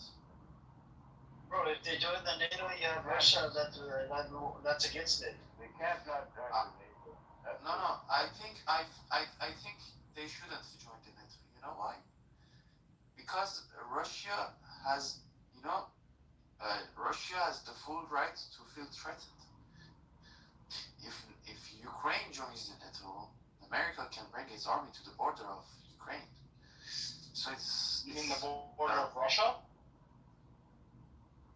Yeah, to the border of Russia. Their army is already at the borders of Russia. Are they, or is it Ukraine? Latvia, Lithuania, Estonia, these are all parts of NATO. Now, recently, Finland and Sweden, Turkey is part of NATO. They're on the borders. They're already on the borders of Russia. No, so you're saying American soldiers are in the border of Russia? Right? No, and NATO. These countries are part of NATO. So there are American soldiers in these countries. Yes. It's very different from American soldiers being in. Yes, there are American soldiers in these countries that are bordering Russia. Yes. This is already. I know American soldiers are in NATO, but are they in? Yeah, I know of American soldiers that they're are already in countries that border. Yeah. Yes, there are already American soldiers on countries that border Russia. Yes. Yeah, Poland, Lithuania, Estonia, Latvia, Finland, Turkey. These are all countries that border Russia. These are all countries that host U.S. forces. And in the case of Turkey, host U.S. nuclear weapons. Personally, I believe that Russia had the full right to attack Ukraine. They had the full right. And I don't disagree. I disagree. And it was the dumbest. It was the dumbest decision for Ukraine. Zelensky fucked his country up. He literally fucked his country up. Now, even America isn't backing him up that much. Did you see how he fucking, when Zelensky came to the White House? Did you Do you know how? I mean, bro, bro, he got treated very bad in front of the camera. Yeah, that was clear. I don't disagree. I don't think Ukraine should be part of NATO, but it's not because of the reason that you said. Because with that reasoning, then a lot of countries that are part of NATO that shouldn't be part of NATO. Using your logic, like Turkey. Turkey's been in NATO since the 50s. I need to check it, but like I think that like Ukraine, while they were part of like Russia in the 90s, had an agreement with Russia that they couldn't not be part of NATO. Yeah, so that's actually I think.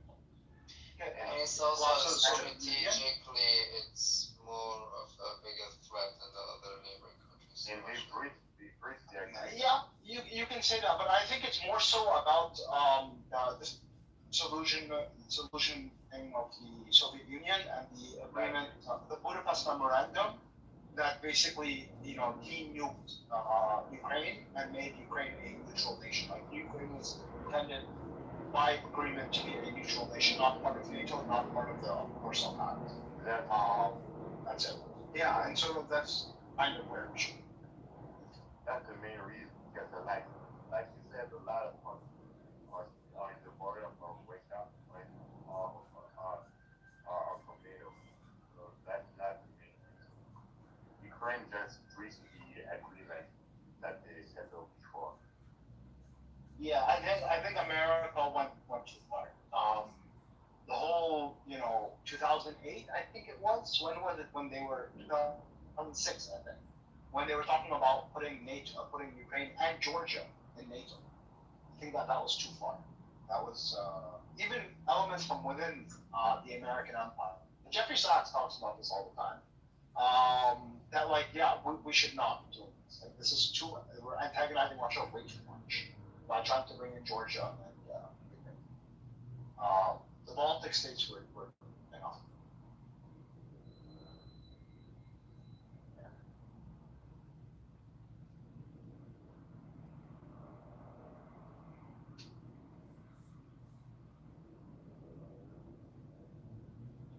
Okay. Yeah, I got a question for you. We had Muhammad, do you remember Erdogan? Remember? Muhammad, yeah. So, last time Edward was here last week, he said Turkey is the biggest threat to Iran. What's your take on this? Turkey is the biggest threat to Iran? I don't think so. No, actually, Turkey wants the Islamic regime. Turkey really wants them. You know why? Because after Iran, Trump will go for Turkey. I don't think America would want to go after Turkey. Israel definitely would. I'm talking about Iran. It's a threat to Iran's sovereignty, Turkey. No, I don't think so. That's what Muhammad was making the argument that Turkey could be a threat. No, I don't think so. I don't think it's a threat to its sovereignty. To make it make sense, four ballistic missiles were shot at Turkey, right? They didn't accept the claim. And one of them they did accept the claim. They said they did shot it by mistake, and then Muhammad was making the argument they got U.S. military data on there and whatnot.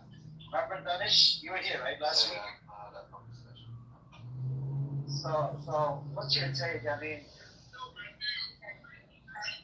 because that's the argument that it's a threat because they have American military base over there. Are you asking me or Benyamin? There as well. I was just saying that I think Turkey definitely have their own interests as well. I think they could potentially be a threat to their neighboring countries. I think if, for example, in Syria, if this guy who came to power, if he wasn't in line with the Turkish agenda, I think they would have been threatened serious sovereignty. So, you know, I think Turkey also wants to be a powerful state in the Middle East, and they would definitely like to compete with the Iranians and Israel. Hasn't Erdogan repeatedly said that he fantasizes about the Ottoman Empire? Yeah, I think that's more so a threat to Iran's empire, not to Iran's nation. I don't think they have any like ambitions to like destroy Iran or to like take territory from Iran, but certainly to diminish Iran's power in neighboring countries. Yeah, for sure. So they would have proxy wars with the Iranian empire in other countries. They wouldn't actually fight directly with Iran. I don't think so. Not in the near future.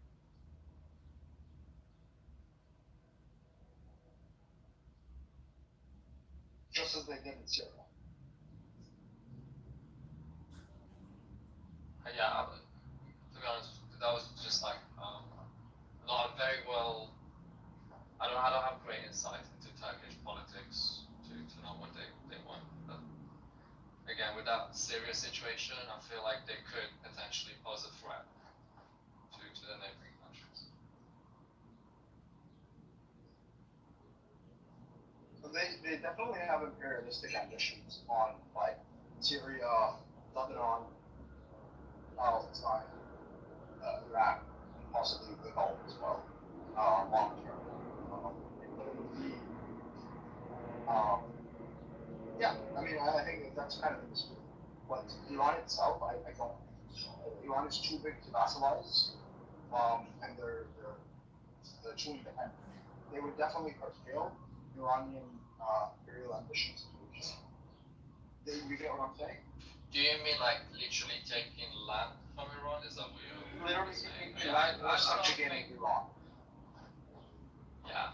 Look, at the end of the day, I don't know. With these people, I feel like if the opportunity came, they would do it. You know, it's like I don't know. I feel like they mine some more resources, some more land for themselves. You know, especially when you have people that are fantasizing about their nostalgic empires from before. Do you think the Azeris would be a good column for Turkey? I don't know about the Azeris, but I'm just saying with the Turkish, they could potentially pose a threat to the neighboring countries. But then again, I don't know. I don't really know about Turkish politics. I'm just saying based on the pattern of how they speak, particularly about Syria. You know, like I said, with the Syrian situation, I think if this guy didn't come to power, who's pretty much a closed line with Erdogan, you could say, they could have potentially actually posed a big threat to northern Syria, the Turkish. Because maybe they would have somewhat competed with the Israelis, because the Israelis would have, they kind of are trying to take land from the Syrians. So the Turkish would be like, well, if they're going to take land, we're going to take land. If somebody from Syria in this room, because I feel like you don't really understand what's happening in Syria. Like this country is basically like a multiverse of multiple countries that doesn't exist. Like Syria makes no sense right now. Well, what does it make? The country. Why? Like there are multiple regions in the country that don't really live together. Nobody has control over the country. Multiple groups, and the president wanna make it seem like the country is united, but it's not. I don't even know if he has control over this part of the country. He has control over most of the country. There are parts that are like still. It's just like any other country that's recovering from a civil war. Still has some issues, but it's still kind of mostly held together. Are you sure they really recovering? Yeah, Why would what is I think the latest count is like 1.5 million refugees have returned to Syria. Why would they return if the country wouldn't recover? No, it's a question. Yeah, they're recovering.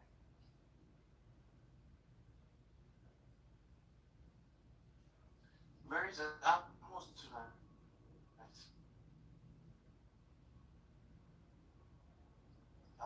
Sure, I don't think he has a room on. He's bitching over a microphone in a bus right now. He usually has. All the telling all the tourists. But he always has the room open on Friday. There is. Please don't stop it. Please don't stop it now. Please.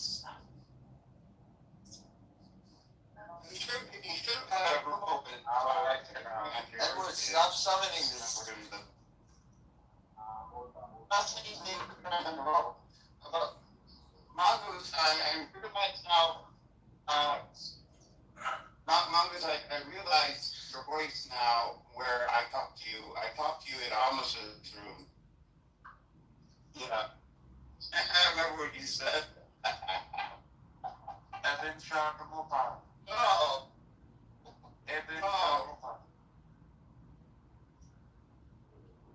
No, that was not. It's bitch. Wait, there's an etymology to Shakamupa?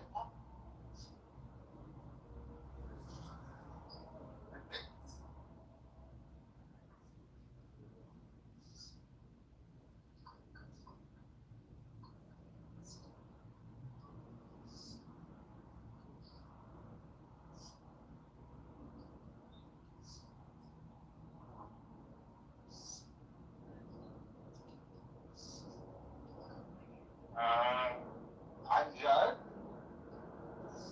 Are you serious? I assumed it was just an Arabic word for, that had, a couple of roots. Oh, okay. Oh.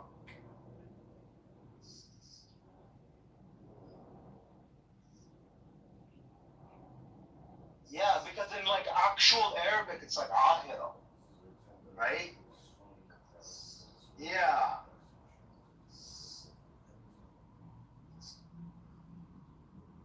Yeah, I've heard. No, there are other things that had like vibes from like French, like yeah, there are like chapeau and stuff like that. Pantalon. Yeah. So like there are other like mundane words, right? So it's not surviving. We throw our just that, like, spice in it. we throw our little. Yeah.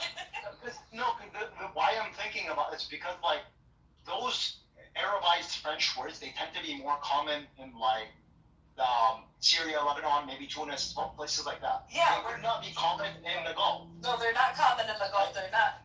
No, but Sharmuta is common in the Gulf. No, now because we went there and taught them it. It was Gahwa before. Yeah, that's true. It's Gahwa. It was Yeah. You're right. They still use Kappa. They still use Kappa though. They say that big versus too. Well, that big means your mother's born. Have it. No, it's totally different. Kahwa is different from kahwa. But not coffee, bro. That bit. I thought you said that. Yeah. No, that bit means coffee. That's what I Kappa in Arabic. Kahwa. So in the Lebanon, we drop the G. We don't do the hard G. We say ahdi. That's not as common though. No, it's not. It's mostly Shalamut. That sounds more like We say albi. We say albi instead of galbi. Why don't you pronounce Galbi? Galbi sounds like heart. Albi. We say in the Levant albi. They say galbi. I know, I understand. Galbi, like for heart?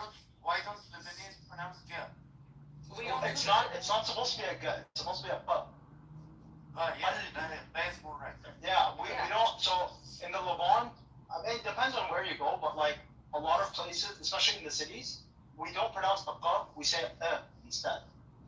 Yeah. Yeah, if you, like in the West Bank, if you're Falah, you say the Ka more. But What do you get? Yes. I think that's being blended now. Oh, it's not as much. What do you guys think? No, even in Syria and Lebanon, like in the villages, they would say the qa. Especially the Druze. The Druze are known for saying that. What do you say? You say تحكي or اتكلم? احكي. تحكي or you could say Yeah. You know what? You Yeah, say احكي. احكي. You say احكي. It's like Falahi almost, like country. Yeah, Falahiyin, yeah, they replaced the kaf with a cha. No, that's Iraq. And we don't say kahwa, we say ahwe. We say both though. Like in Palestinians, we'll find both. Ahwa or Wala cafe. Cafe, because that's our complicated relationship, Ace, with the French, is that we have this colonial mindset where we really didn't. We know they were our colonizers, right? We borrowed But words we from still them. These are loan words. romanticize. Yeah. No, we romanticize them. There's still this romanticized in the general population. That's what I call it. Yes, there's still a romanticized. I think that's more a Lebanese thing, by the way. Yeah, it's Lebanese. It's a Lebanese thing because of the Maronites. It's because of the Maronites. No, even among the Shia and the Muslim, please, when I go to Bir Hassan to my sister. No, I know, but it came into, I know, but it came into the Lebanese culture through the Maronites. Even if you go to the villages, everybody speaks, it's very French. No, but No, but we do that too. That's pretty normal. Yeah, but it is And like the Iraqis. It's No, romanticized. the Iraqis, they. colonizer. No, look, the Iraqis have loan words from the English. You know what the Iraqis call rice? They don't look at. I know Timman. Tinman. Tinman. Yeah, we say Timman. Because it was the brand of the. But no. Exactly. Romanticize. Even Sheh is for Iraq. They don't say Ka, they say Cha. Yeah, Iran. French. We want to be French. They have lots of words from Iranians as well. For Allahu Akbar, I've seen some videos from Iran. Allahu Akbar, they say. No, that's just certain cities have that accent. But when it comes to French, I don't know, Danish or Taco, maybe you could help me with this. Why do we have French words in Farsi? Reza Shah was where he was very culture, Paris and stuff. Yeah, Keramat, Asansor, Ananas. We have a lot of French words. Yeah. But they really liked the French culture. They liked Paris, the Parisian culture. Well, actually, so the reason for this, a lot of people don't know this, but up until the age of revolutions and the birth of republics and stuff like that, the French was the lingua franca amongst the aristocratic class in Europe. All of the kings and queens and princes and all of that, aristocracy, they all spoke French. And so it was seen as like the. But that's also very much in Lebanon too, is when you can speak French and you mix it in with your. Yeah, but that's for a different reason. You're like, ooh. Yeah, but that's for a different reason though. That's because of the colonization and the Maronites specifically. Because the Maronites were in charge for a long time, right? They were the aristocrats. It's more of even I'm gonna tell you, even in southern Lebanon, you talk to a woman like that, and if she's been educated, mostly she's gonna speak a lot of French within her languages, unless you get somebody totally faleh, like a total farmer, total person. But you're going to because the Maronites guided. Yeah, but the Maronites essentially guided the Lebanese culture. Well, the Catholic Church opened up a lot of schools in Lebanon, and that was a lot of there was free education through the rahbat, through the Catholic schools. So, the nuns. The nuns, and the nuns, language was in French. I mean, even up until 80s and 90s, we would sing the French. I remember I went to a French school when I was really little, and they would play the French national anthem in the morning. You know, by the way, I found what I was looking for. It was the Lebanese national movement, or Lebanese national, what was it? My family was into that. The الحركة الوطنية socialist. اللبنانية. Oh no, No, not just the Syrian socialists. So this was like a pan, like basically everybody joined in together. Pan-Arabism. It was so predominantly pan-Arabist, but there were a lot of other parties that were involved. There was the Ba'athist. There was what's his name, Abdul. So there was the Nasriyin. There was the Lebanese Arab Army. There was the there were different parties. The communists were in it, and amongst them was Walid Jumlah. Of course, he was the leader of them. So the Druze. Yes. But who, like, you had a lot of other minorities, including the Shia, that didn't officially join them, but supported them. Yeah. Yeah, and even Especially you'll be surprised. Shia Tishman, of course. No, but you'll be surprised. You know, even the Greek Catholics, they also joined.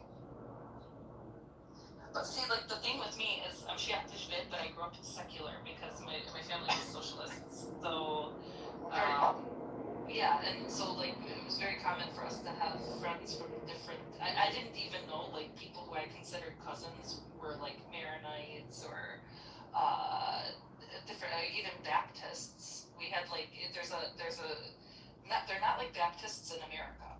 They're small communities of Protestants. Yeah, they're like really on John the Baptist. Like their religion really focuses on. Are you talking about Magdalene? Yes.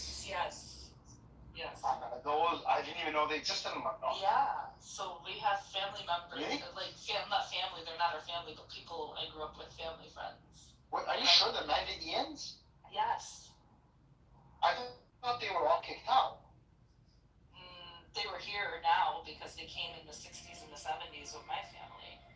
As far as I know, that they all got kicked out by the Roman Empire, like almost 2,000 years. No, they're still in the Shbid. No, in the Shbid is a weird place. I'll tell you something about the Shbid. You will find ancient cults that you never thought still survived in the Shbid. The Shbid is the one place in Lebanon you're going to find Shia, you're going to find Maronites, you're going to find all different kinds of sects of Christianity. It's like really small sects. What's Shbid? Mount Lebanon. And pretty much even during the Civil War, there was a lot of coexistence. Are you sure we're talking about the same people? The followers of John the Baptist. Yes, followers of John the Baptist. They even have a church here in Michigan. I went to a wedding. My friend married one of them. Because I didn't know what the hell they were. Because I thought, like, and my dad explained it to me, and I didn't really know. Because we don't really talk about, like my family is like, you know, like everybody in their religion just stick to yourself, and like very much about our Lebanese identity. So when I was educated, I was educated on a lot of Pan-Arabism and a lot of books on like the Syrian Socialist Party, a lot of books on socialism, a lot of books on communism. Were you a part of the your family? They were part of the Syrian Nationalist Party. Socialist. Some of the people in my family were either that or. Yeah, most people don't know the Syrian Nationalist Party started in Lebanon. The Syrian Socialist Nationalist Party, the Pan-Syrian Party, started in Beirut. Anton Saad, exactly. So I mean, this is not a Damascus thing, you know. Then it's not Syrians trying to impose on Lebanese. I always get shit on this app from people saying, well, they were Nazis. Their sign was the Nazis and Nazis. I'm like, not really. Like, it was more like about Pan-Arabism. It was nationalism and socialism. I mean, yeah, that's what it was. It was like more of your nationalist identity, completely secular. There was people from different socialist framework. Exactly. That's what Nazism. That's why we were so dangerous. That's what Nazism is, by the way. I mean, I don't believe in everything, but I do believe in like a pan-Arabism, you know, like the way to unite, you know, under one identity for just global impact, you know, like I it's the agree. only way we can survive is I, that I, way. I used to be like a very staunch. My whole family is like all pan-Arabics. Yeah, I'm not as staunch nowadays. I mean, yeah, I'm not as staunch because I can see like the faults within it. I'm not as staunch because I see that it's failed. It'll never work. It'll never work amongst. It won't ever work because people are so hold to their sectarian ideals. You know, like it's. No, that's not even why it won't work.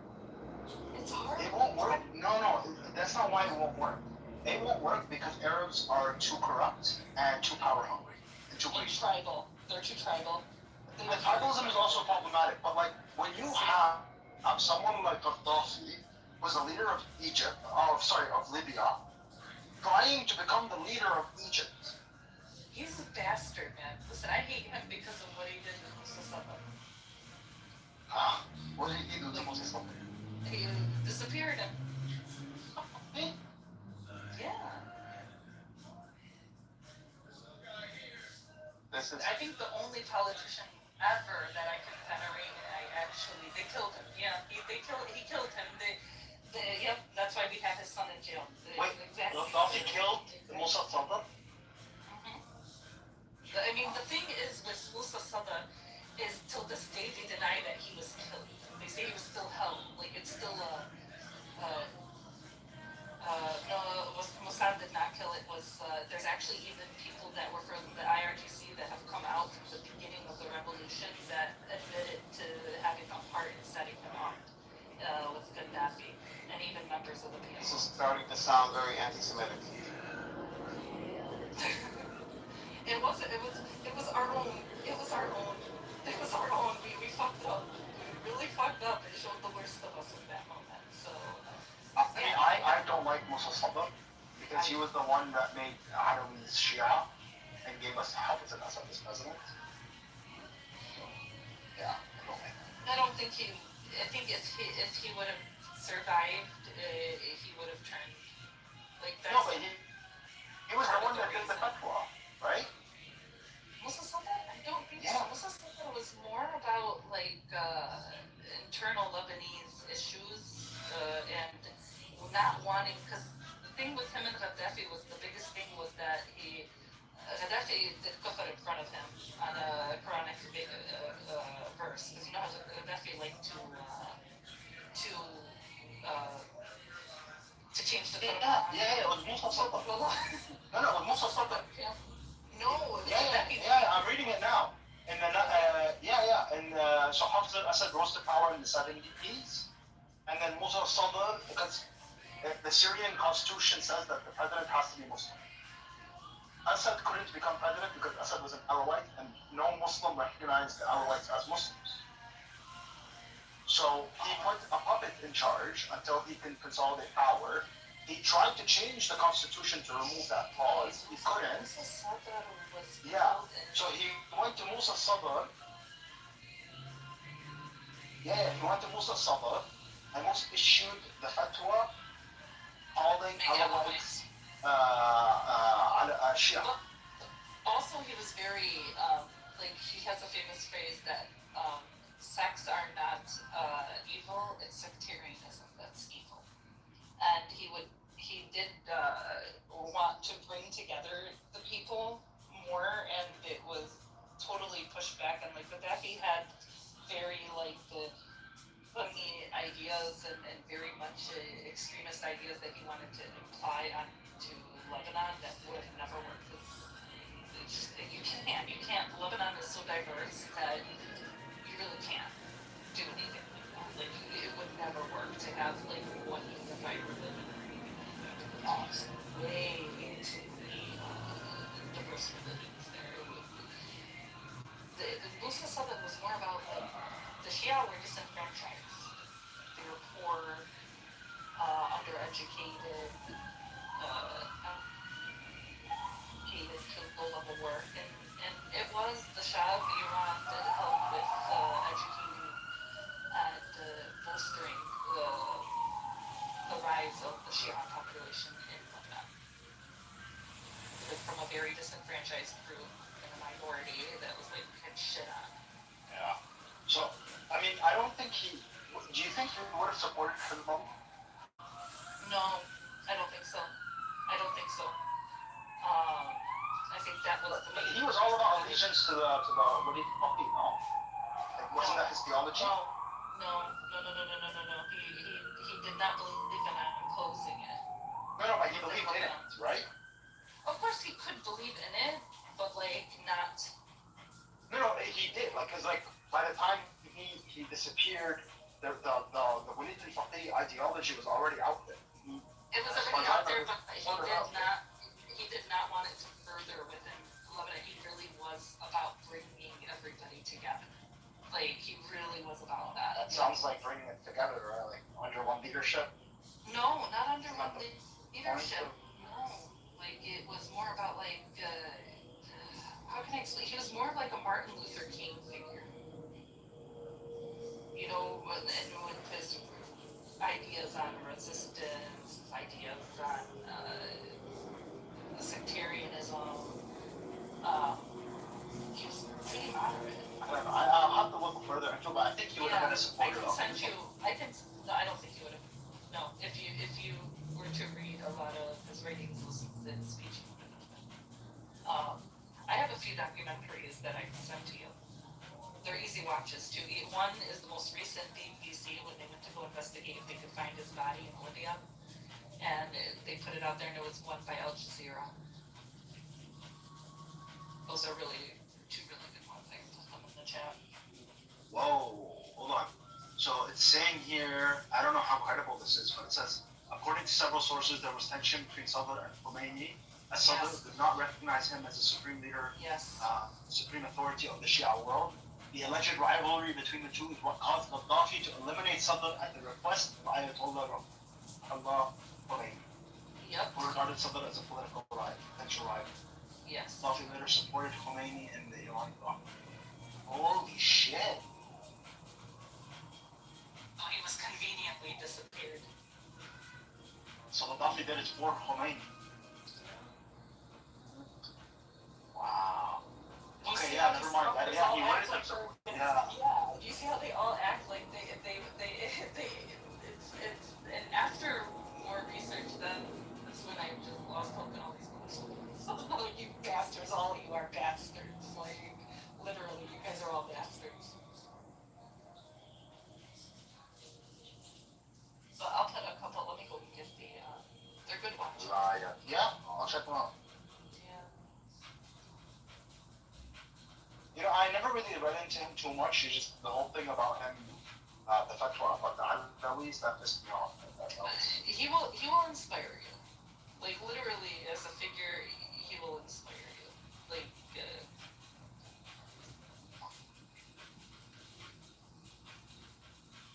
and it's sad, like, how when we might have leaders that could give hope and unity to the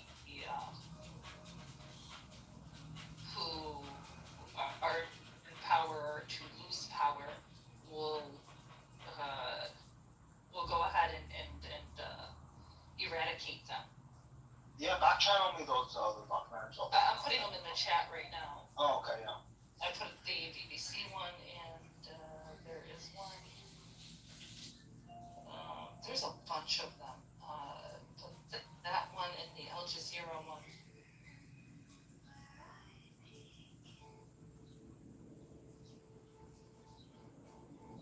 The Imam and the Colonel.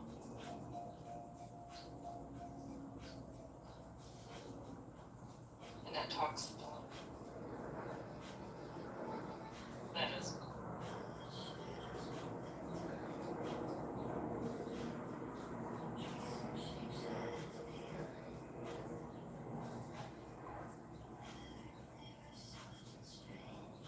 The BBC one is when they go and investigate, and you see like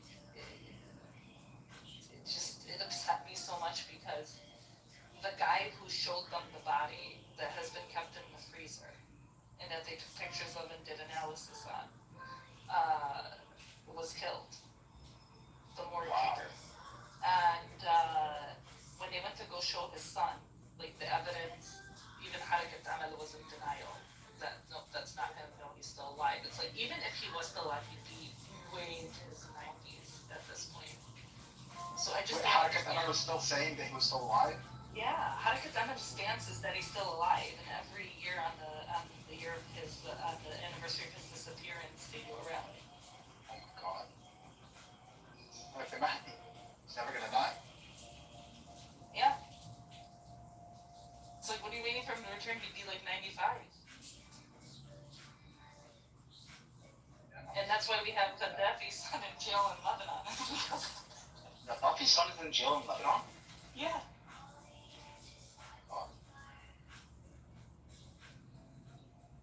Why? But they took him until they could give them information after the fall of Gaddafi of what happened to Musa Sadr. And he never told them? No, nobody's releasing anything. But yeah, I think they are thinking of releasing him at this point. There has been talk. Yeah, because like it's the Christian government that's like. No, it's got nothing to do with that. I mean, should they have really like captured him? No. You know what I mean? It's more of a thing of like they were trying to get like your Gaddafi's son for information on. Can we bring up Sheikh? He wants to come up. No one's bringing him up. I don't think there's even a moderator. I think Amir's tripping. I'll bring him up.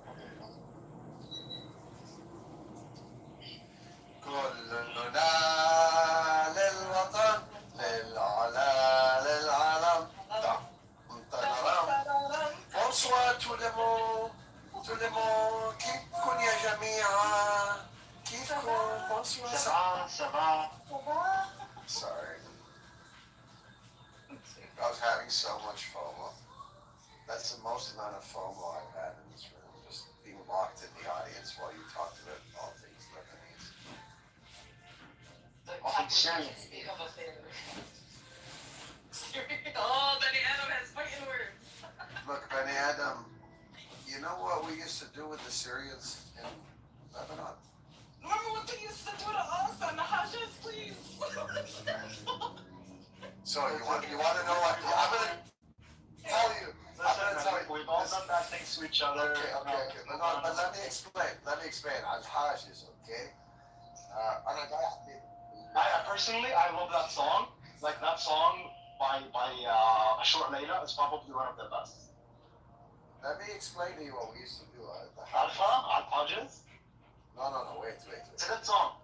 We're pulling up into the village. You see a big poster of usually Hafiz lesson. They stop you. Nobody actually listens to what the other person's saying because it just gets so repetitive, right?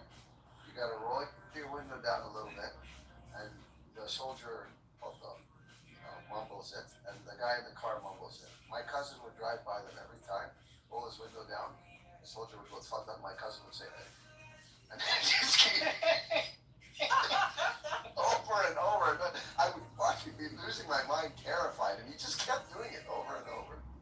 Dude, if they caught him in the whole uplet, they used to freaking give people in my neighborhood uplets just for fun.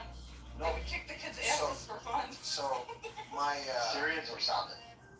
They're fucking more than savage, man. My grandfather was the mayor of this of our village. Okay. One time.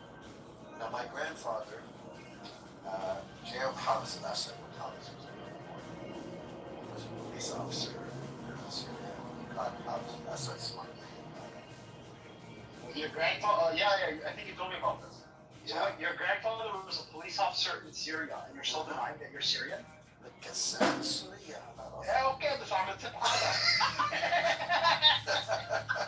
You don't understand what we went through. Listen, there's a Hajjis. I lived in Doha, okay, and there was a Hajjis like down when you were trying to get down to Khaldi. I couldn't walk past that Hajjis. Like I couldn't go past the Guinea and the gym on the corner because my dad would not let me walk by because they used to rape girls, man. They would flirt with you and they would cause problems. Oh yeah, they would rape girls. So you had to be clear of them. You You didn't want to be a girl driving in a car alone and getting 100%, stopped. man. They used to steal our sheep. Just one I don't know what they did with the sheep. I hope they ate them. That's something else. One time, Ali Boater, there's this kid, we used to call him Ali Boater in the neighborhood. And, you know, we used to go down in the summer 3-4 months at a time. I lived there like a year at a time, so here and there. And his mom sent him on the bike to the Deccan to get cigarettes, okay? And then he decided to loop around. Unfortunately, I passed by the Hajjis, he had the cigarettes in his hand. So he said, hey, when in Tahaya, he grabbed him, he took the cigarettes from him and started smoking them. Really? Yeah. So he didn't have money to get another alibi. He went back and he was like crying at the house and his mom goes, يا علي وين السيجارة؟ هلا أخو شربوطة. لك يا علي وين السيجارة؟ هلا أخو شربوطة الله يلعنه. Yeah, I can imagine. Yeah, he was like in tears. They kicked his ass too. They were like, get the fuck out of here and kicked him. So we had, long story short, the one time they didn't know who my grandfather was. They tried to kidnap him. And they took him for a ride. طلعوا على جبال. And they took my grandfather. They said, keep driving, yeah. And my grandfather was a nice guy. He was like, okay, sure. They're like, drive us here. They drove us here. They had them drive to like this valley. And he's like, what are we doing here? And somehow it came up who he was. No, Hafiz al-Assad came back. They know him there than my grandfather. So he actually thanked my grandfather for setting him straight. And these two guys were ready to execute him. To steal his car. He had a Mercedes. And he told them who he was. They were like kissing him. They're like, we're really sorry. Then Edda, people oppressed us, bro. No, I know. But my people oppressed us too. Yes. We used to give the finger to the whenever we would see, like when you were going from Halde to Beirut, there was a big do you remember that one? Hey, this billboard about we give it the finger every time. You know, by the way, one of the funniest stories I heard on Clubhouse, by far, was this woman talking about life in Syria, like before the revolution and everything. And she was like talking about how like in Syrian society, you know, there used to be more respect for women and whatever. So she was telling the story of how she was working at she was working somewhere. There was a lot of like harassment at her work, like her boss was like always hitting on the women. So she went to the police station to complain, right? And when she got to the police station, standing outside was a bunch of cops smoking a cigarette, and they started hitting on her. Dude, the police in Lebanon and probably like Syria, they're like a joke. Like They're such a joke that they made a show about them. Have you watched it? No, I haven't. They made a show. Oh my! Okay, watch Marhaba Dawli. Marhaba Dawli, you will be on the floor laughing about the corruption. You will just the whole this show. You never seen that guy? What's his name? You never heard like the Shahad? Yeah, I have a vague recollection. It talks about that, like, part of it is they get kicked out of Beirut because they were such shitty police that they put them in, like, they put them in, like, a village, basically in the Dayha, and they had just the outfits from the Hajj's suited that they left, so they released the pen and put, like, a Lebanese. The cops in Lebanon, they're so pathetic, and they just sit there all day long, being dirty, like talking dirty, saying dirty jokes. They're dirty. They don't do shit. And they get pissed at you if you make them have to do shit. Like it's like you're bothering them. Literally, if you go to Lebanon and you fuck with the cops, you're getting an ass whipped. You're 100%. They're waiting to beat your ass for anything.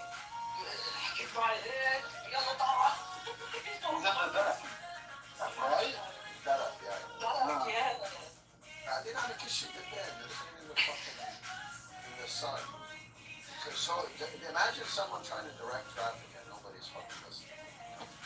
It's just fucking chaos, okay? This guy's directing. Yeah, these guys directing traffic. What the fuck are you doing, bro? No I one's would feel listening. bad for the cop. After they cut the cop. الدولة هنيك قاعد عم يكشف بين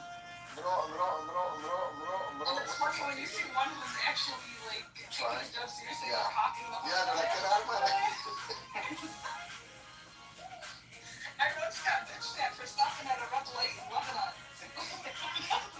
I was with my dad, we got a ticket. Did you guys ever We drive in Syria? Yeah. Yeah.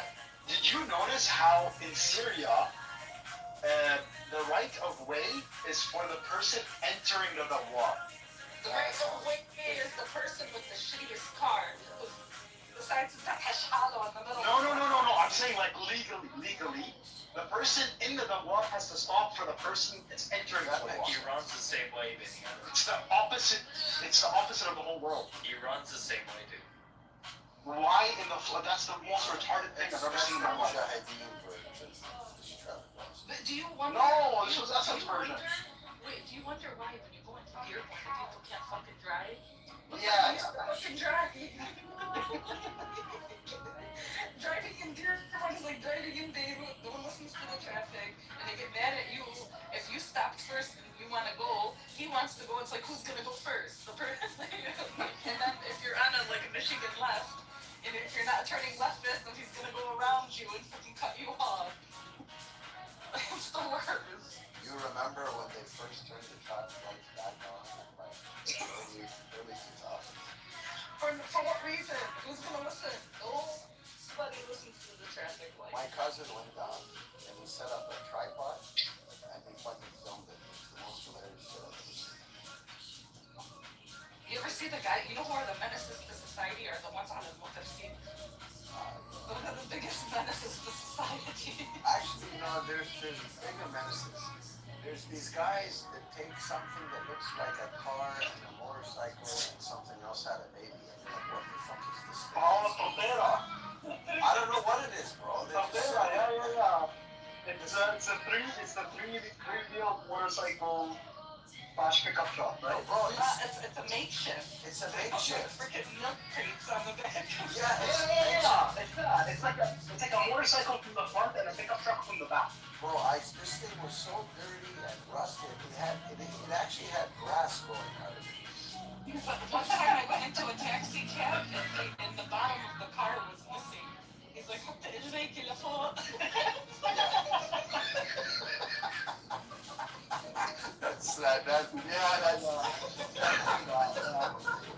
I went with my when I took my wife down. We took a cab, and she sat in the cab for the first time. My wife's not from Lebanon; she's Irish, and she's like searching for the seatbelt. The guy's like, "What are you doing?" She's like, "The seatbelt." He's like, "Don't touch that." I got one better. My mom came to the States when she was 5, so she doesn't basically American, right? With the stuff. So we go to Lebanon and we're going to a wedding, and my aunt hails a cab for us. We get into the cab. It's really hot, and we just got out of the salon doing our hair, and she goes to the cab and goes, "Allah خليك دور الإيه."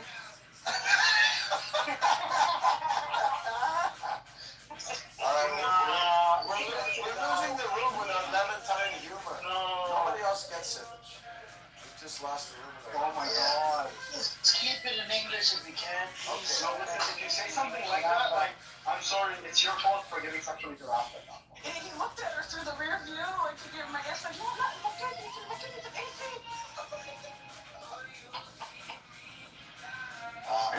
Amir, what's the daily dose today? What's happening?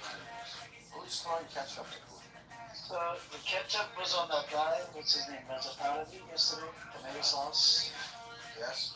And then we got the, what is it, apparently Iran FM Foreign Minister of Iran is going to Islamabad tonight. You think he's Or going it's to probably buy in Islamabad. He's going to go buy some boots? No, so Moscow is coming there. There's who else is coming? Let me see. Amir, apparently it's a coincidence, as you were saying, the Iranian groups. Because it's like a trip to go Pakistan and then go to Russia and then go to multiple countries. So I thought Moscow was coming to Pakistan. No, I thought Moscow was coming to Pakistan. Taco. Yeah, I heard that too, but I heard that they have envoy going there to Russia. I'm not sure exactly why and what the deal is. It's all speculation at this point. Hey, do you think if Iranians go to actually negotiate with Witkoff and Kushner, they're fucking idiots. I'm sorry, I'll lose so much respect. If Iranian do what? Say that again, please. Bro, I was just reading something. If they go to Islamabad to negotiate with Witkoff and Kushner, Oh no. They're only going for constipation. They want constipation from Russia, Pakistan, and there's another country I forgot. I keep forgetting the name. It starts with M. Moscow? Oman? Yeah, Moscow. Yeah, Moscow. Yeah. So, Do you think Russia would throw Iran under the bus if they were to get a good deal on Ukraine? Well, I don't know. I don't know. the Russians, okay. They won't get a deal on Ukraine. No, I'm saying, yeah, like if America is like, listen, we'll give you Ukraine, under the table, obviously, whatever, yada. But like, if that's something you help Ukraine, or like, stay with stop helping I can see that actually. I think that. Yeah, right? Hell yeah, I can see that. And I don't think it would be a second guess. That's like when I think the Russians would do it. They wouldn't mind. That's like when the U.S. Well, that would only work. That would only work if NATO's to disband. No. Yeah. Because Ukraine's not part of NATO. Why do you think Vladimir Putin started this whole war? He didn't want NATO at his doorstep. Well, I mean, he didn't want Ukraine part of NATO. Because NATO's already at his doorstep. That's not it. Yeah.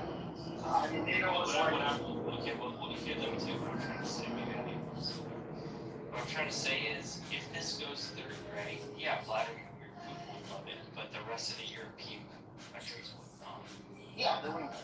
That's the point I'm trying to get at. Yeah, sure. I mean, America does a lot of things that the Europeans don't like, but the Europeans are going to stay part of NATO because they need the right? I mean, he's talking about the agreement. Come on. But the thing is that I can see the Americans making that kind of deal, and I can see the Russians potentially accepting that kind of deal. It's just, I don't know if it'll actually happen, but because the Russians haven't been officially involved so far in the negotiations. I do want to ask Taco something. Taco, did you go into your Nemesis room? It was in Farsi. No. Okay, there was about 4 anonymous accounts in the evidence. And do you know what the big thing was? 2 of the enemies in the same fucking room. The person's starts with R, and then this other person's name that starts with S. And guess what? They're not moderators. Well, whose house was it? That was the, I think it was, Wait, so Roya and Sarah were in a room together and they weren't fighting? They were not mod. They were not mod. And They don't like each other. There was 4 anonymous accounts in the audience. I'm like, who the fuck are 4 anonymous accounts? I need to find out. No, I don't really use anonymous feature on this. Maybe I should, but you know me, I'm here. I'm in this room. You need to listen to the conversation they were having. I don't have time, bro. Seriously. You got time. I have. You're the one with the abundance. Nah, Some of us have regular jobs. It was in Farsi, Taco. It was, you would have loved it. You know, Amir, I think if you have, I don't know if Android has this, but you know how iPhone has screen time? If you look at your screen time for 2025, how many hours is the clock on Clubhouse? I don't know, millions of hours. The city now is like, you know. Exactly, bro.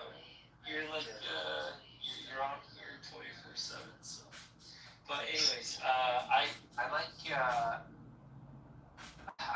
go to rooms where I can actually learn something from someone, and I don't think I can learn anything from them. I'm not into the gossip aspect. Okay. Just doesn't interest me. It's more entertaining. Not much more entertaining. What about some normal? Bro, the Persian drama is something else.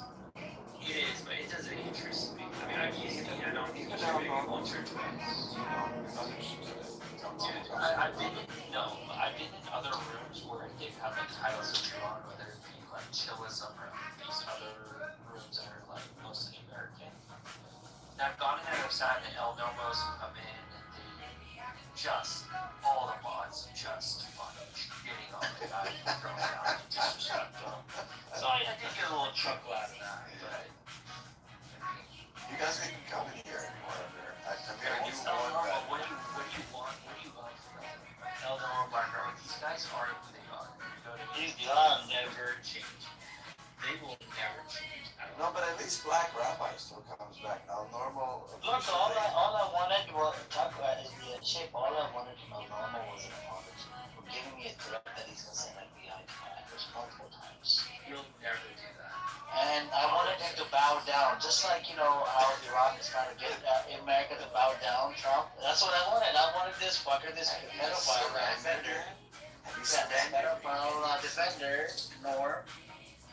Wanted him to freaking bow down and apologize, and I even put another condition in it. I said, moving forward, I don't want to see you as a motherfucker, you know, doxing anybody on this fucking app, because he's into doxing. He said, and I told him, you know, you can't be doing this. I'm giving you, you know, I'll probably delete the, you know, the video that's on there. But the guy is still triggered up till now because, you know, how he was asking Dani for her, you know, photos. And I called her anti-Semitic, even though she's a Jew. He's still talking smacky like Amir at this video. He talks to John Kitover, by the way, on private phone call. I think he's here. I did a good job, Shane. I won. Like Iran won, I won as well. Yeah, I won. Now, as well as decent as well. I just want them to calm down. So, Shane, but Mangus, she wants Mullah to get this man. They should just stay in the political party. And I say كلهم يعني كلهم. you're one of those. I think that was an honorable move. What's Mango's? What's your opinion? كلهم يعني كلهم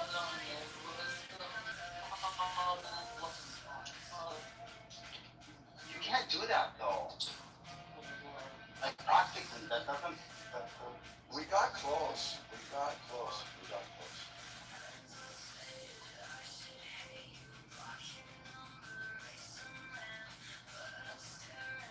It was before COVID.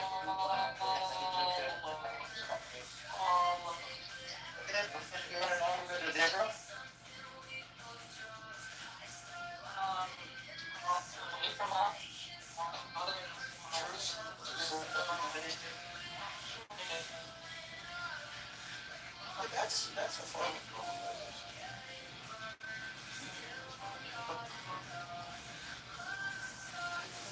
Isn't there still sanctions on your army?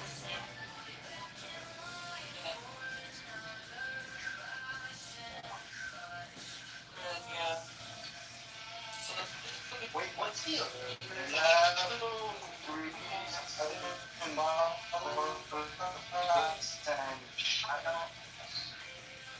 Hold on.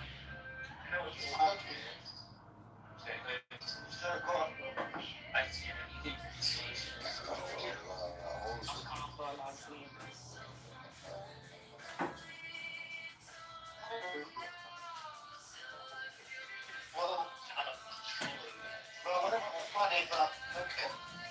There is a what?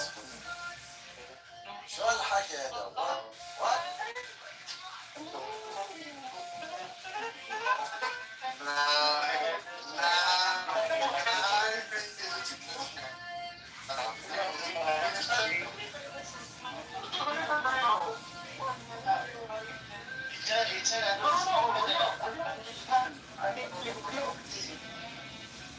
He said might as well just take it over because there's no point coming back.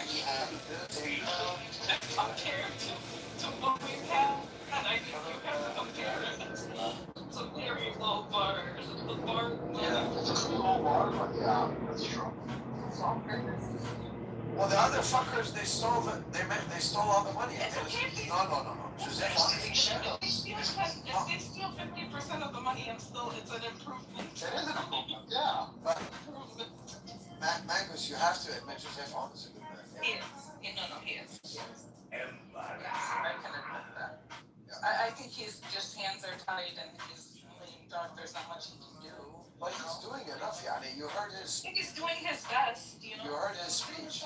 The first day on his inaugural speech, he said there can be no group that carries weapons other than the Lebanese army. Exactly. He said it. And I mean, look at any other country. What other country can operate on the world stage and secure itself while it has a militia inside making decisions for itself outside of the government? No, not just that. A militia that is explicitly allied with a foreign nation. Exactly, it's infiltrated. Yeah, it's infiltrated. You can't. That's like the first step. That's like the whole thing is like when Amir said, "I want Hezbollah dismantled." He's trying to like clickbait people. Yeah. I want all of them, every one of them. I want them all gone. You were trying to rage bait people to come up and start their shit. No. I want all of them gone. That's not it. I want this conversation to happen in the space so I can learn, and other people that are in the room they can learn. Lebanese, just like how I allow Iranians. I have Iranians come from different backgrounds. Yeah, but I said it several times, not just them. No, I know, but I told Shape about your position. I think yesterday, I wanted to see if you're still here so you guys can have that conversation. Because Shape, I still wants that resistance in there a little bit, right, Shape?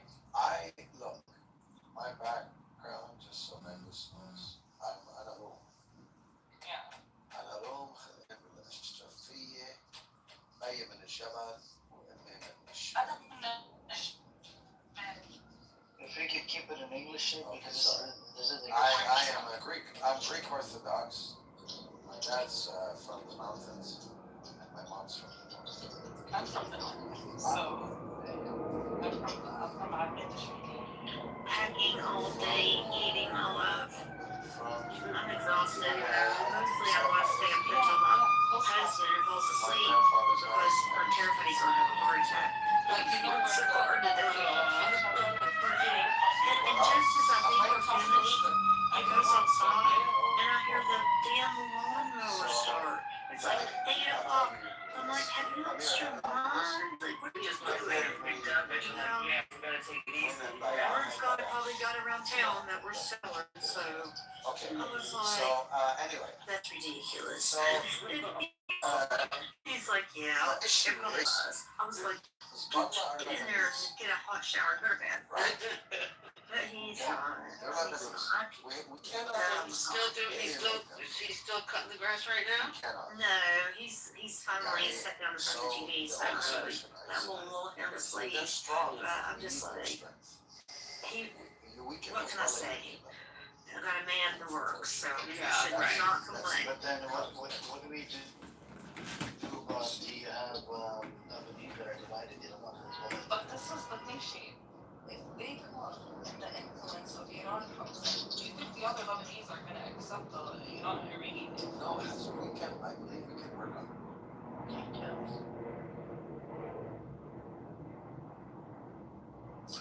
Brownfield sites, Superfund sites.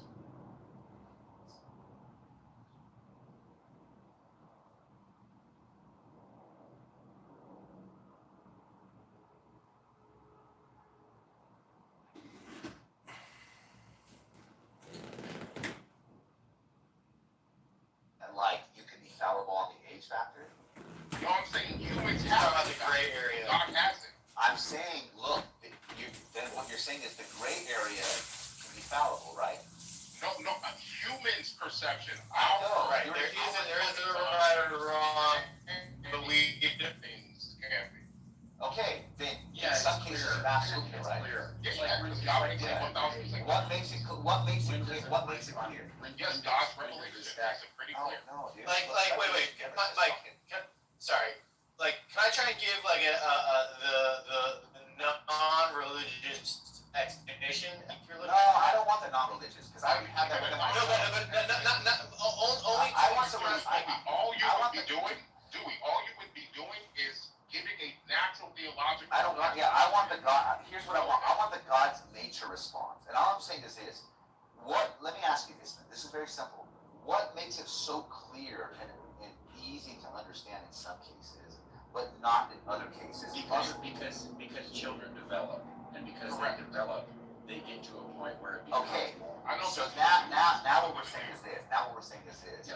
There's a developmental factor that makes it easy to understand, That's right? Yes. Okay. Now Made that any Okay. could have made Now a difference. why? But insofar as he didn't. Okay, no. Hold on. We're assuming that God's Part of nature, this right? exercise, right? You're saying why if it Developmental factor goes against God's nature. because if they're underdeveloped, they are not. It's not we've determined, and it's true. We've determined. People have determined. God has given us the ability to adjudicate this. Okay. We can figure out that there Mine are. is the adjudication. He never said it. Yes. No, mine is the adjudication. Yeah, you're supposed to do that which is good for other people. So the point is, No. The point. What we're saying is this. Like the idea is this: is that like you don't think you're doing something wrong. Yeah. Okay. What I'm saying is this: you're saying, look, there's a developmental understanding. Okay. And I'm saying, well, how does the developmental factor work with your argument that it's God's nature? And it seems like what you did was you pushed it back to, we have the ability to understand this, which means that it came down to our ability to assess it. And what you did was you said God gave us the ability. Right. That's kind of, to me, it's like, okay, well, if God gave us the ability for that, then how is there a gray area? Why did God give us that? There's going to be time. Question because God is there. Well, hold on, I want to hear the answer to this real quick. At some point. No, it sounds like this. It sounds like the humanly obvious, right, which is what God gave us the ability to assess, right, is clear. It wasn't that God said it. It wasn't that God said it. It's not even God's nature. You're just saying God granted us the ability to do so. However, now let's focus the attention on the gray area. You're like, well, God didn't give us that part. Okay, God didn't give us the part that's the most difficult and the challenging. It's easy to see that a baby, right? But the part where it's like, wherever your gray area is, we don't have that part yet, right? Which is very interesting. It sounds very human. Isn't the line, wouldn't the line be menstruation? Am I totally off here? Well, that's one of the indicators. That's one of the indicators. Again, don't anchor on the pedophilia. That's not the Question. Just to be clear, Nate's question was that God comes down and gives you the exemption the same way he gave what's his name? I already explained why that doesn't work. Hold on. Holy shit. Yes, you follow? Hold on. I already explained why it doesn't work. Okay, you had your chance. No, Wait, Eric. Let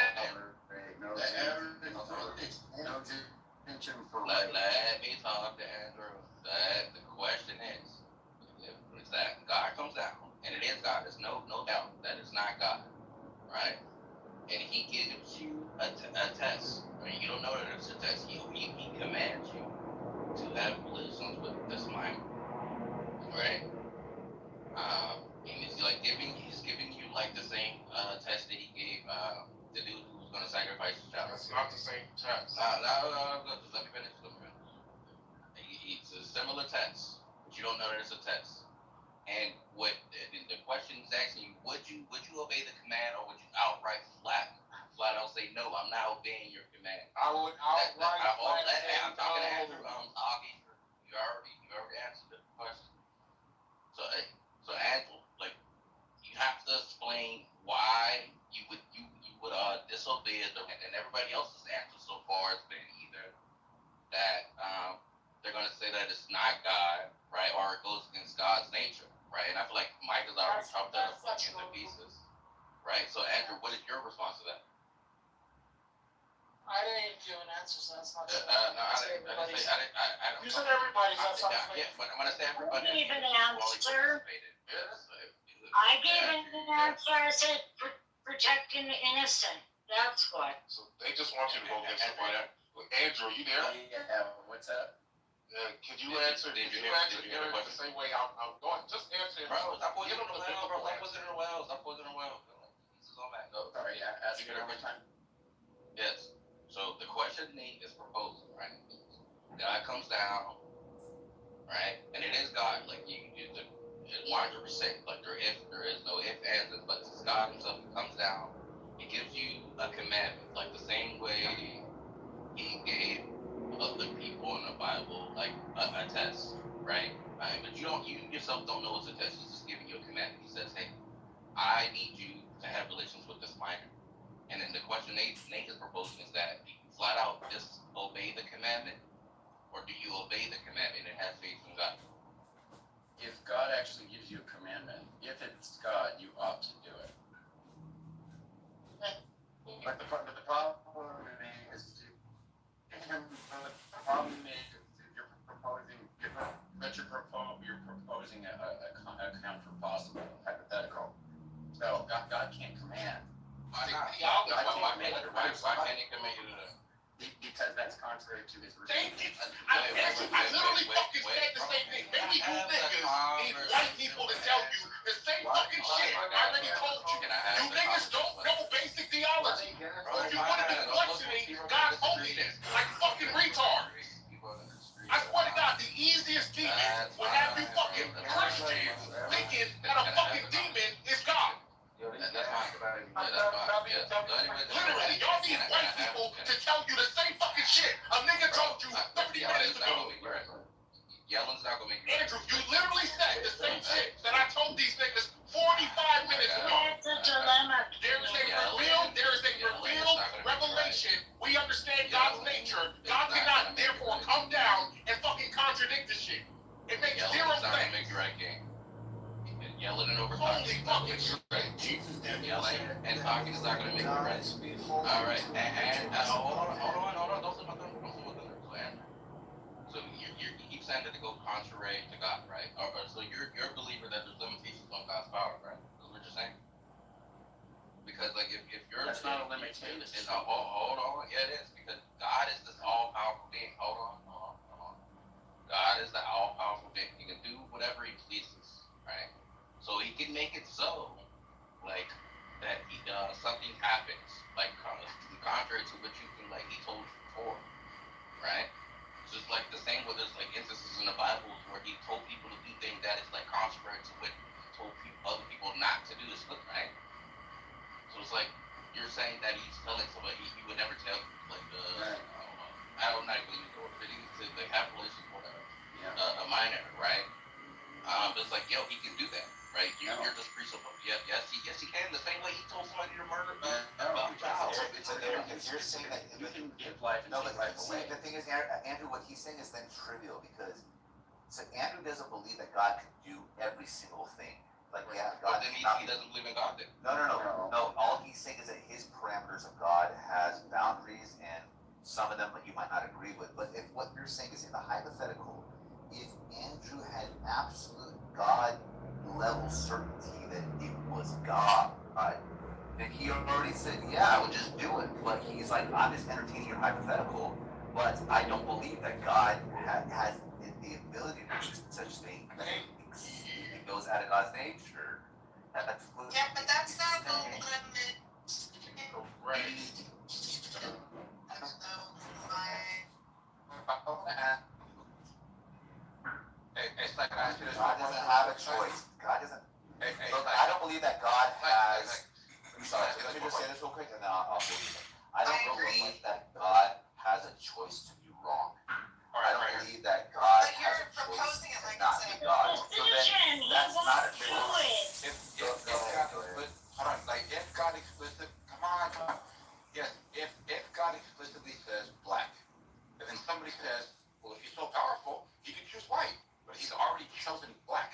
So then people say, oh, you think this is a limitation that's like placed on his ability or his like his capability or whatever this is, right?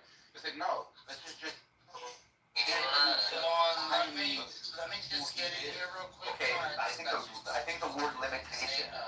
Illumi, which is cynic, destroyed Andrew and MJ on the Trinity the other morning. It was epic. That should have been there.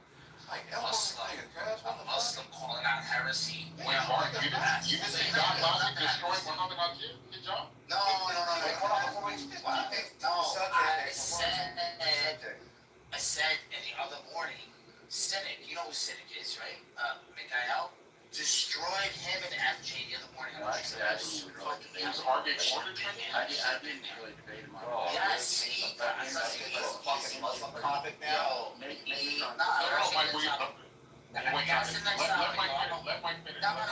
Actually, I was going to respond to what Samoa was saying. Look, I'm saying this.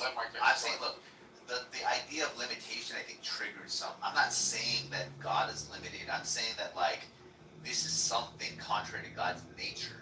So it's not seen as a limitation. It's just something that God is not able to do, right? So forget about the word limitation. So can God, I guess, change God's mind?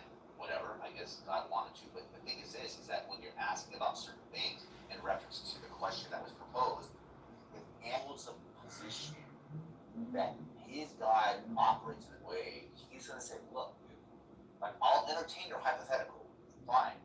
Like, but this hypothetical I'm entertaining is not the God that I hold to be true. My God doesn't do things like this, and is not able to do things like that. That's what he's saying. So he's playing on both sides, but he's not by any means saying that the hypothetical that he's playing with is the God that he holds to be true. And he already Eric would believe the same thing. Eric, you agree with him? Like when Frank says able to do, are you applying the same meaning to that? God's not able to. Could God not be God? Is God able to not be God? Eric, how are you following the basic, bro, calm down. What the fuck is this? I think the reason why is because intuitively they think that, like, oh, God's limited. It's like, it's not. It's not, bro. Hold on. In the Bible, that's great. I like it. That's a lot. Man? Yeah, just let me ask these questions. So in the Bible, like, you're saying like rape is like inherently against God's like nature, so like it can't happen, right? So like in the Bible, is murder also inherently against like God's nature? Murder, the unjustified killing, yes. No. Killing is not. It's murder. Oh my fuck. Mike is unjustified killing? I can show you. Man, Mike's a Christian. Look, I'm going to be there. Hey, look, Bart, if you can show it to me, I'll be like, dude, he's right. I'm not going to challenge it. This is just my limited fucking understanding of what it is.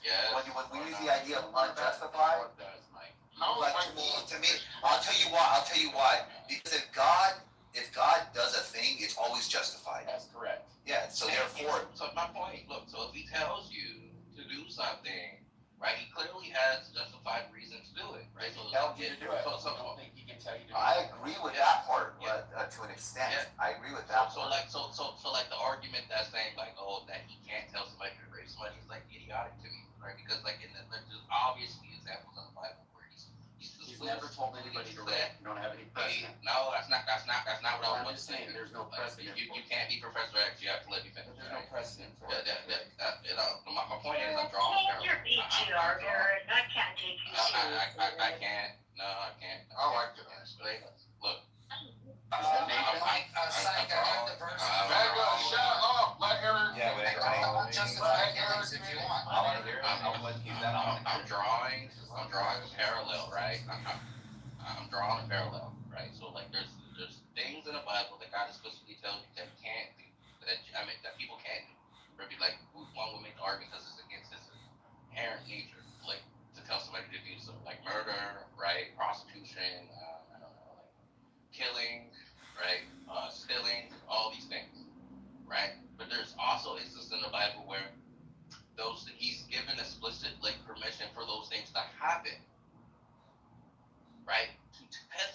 test their faith, right? So I don't see no difference to like if somebody says, "Hey, God comes out and tells you to like have affliction with a minor," like that wouldn't be no explicit exemption to the rule, right? He's gonna be justified, like in reasoning. This argument that like it's inherently impossible just for this one particular thing, which is like sexual relations with this minor. It's like idiotic to me, right? I need a better argument to sound like it's inherently against his nature, right? Because you have to prove every other instance in the Bible of like murder, Yeah, that's your problem, not ours. That's your issue. What do you mean? You have realized your issue is you don't have a clearly on morality. You don't see morality the way the scriptures do. You think that there's a relativity to it, and there's not. That's why you're getting confused on God's the quote unquote to do immoral things, or essentially the unholy. You're confused because you have a skewed understanding of what morality is. What do you mean? What do you mean? How do I? And I can still man our position and understand where we're coming from. It's a problem though, Eric. If you don't understand morality the way the scriptures. I do agree with Eric. Yeah, but Mike, you're an atheist. Eric isn't. Yeah, that's a problem. You see? So I expect you to say what Eric is. I don't expect Eric to be sounding like a different theological. And you can still make our position. Is that like you guys feel like to me it seems like what you guys are saying to me that like there are certain things God cannot do, right? Because it goes against like some like I don't know.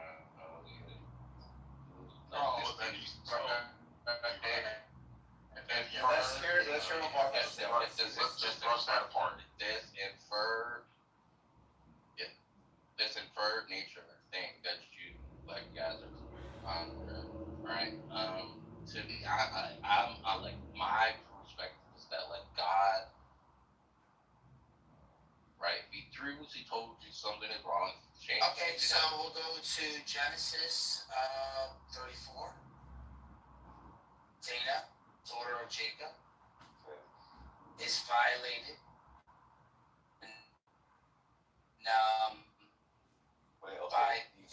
Somebody was violated. A woman was raped, and then after he raped her, he wanted to marry her. He fell in love with her. But the brothers, killed him. Well, the brothers agreed, and they agreed that the men had to be circumcised. And then check this out. On the third day, they went in and killed them, slaughtered all. Now, so how is? Okay, sorry. Go ahead. So Jacob, like he didn't like this. Jacob himself condemns this immediately. This says 34:30. But God doesn't do anything to these guys. Knowing what they did was wrong, right? They don't have a law, right? But they do have something. So what is it? Is this conditional? Is God learning from them, knowing that if there was to be a law, things like this wouldn't be permitted? You see, and that's the thing about knowing everything, King. The book itself says that he has to go see the outcry to see what it's not in the book. He's going into the creation, seeing what's going on. The outcry.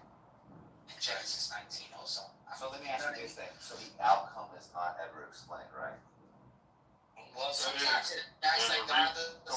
Why the story made it into scripture? I don't know what. So what I'm saying is this: that if God, let's just say nobody has the understanding. No, you're just fucking retarded. I'm just too honest with you. You guys can't defend it if you guys don't lie. That's my fucking look. Go ahead. Well, here's what I'm saying. Look, like let's just say like for what he's saying is the case, and like it doesn't say that God doesn't know, but it's just unknown because there is no answer, right? He punishes them for doing other shit. Yeah, I understand that. So like we could call it selective prosecution, right? And so like the punishment is revealed to others, but like who's to say that they wouldn't get punished in the afterlife? Right. Well, in Genesis, one of the brothers to Jacob, even with Jacob, he killed his son because he wasn't happy with his son. Doesn't even tell us why. Then she has to marry the brother. He doesn't shoot a load in her to have a kid. He pulls out every time. God kills him too. Yeah. So you're saying God's actions are inconsistent with one Well, another? King has got to answer for this because we're still in Genesis. I'm just going over stories consistently in Genesis. Yeah, so Does his God know? I don't know. He's not answering any of the questions. He just keeps going. yeah, you're a fucking retard. So when it comes to, because these questions have been answered for millennia, and the fact that you're Catholic and you don't know this is quite I want to know your answer, buddy.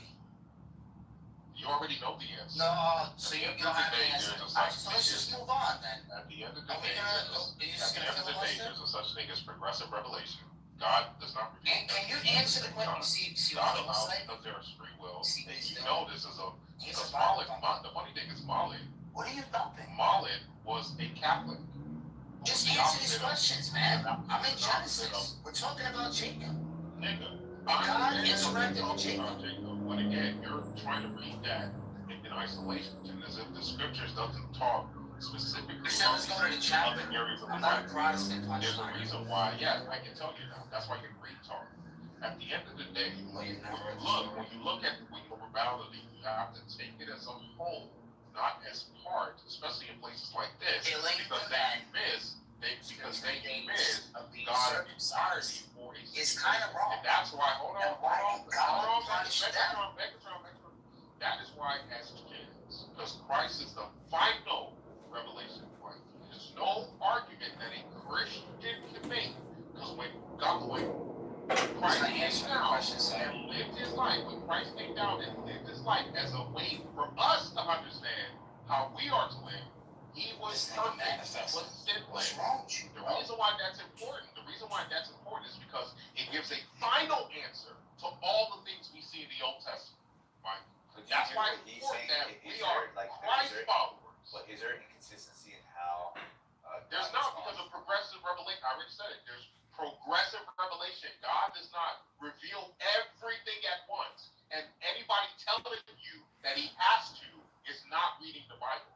That's not a criterion in the Bible where God says, I'm going to reveal everything about nature all at once right now. That's nowhere in the Bible. He did in the New Testament.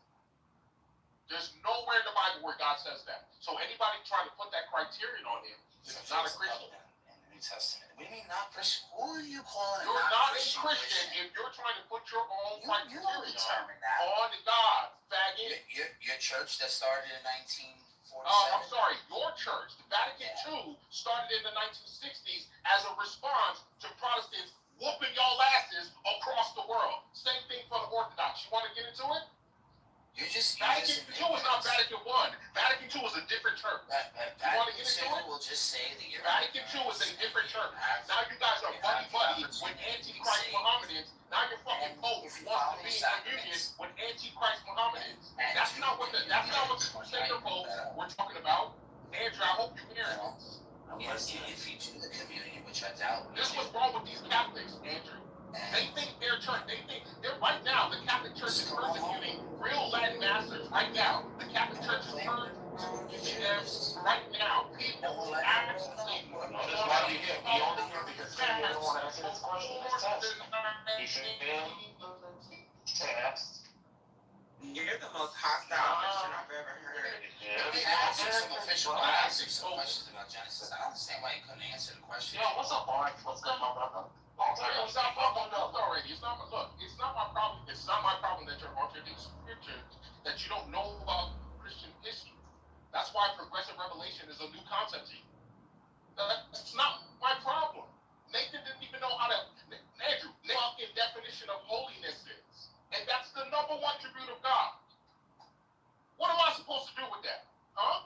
Act like this nigga know what he's talking about? Completeness. To be whole. Fuck out here, man. Y'all going Nathan, like I said yesterday, the only reason why I don't be having high blood pressure is because I intermittent fast. But you niggas be raising my fuck. I'm on a 24-hour fast right now. What are you talking about?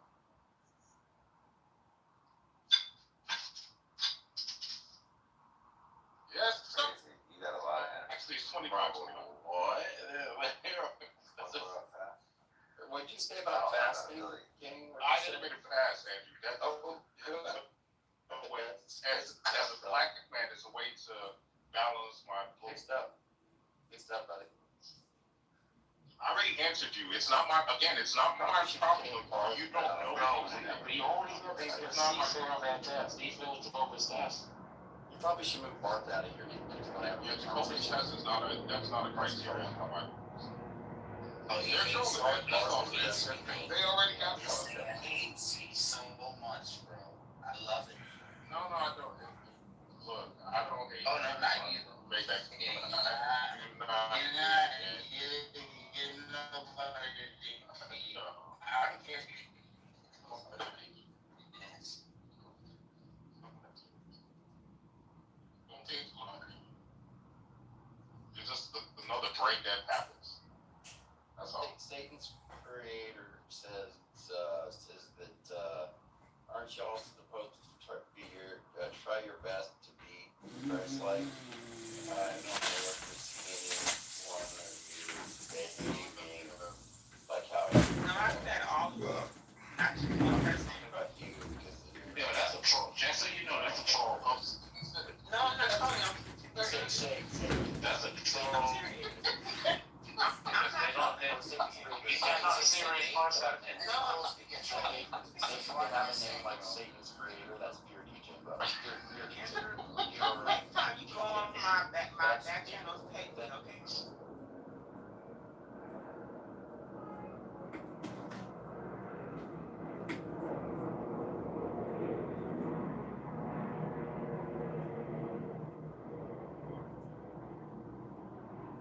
Must be some pretty big shit, motherfucker. Pretty. Well, black guys are cool. They do like a big ass. My black boyfriend says the bigger the cushion, the sweeter the cushion. Bull. He just wants to have something to hide behind when the cops start shooting. Because once you go black, the cops will attack. How you doing, Hector Puppy Coño? Love that little spick. I always wanted to bang one of you bastards. But my parents are those old-fashioned racist Italians, and you know the old saying, once you go Hispanic, mom and dad start to panic. Well, because you steal. Anyway, see, you guys are a good crowd. This is a 10 o'clock crowd. Give those 8 o'clock people. This is cool, even you with your queer-looking head. And you, a nice older bitch like this enjoys me. See, but you know I mean that in a good way. Because let me tell you something. Women like her usually hate me. Because I'm dirty, I'm loud, I'm rude. There's always those soccer mom types who come to see me, hoping I'll be a female comic. You know what I mean? Who talks about PMS and dating. Shut up, you dirty twat. Like, so women sometimes come out. You know that type of bitch. You know, soccer mom between the ages of 35 and cunt. And they have to stare at me and be all mean, right? Like, hang on. She is the reason we have school shootings. Which is not true. It's the blacks. That's obviously a joke based on a stereotype. Blacks do not go to school. Screw you, Hector. Like you seen the inside of an escuela? Well, that time you were sweeping it. I'm joking. He doesn't work. Come on, vampires do more during the day than a freaking Hispanic. Once you go Rican, a job will be singing. He's so cute, man. I'm glad you're here, man. You're cool. What's your name, Pedro?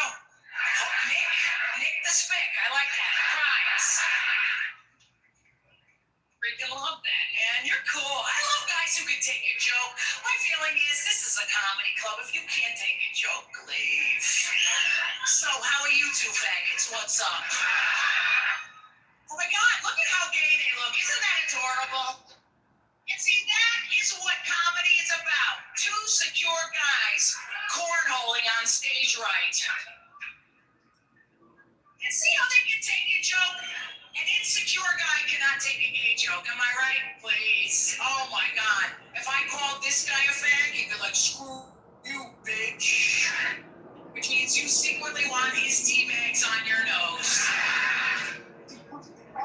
But who doesn't, ladies and gentlemen?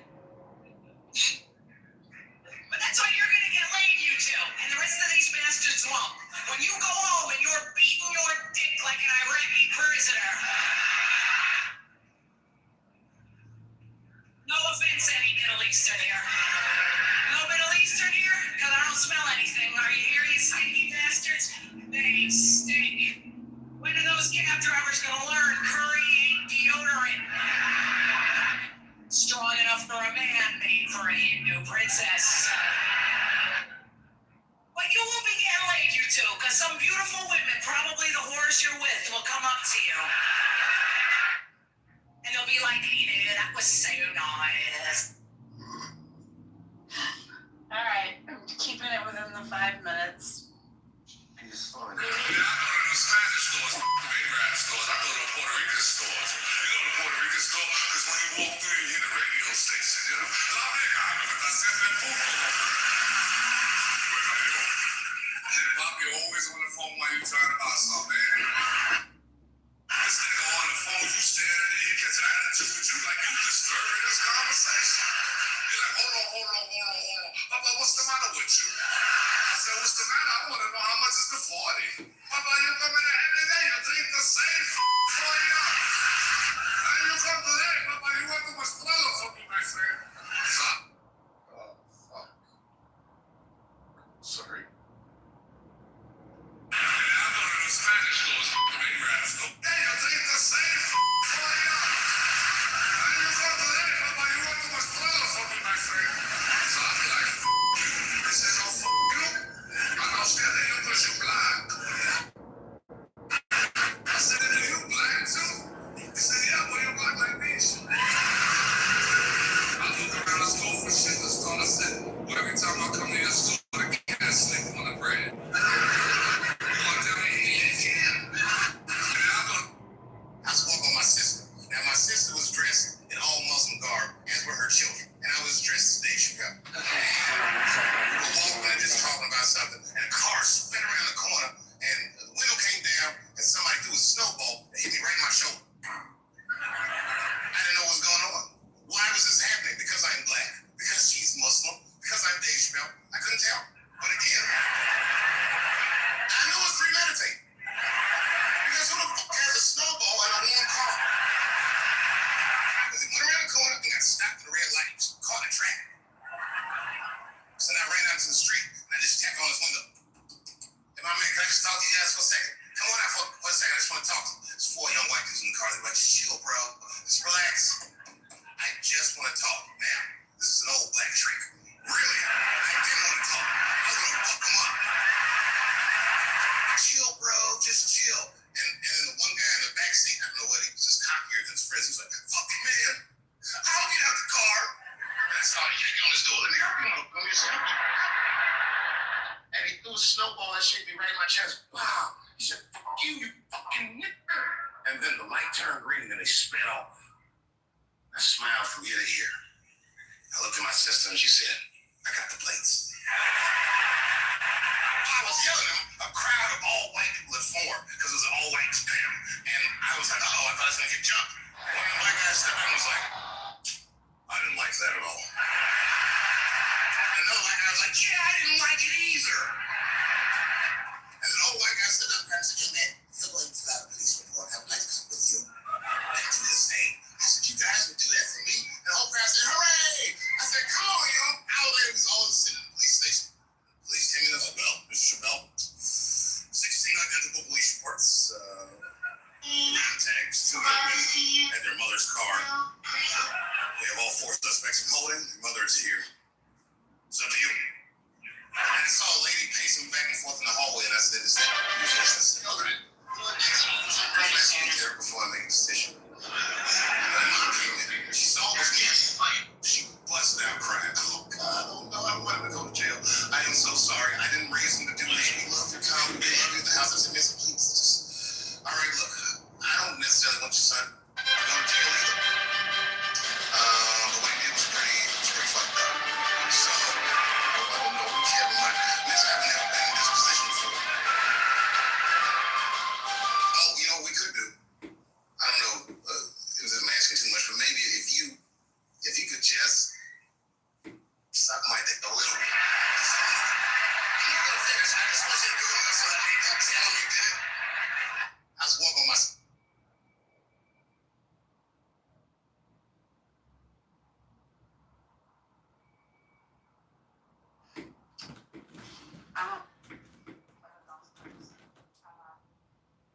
You know, all communication is comedy. You know, you'll notice there's no communication conversation in stand-up comedy. It's technically hypnosis. Hello? Alright, is this Lisa Lamb Have you ever noticed that the old people's iPhone storage is always full? Why? Old people. No, I'm telling you, may notice I made some appearance changes. Recently lost 107 pounds. What?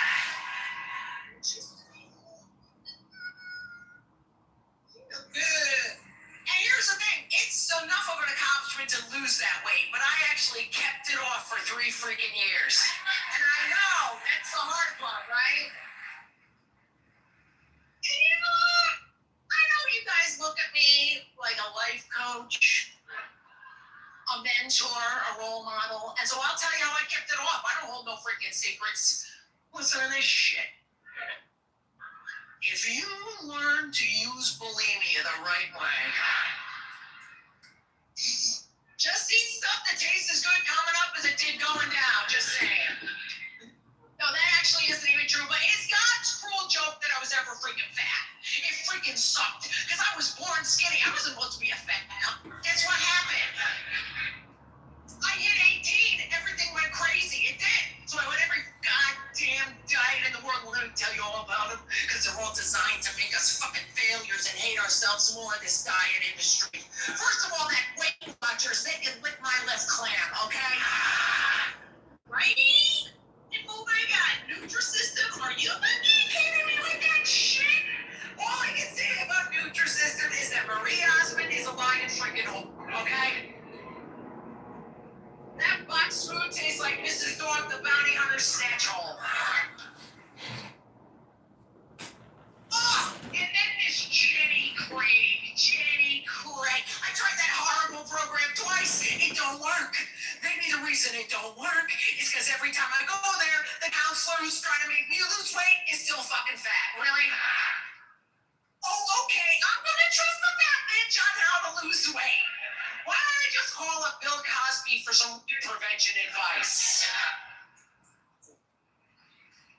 But seriously, I wasn't even supposed to be fat during my life. Oh my god, but I went away to college. That's when it all started. I was lonely. It's terrible. I used food for emotional reasons. Some of you fat bitches know what I'm talking about.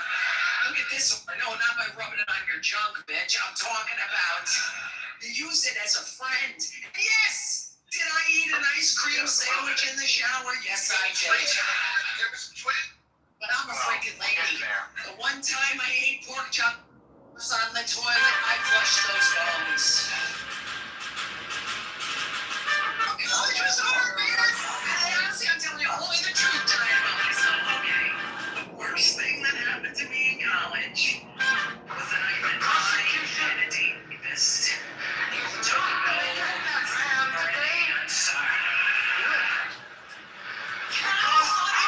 Must you feel when your own this you thought you could count on just the sound that you said just below after all the sororities rejected you? How much you feel that I look so losing and it's kind of like those joggers in the parking lot of themselves.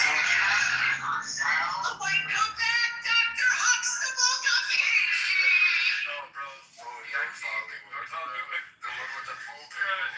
Alright. Does anybody else have what I have? I'm gonna chat if you wanna do one, you can never take it right. If I can pull it up, it's a good question.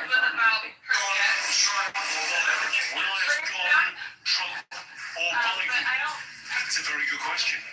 It's kind of difficult these days because, I mean, how will he be remembered? Well, when you come up to your set, I'm gonna be fucking every single claim you make on Palestinians. You're not gonna sit here and make stupid claims. Their legacy is good. Whose Your legacy? cause is 76 years old. Your cause is only 47 years old. Your cause. I was at Queen's Club.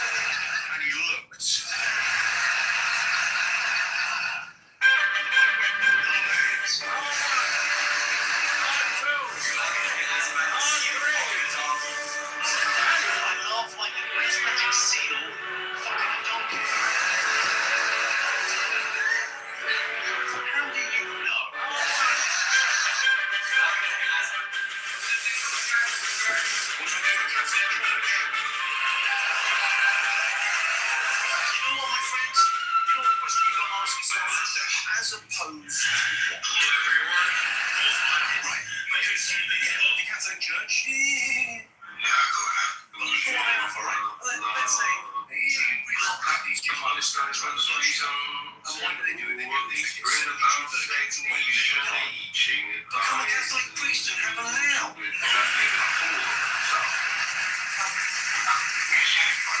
all accept their lies, their propaganda communication. I'm not a religious man, but they do things. If you think about universities, they think science, that is not the good monsters. That's why knowledge was first accumulated. And the other feeling in the Catholic Church is they banned cousin marriage in about the year 1200, and that changed the face of Europe. Because, I mean, literally and metaphorically, we've now got chins because of those guys. This the church banned cousin marriage to try to use the tribes as in rendering the churches, and they wanted to bring it out, so they banned cousin marriage up to 6 cousins. And now everyone had to get along with other people, then you had to trust other people, and you had to have contracts, and it took away nepotism and corruption. That's the unintended consequence. So the Catholic Church gave us an eye like we all accept their lies, their propaganda communication as being legitimate when it's actually totally shows clip. This is an oldie but goodie.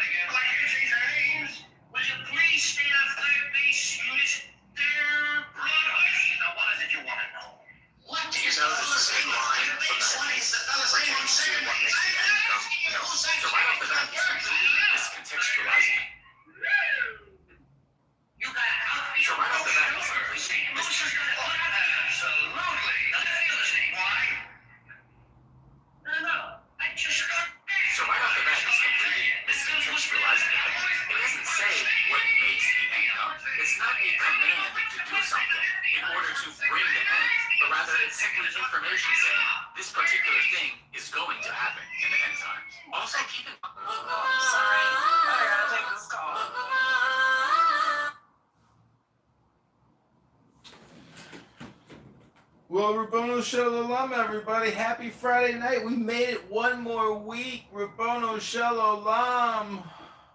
Does anybody here know the Shabbos prayer?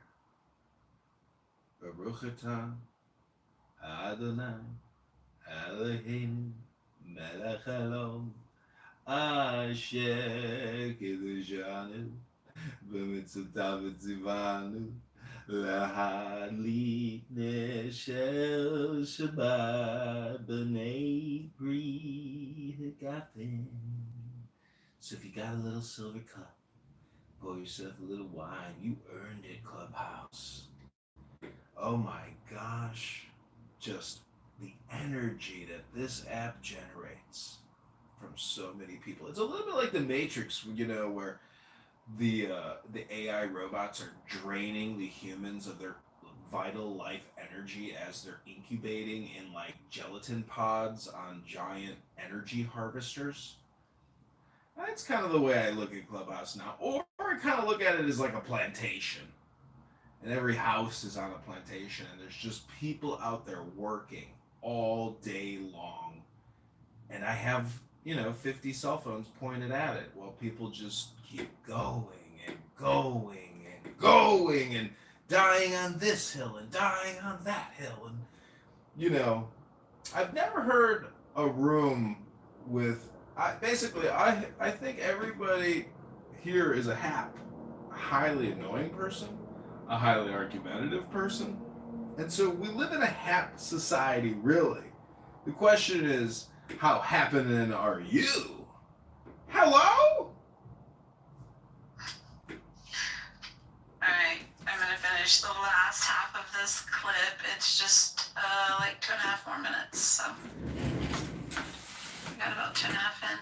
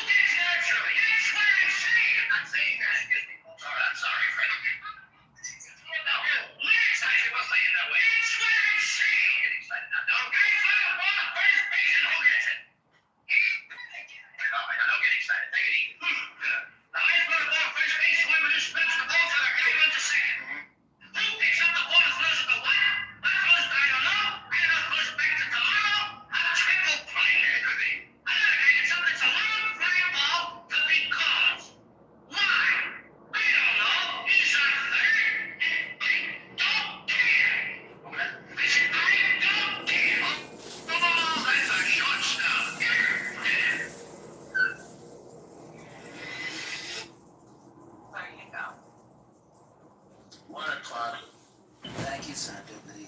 That was my favorite one so far. That was a classic. Okay, does anybody else have anything queued up at the moment? Because I was gonna play the little 3-minute clip from Curb Your Enthusiasm. You know what's so Let's do that now, and then we'll have someone participate if after. I just want to say what's so interesting about your room right now is that we are listening to, clips. And generally it's just like a free for all, on this app. And so, technically this is like an audiobook. But the fact is, Clubhouse is like an audiobook. So if you fill your mind up with all of this Clubhouse, the question is, are you. Go ahead, Deputy, play the clip, please. Thank you. I like seeing asshole get clipped. Alright, here we go. This is the Palestinian chicken episode. I know you took the doll back. Where is it? The kid is hysterical because her doll, Judy, has been decapitated. Get me the fucking head, all right? Get me the head.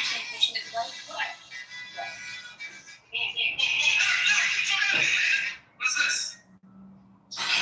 Watermelon? I thought you hated watermelon. I love it, but I can't eat this shit in front of white people. I can't be here alone with you after sundown. Who says so? The law, the Congress says so. Sheriff says so. You're gonna have the job. What are you, fucking nuts? I can't be with you here after sundown.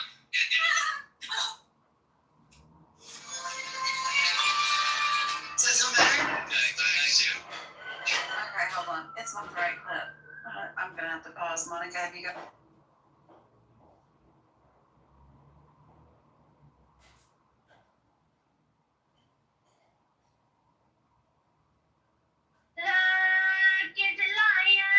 I have something queued up, Monica. Listen to the words from our sponsor while we. You want me to play? I have something queued up.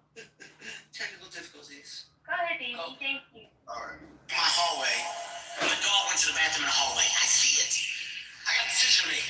Do I go get my dog, discipline my dog, and clean this up right now? Or do I get back in the bed and deal with it later when I wake up? It's 5:30. I chose to get back in the bed. I'll deal with it later when I wake up. 7:15, my wife wakes up. All I hear is, oh my God, the dog went to the bathroom in the hallway. I sat up acting like I didn't know nothing. You gotta be fucking kidding me.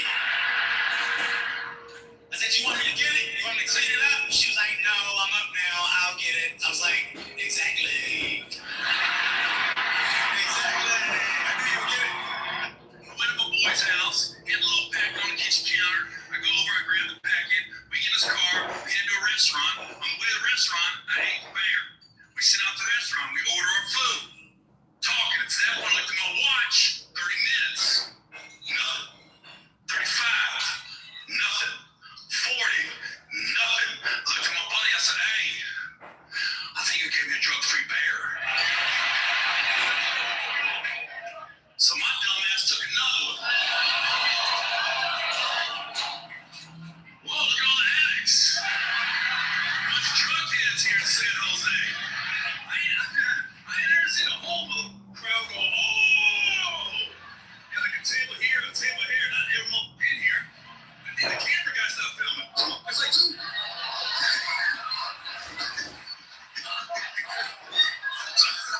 I went to my boy's house.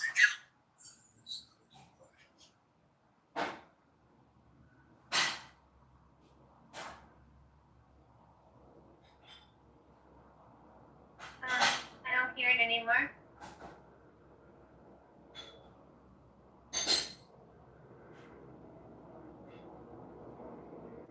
I think that was just 5 minutes. Oh no, I didn't. I thought serendipity. Pick a sport, any sport you can play, it will support you. So I picked cross country because it was the closest thing to being a horse. And I started to run these cross country races, and then a mile into each race, I would remember, oh yeah, I hate running. And so I would fake pass out. I got so good. I did it a lot. I did it so much. I got a nickname on the team. My nickname was DNF. Because that was my time on the timesheet. It said Catherine Blanford time DNF. You could say it. Did not finish. That's right. And all the girls made fun of me. They were so mean on my team. They'd be like, ooh, there goes DNF. You gonna take your pillow to starting line DNF? They all made fun of me. And then we grew up. And now I'm Facebook friends with them. And I see their husbands.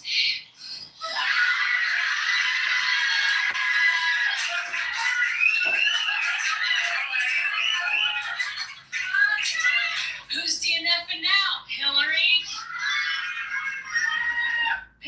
6:38. I get hello, my name is, and then with a Sharpie you write your name. I was so drunk, I couldn't even write Gabriel. I wrote Flaco, which is Spanish for skinny. So if I freaking write that and stick it on and we walk in. The party's going on, I'm trying to find a table. My buddy Tony took off. I couldn't find him. I'm sitting there. I'm like, oh yeah. All of a sudden, the lights come up and the class president is holding the microphone. Hello, everyone. Welcome to the Wilson High School class reunion. Let's just cut to the chase, find out what everyone's been up to, and keep the party rocking. So she pulls out a list. Who's done this? Who's done that? Who has the most children? Some girl in the back. 7. Everybody's like, puta! No one ever believes me when I say I went through war, because I don't have war vibes. You guys are laughing, you agree. Wars, they come with a vibe, and I don't got it. I was a war refugee. I don't look like a war refugee. I look like someone would tell me they were a war refugee, and I'd be like, oh my God, my family moved us around a lot as a kid, so I get it.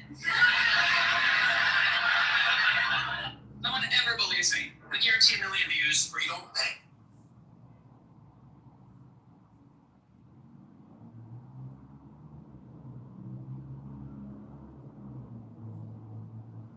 Scarface says that he has a clip in the chat. Is everybody here? Yeah, I was checking Scarface's clip, but so far it's just music.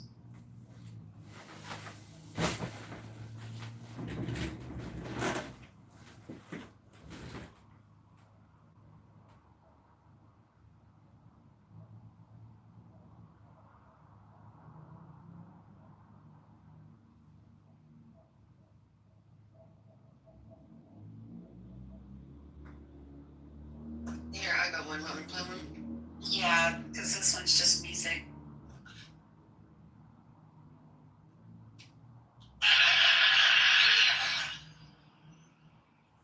Well, I ain't doing Friday. I'm do whatever I can for people.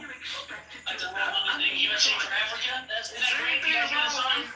Nice song, isn't it? Beautiful. I'm like anybody else on the planet. I'm very moved by world hunger. I've seen the same commercials.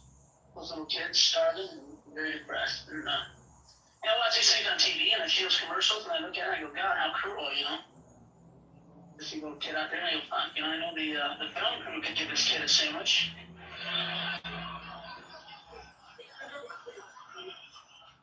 The kid's not out there, filming a letter from home with a Betamax, huh? There's the director 5 feet away going, don't be Italian, it doesn't work, I feel hungry. We're not trying to make fun of world hunger. Matter of fact, I think I have the answer. I spent a lot of time working it out. And you want to stop world hunger? Stop sending them food. Don't send these people another diet, folks. You want to send them something? You want to help? Send them U-Hauls. Send them U-Hauls, some luggage. Send them a guy out there that goes, hey, we've been driving out here every day with your food for like the last 30, 40 years. And we were driving out here a day across the desert, and it occurred to us there wouldn't be world hunger if you people would live with a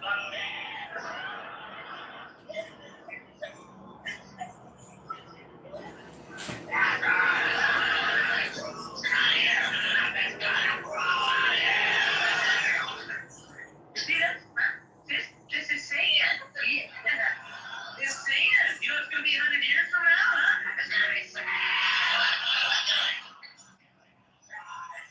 Get your kids and your family make one trip. We'll tell you where the food is. You're still living in an asshole. You guys did a great job. Now you're not going to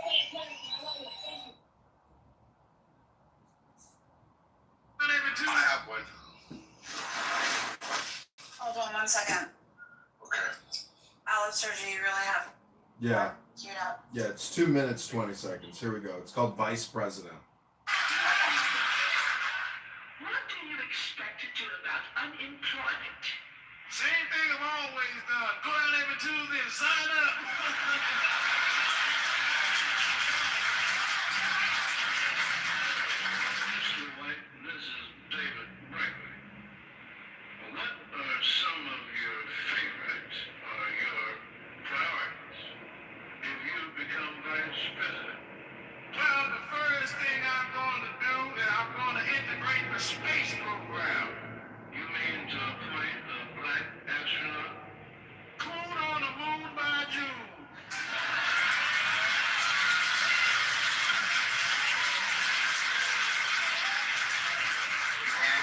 White. What do you think qualifies you for the high office of Vice President? Well, I went to Morgan State College, graduated from Morgan State, left Morgan State and I went to Ole Miss. I was a javelin catcher. And that's better than being a hockey puck. Because the dean said to me, he said, you hockey puck. I said, puck, you hockey puck.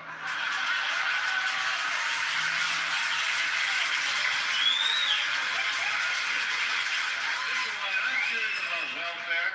I mean, how do you stand on that? Would you like to sleep all day and have somebody pay your bills and you just live off the community? Well, you got 3 out of 3.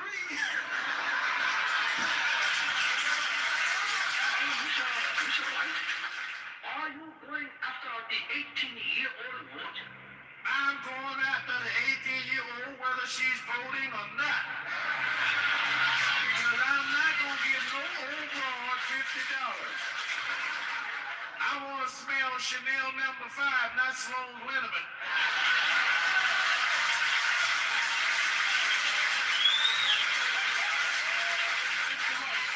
If elected, how will you handle the mafia? Very carefully. Because I want the Catholic vote too. Always know what you'll pay up front. No surprise prices, no hidden fees. And for a limited time. Can I go? Yes. Absolutely. I think this is to complement the title of the room and the evening. I love this evening actually. Hold on. Watching TV the other day, people suing everybody the other day. You believe they still getting sued for smoking the cigarettes? They say it causes cancer, they don't get sick. Well, it says on the box, you don't get sick. I'm gonna sue Customer Magazine for giving my Ritz Cardinal title. How's that sound? I don't care who you are, that's money right there.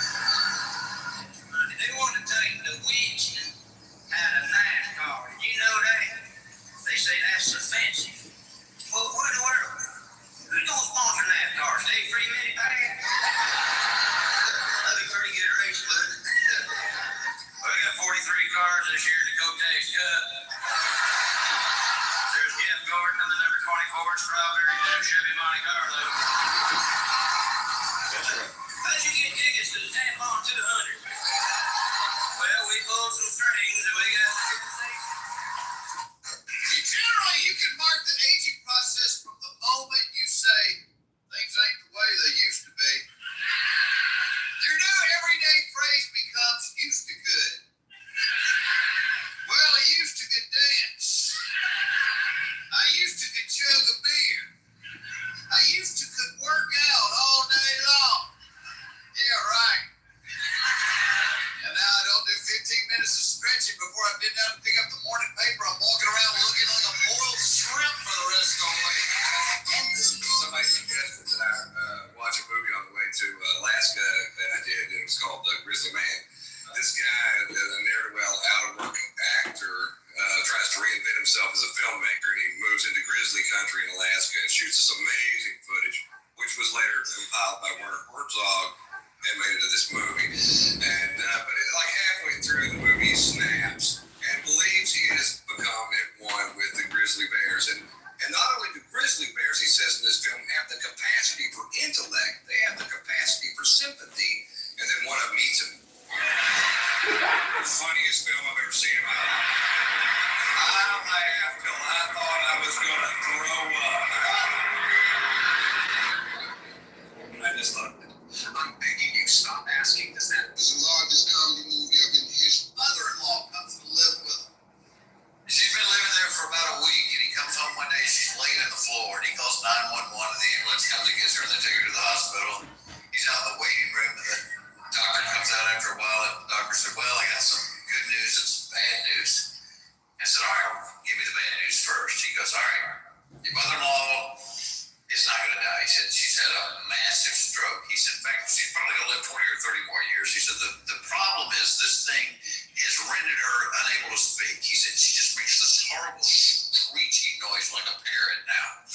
He said, it's also disabled her from using her arms, and she can't feed herself. He said for the next 20 or 30 years, you're going to have to feed her baby food 3 times a day.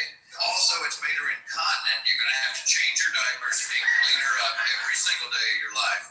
The guy said, oh my God, he said, what's the good news? The doctor goes, I'm just kidding with you, she died. Mother-in-law comes to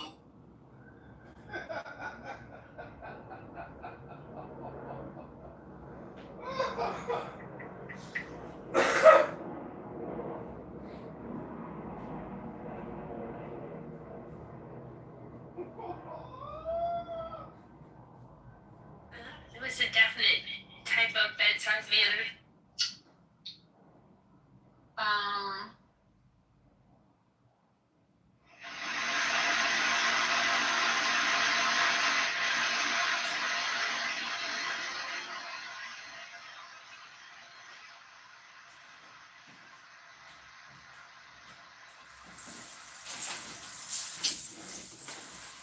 Monica, did you?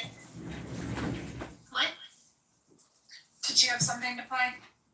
Yeah, I'm gonna pull a Josh Johnson. I just need a couple minutes. I never got the poll up either. Oh, I'm sorry. I can. I can build a couple of minutes with some Foxworthy and stuff. What was that joke that you just played where he's?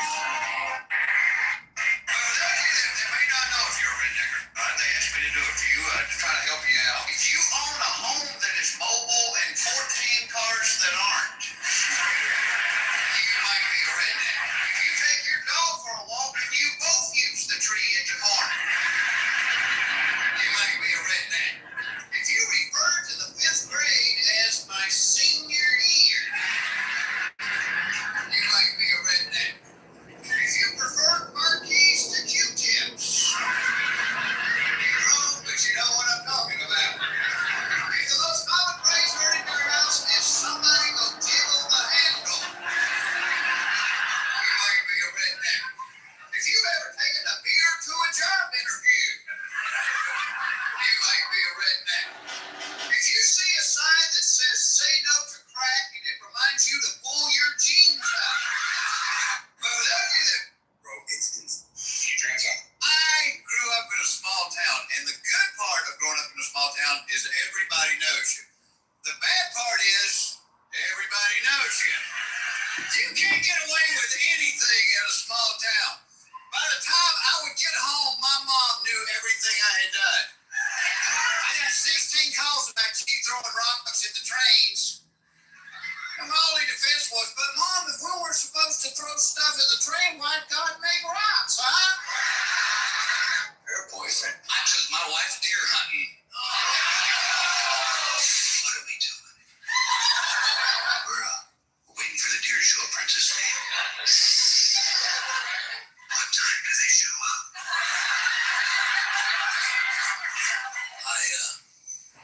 I don't know. They didn't return the phone call to set up the meeting. Now please be quiet. Hey, baby. Yeah. Sorry. No, you're good. Can I pause you for 1 second? Monica? Absolutely. Go ahead. Monica? Yes, ma'am. Can you do Look, It's a Lion? I was just about to play the I know. Will you do it when you play the clip? Wait, ladies, I told my psychiatrist. When I do it? Huh? Ladies, It's funnier when I do it. It's funnier when you do it. It's funny. I told my psychiatrist that everyone on Clubhouse hates me. He said I was being ridiculous. Everyone hasn't met me yet on Clubhouse.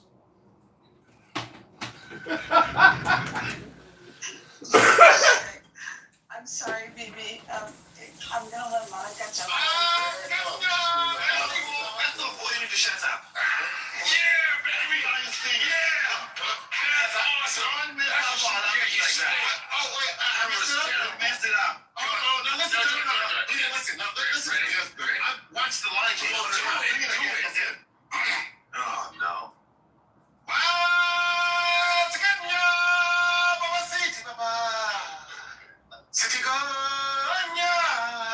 Are you looking for something? I don't know. It's just. Let me tell you something. What did I say? What did I say? It's nothing. That's Zimbabwe? That's Zulu. That's South African. Can you do that? Yeah, I can do it. Do it. So you're singing like. Dancing for ya, bagiti baba. You were way off. Ngonya ma. All right.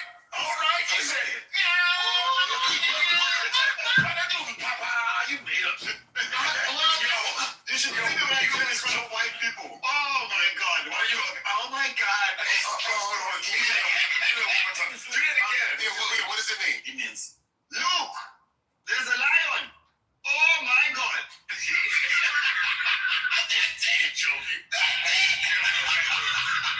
is not what that means. That's exactly what it is. It means, look, there's a lion.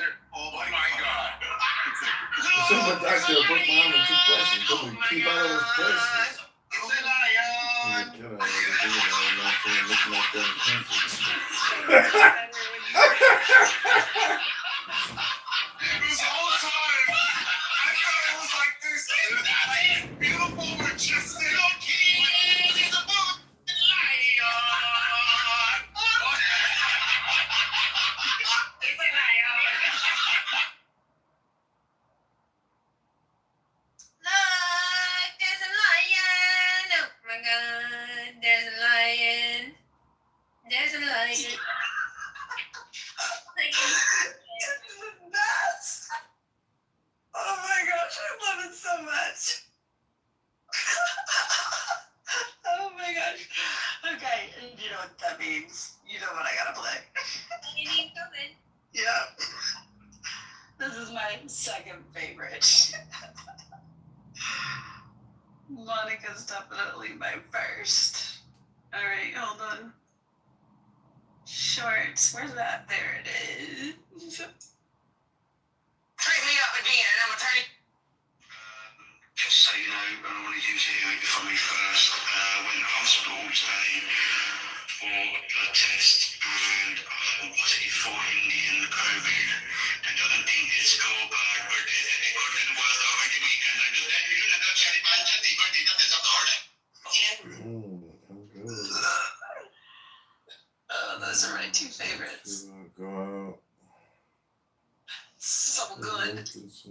One more time, Monica. What am I, a performing seal? Yes. You amuse us. Do it. You're a funny guy, gal. Do it. Look, it's a lion. Oh my God, it's a lion. That one was even better because you were trying not to laugh. I think the more you try not to laugh, the better it gets. Tip your servers. We'll be here all night. I do want to play a long one. Josh Johnson catfishing the KKK. I just need to find it. And Josh Johnson is a rising star. He's got lots of, he did the Flowers tour recently. But this is a story from when he was first starting out. There we go. It's 15 minutes. So how about I play like 5? Welcome, Josh Johnson. I grew up in Louisiana. Good. Yeah, see. Whenever I do that, some people will woo, but that's for New Orleans, which is the best part. Like, New Orleans to Louisiana is like if you had the most beautiful blue eye, but your whole face was fucked up. Like, that's what it's like being from that state. But I grew up in Louisiana, and when I was 13 or 14, my family got the first like home computer, like still like it had a whole city behind it with a big monitor, but like it was a computer. And my mom was really excited because it meant now I could do my homework at home, and I wouldn't have to stay in the library for hours, and I was excited for different reasons. in the ground in the water. Right, and like, I don't know if I'd scream it, but I didn't have a lot of friends growing up. I had a couple. I had like the bunch, you know, like the type 5, but like not a lot of friends to do things after school with or anything. I wasn't particularly athletic, so after school I just had to go home. If you're not gonna play a sport or you're not gonna like join a mathletes club, you have to go home. We can't just have you sitting here with the other kids that are doing things. And so I went home, and I was also at a point in my life where I was being left alone at home for the first time. I was 14, and my mom's like, "Look, if you die while I'm not here, you were never gonna make it. So like, you need to start fending for yourself. You should know how to use an oven, you know?" And so I would get home, and I'd beat my mom home by like 1 or 2 hours, you know? So it was just me at home alone with the computer by myself for like 1 or 2 hours. And so I discovered Craigslist. And I was so fascinated, like the fact that you could look up all these like misconnections and like favors and like odd jobs and renting apartments. So I would just get home from school every day and just like read Craigslist. It's nonstop, just like every facet, like men seeking women, women seeking men, like every part of Craigslist. I was just like people selling their car, but like trying to give the backstory so they could use words to somehow overshadow the beat up car that they were trying to sell. It's a lot of history behind it, because you don't know this car was the car that like Snoop Dogg rode in the back in once, and he got really sick and threw up. That's why there's that stain there. It's like a Snoop Dogg stain that like no one would have got otherwise. Like you can only get a Snoop Dogg stain in this car. And so I would do it. I would just read Craigslist every day after school. And I didn't tell anybody I was doing this, but I would be like really excited to get home. Like I just like, oh man, where are we gonna have now? Because like, so I'd even read the misconnection, be like, hey, look, I met you, and we were at a club, and you had like hair and stuff. And I remember you had one eyebrow, which is weird that you didn't start with you had one eyebrow.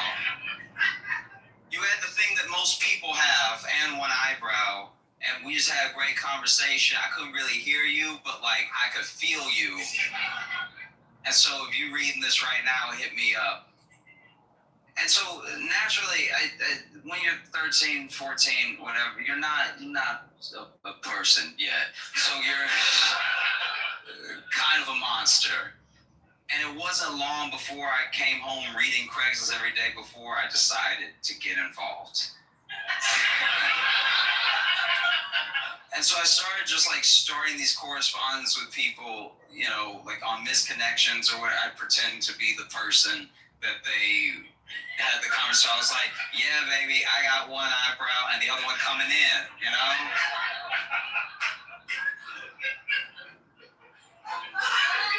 And I was doing it every day for like months. And then some people, I would give myself away by being too into it, and they know it wasn't the person and they wouldn't respond. But other people, we get like a long correspondence for a while. And I remember one day I was, you know, sitting at the computer, just really excited to get into it. It was just a Tuesday, and I didn't have anything else to do.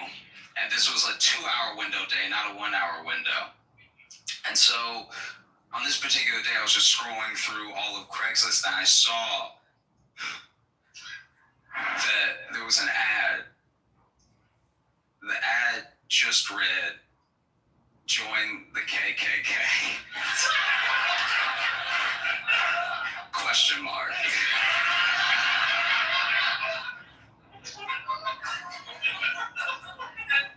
And so naturally I was like, dope.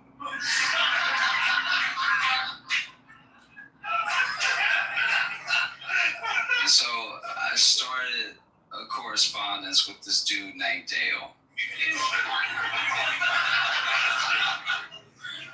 like, I felt kind of bad because, like, if you're hurting that bad in 2004 for recruitments that you need a Craigslist ad, then we must be making progress.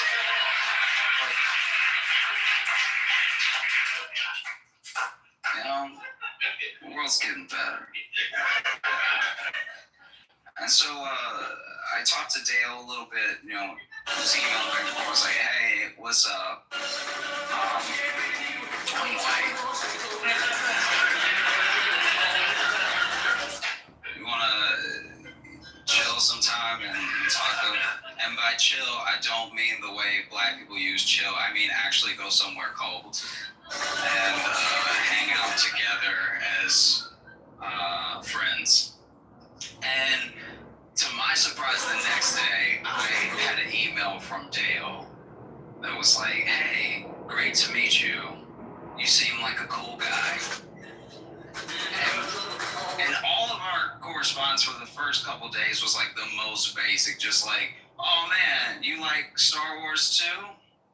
So do I as well. Like I couldn't be natural on the thing. Like I was so nervous every time I typed. But then once we really got like a rapport built up, he was like, we should meet. I want you to meet the brothers. I was like, that sounds great. And I grew up in Alexandria, Louisiana, which if you've never been there, don't know what it is, you're doing fine. So I guess you don't need to. But there's this bar called Finnegan's.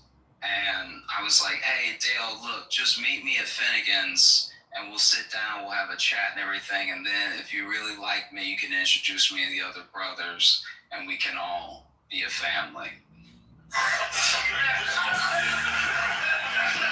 And so the next day comes and naturally I don't show up. I don't want to die. I was never going to. Because that'd be insane. No. But he hits me up the next day after school, and I should point out that like for 2 weeks, I was running home mainly to talk to Dale. I wasn't even reading Craigslist anymore. I had 6 friends, and Dale was one of my best ones.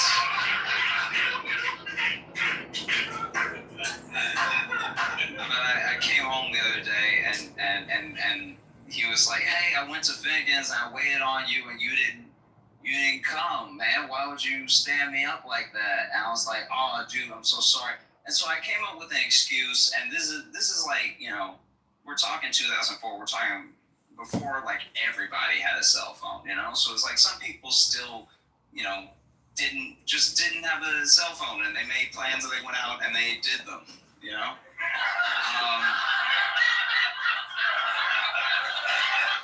And so if there was a hiccup, you just had to roll with it because you couldn't just text someone like, hey, I'm totally not going to abide by the plan now.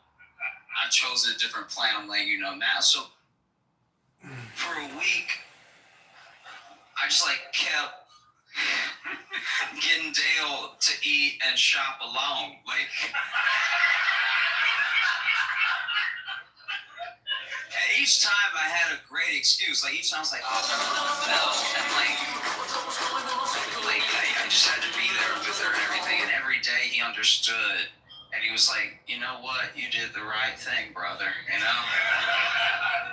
And I remember one day especially, he was particularly upset because he had come home, obviously come home, emailed me that evening, but I didn't see it till the next day.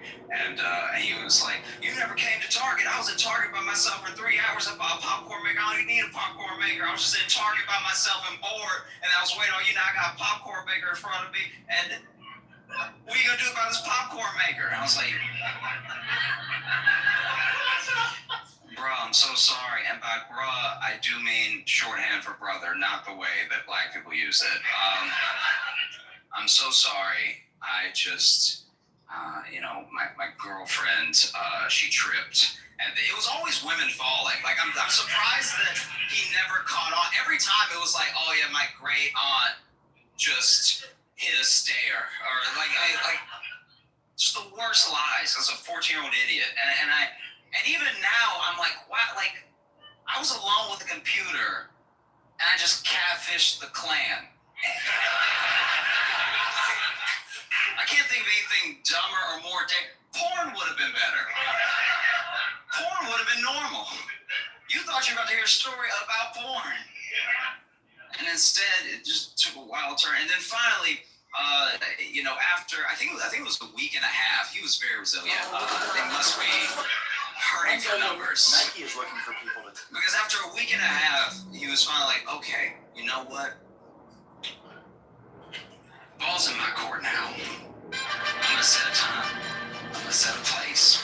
And if you don't come, then don't ever talk to me again. And I was like, fair enough, okay? You've been so patient with me. I really just want to be part of the brotherhood. Just let me know where I need to be. And then he picked Finnegan's again. There's not that many places to go in my town. And naturally, I didn't show up. I didn't hear from him again. And I've noticed this trend online that's kind of disheartening, where like now people are being called racist, but for like nothing. Like actually not. Like I'm petty, so I'll read the whole thread, and I finish the entire thread. I'm like, oh, that was it. I don't even think that's a thing. You know, like, oh, you said this, you tweeted this one thing one time, you must be a racist, or like, you voted this way, you must be a racist. You're a whole racist by a person who doesn't know you. And I'll tell you, as like a black dude that grew up in the South, I don't think you're racist until you go to your second Klan meeting, all right? Like, look.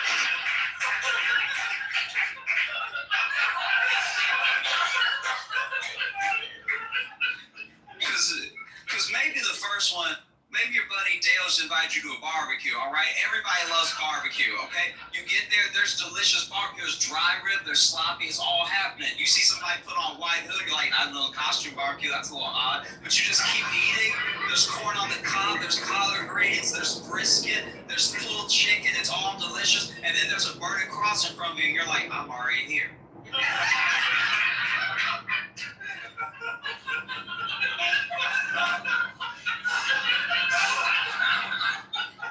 I say this because it happened to my friend Jordan, okay? He accidentally went to a Klan rally because without knowing what I was doing, my buddy Jordan, who was about 3 years older than me, actually met Dale. And got invited to a barbecue. Turns out Klan rallies don't just start, they ease you in with a barbecue. And he was like, I know what to do, I ate all the food, I can't miss the meeting.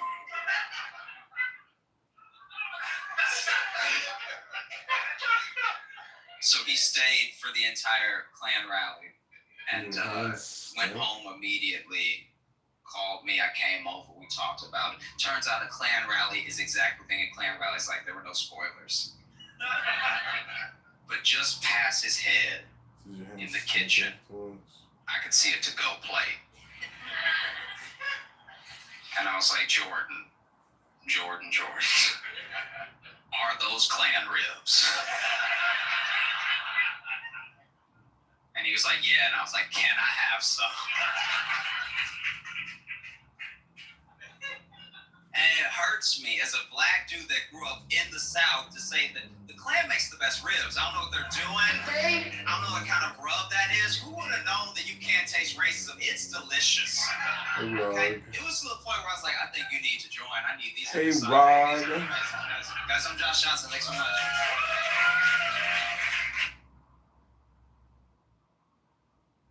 That was fucking awesome. That was really awesome. He is brilliant, and he's not conservative. He's leftist. He's liberal. He's creative and stuff. But he did one. I don't know how much. If y'all want to hear another one from him, but I can pull one up if y'all are interested. Just let me know. And then. I think we heard. I'm kidding. Yes, I like him. Monica, I only have 10 more minutes. Okay, so let me do one that's an hour and a half. No, I think you all need to hear Rodney Dangerfield, the king of comedy.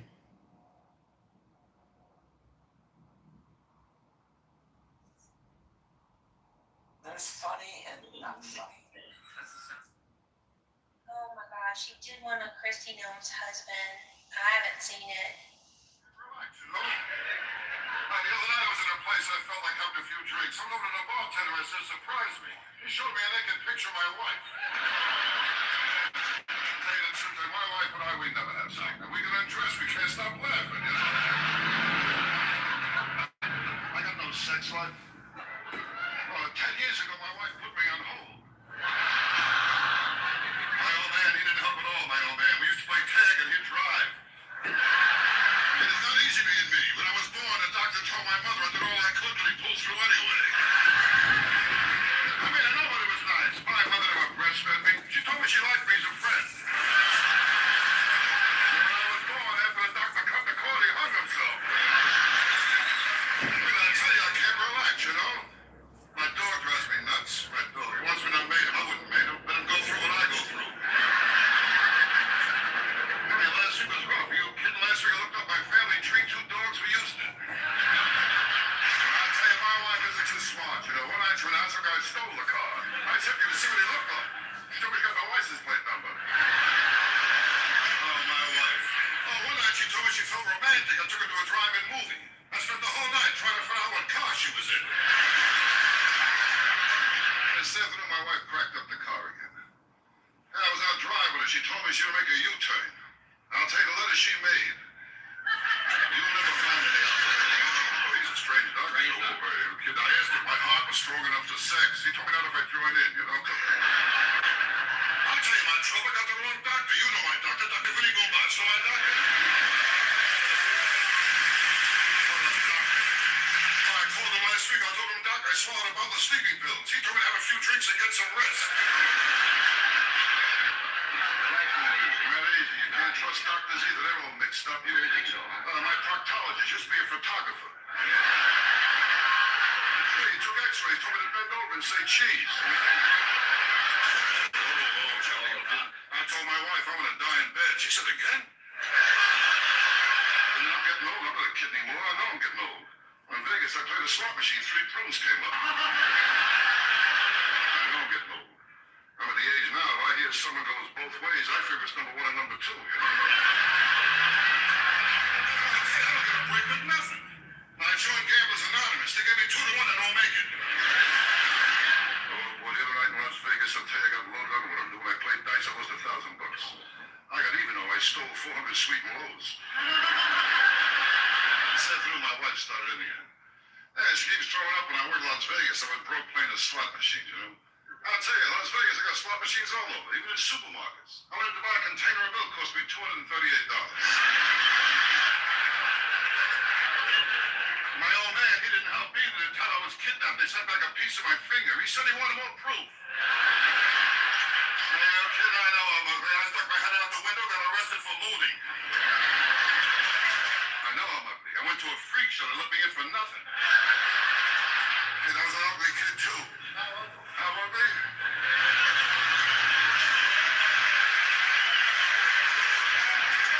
I was so ugly, my mother breastfed me through a straw. Well, yeah, my wife can't do nothing, right? She can't cook. The worst cook in the world.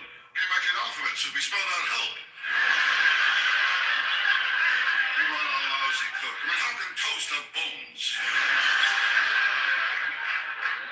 She's a lousy cook, too. She can't cook at all. I leave dental floss in the kitchen, the roaches hang themselves. I live in New York, on the west side. Rough neighborhood, rough. I'll tell you, I live in the only neighborhood when I plan my budget, I allow for hold-up money. What a neighborhood. Well, the first day I moved in, I asked the cop, I said, how long I walk to the subway? He said, I don't know. So far, no one ever made it. Nah, it's a rough building, a rough building. I tell you, nothing but rough. Every night is robberies, forget about it. Nothing but robberies in my apartment, you know? I mean, every time I close a window, I hit somebody's hands. I tell you, opposed to me, nothing comes easy, you know? I can't lose any weight. I tried jogging, I keep running into restaurants. I was so fat when I got my shoe shine, I had to take the guy's word for it. I mean, I was fat. Listen, all kinds of exercises that break. You burn up energy, you lose calories. I mean, like Dr. said, when a man makes love to a woman, he burns up energy, he loses 150 calories. I made love to a girl once, I lost even more. I lost 150 calories, my watch, and my yacht. And the last time I made love to my wife, it was ridiculous. Nothing was happening. I looked at her, I said, what's the matter? Can't you think of anyone either? Now,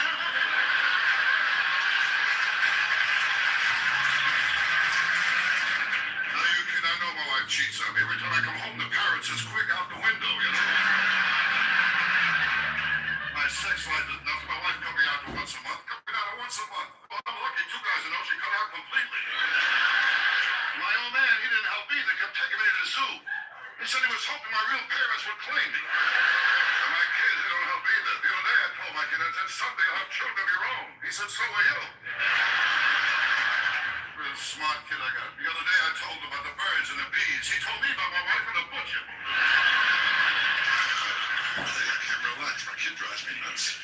The other day I told him, I said, you're young, you don't have it upstairs. He told me I'm old, I don't have it downstairs. This girl was no bargain either. She was fat. But she wears high heels. She strikes oil. Look, that just... She was fat. Remember how we met? I hit her with my car. She said we once go around me. I told her I didn't think I had no gas. Well, I met her at the Macy's parade. She was wearing ropes. Now, I always wondered how my wife got her license the first time she took the test. I found out the inspector said he wouldn't go through that again. The last time my wife drove the car, she cracked it up, went into a tree. She told me it wasn't her fault. She blew the horn. Well, my mother had morning sickness after I was born. I got no respect the day I was born. Granny? No respect. The doctor picked me up and smacked me. I found out tonight she got a few in too. Now, with gambling, I'm never lucky. Well, last week at a track, I shot off the opening gun. They killed my horse. I'm not getting old. I'm not a kid anymore. I know I'm getting old. When in Vegas, I played a slot machine. 3 prunes came up. People look at me, they figure what type of guy I get drunk good at a track, right? They're wrong. I get high first. I get drunk good at a track. My old man, he didn't like my looks either. But he carried around a picture of the kid who came with the wallet. I mean, you kidding? My old man never liked me. When he took me hunting, he gave me a 3-minute head start. And on the way home, he tied me to the fender, put the deer in the car. No, I'm not a kid. I'm getting older, Johnny. I'm getting older. You kid. I took a vacation up to Mexico. I got the wolves. My age 3 had daily doubles, prune juice, and edible. The last birthday cake I could blow out the candles, the heat drove me back. Settlement check completely changed my life, and it came from a car accident I almost forgot about. I never imagined something this big would come from an accident that felt so small at the time. If you've been in any kind of vehicle accident in the past 2 years, even if you think it was minor, even if you were just a passenger, you might be entitled to far more than you realize. Here's my story. I was stopped at a red light when bound. A distracted driver slammed into me from behind. My neck felt a little stiff, but the car seemed okay. We exchanged info, and I drove home. Big mistake. Over the next few weeks, the pain got worse. I started missing work. My car developed issues I hadn't noticed right away. The insurance company tossed me a tiny offer and basically said, take it or leave it. I almost did.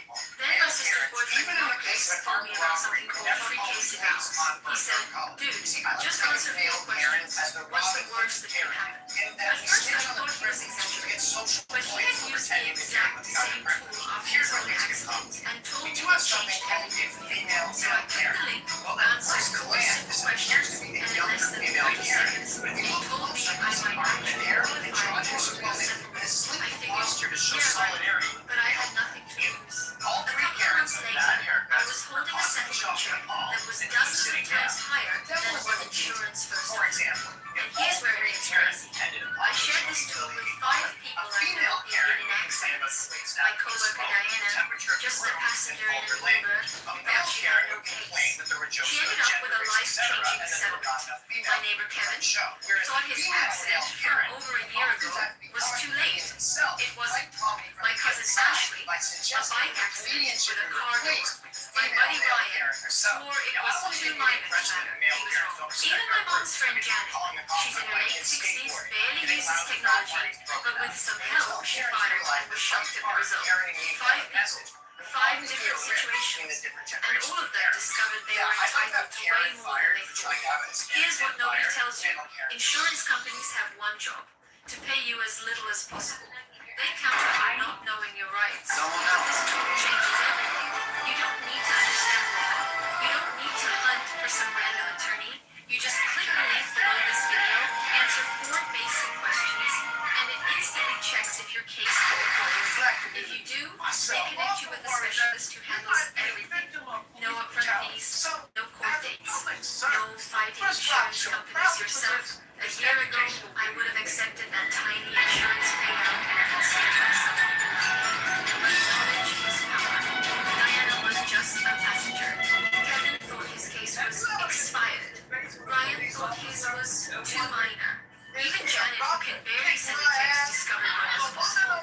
The craziest part, most accident victims leave massive amounts of money behind, simply because they don't know a tool like this exists. Insurance companies love when you stay in the dark, but you're watching this video right now, which means you don't have to. Whether you're driving, riding as a passenger, walking, cycling, or even in an Uber, if someone has caused your accident in the past 2 years, you deserve to know what you may actually be entitled to. Don't make the same mistake I almost made. Don't let insurance companies dictate what your pain is worth. Click the link below, answer 4 simple questions, and see if your accident qualifies. If you do, the free case Eagles team does the heavy lifting for you. You just wait for answers. Thousands of people across the country have already done this and discovered settlements they never thought possible. Imagine the relief of finally covering bills, paying down debt, or getting back on your feet after such a stressful experience. But you'll never know unless you check. The clock is ticking. Don't wait until it's too late. Click the link now and discover what your case might be worth.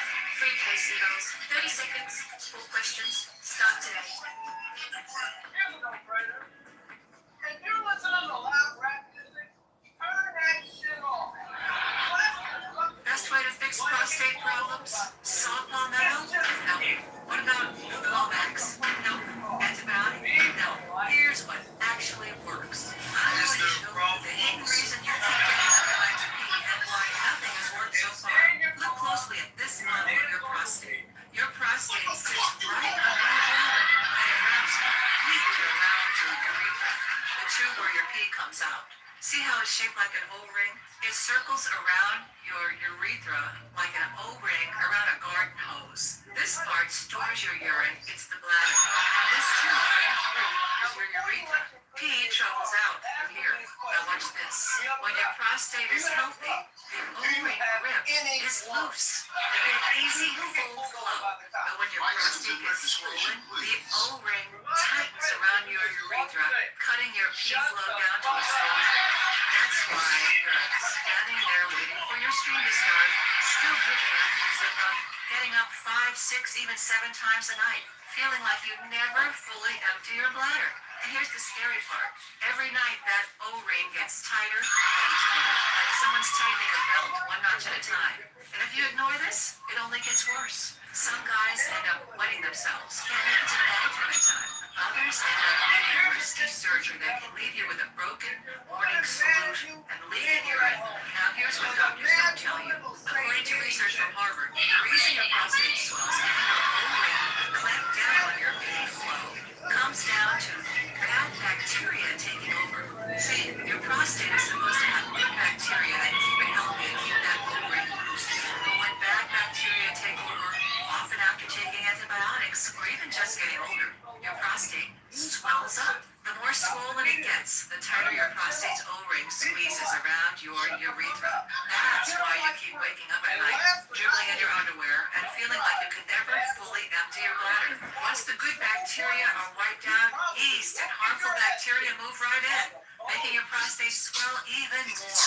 Meanwhile, most doctors keep prescribing pills like Flomax and DHT blockers. Sure, Flomax relaxes muscles so it's easier for a few hours, but it doesn't stop the swelling. So your prostate, that O-ring around your urethra, stays tight. DHT blockers might shrink the prostate in your months, but they'll crush your testosterone and kill your sex drive, which means you'll keep coming back for more pills without ever loosening that O-ring that's strangling your pee flow. I go to medical conferences all the time. Last year, Dr. Kyle Stevenson, top surgeon who worked with the Boston Celtics and Harvard Athletics, showed us something different. He'd figured out how to actually loosen that O-ring without pills or surgery. Takes 30 seconds, does 3 things. First, kills the yeast and bad bacteria so the swelling goes down. Clearly don't understand. Releases your prostate's O-ring grip on your urethra. You do? Are you so white or something? You're in your 30s. Third, restores your good bacteria so you're not back here in 6 months with the same problem. And lets you finally sleep through the night. I've made a short video where I'll show you Dr. Stevenson's exact 30-second O-ring release method. So you can finally sleep through the night. Obviously, there are issues of racism with No individual email homes required. and It's super possibly quick systemic and shows problems you and every reverse step. incentives Listen, in police don't wait departments. until that O-ring is But squeezed an so actual tight that police barely anything presence gets through. is what's Some men needed end in up high needing crime surgery, communities in and order to trust me, it prevent doesn't much higher always go fatality well. rates. Up to 40% So of men we have to lose hold their morning officers sleep accountable. after these But it's procedures. also Don't important let to that look at happen these to you. incidents Click individually. below now to Either learn way, Dr. allowing to Stevenson's not call the 30-second police method isn't a that's realistic way to already combat helped such a thousands of men multifaceted problem. loosen that O-ring and finally sleep peacefully through the night. That's right. 3 a.m. is for Yes, sleeping, not for Patrick, peeing. he is Take black. back your nights And those and are your life. really interesting points. But I just said that. Oh. Dear straight white guys, are you scared that your opinions will be deemed wrong because of your race, gender, or sexual orientation? Do you want to be honest? Your TV's decoded says it's about men. And you've been told to stay in your lane, which is like a man's It's 2019. You're in a great state with your state. When I took her home, I ended up with newspapers on the floor.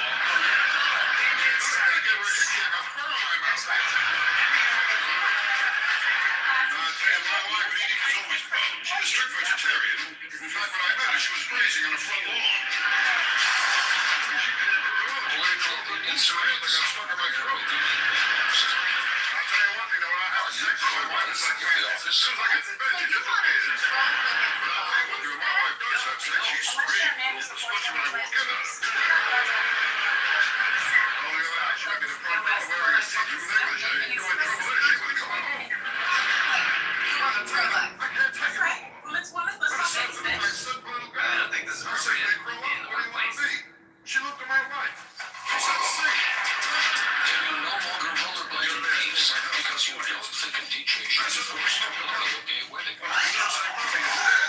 you home? Don't remember. I don't get all this responsibility. When it's Christmas, my kid wanted to be because I gave my DJ shouldn't have spent his sick leave at a gay wedding. But he doesn't want to. Nice to hear you laugh. It was rather than no laugh. Other than that neighborhood. Just last week, a guy pulled a knife on me. I could see it wasn't a real professional job. There was butter on it. Arguing trans rights into the bedroom. Why are they texting me this in the middle of the night? Gimme. Don't worry, go back to sleep. We got this.